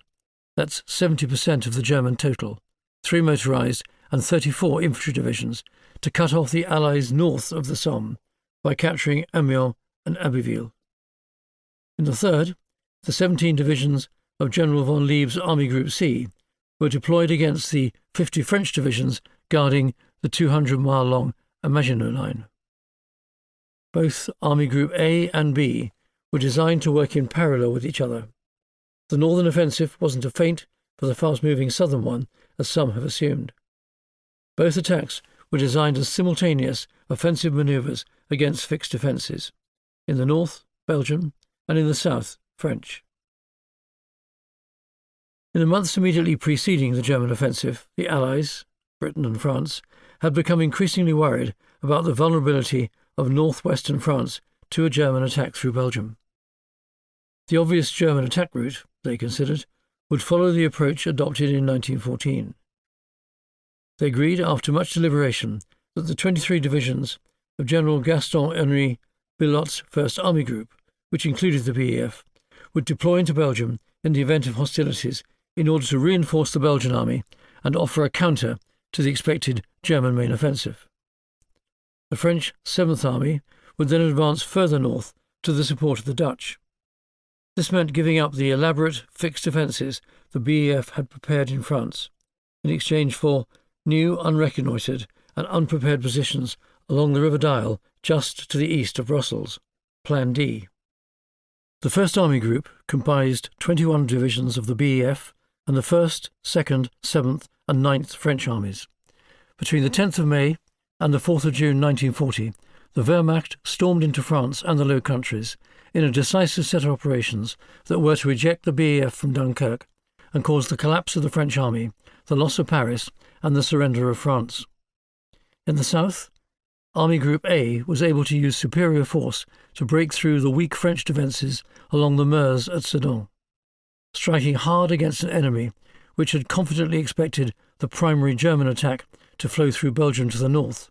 A classic outmanoeuvre operation was developed, forcing great splits in the French defences and leaving the BEF no option than to withdraw to the Channel coast. Neither by training, nor preparation, nor expectation were the British able to anticipate or respond to this expression of operational art in 1940, something that they had successfully mastered in 1918. This left much of the area into which von Rundstedt's Army Group A rushed, denuded of planned defences and defended by mobilised French reservists. The BEF constituted only 10% of the French army, and in the light of the instructions given by the Secretary of State for War to Gort, he had no choice but to conform to the overall French plan. In retrospect, the relocation of the BEF to Belgium was a strategic error that facilitated von Rundstedt's Army Group A's success. Belgium, having carefully protected its neutrality since 1937, suddenly, with the advent of hostilities, became an ally of Britain and France again. Accordingly, by the evening of the 10th of May, the same day the German offensive began, British cavalry units had moved up to the Dial. They were to remain a mere 5 days. To their northwest, the Netherlands collapsed and surrendered in 4 days. The German attack on the Netherlands was built on a concept not of fighting through the country, but of destabilising its defences by means of the early capture of strategic bridges far to the rear by air-landed and parachute forces. This would allow the panzer forces to drive through to carve up the country and so dislocate its defenders. By the 13th of May, panzers were on the outskirts of Rotterdam. A day later, following the devastating aerial bombardment of the city, the Dutch government surrendered. The German plan, strategic in its intent and cleverly executed, was also strategic in its outcome, bringing about the collapse of the Dutch defences and the capitulation of its government. Holland surrendered today after 5 days of blitzkrieg, recorded Major General Henry Pownall, now Gort's Chief of Staff at the BEF's General Headquarters, in his diary entry for the 15th of May. There was no chance that she could hold for long, but 5 days is a bit short. The worst effect is likely to be on Belgian morale, already thoroughly bad from top to bottom. They simply are not fighting, long loads of very cheerful troops driving along roads west from Brussels. To the south, in Belgium, the fixed Belgian defences on the Albert Canal, the most famous being the fort of Abysmal, south of Maastricht, was taken quickly. Those at Abysmal by 400 combat engineers landing by glider. While for the most part fighting well, the Belgian army was ruthlessly pushed back, overwhelmed by the weight of force applied to it by von Bock's Army Group B. For several crucial days, the pressure placed on the Belgian defenders had the perverse effect on the Allies of persuading them that this was the German point of main effort, and thus justifying the switch of troops to the north. However, as most readers know well, while all this was going on, with General Gaston-Henri Bulot's First Army Group staring fixedly on the Dial, von Rundstedt shocked the Allies by advancing easily through the impassable Ardennes far to the south. The 1,500 panzers of General Paul Kleist's Panzer Group, comprising 7 armoured divisions, including General Heinz Guderian's 19th Panzer Corps. He had 800 panzers in 3 panzer divisions and a motorised rifle regiment, crossed the Meuse near Sedan on the 13th of May on a 30-mile front. The German crossing of the Meuse was not uncontested, and their losses were heavy, but they persevered and pressed on with the knowledge that once this defensive barrier had been cracked, the interior opposition would be considerably lighter. Luftwaffe tactical airstrikes against the defenders of the Meuse were significant. French counterstrikes by artillery and air threw back 3 of the 7 attempted crossings. However, the 4 successful crossings over the Meuse were enough. As the German penetration continued, Tactical counter-move decisions by Allied commanders were not necessarily wrong, but were invariably late and overtaken by events. The Germans had got inside the Allied decision-action cycle. Perhaps unsurprisingly, French morale rapidly crumpled, not just on the battlefield, but in the Élysée Palace. The new Premier, Paul Reynaud, Edouard Daladier had been ousted in March, told the new British Prime Minister Winston Churchill by telephone on the 13th of May that the battle was lost. Churchill had been Prime Minister for 3 days, having replaced Neville Chamberlain in the aftermath of the debacle in Norway. Quite extraordinarily, Churchill had become Prime Minister as the debate in the House of Commons on the Norway fiasco had become overshadowed by the looming disaster in France. Although somewhat hysterical in tone, Reynaud's comments were accurate nonetheless. When on the 14th of May, the panzers managed to cross the rickety pontoon bridges thrown up by German combat engineers, the French armoured counterstrokes were too slow in both conception and execution to respond. The German triumph in this campaign comprised not merely speed of movement and the Wehrmacht's ability to combine tank action with artillery fire and air power. A key feature of this attack was that panzer commanders led from the front, sometimes even the leading tank, driving, cajoling, threatening, pressing on with a relentless determination to outpace the enemy by both thinking and doing. The risks, in retrospect, were extraordinary. The armoured punch from Sedan over the Meuse didn't extend wider than 30 miles at its greatest extent and stretched after 3 weeks for over 200 miles. It was immensely vulnerable to counterattack. In 1940, however, apart from a limited British armoured counterattack at Arras on the 21st of May, at no time were the Allied armies able to land a blow anywhere near the German armoured vanguard, or eat into its slow tail. It was the poor quality of its French opponents in 1940 which gave Blitzkrieg its success. In time, when the Allies knew how to counter such tactics, armoured attacks of this kind, as at El Alamein in late 1942, ran into the sand. In recognition of von Rundstedt's success, Hitler in Directive No. 11 on the 14th of May 1940 acknowledged that the main effort was now to be made by Army Group A. "Bad news from down south," wrote Pownall in his diary on the 14th of May. "The Germans inexplicably have got across the Meuse in the neighbourhood of Sedan and Mézières, a big hole 12 miles wide and 10 deep or more. A counterattack by the French staged for 11 a.m. was postponed till 11:30 a.m, and meanwhile the Germans attacked again with more success." 2 days later he wrote, "The news from the far south is very bad. German mechanised columns are getting deep into France, towards Léon and Saint-Quentin. I hope to God the French have some means of stopping them and closing the gap, or we're bust." The contrast between the tactical use of air power by the Luftwaffe and the early response of the Royal Air Force, which remained locked into ideas of fighting a strategic bomber battle while ignoring the armies on the ground, was significant. The RAF contribution to the direct support of the BEF amounted to 2 squadrons of fairly battle-like bombers, 6 squadrons of Lysanders for reconnaissance, and 4 squadrons of Hurricanes for air protection. It was a half-hearted and wholly inadequate effort, made worse by the realization during the second phase of the battle, the withdrawal to Dunkirk, of just how damaging air attacks could be against advancing enemy formations. Many German accounts recorded the devastation caused by attacks by light bombers, but not enough aircraft had been assigned to cooperation with the ground forces. In contrast to the feeble British air effort, the Luftwaffe's tactical combat air capability, available to both von Bock in the north and von Rundstedt in the south, was staggering.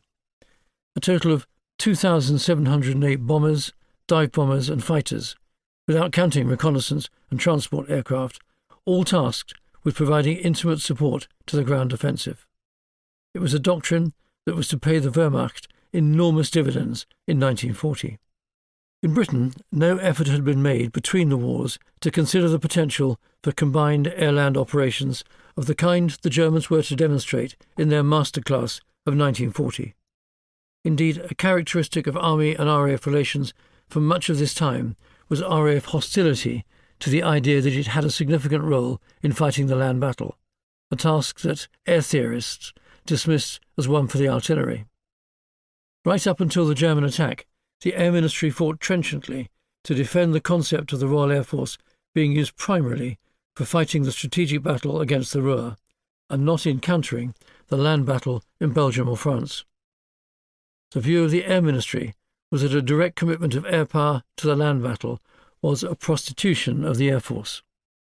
Hastings-Ismay noted despondently that it almost seemed as though the air staff would prefer to have their forces under Beelzebub rather than anyone connected with the army. Pownall noted in his diary on the 11th of May, "It appears that Dill, then Vice-Chief of the Imperial General Staff, has lost the battle with the Air Ministry and Winston Churchill over the use of heavy bombers. They were to have attacked the Ruhr last night. The Chief of the Air Staff, Sir Cyril Newall, has said that the heavy bombers wouldn't achieve the proposed object if they tried to stop the German advance. If they bombed tonight, Aachen, Maastricht, Mönchengladbach, even they would give us some help. Not a bit. They still hanker for the Ruhr, while all the time the Germans are pouring in through the gap they've made at Maastricht. This is exactly the sort of situation we foresaw. The Air Ministry staff are in process of letting us down completely, as we knew that they were planning to do so." When tactical air support was provided to the BEF, it was first-rate, as Pownall noted 2 days after the start of the German offensive. "Our RAF in France have done splendidly, especially the fighter squadrons of the air component, who are fairly knocking the German Heinkels out of the sky. But our 6 squadrons are reduced to 50 machines, and the personnel has been going all out for 3 days. We have asked for 4 more squadrons, and can get so far only 1. That will leave 34 squadrons at home where there is no attack, and here the decisive battle is being fought. But the air staff refuse to part with any more, even on loan." Aware now that the move into Belgium, thus denuding their southern flank of adequate defences against Army Group A, had been a strategic blunder, Billott's Army Group, including the BEF, began withdrawing from the Dial on the evening of the 16th of May, establishing a defensive line west of Brussels along the River Scheldt, with an intermediate line along the Dondre. To give Gort his due, he recognised as early as the 16th of May that the battle was probably lost, and his primary duty would be to rescue the BEF.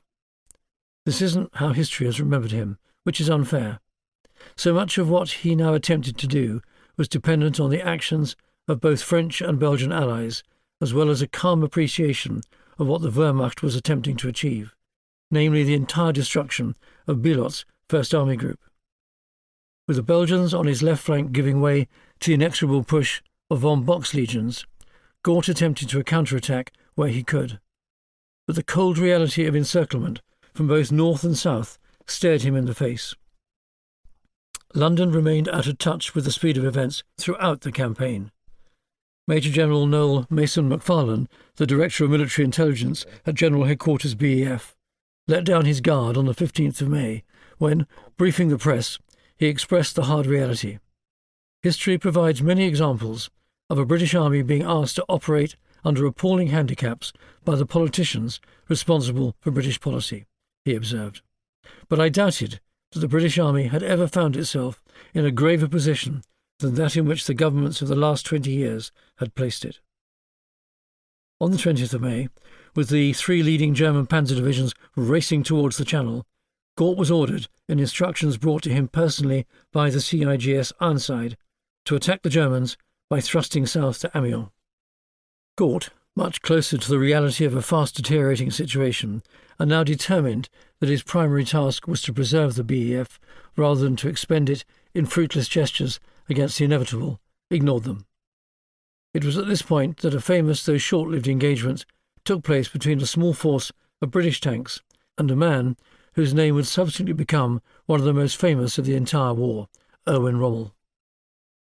Rommel's 7th Panzer Division had become unmanageably extended in the days leading up to the 20th of May, and he was forced to reorganise himself. A counterattack by 2 battalions of the 50th Tyne-Tees Division and 74 tanks, 58 of which were Vickers light tanks armed only with machine guns, and the remainder of the new Matilda Mark IIs struck Rommel as he was attempting to move around Arras. For the first time in the 10 days of fighting so far in the campaign, a running tank-on-tank battle took place. The British tanks, however, were slow, and the advance into the German columns, while causing some confusion to start with, was met by a hurriedly organised anti-tank defence. Rommel personally organised the defence of his columns, using 88mm flak guns and field artillery in the direct fire role, in time chewing up what had been a spirited British attack. The desperate fact was that the British tanks had advanced into battle entirely untrained in any doctrine of the armoured offensive or in the concept of counter-penetration. These brave men had been thrown into battle in new vehicles that were poorly designed for the type of fighting they would encounter, and untrained in the art of armoured manoeuvre. The attack worked for a time, at least against the thin-skinned enemy vehicles and unprotected infantry, but ran out of steam when countered by a fierce defence overseen personally by the German divisional commander himself. Astonishingly, the tanks of Panzer Group Kleist were now threatening the Channel coast at Abbeville, near the mouth of the Somme, in an unbelievable, certainly to those German veterans of the Great War who found themselves fighting in France again, in 3 weeks. Nothing but a miracle can save the BEF now, wrote Brooke in his diary. On the 25th of May, Gort unilaterally decided not to support his instructions from London for a combined counter-attack to his front, because he wasn't confident that it could be carried out, and fearful of the security of his left flank, he made the decision that saved the BEF from annihilation. He withdrew the 5th and 50th Divisions under Brooke's 2nd Corps and moved them to cover his left flank, protecting his force from the imminent collapse of the Belgian army, which surrendered on the 27th of May. Gort's move was made in the nick of time, Brooke's corps arriving in their positions just in time to halt German attacks on this vulnerable flank.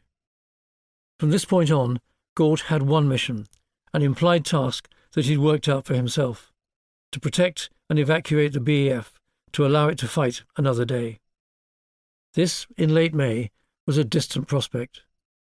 On the 26th of May, Gort was ordered to try to rescue the BEF by withdrawing it for evacuation along the Dunkirk beaches. Ironside, the CIGS, wrote in his diary on the 27th of May that he feared that only 30,000 men would be evacuated from France.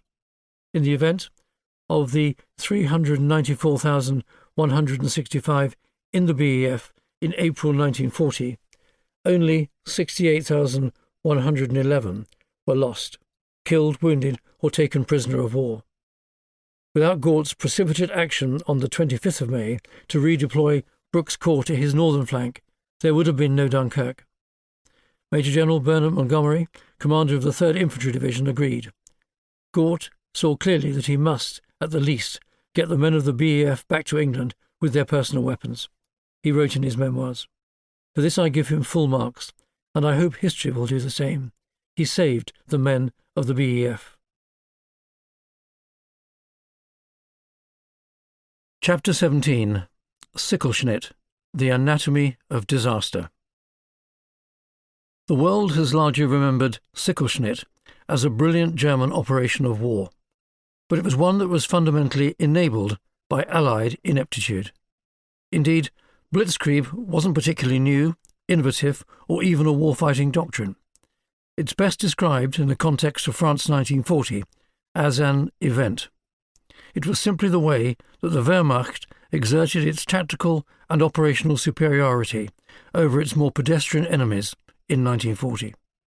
In fact, it was the 1940 extension of what the German army had first demonstrated in Flanders in March 1918, this time with tanks and Stukas.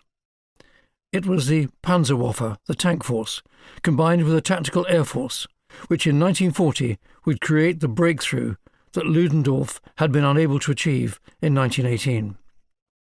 Where it was applied by Army Group A, it concentrated fast-moving armoured vanguards coordinated with tactical air power, such as 400 Ju-87 Stuka dive bombers, to so overwhelm the enemy in both time and space that they were unable to respond quickly enough to the changing and challenging battlefield. In 1940, the Panzer came into its own, the sound of clattering tracks on French cobblestones a new feature in the sound of battle, and a key element in how France remembers its defeat in 1940. It wasn't the type of tank in the German infantry which mattered, but the way in which these tanks were employed. Only about 10% of the army comprised tanks, the remainder relying on horse and wagons and the raw, painful feet of the marching infantry. Of the 2,539 tanks the Wehrmacht deployed in 1940, only 916, or 36%, were battle-worthy, the remainder being clattering tin cans with machine guns, the obsolete Panzer Mark Is and Mark IIs. The only modern tanks were 683 Panzer Mark IIIs and Czech T-38 tanks armed with a 37mm gun, and 278 of the larger Mark IVs with a short 75mm gun. But it was enough. The German operational strategy was to use this massive armour not to fight a large confrontational tank battle, but to achieve breakthrough and break out, bursting through the enemy's linear defences. It was surprise and shock action that so discomfited the Allies, who had lazily, and given what we know of British failure to understand 1918, ignorantly assumed that the war would progress against a 1914 rather than a 1918 pattern. The armoured vanguard would surge through the outer skin of the enemy defences, concentrating heavy effort in one place, before driving hard into the heart of enemy territory. With an enemy intent on fighting a linear battle, the rear areas behind this outer crust would be weakly defended and full of rear echelon administrative and supply troops managing the lines of communication up to the front, not expecting to have to fight. It was by driving hard and fast behind the enemy front line, breaking the cycle of Allied battlefield decision-making, that Blitzkrieg was to achieve its psychological effect. In contrast, the Allies remained concerned about retaining the integrity of their defensive lines. The diaries of Major General Henry Pownall, for instance, are replete with concern as the days spun past about the widening frontages on one defensive line or another. British concern was misplaced. It was to spread the ever-decreasing butter of the British infantry across ever-widening stretches of French and Belgian bread, without realising that the Germans were not concerned with rolling up a front line, but with driving hard to the rear. By so doing, they would take risks with their flanks, but the discombobulatory effect on the enemy was considered to far outweigh any worry about the risk of counterattack from an increasingly battered and disorganised enemy.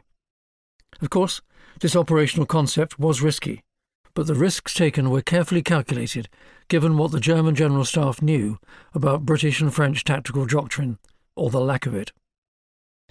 These German tactics were psychologically disconcerting for those not trained to expect them. As was demonstrated on the Meuse, artillery would batter a position in coordination with armoured columns, bypassing fixed defences and attacking those it needed to clear from the flanks and the rear. The infantry, accompanying the advancing armour, panzer grenadiers or mechanised infantry, arrived in tandem with the Stukas, which would drop their bombs from a screaming dive. Each Stuka seemed to those at the receiving end to be diving directly at them personally. For untrained troops, it was a terrifying experience. The panzers would sweep on, while the truck-borne infantry would turn up to deal with survivors of this storm of fire and movement. By this time, of course, the disorientated French and British would now consider themselves cut off, behind their front line with no prospect of being relieved. Surrender, or a disorganised escape to the rear, would seem to be a more sensible option than the forlorn hope of continuing resistance when the surrounding fields were dotted with the grey-green uniforms and coal-scuttle helmets of their enemy.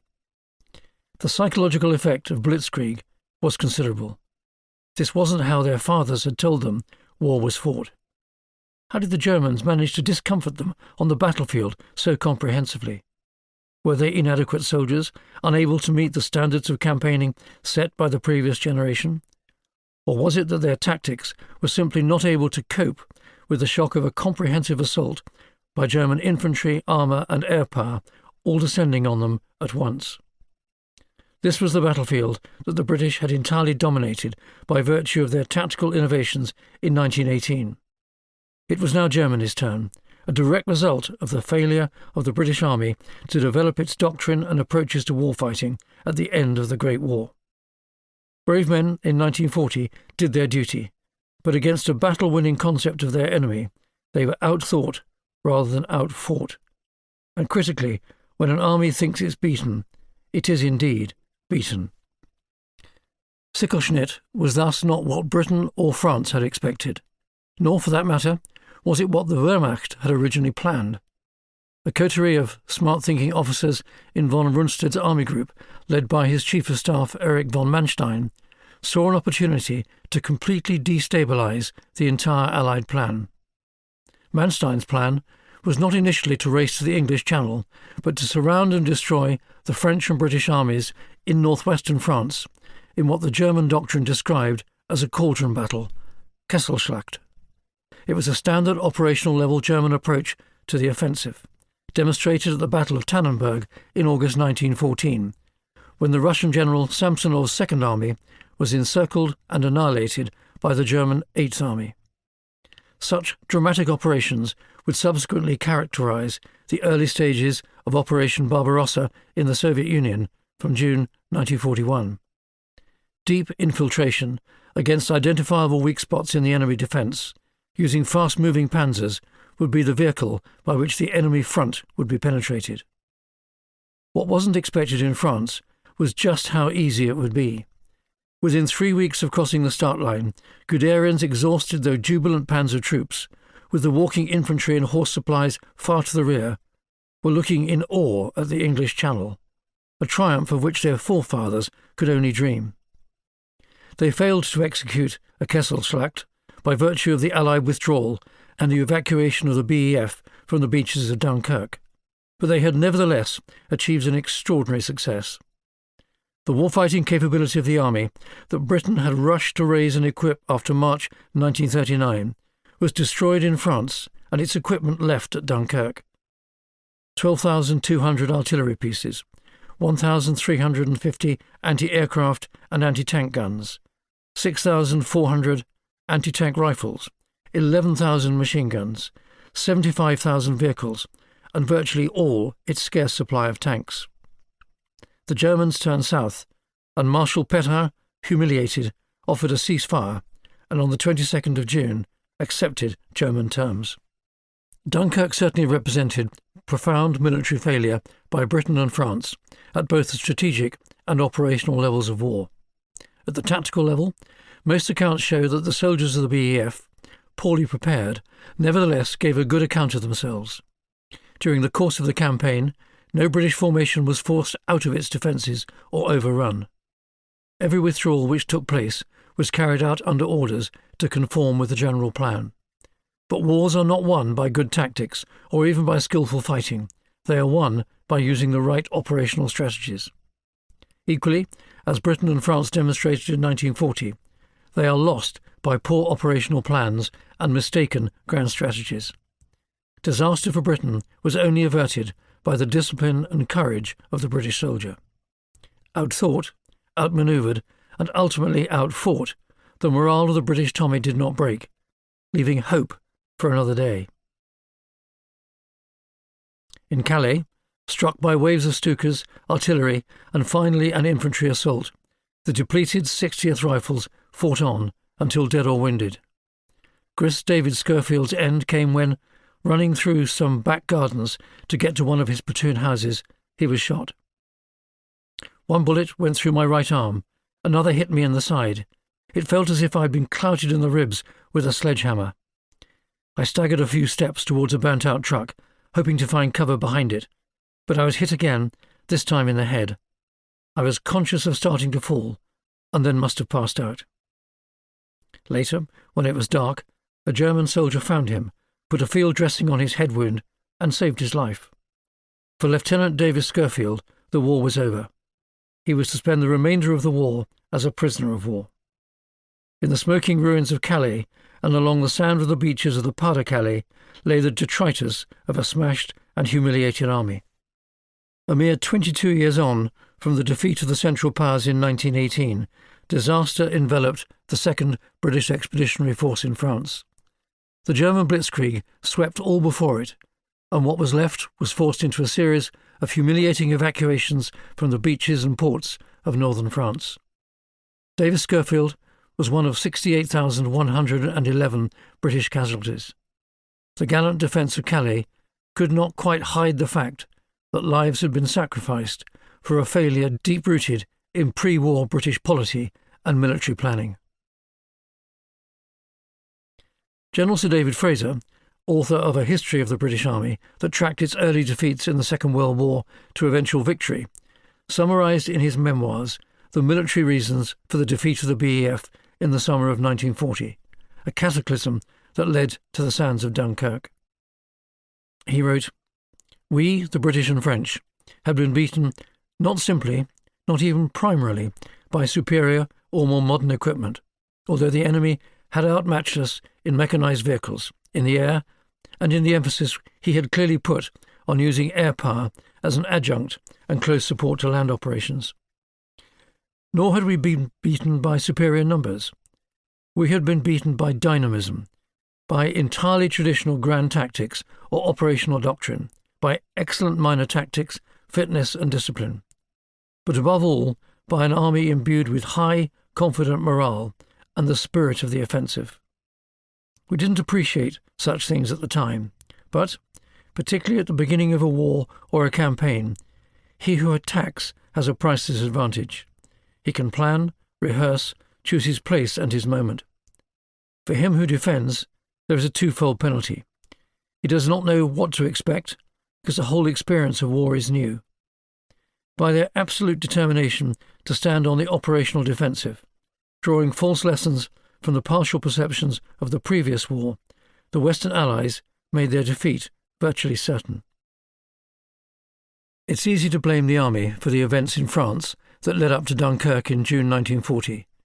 Indeed, in assessing the events of the 6 weeks of May and June 1940, which led to the destruction of the BEF and the French First Army Group, most analysis has tended to focus on the battle for northern France, especially the quite extraordinary masterstroke by von Rundstedt's Army Group A, which has come to define, in British minds at least, the brilliance of Blitzkrieg. Von Rundstedt's scythe through the Ardennes, the dramatic armoured dash from Sedan to the Channel coast, and the resulting embarrassment of defeat for both Bulot's First Army Group and the BEF, of which it was a part, have all the high drama that made Hitler believe himself to be invincible. After all, the evidence seemed to demonstrate it. Poland had been conquered in 4 weeks, Denmark and Norway in 8, the Netherlands in 4 days, Belgium in 17, and France in 6 weeks.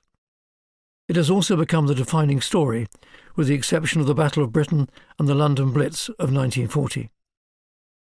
The year was truly the annus horribilis to beat all others in Britain's history. The story of the land campaign in France and Belgium in 1940 has tended to be one that stresses the superiority of German operational doctrine, characterised by tanks operating in fast-moving armoured vanguards, in which German commanders dictated the pace of the advance, thinking faster and acting more quickly than their opponents, and allowing better deployed armour to do the talking. It was Allied strategic failure, however, that led to the debacle in France in May and June 1940, as much as it was German operational success, for without the first, the second could not have been possible. The British Army failed to measure up to the German blitzkrieg in 1940 because it couldn't get its head around, let alone respond effectively to, the tactics deployed by von Rundstedt's Army Group A. Nowhere in any of the appreciations of German operational objectives was it considered that the Wehrmacht might attempt to punch through the outer crust of Allied defences with the aim of creating the conditions for a cauldron battle. Because it couldn't comprehend the type of war it would have to fight, it came to the Second World War entirely and grievously unprepared. It did not understand the nature of blitzkrieg because it had failed to learn the lessons of 1918 and develop for itself during the interwar years a doctrine of fast-moving combined arms manoeuvre able to achieve strategic as well as tactical objectives. Nor too had France, for what it's worth, which had a far larger and arguably stronger army. Had Britain done much more during what Churchill lamented had been the years that the locust had eaten to understand and prepare for the next war, it would have understood the power of tank-led, combined arms formations to disrupt and confuse enemy decision-makers, and therefore the need to defend against them. There's much in the argument that the new German Wehrmacht developed these operational strategies because it was the underdog and it needed to win quick victories. Shock and surprise were key elements in this approach.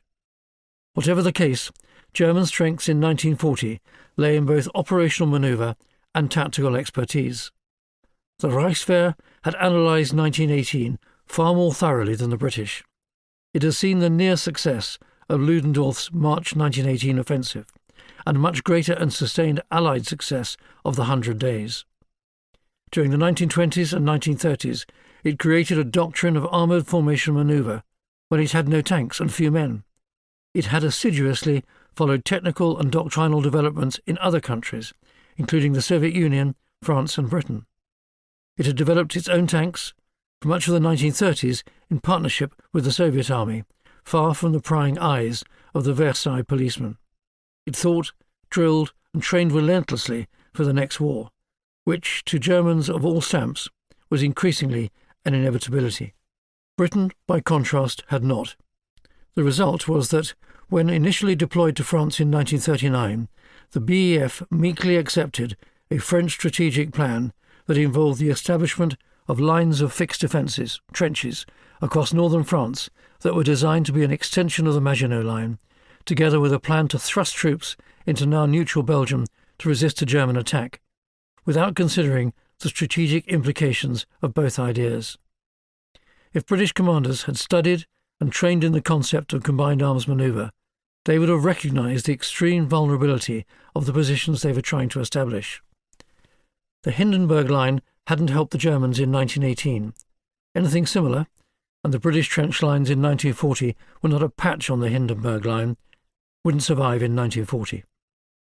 As the more imaginative German commanders such as von Manstein, von Rundstedt and Guderian knew, combined arms manoeuvre gave military commanders choice, speed and the ability to switch their armoured thrusts at will. In any case, wedded to a Maginot Line type concept of defence that assumed that only linear defences protected territory, the French High Command would have rejected any thought of turning northwestern France into a model of defence in depth. While this would have been the only thing to stop von Rundstedt's armoured columns, it would at the same time have traded precious sovereign French soil, which was anathema to both French soldiers and politicians. "They shall not pass" had been the French army's cri de coeur in the Great War. Anything that did the opposite this time around would never be acceptable. The BEF was therefore beaten the moment the Germans crossed into France.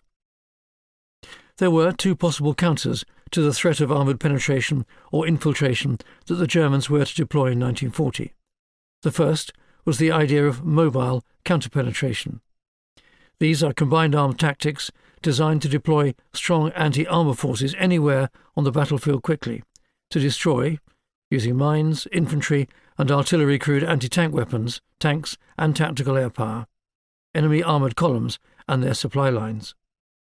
The British Army was light years from having this type of tactical doctrine in 1940, and arguably didn't develop a doctrine of counter-penetration until the 1980s, when it became a key strategy for halting the operational manoeuvre groups of the Soviet Third Shock Army. The only other defensive counter to this threat was fixed defences in great depth all the way back to the Channel coast, powerfully defended bastions or defensive areas connected by plentiful artillery and tactical firepower purposed to draw in the attacker, disperse him and defeat his infiltrating columns piece by piece. It would have meant sacrificing ground, it being far less important than the objective of forcing the enemy's forces to be whittled away. It would have required experienced and well-trained troops, willing to be temporarily isolated and cut off as the enemy armies swarmed around them until they could be dispersed and destroyed. It would also have needed large quantities of heavy mobile artillery, considerable amounts of tactical air power able to be called on by bastion commanders to counter-attack enemy infiltration, and considerable quantities of anti-aircraft artillery or counter-air assets such as fighters, able to take the sting from the widespread use of Stuka dive bombers. In short, it would have required a modern army, trained, equipped, and able to fight as it had done in 1918, but now with tanks, aircraft, artillery, and other equipment.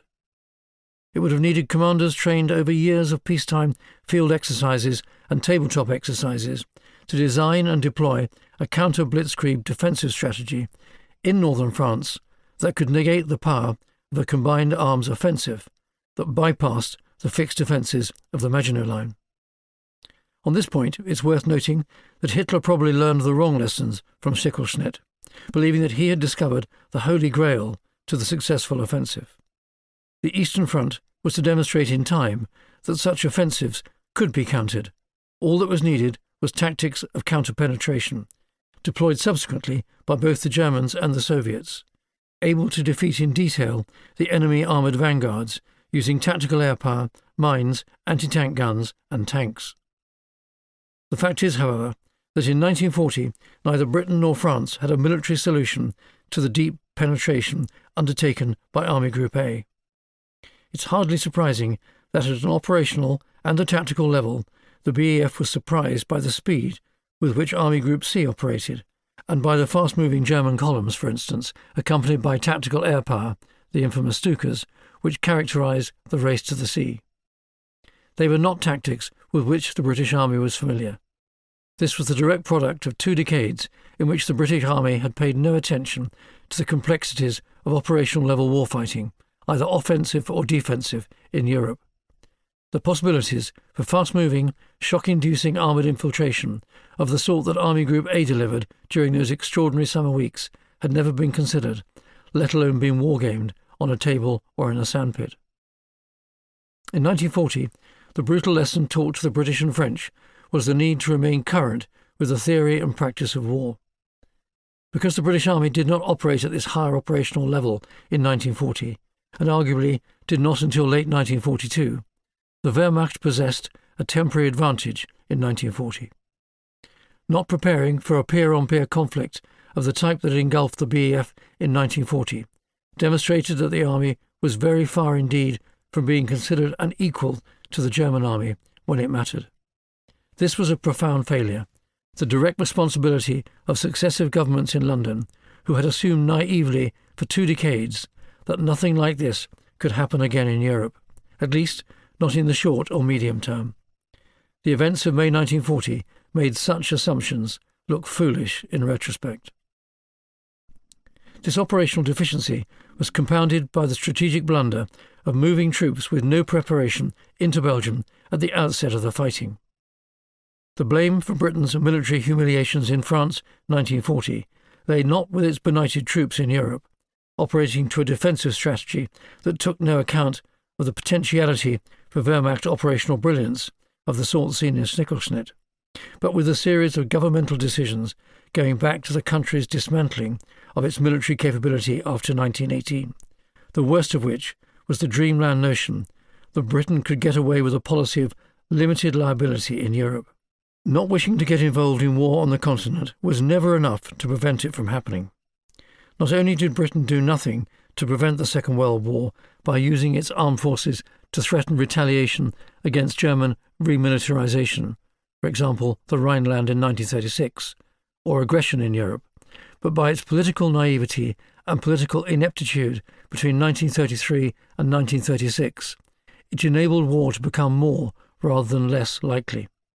Politically and diplomatically, Britain during the 1930s was scared of its own shadow. The consequence of this profound failure of self-confidence was not just defeat in battle in 1940, but the failure to prevent war in the first place. The critics of Si vis pacem parum bellum had been proven grievously wrong. For France, May 1940 was nothing short of a catastrophe, as it entailed not just the defeat of its army, but the loss of its country and liberty. The strategic effect of the attack by Army Group A was not tactical or even operational. It was the strategic disemboweling of France's martial pretensions, a grand humiliation that served as a psychological blow to the idea that France was mature and sophisticated enough to defend itself against a determined and energetic foe. Blitzkrieg showed, to the French, the failure not just of France's army and its pre-war defence planning, but of the French character. Unlike their parents' generation, it was felt the French no longer knew how to fight. It was a mental body blow to the French psyche, the echoes of which continue to sound down the years. For its part, the BEF was lost long before it was deployed to France in September 1939. Only when the British Army could fight on equal terms would it ever hope to be successful in this type of warfighting. No amount of Miracle of Dunkirk sugarcoating can change the fact that in both its thinking and doing, the BEF was never capable of countering, let alone defeating, an adversary as formidable as the Wehrmacht in full throttle in the summer of 1940. Defeat in battle was the direct result of the egregious failure over the previous 2 decades to prepare adequately for the kind of warfighting that many suggested loudly would come, but which was comprehensively ignored by the British government, the British people, and the British military establishment until it was too late. All must take a share of the blame for the savage defeat suffered by British arms in France in 1940.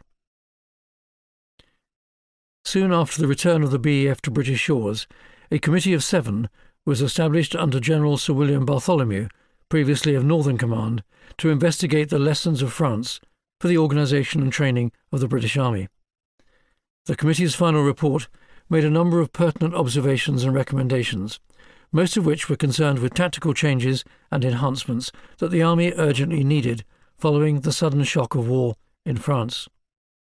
New and unexpected developments, including the dive-bombing attack and a greater number of enemy armoured formations than had been anticipated, the report ran. The committee recognised that the operational art deployed in particular by Army Group A was psychological, designed to disorientate the enemy so that the cauldron battle could be decisively enacted. There is no evidence, however, that the committee recognised this German operational goal in 1940. It appreciated the success of Gort in bringing the BEF back to a point by which it could be evacuated to Britain, but it did not understand that by withdrawing, Gort had rescued the BEF from the cauldron. But the focus of the assault on disorientation rather than hard battle, at least in the encircling phase of the cauldron operation, was very clear. The committee observed that, by every means in his power, and often with great ingenuity, the enemy has concentrated his means of attack on the morale of his opponents. In the application of his weapons, he relies almost as much on terrorization by noise as on material effect. The committee suggested that both the brigade and division have built into them artillery, anti-aircraft, medium machine gun, armoured reconnaissance and anti-armour units, a revolutionary argument for the British Army, which had so far shied away from this level of integration. It shied away, however, from creating a truly all-arms formation by incorporating within it an armoured unit or units, although it advocated a much greater independence of action for its brigades, which it suggested should be equipped to fight independent actions when necessary. This was an argument that was to vex the British Army for some time thereafter. What was the level of organisation at which the full integration should be achieved? It all depended, so the argument went, on what formation would fight. Was it by brigade or by division? If brigades were to fight independent actions, they would require a corresponding complement of armour, anti-tank weapons, artillery, combat engineers, and so on. The whole tenor of the report was about improving the quality of the defence. The observations it made about the offensive tended to relate to how to counter the tactics deployed by the Germans, rather than any fundamental reconsideration about how British tactics might need to change to enable the army to exploit the power of manoeuvre. One finding was that German operational manoeuvre, punching through weakly defended areas along the Meuse with armour, was undertaken in conjunction with concentrated firepower, that of artillery and tactical air power, primarily Stukas.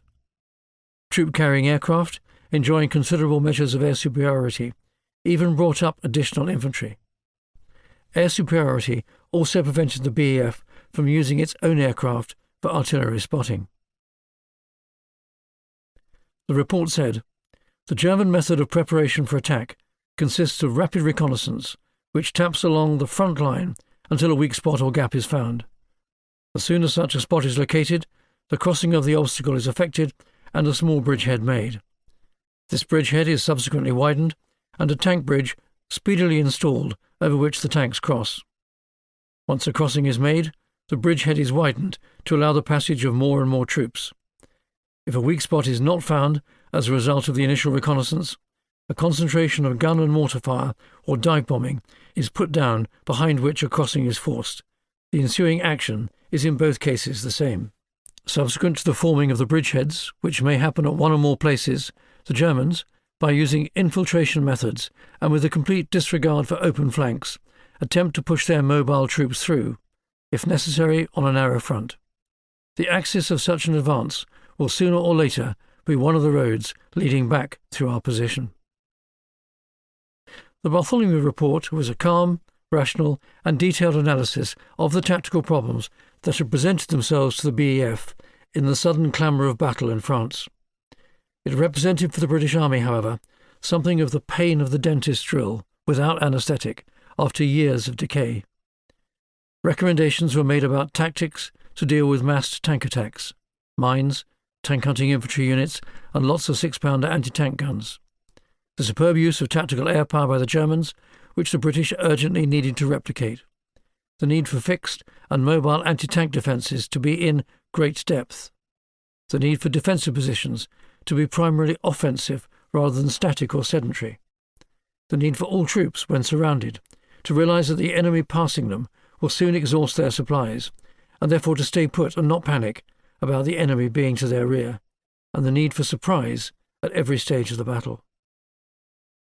There were at least two problems with the Bartholomew Report. In the first place, it was so concerned with identifying German approaches to battle and filling gaps in British defensive armaments that it made virtually no recommendations about how British offensive tactics needed to develop, though there were some helpful observations about how battalions, brigades and divisions needed to be reorganised to reflect the need for much more combined arms unity on the battlefield. These observations were akin to calling for infantry battalions and brigades to become something like combat teams, possessing inherently a range of combat capabilities that mirrored what the BEF had seen the Wehrmacht deploy in battle. But reflecting the experience in France, the exclusive concern was defence, an understandable preoccupation given the very real fear in 1940 that the Germans might soon be launching an invasion. The time would come nevertheless when the British Army would deploy its fighting divisions to attack. How should they fight? The second problem with the Bartholomew Report is that it sank quickly into obscurity amidst the immense task the country faced in reconstituting the army and preparing it for future battle. As was the situation in 1939, when the army was preoccupied with a rapid and unexpected expansion to create an expeditionary force for France, mid-1940 saw the army attempting to reconstitute itself from the detritus of defeat. It had few weapons, for instance. Most had been left on the beaches of Dunkirk. There was no time in the circumstances to contemplate the complexities of formation tactics, especially those that represented anything more than simply attempting to organise masses of infantry to dig in and hold a line. That would have to come later, when Britain had an army again. The problem was compounded by the long-standing problem that there remained no mechanism for capturing development ideas and converting them into new training and new doctrine. Following Dunkirk, the British Army continued to stumble forward in terms of its approach to the construction, exposition and execution of its military doctrine. There remained still no uniform answer to this most fundamental of questions. What was the most effective way of organising itself for battle?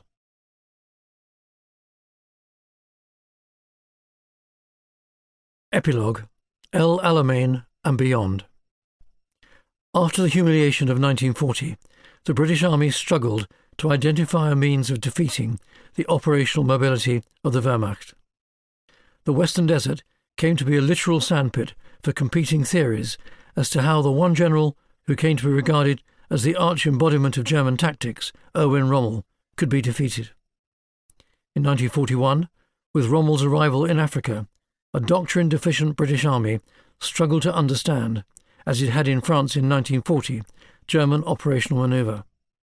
It was ironic that in the Western Desert in 1941, what had been dismissed before the war as the theoretical extravagances of the prophets of mobility were seized upon as attempts were made to counter German tactics. The problem during British attempts to raise the siege of Tobruk in late 1941, in Operation Crusader, was to assume that German armour operated like a battle fleet at sea, and that all was required was to lure it into a decisive battle. It did nothing of the kind, as the historian Brian Holden Reid explains. In fact, the German army did not fight like naval fleets, but as the armoured theorists had recommended, in close coordination with their anti-tank guns in an integrated defensive offensive. This was overlooked by Eighth Army staffs, who, seduced by impressive-sounding tags, failed to study the substance of their meaning. Under the pressure of war itself, it's perhaps not surprising that they committed this sin. But whatever the merits of the staff or their commander, it must surely be agreed that if the British Army had had recourse to an accepted body of doctrine, that Cunningham's plan could have been based on it, and that it would have served as a focus for his judgment, experience and intuition, even though he had come from East Africa where he felt at home. Cunningham would not have had to start from scratch, which he found so emotionally and mentally exhausting before the operations began. An absence of adequate doctrine meant that ill-prepared British commanders, in this case Lieutenant General Sir Alan Cunningham, commander of the Eighth Army, struggling to find an answer to German tactics, was forced to clutch at straws. One such straw was that the primary fighting formation should be the armoured brigade, because infantry-dominated divisions were too vulnerable to attack by enemy armour. This tactic was undone, however, by the fact that the British did not understand that German tactical success was based on the close working relationship of panzers and anti-tank artillery, a mix of the tactical, offensive, defensive.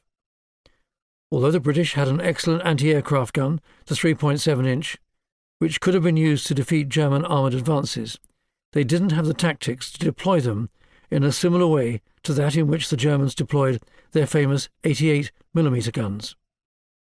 British tank columns would be regularly lured into German anti-tank ambushes. Battle is not the place to introduce radical innovations to an army that was not structured or disposed towards radical change. A severely logistically challenged Africa Corps was eventually brought to its knees at El Alamein in late 1942, not by the fancy footwork of brand-new British armoured doctrine, but by the old-style, methodical, carefully choreographed application of firepower. It was no surprise that the architects of this British victory, the new commander of the Eighth Army, Lieutenant General Bernard Montgomery, applied all the principles of 1917, rather than 1918, in its application. It worked. If the British Army couldn't outmaneuver the Desert Fox, it could bludgeon him. In Monty's view, crushing tactical attrition was the only solution to the operational manoeuvre deployed by his opponent, especially with a largely citizen army that had proven itself unable in the heat of battle to respond quickly to German tank-led operational manoeuvre. With the massive quantities of new American weapons and equipment flooding into North Africa, material superiority made Monty's task possible, in a way denied to Auchinleck and Cunningham before him. It was the approach adopted for the remainder of the war in Europe, the carefully coordinated, professionally choreographed and overwhelming application of force. Monty's success lay in imposing an approach to warfighting that, in the absence of any other doctrinal templates, enabled Britain's citizen army to use its increasing dominant material strength and far greater firepower to win its battles. It's no surprise that the title of the document explaining the British Army's approach to war in 1985, before the adoption of the Bagnall reforms, and thereafter the first of the subsequent Army Doctrine publications, was unashamedly entitled The Application of Force. It was in essence a recapitulation of the principles of war, upon which the Field Service regulations had been built, replete with examples going back to the Peninsular War. The application of force in homage to the master, even had a photograph of Monty on its front cover. This was the standout British approach to battle after late 1942 and for most of the Cold War. One might have hoped that the British Army, having learnt its lesson in 1940, would have embraced the necessity for clarity of thinking about doctrine following the end of the war in 1945. Not a bit of it. The first attempt to formulate an army-wide doctrinal approach to the deployment of the army in conventional, that is non-nuclear or counterinsurgency warfare, was not to take place until 1988, just as the Cold War was fast accelerating towards its conclusion. The British Army had entered the Second World War without a single coherent warfighting doctrine, and then exited in 1945 without acquiring one on the way.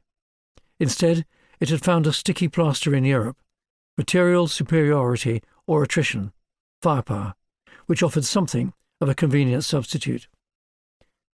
When, in an attempt to introduce a warfighting doctrine to the British Army in 1989, every officer of captain rank and above was sent a copy of the slim booklet British Military Doctrine, arguably 71 years after it was first needed, or at least 44 if we take 1945 as the start point.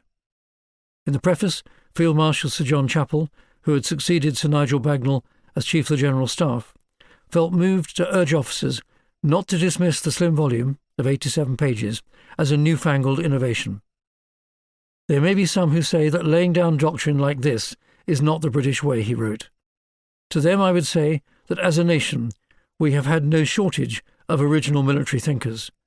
Also, the modern battlefield is not a place where we could hope to succeed by muddling through.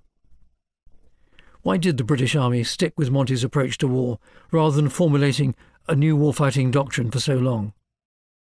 The answer was that it perfectly suited the circumstances of the time, just as Monty's approach suited the situation in North Africa in November 1942. As Lieutenant General John Kisley notes, at the end of the war, many veterans and commentators believed that, ultimately, success had been retrieved by Montgomery's highly centralized approach, where superior material was applied against the enemy's strength in accordance with a rigid master plan. As CIGS in the immediate post-war years, Montgomery's view, not unnaturally, carried considerable weight, and his admirers occupied influential posts in the army for many years after the war.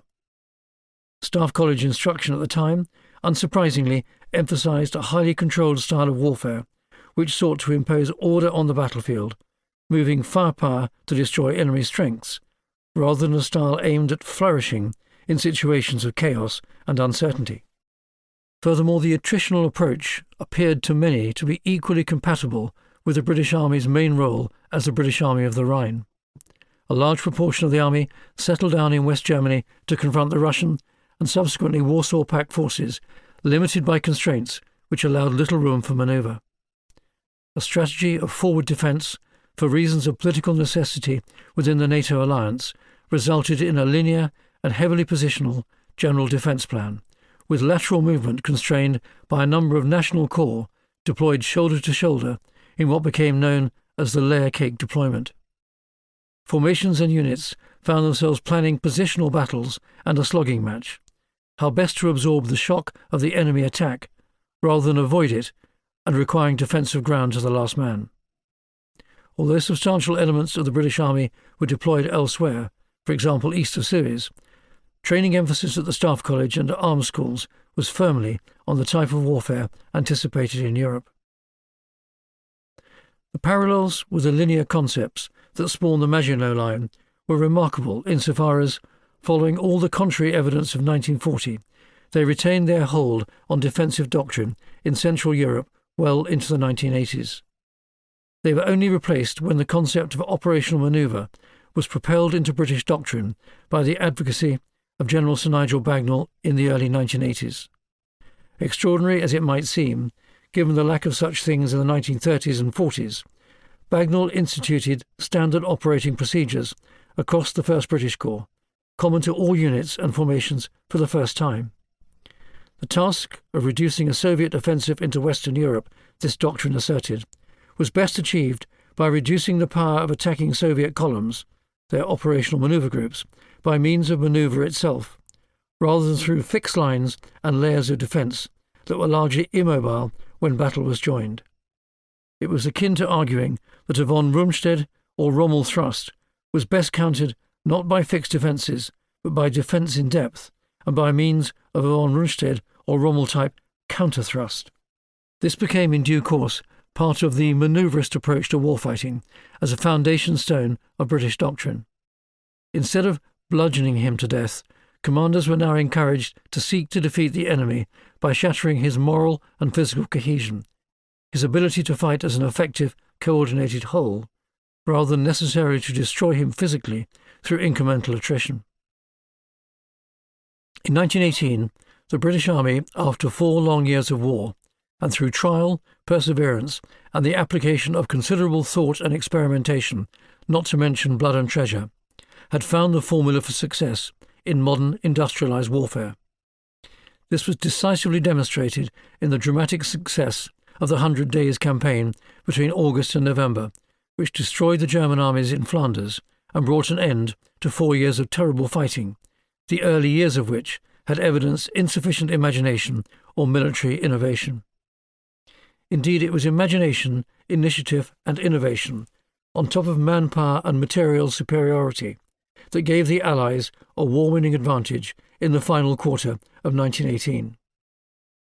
As this book has shown, however, in the years after 1918, the British Army failed to build on its battlefield success in the 100 Days to create a coherent warfighting doctrine. It was a core understanding of how it would fight a high-intensity war that was the essential foundation for driving future capability development, equipment design, and organisational structures. It was only in understanding how to fight that Britain could hope to retain its hard-won warfighting edge and maintain the army in preparation for any future necessity. And it was only in understanding how to fight and being structured and equipped and prepared to do so that the army could hope to act as a strategic deterrent against any of the nation's potential enemies in Europe or elsewhere. Instead, because it had allowed its 1918 expertise to drain into the sand, by 1939 it was forced to go to war in Europe completely out of step with the Wehrmacht and the enemy's delivery of operational manoeuvre. The British Army was unable to fight a sustained, high-intensive war against a peer opponent in the same way that it had done and triumphed in 1918. Contrary to common perception, we have not found that the army was led during the interwar years by donkeys, or that it failed to debate doctrine adequately. The period certainly experienced lots of talking, plenty of debate, much heat, and some light. The problem was much more profound than this. Without understanding the importance of retaining what it had learnt in 1918, the army simply forgot how to fight, or to be a little more generous, was distracted by the pressure of empire and of severe financial stringency. In 1918, the sudden end to the fighting had the perverse effect of allowing the British quickly to forget what had delivered them victory. By 1919, the reasons for success in 1918 were quickly fading in the army's collective memory, as it dispersed to peace, deemed irrelevant in the fleeting exuberance of victory, as khaki serge was exchanged for pinstripes and bowlers. The desire for hostilities-only officers to return to civilian life and professional soldiers to put the trauma of an unusual and extraordinary war behind them was overwhelming. The army had not forgotten how to garrison imperial outposts, nor how to undertake the essential and simple routines of soldiering, but it quickly forgot how to warfight on an intensive scale with a peer opponent. The features of warfare that had made it masters of the battlefield in 1918 were quickly neglected, and had to be relearned in the chaos, confusion, and defeat of the early years of the Second World War. This was the army's fault, but with some mitigation from events outside its control. Whatever the multitudinous pressures on it during the interwar years, public apathy, imperial overstretch, and treasury parsimony, among others, the army's first duty should have been to hang on to its inheritance, instead of neglecting it so egregiously in the years that followed the ending of the Great War.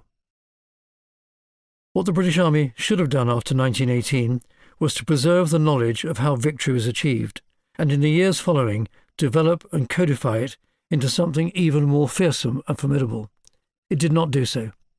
Instead, by reverting to a regime based on 1914, it regarded anyone in its ranks who argued for the 1918 approach to be considered as an oddball, a fanatic, or a heretic. But no one retained responsibility for preserving the precious recipe that had led to such devastating success for the Allies in 1918. Why did this occur? 12 failures assert themselves. 1. There is no clear articulation of the warfighting role of the army. Instead, a policy of defending the empire was adopted, which was so general and unspecific as to be virtually useless as an anchor against which the British Army could be structured, trained and equipped for the next intensive or peer-on-peer war. 2. Consequently, the policy of defending the empire removed an incentive to consider the requirements for modern warfighting on the continent, as opposed to becoming, in essence, a gendarmerie. 3. This itself inculcated a lack of imagination in the War Office about the possibility of future war in Europe, and stifled the conversations and innovation that were necessary to create an army able to refight 1918. 4. There is no collective memory and record of 1918, with the first assessment of the Great War not being undertaken until 1932. 5. In any case, the army found itself stretched across a multitude of commitments across the globe, from Iraq, Ireland, India and Russia and beyond. 6. Zero-sum inter-service budgets meant that where one service gained, the Royal Navy or the Royal Air Force, the other, usually the Army, lost. 7. No determined effort was undertaken by the government to decide what actual threats existed to British interests, against which the British Army should be structured, what doctrine it therefore needed to build, what equipment it required to fight, and how best it should be trained. 8. The importance of a central philosophy of combined joint operations did not exist. Equally, the Army had no place within its structures to own, develop, and promulgate doctrine. 9. Outside of the harmony forced on the Army by war, peace reasserted its pre-war regimental tribalism and inter-service factionalism. 10.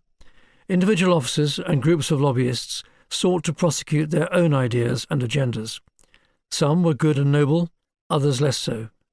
Too often the single-issue lobbyists alienated their peers with fantasies about both the tank and the bomber. 11. The country and army were war-weary. Even committed professional soldiers found it a struggle to retain a professional interest in recent history that could have led to doctrinal development. And 12.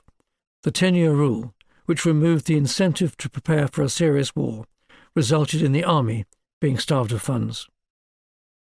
But some of these points, such as lack of money or global dispersal, are merely excuses. It's an uncomfortable conclusion to reach, but on the evidence examined, it is clear that the leadership of the British Army after 1918 fundamentally failed itself and the country it was charged with protecting, because it did not hold firm to those tactical, operational and doctrinal truths which it had mastered in 1918. It forgot the lessons of victory and spent the following 2 decades in an intellectual, structural and doctrinal torpor. There was lots going on in these 2 decades, as we've demonstrated, but little was constructed on the basis of the clear successes and lessons of 1918. In fact, much of the doctrinal argumentation of the 1920s was a distraction. It didn't point back to 1918 and was deeply factional and tribalistic at heart.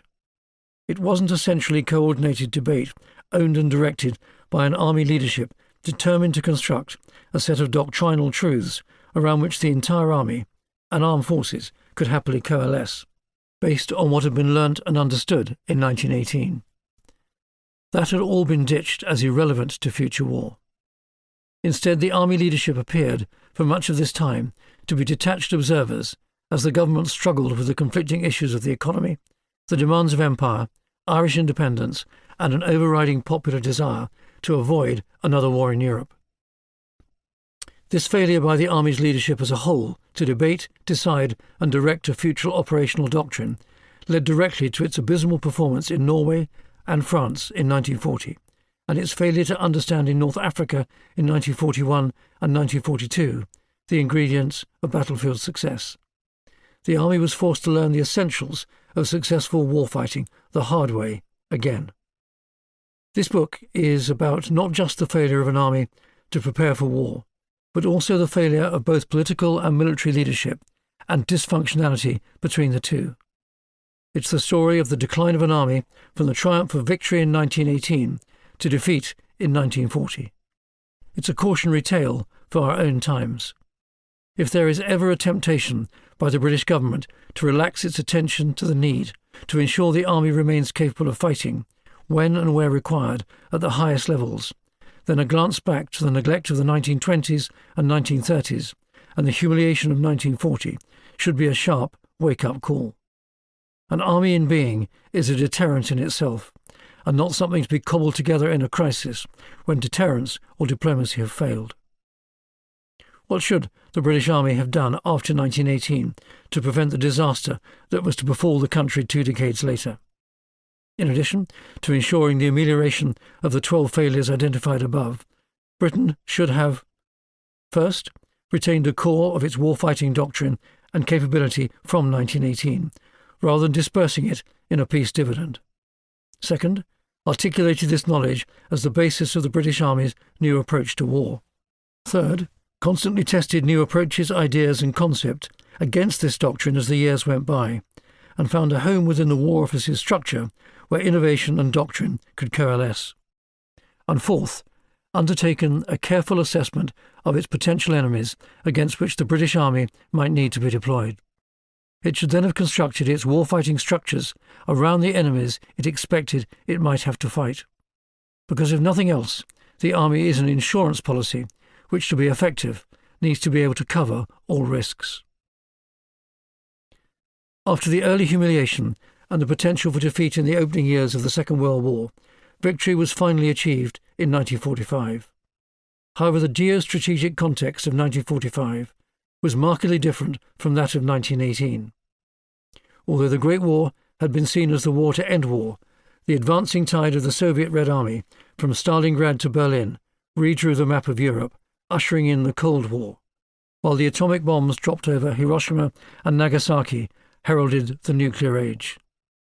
While the clamour for demobilisation was as loud in 1945 as in 1918, the demands of world policing saw the reintroduction of national service in 1949 and a whole generation of civilians experiencing a brief time in uniform in the service of the Crown. Although nearly bankrupt in 1945, the Labour government still managed to introduce the welfare state sketched out by the Beveridge Report of 1942, and finally repaid its war debt to the United States in 2006. Although worldwide events were dynamic from 1945 to 1989, with further conflicts for the United Kingdom in Malaya, Dhofar, Cyprus, Kenya, Borneo, the Falklands, and the long-running troubles in Northern Ireland, it was the Cold War in Europe that principally drove the defence agenda and kept the budget at around 5% of gross domestic product. As the major bridge between the United States and Europe, the Royal Navy was heavily committed above and below the surface of the Atlantic Ocean to keep open the sea lines of communication to NATO's dominant partner. While the British Army retained some 55,000 troops in 4 armoured divisions as part of NATO's Northern Army Group, and the Royal Air Force was also largely forward-based in West Germany as part of the 2nd Allied Tactical Air Force. These conventional deployments were all conducted under the nerve-wracking nuclear umbrella of mutual assured destruction. By the 1980s, with the West under the leadership of US President Ronald Reagan and the British Prime Minister Margaret Thatcher, and with increased spending on both conventional armaments and the highly experimental intercontinental ballistic missile defence system, the strain of strategic military competition began to show on the political and economic stability of the Soviet Union. Despite the perestroika political movement for reform within the Communist Party of the Soviet Union and the associated openness of glasnost under General Secretary Mikhail Gorbachev, the cracks in the Berlin Wall that opened on the 9th of November 1989 led inexorably to the collapse of the Soviet Union 2 years later and the old flag of Russia being raised over the Kremlin on the 26th of December 1991. The Cold War was over, and an apparent New World Order had begun. The historian Francis Fukuyama declared, somewhat ambitiously, the end of history. It was at this point that international leaders and their finance ministers in the West began to overlook the cautionary tale that the history of the 20th century might have taught them. With the Soviet Union gone and rump Russia apparently enfeebled, Western states eagerly embarked on military reduction and a peace dividend. In the United Kingdom, the options for change exercise saw a major slashing of defence capability, beneficially coincidental to help ameliorate a significant economic downturn. The British Army was reduced from 155,000 to 116,000 soldiers, notwithstanding the First Gulf War of 1990 to 1991, which many wishful thinkers regarded as something of an aberration. However, despite that war and the subsequent deployment of large parts of the armed forces to Bosnia from 1992 and then to Kosovo in 1999, the new Labour government of Prime Minister Tony Blair continued with the implementation of its Strategic Defence Review of 1997-1998. As a piece of policy work, this was considered an honest review of the United Kingdom's defence policy and a progressive blueprint for future defence planning and expenditure. Endorsed by Tony Blair and the Chiefs of Staff, this review might have stood the nation in good stead for the future had the Chancellor of the Exchequer, Gordon Brown, fully funded its outcome. For his own reasons, he chose not to do so. The underfunding of the United Kingdom's defence capability began to show its deficiencies a year after, with the Second Gulf War of 2003, and the situation was then exacerbated by a protracted campaign in Iraq for the British Army lasting until 2009, and an even more intense one in Afghanistan lasting until 2014. But domestic politics and financial austerity had already begun to undermine the reality of developments within Europe. The new Prime Minister, David Cameron, in 2010 authorised a further reduction in the size of the British Army from 102,000 to 95,000, and then another down to 84,000 as a response to the economic downturn of 2008. And notwithstanding the Russian annexation of Crimea in 2014, a further reduction was ordered by successive Conservative governments to 74,000. It's perhaps little wonder that Vladimir Putin, in power in the Kremlin in one appointment or another since 1999, sensed that the West, once united during the years of the Cold War, was ripe for challenge, as he saw Western military capability being atrophied in Europe and diverted elsewhere in forays against militant Islamist movements in Iraq, Afghanistan, and elsewhere in the Middle East and Africa. He may have taken some comfort when he witnessed the West's eventual disappointments in Iraq and Afghanistan, notwithstanding the Soviet Union's own failure in Afghanistan. But he will undoubtedly have been emboldened by the precipitate flight of the United States and NATO's undignified exit from Kabul in August 2021. This is where this brief summary of recent events complements the longer analysis of the failings between the First and Second World Wars, which is the principal subject of this book. If wrong decisions are made in the aftermath of a major conflict, like the First and Second World Wars, and the standoff that was the Cold War, then the United Kingdom, NATO and the West more generally stand in great danger when faced by an expansionist challenger. In the 1930s, the liberal democracies of the West set their faces against rearmament and chose negotiation and appeasement as their response to Hitler's Germany. The war in Europe between Russia and Ukraine represents another moment when Western leaders, and those of the United Kingdom in particular, are faced with a dilemma to know how to act appropriately. They can choose to bury their heads in a Munich-like moment, or otherwise embrace difficult and expensive choices, perhaps not popular in the short term, but likely to be a sound investment in future security. In 2022, accepting that Ukraine was not a member of NATO and therefore not under the umbrella of Article 5 of the North Atlantic Treaty, Western states nevertheless stood solidly in support of Ukraine as it fought to protect its independence, sovereignty and preferred way of life. But should it have come to this, had the cautionary tale of the past not been heeded, had the absence of a response to the rise of a dictator in Europe in the 1930s been mirrored by the hesitant response to the rise of a dictator in this decade? This is the challenge to Western governments in the third decade of the 21st century, and to the United Kingdom in particular, if it wishes to substantiate itself as global Britain and as a major player on the world stage in the years to come.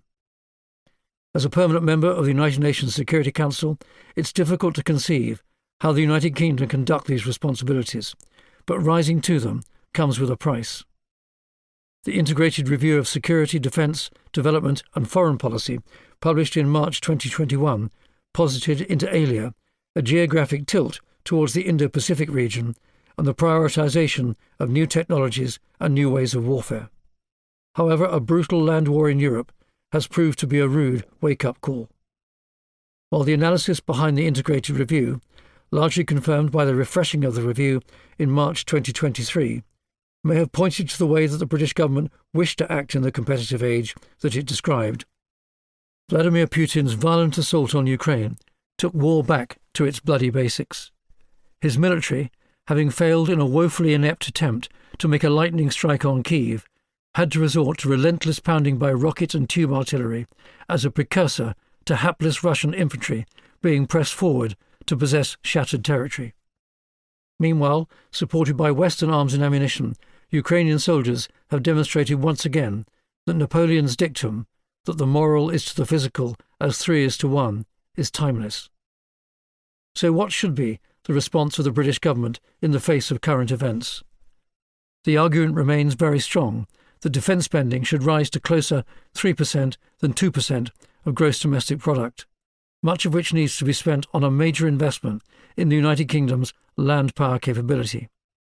Planned cuts to the size of the army should be questioned, as should decisions to reduce helicopter and tactical airlift capabilities. The Challenger 3 tank modernisation programme should be accelerated, and the number significantly increased from the paltry plan of just refitting 148 main battle tanks. Following the decision to remove the Warrior infantry fighting vehicle from service, it still remains vital that a suitable replacement is procured to enable armour and infantry to manoeuvre on the battlefield at a similar speed. Moreover, as the number in Ukraine has shown, rocket and tube artillery numbers need to be dramatically increased, as does air defence capability, needed to meet conventional aerial threats, and now that from armed drones. Underpinning all this must be a modern and secure communications system to enable agile command and control, all supported by robust logistics and adequate holdings of ammunition and other combat supplies. Without these enhancements and more, the United Kingdom will be unable to stand on the borders of Europe as a serious NATO partner and play its part in the future deterrence of further aggression from a newly aggressive Russia. Wishful thinking does not buy peace, but hard power does. A well-found army in being is a strong deterrent in its own right. It was absent in 1939, and disaster followed in 1940. The history of the 1930s showed the folly of not acting in a timely manner, while the draining away of the United Kingdom's military capabilities since the end of the Cold War shows a remarkable tendency to allow history to repeat itself. If this book is indeed a cautionary tale, its message needs to be carefully considered and acted upon without further delay. Defence expenditure is the insurance premium that any responsible government must pay to protect the security of its territory, its national interests and its people. The premium may have just gone up, but the alternative is disaster. Ukraine is Europe's wake-up call. We must listen and act. We might not be given a second chance again.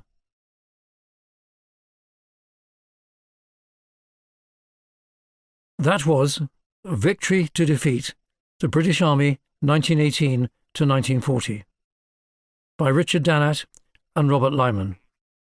Read by Richard Dannatt.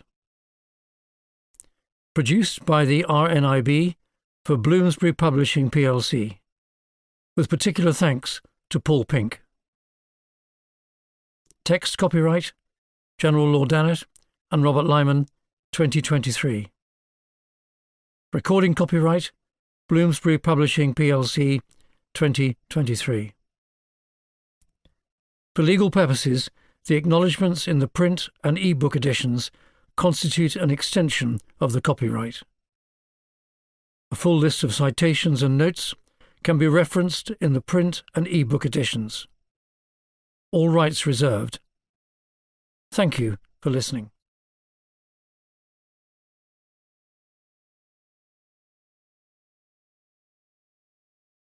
Audible hopes you've enjoyed this program.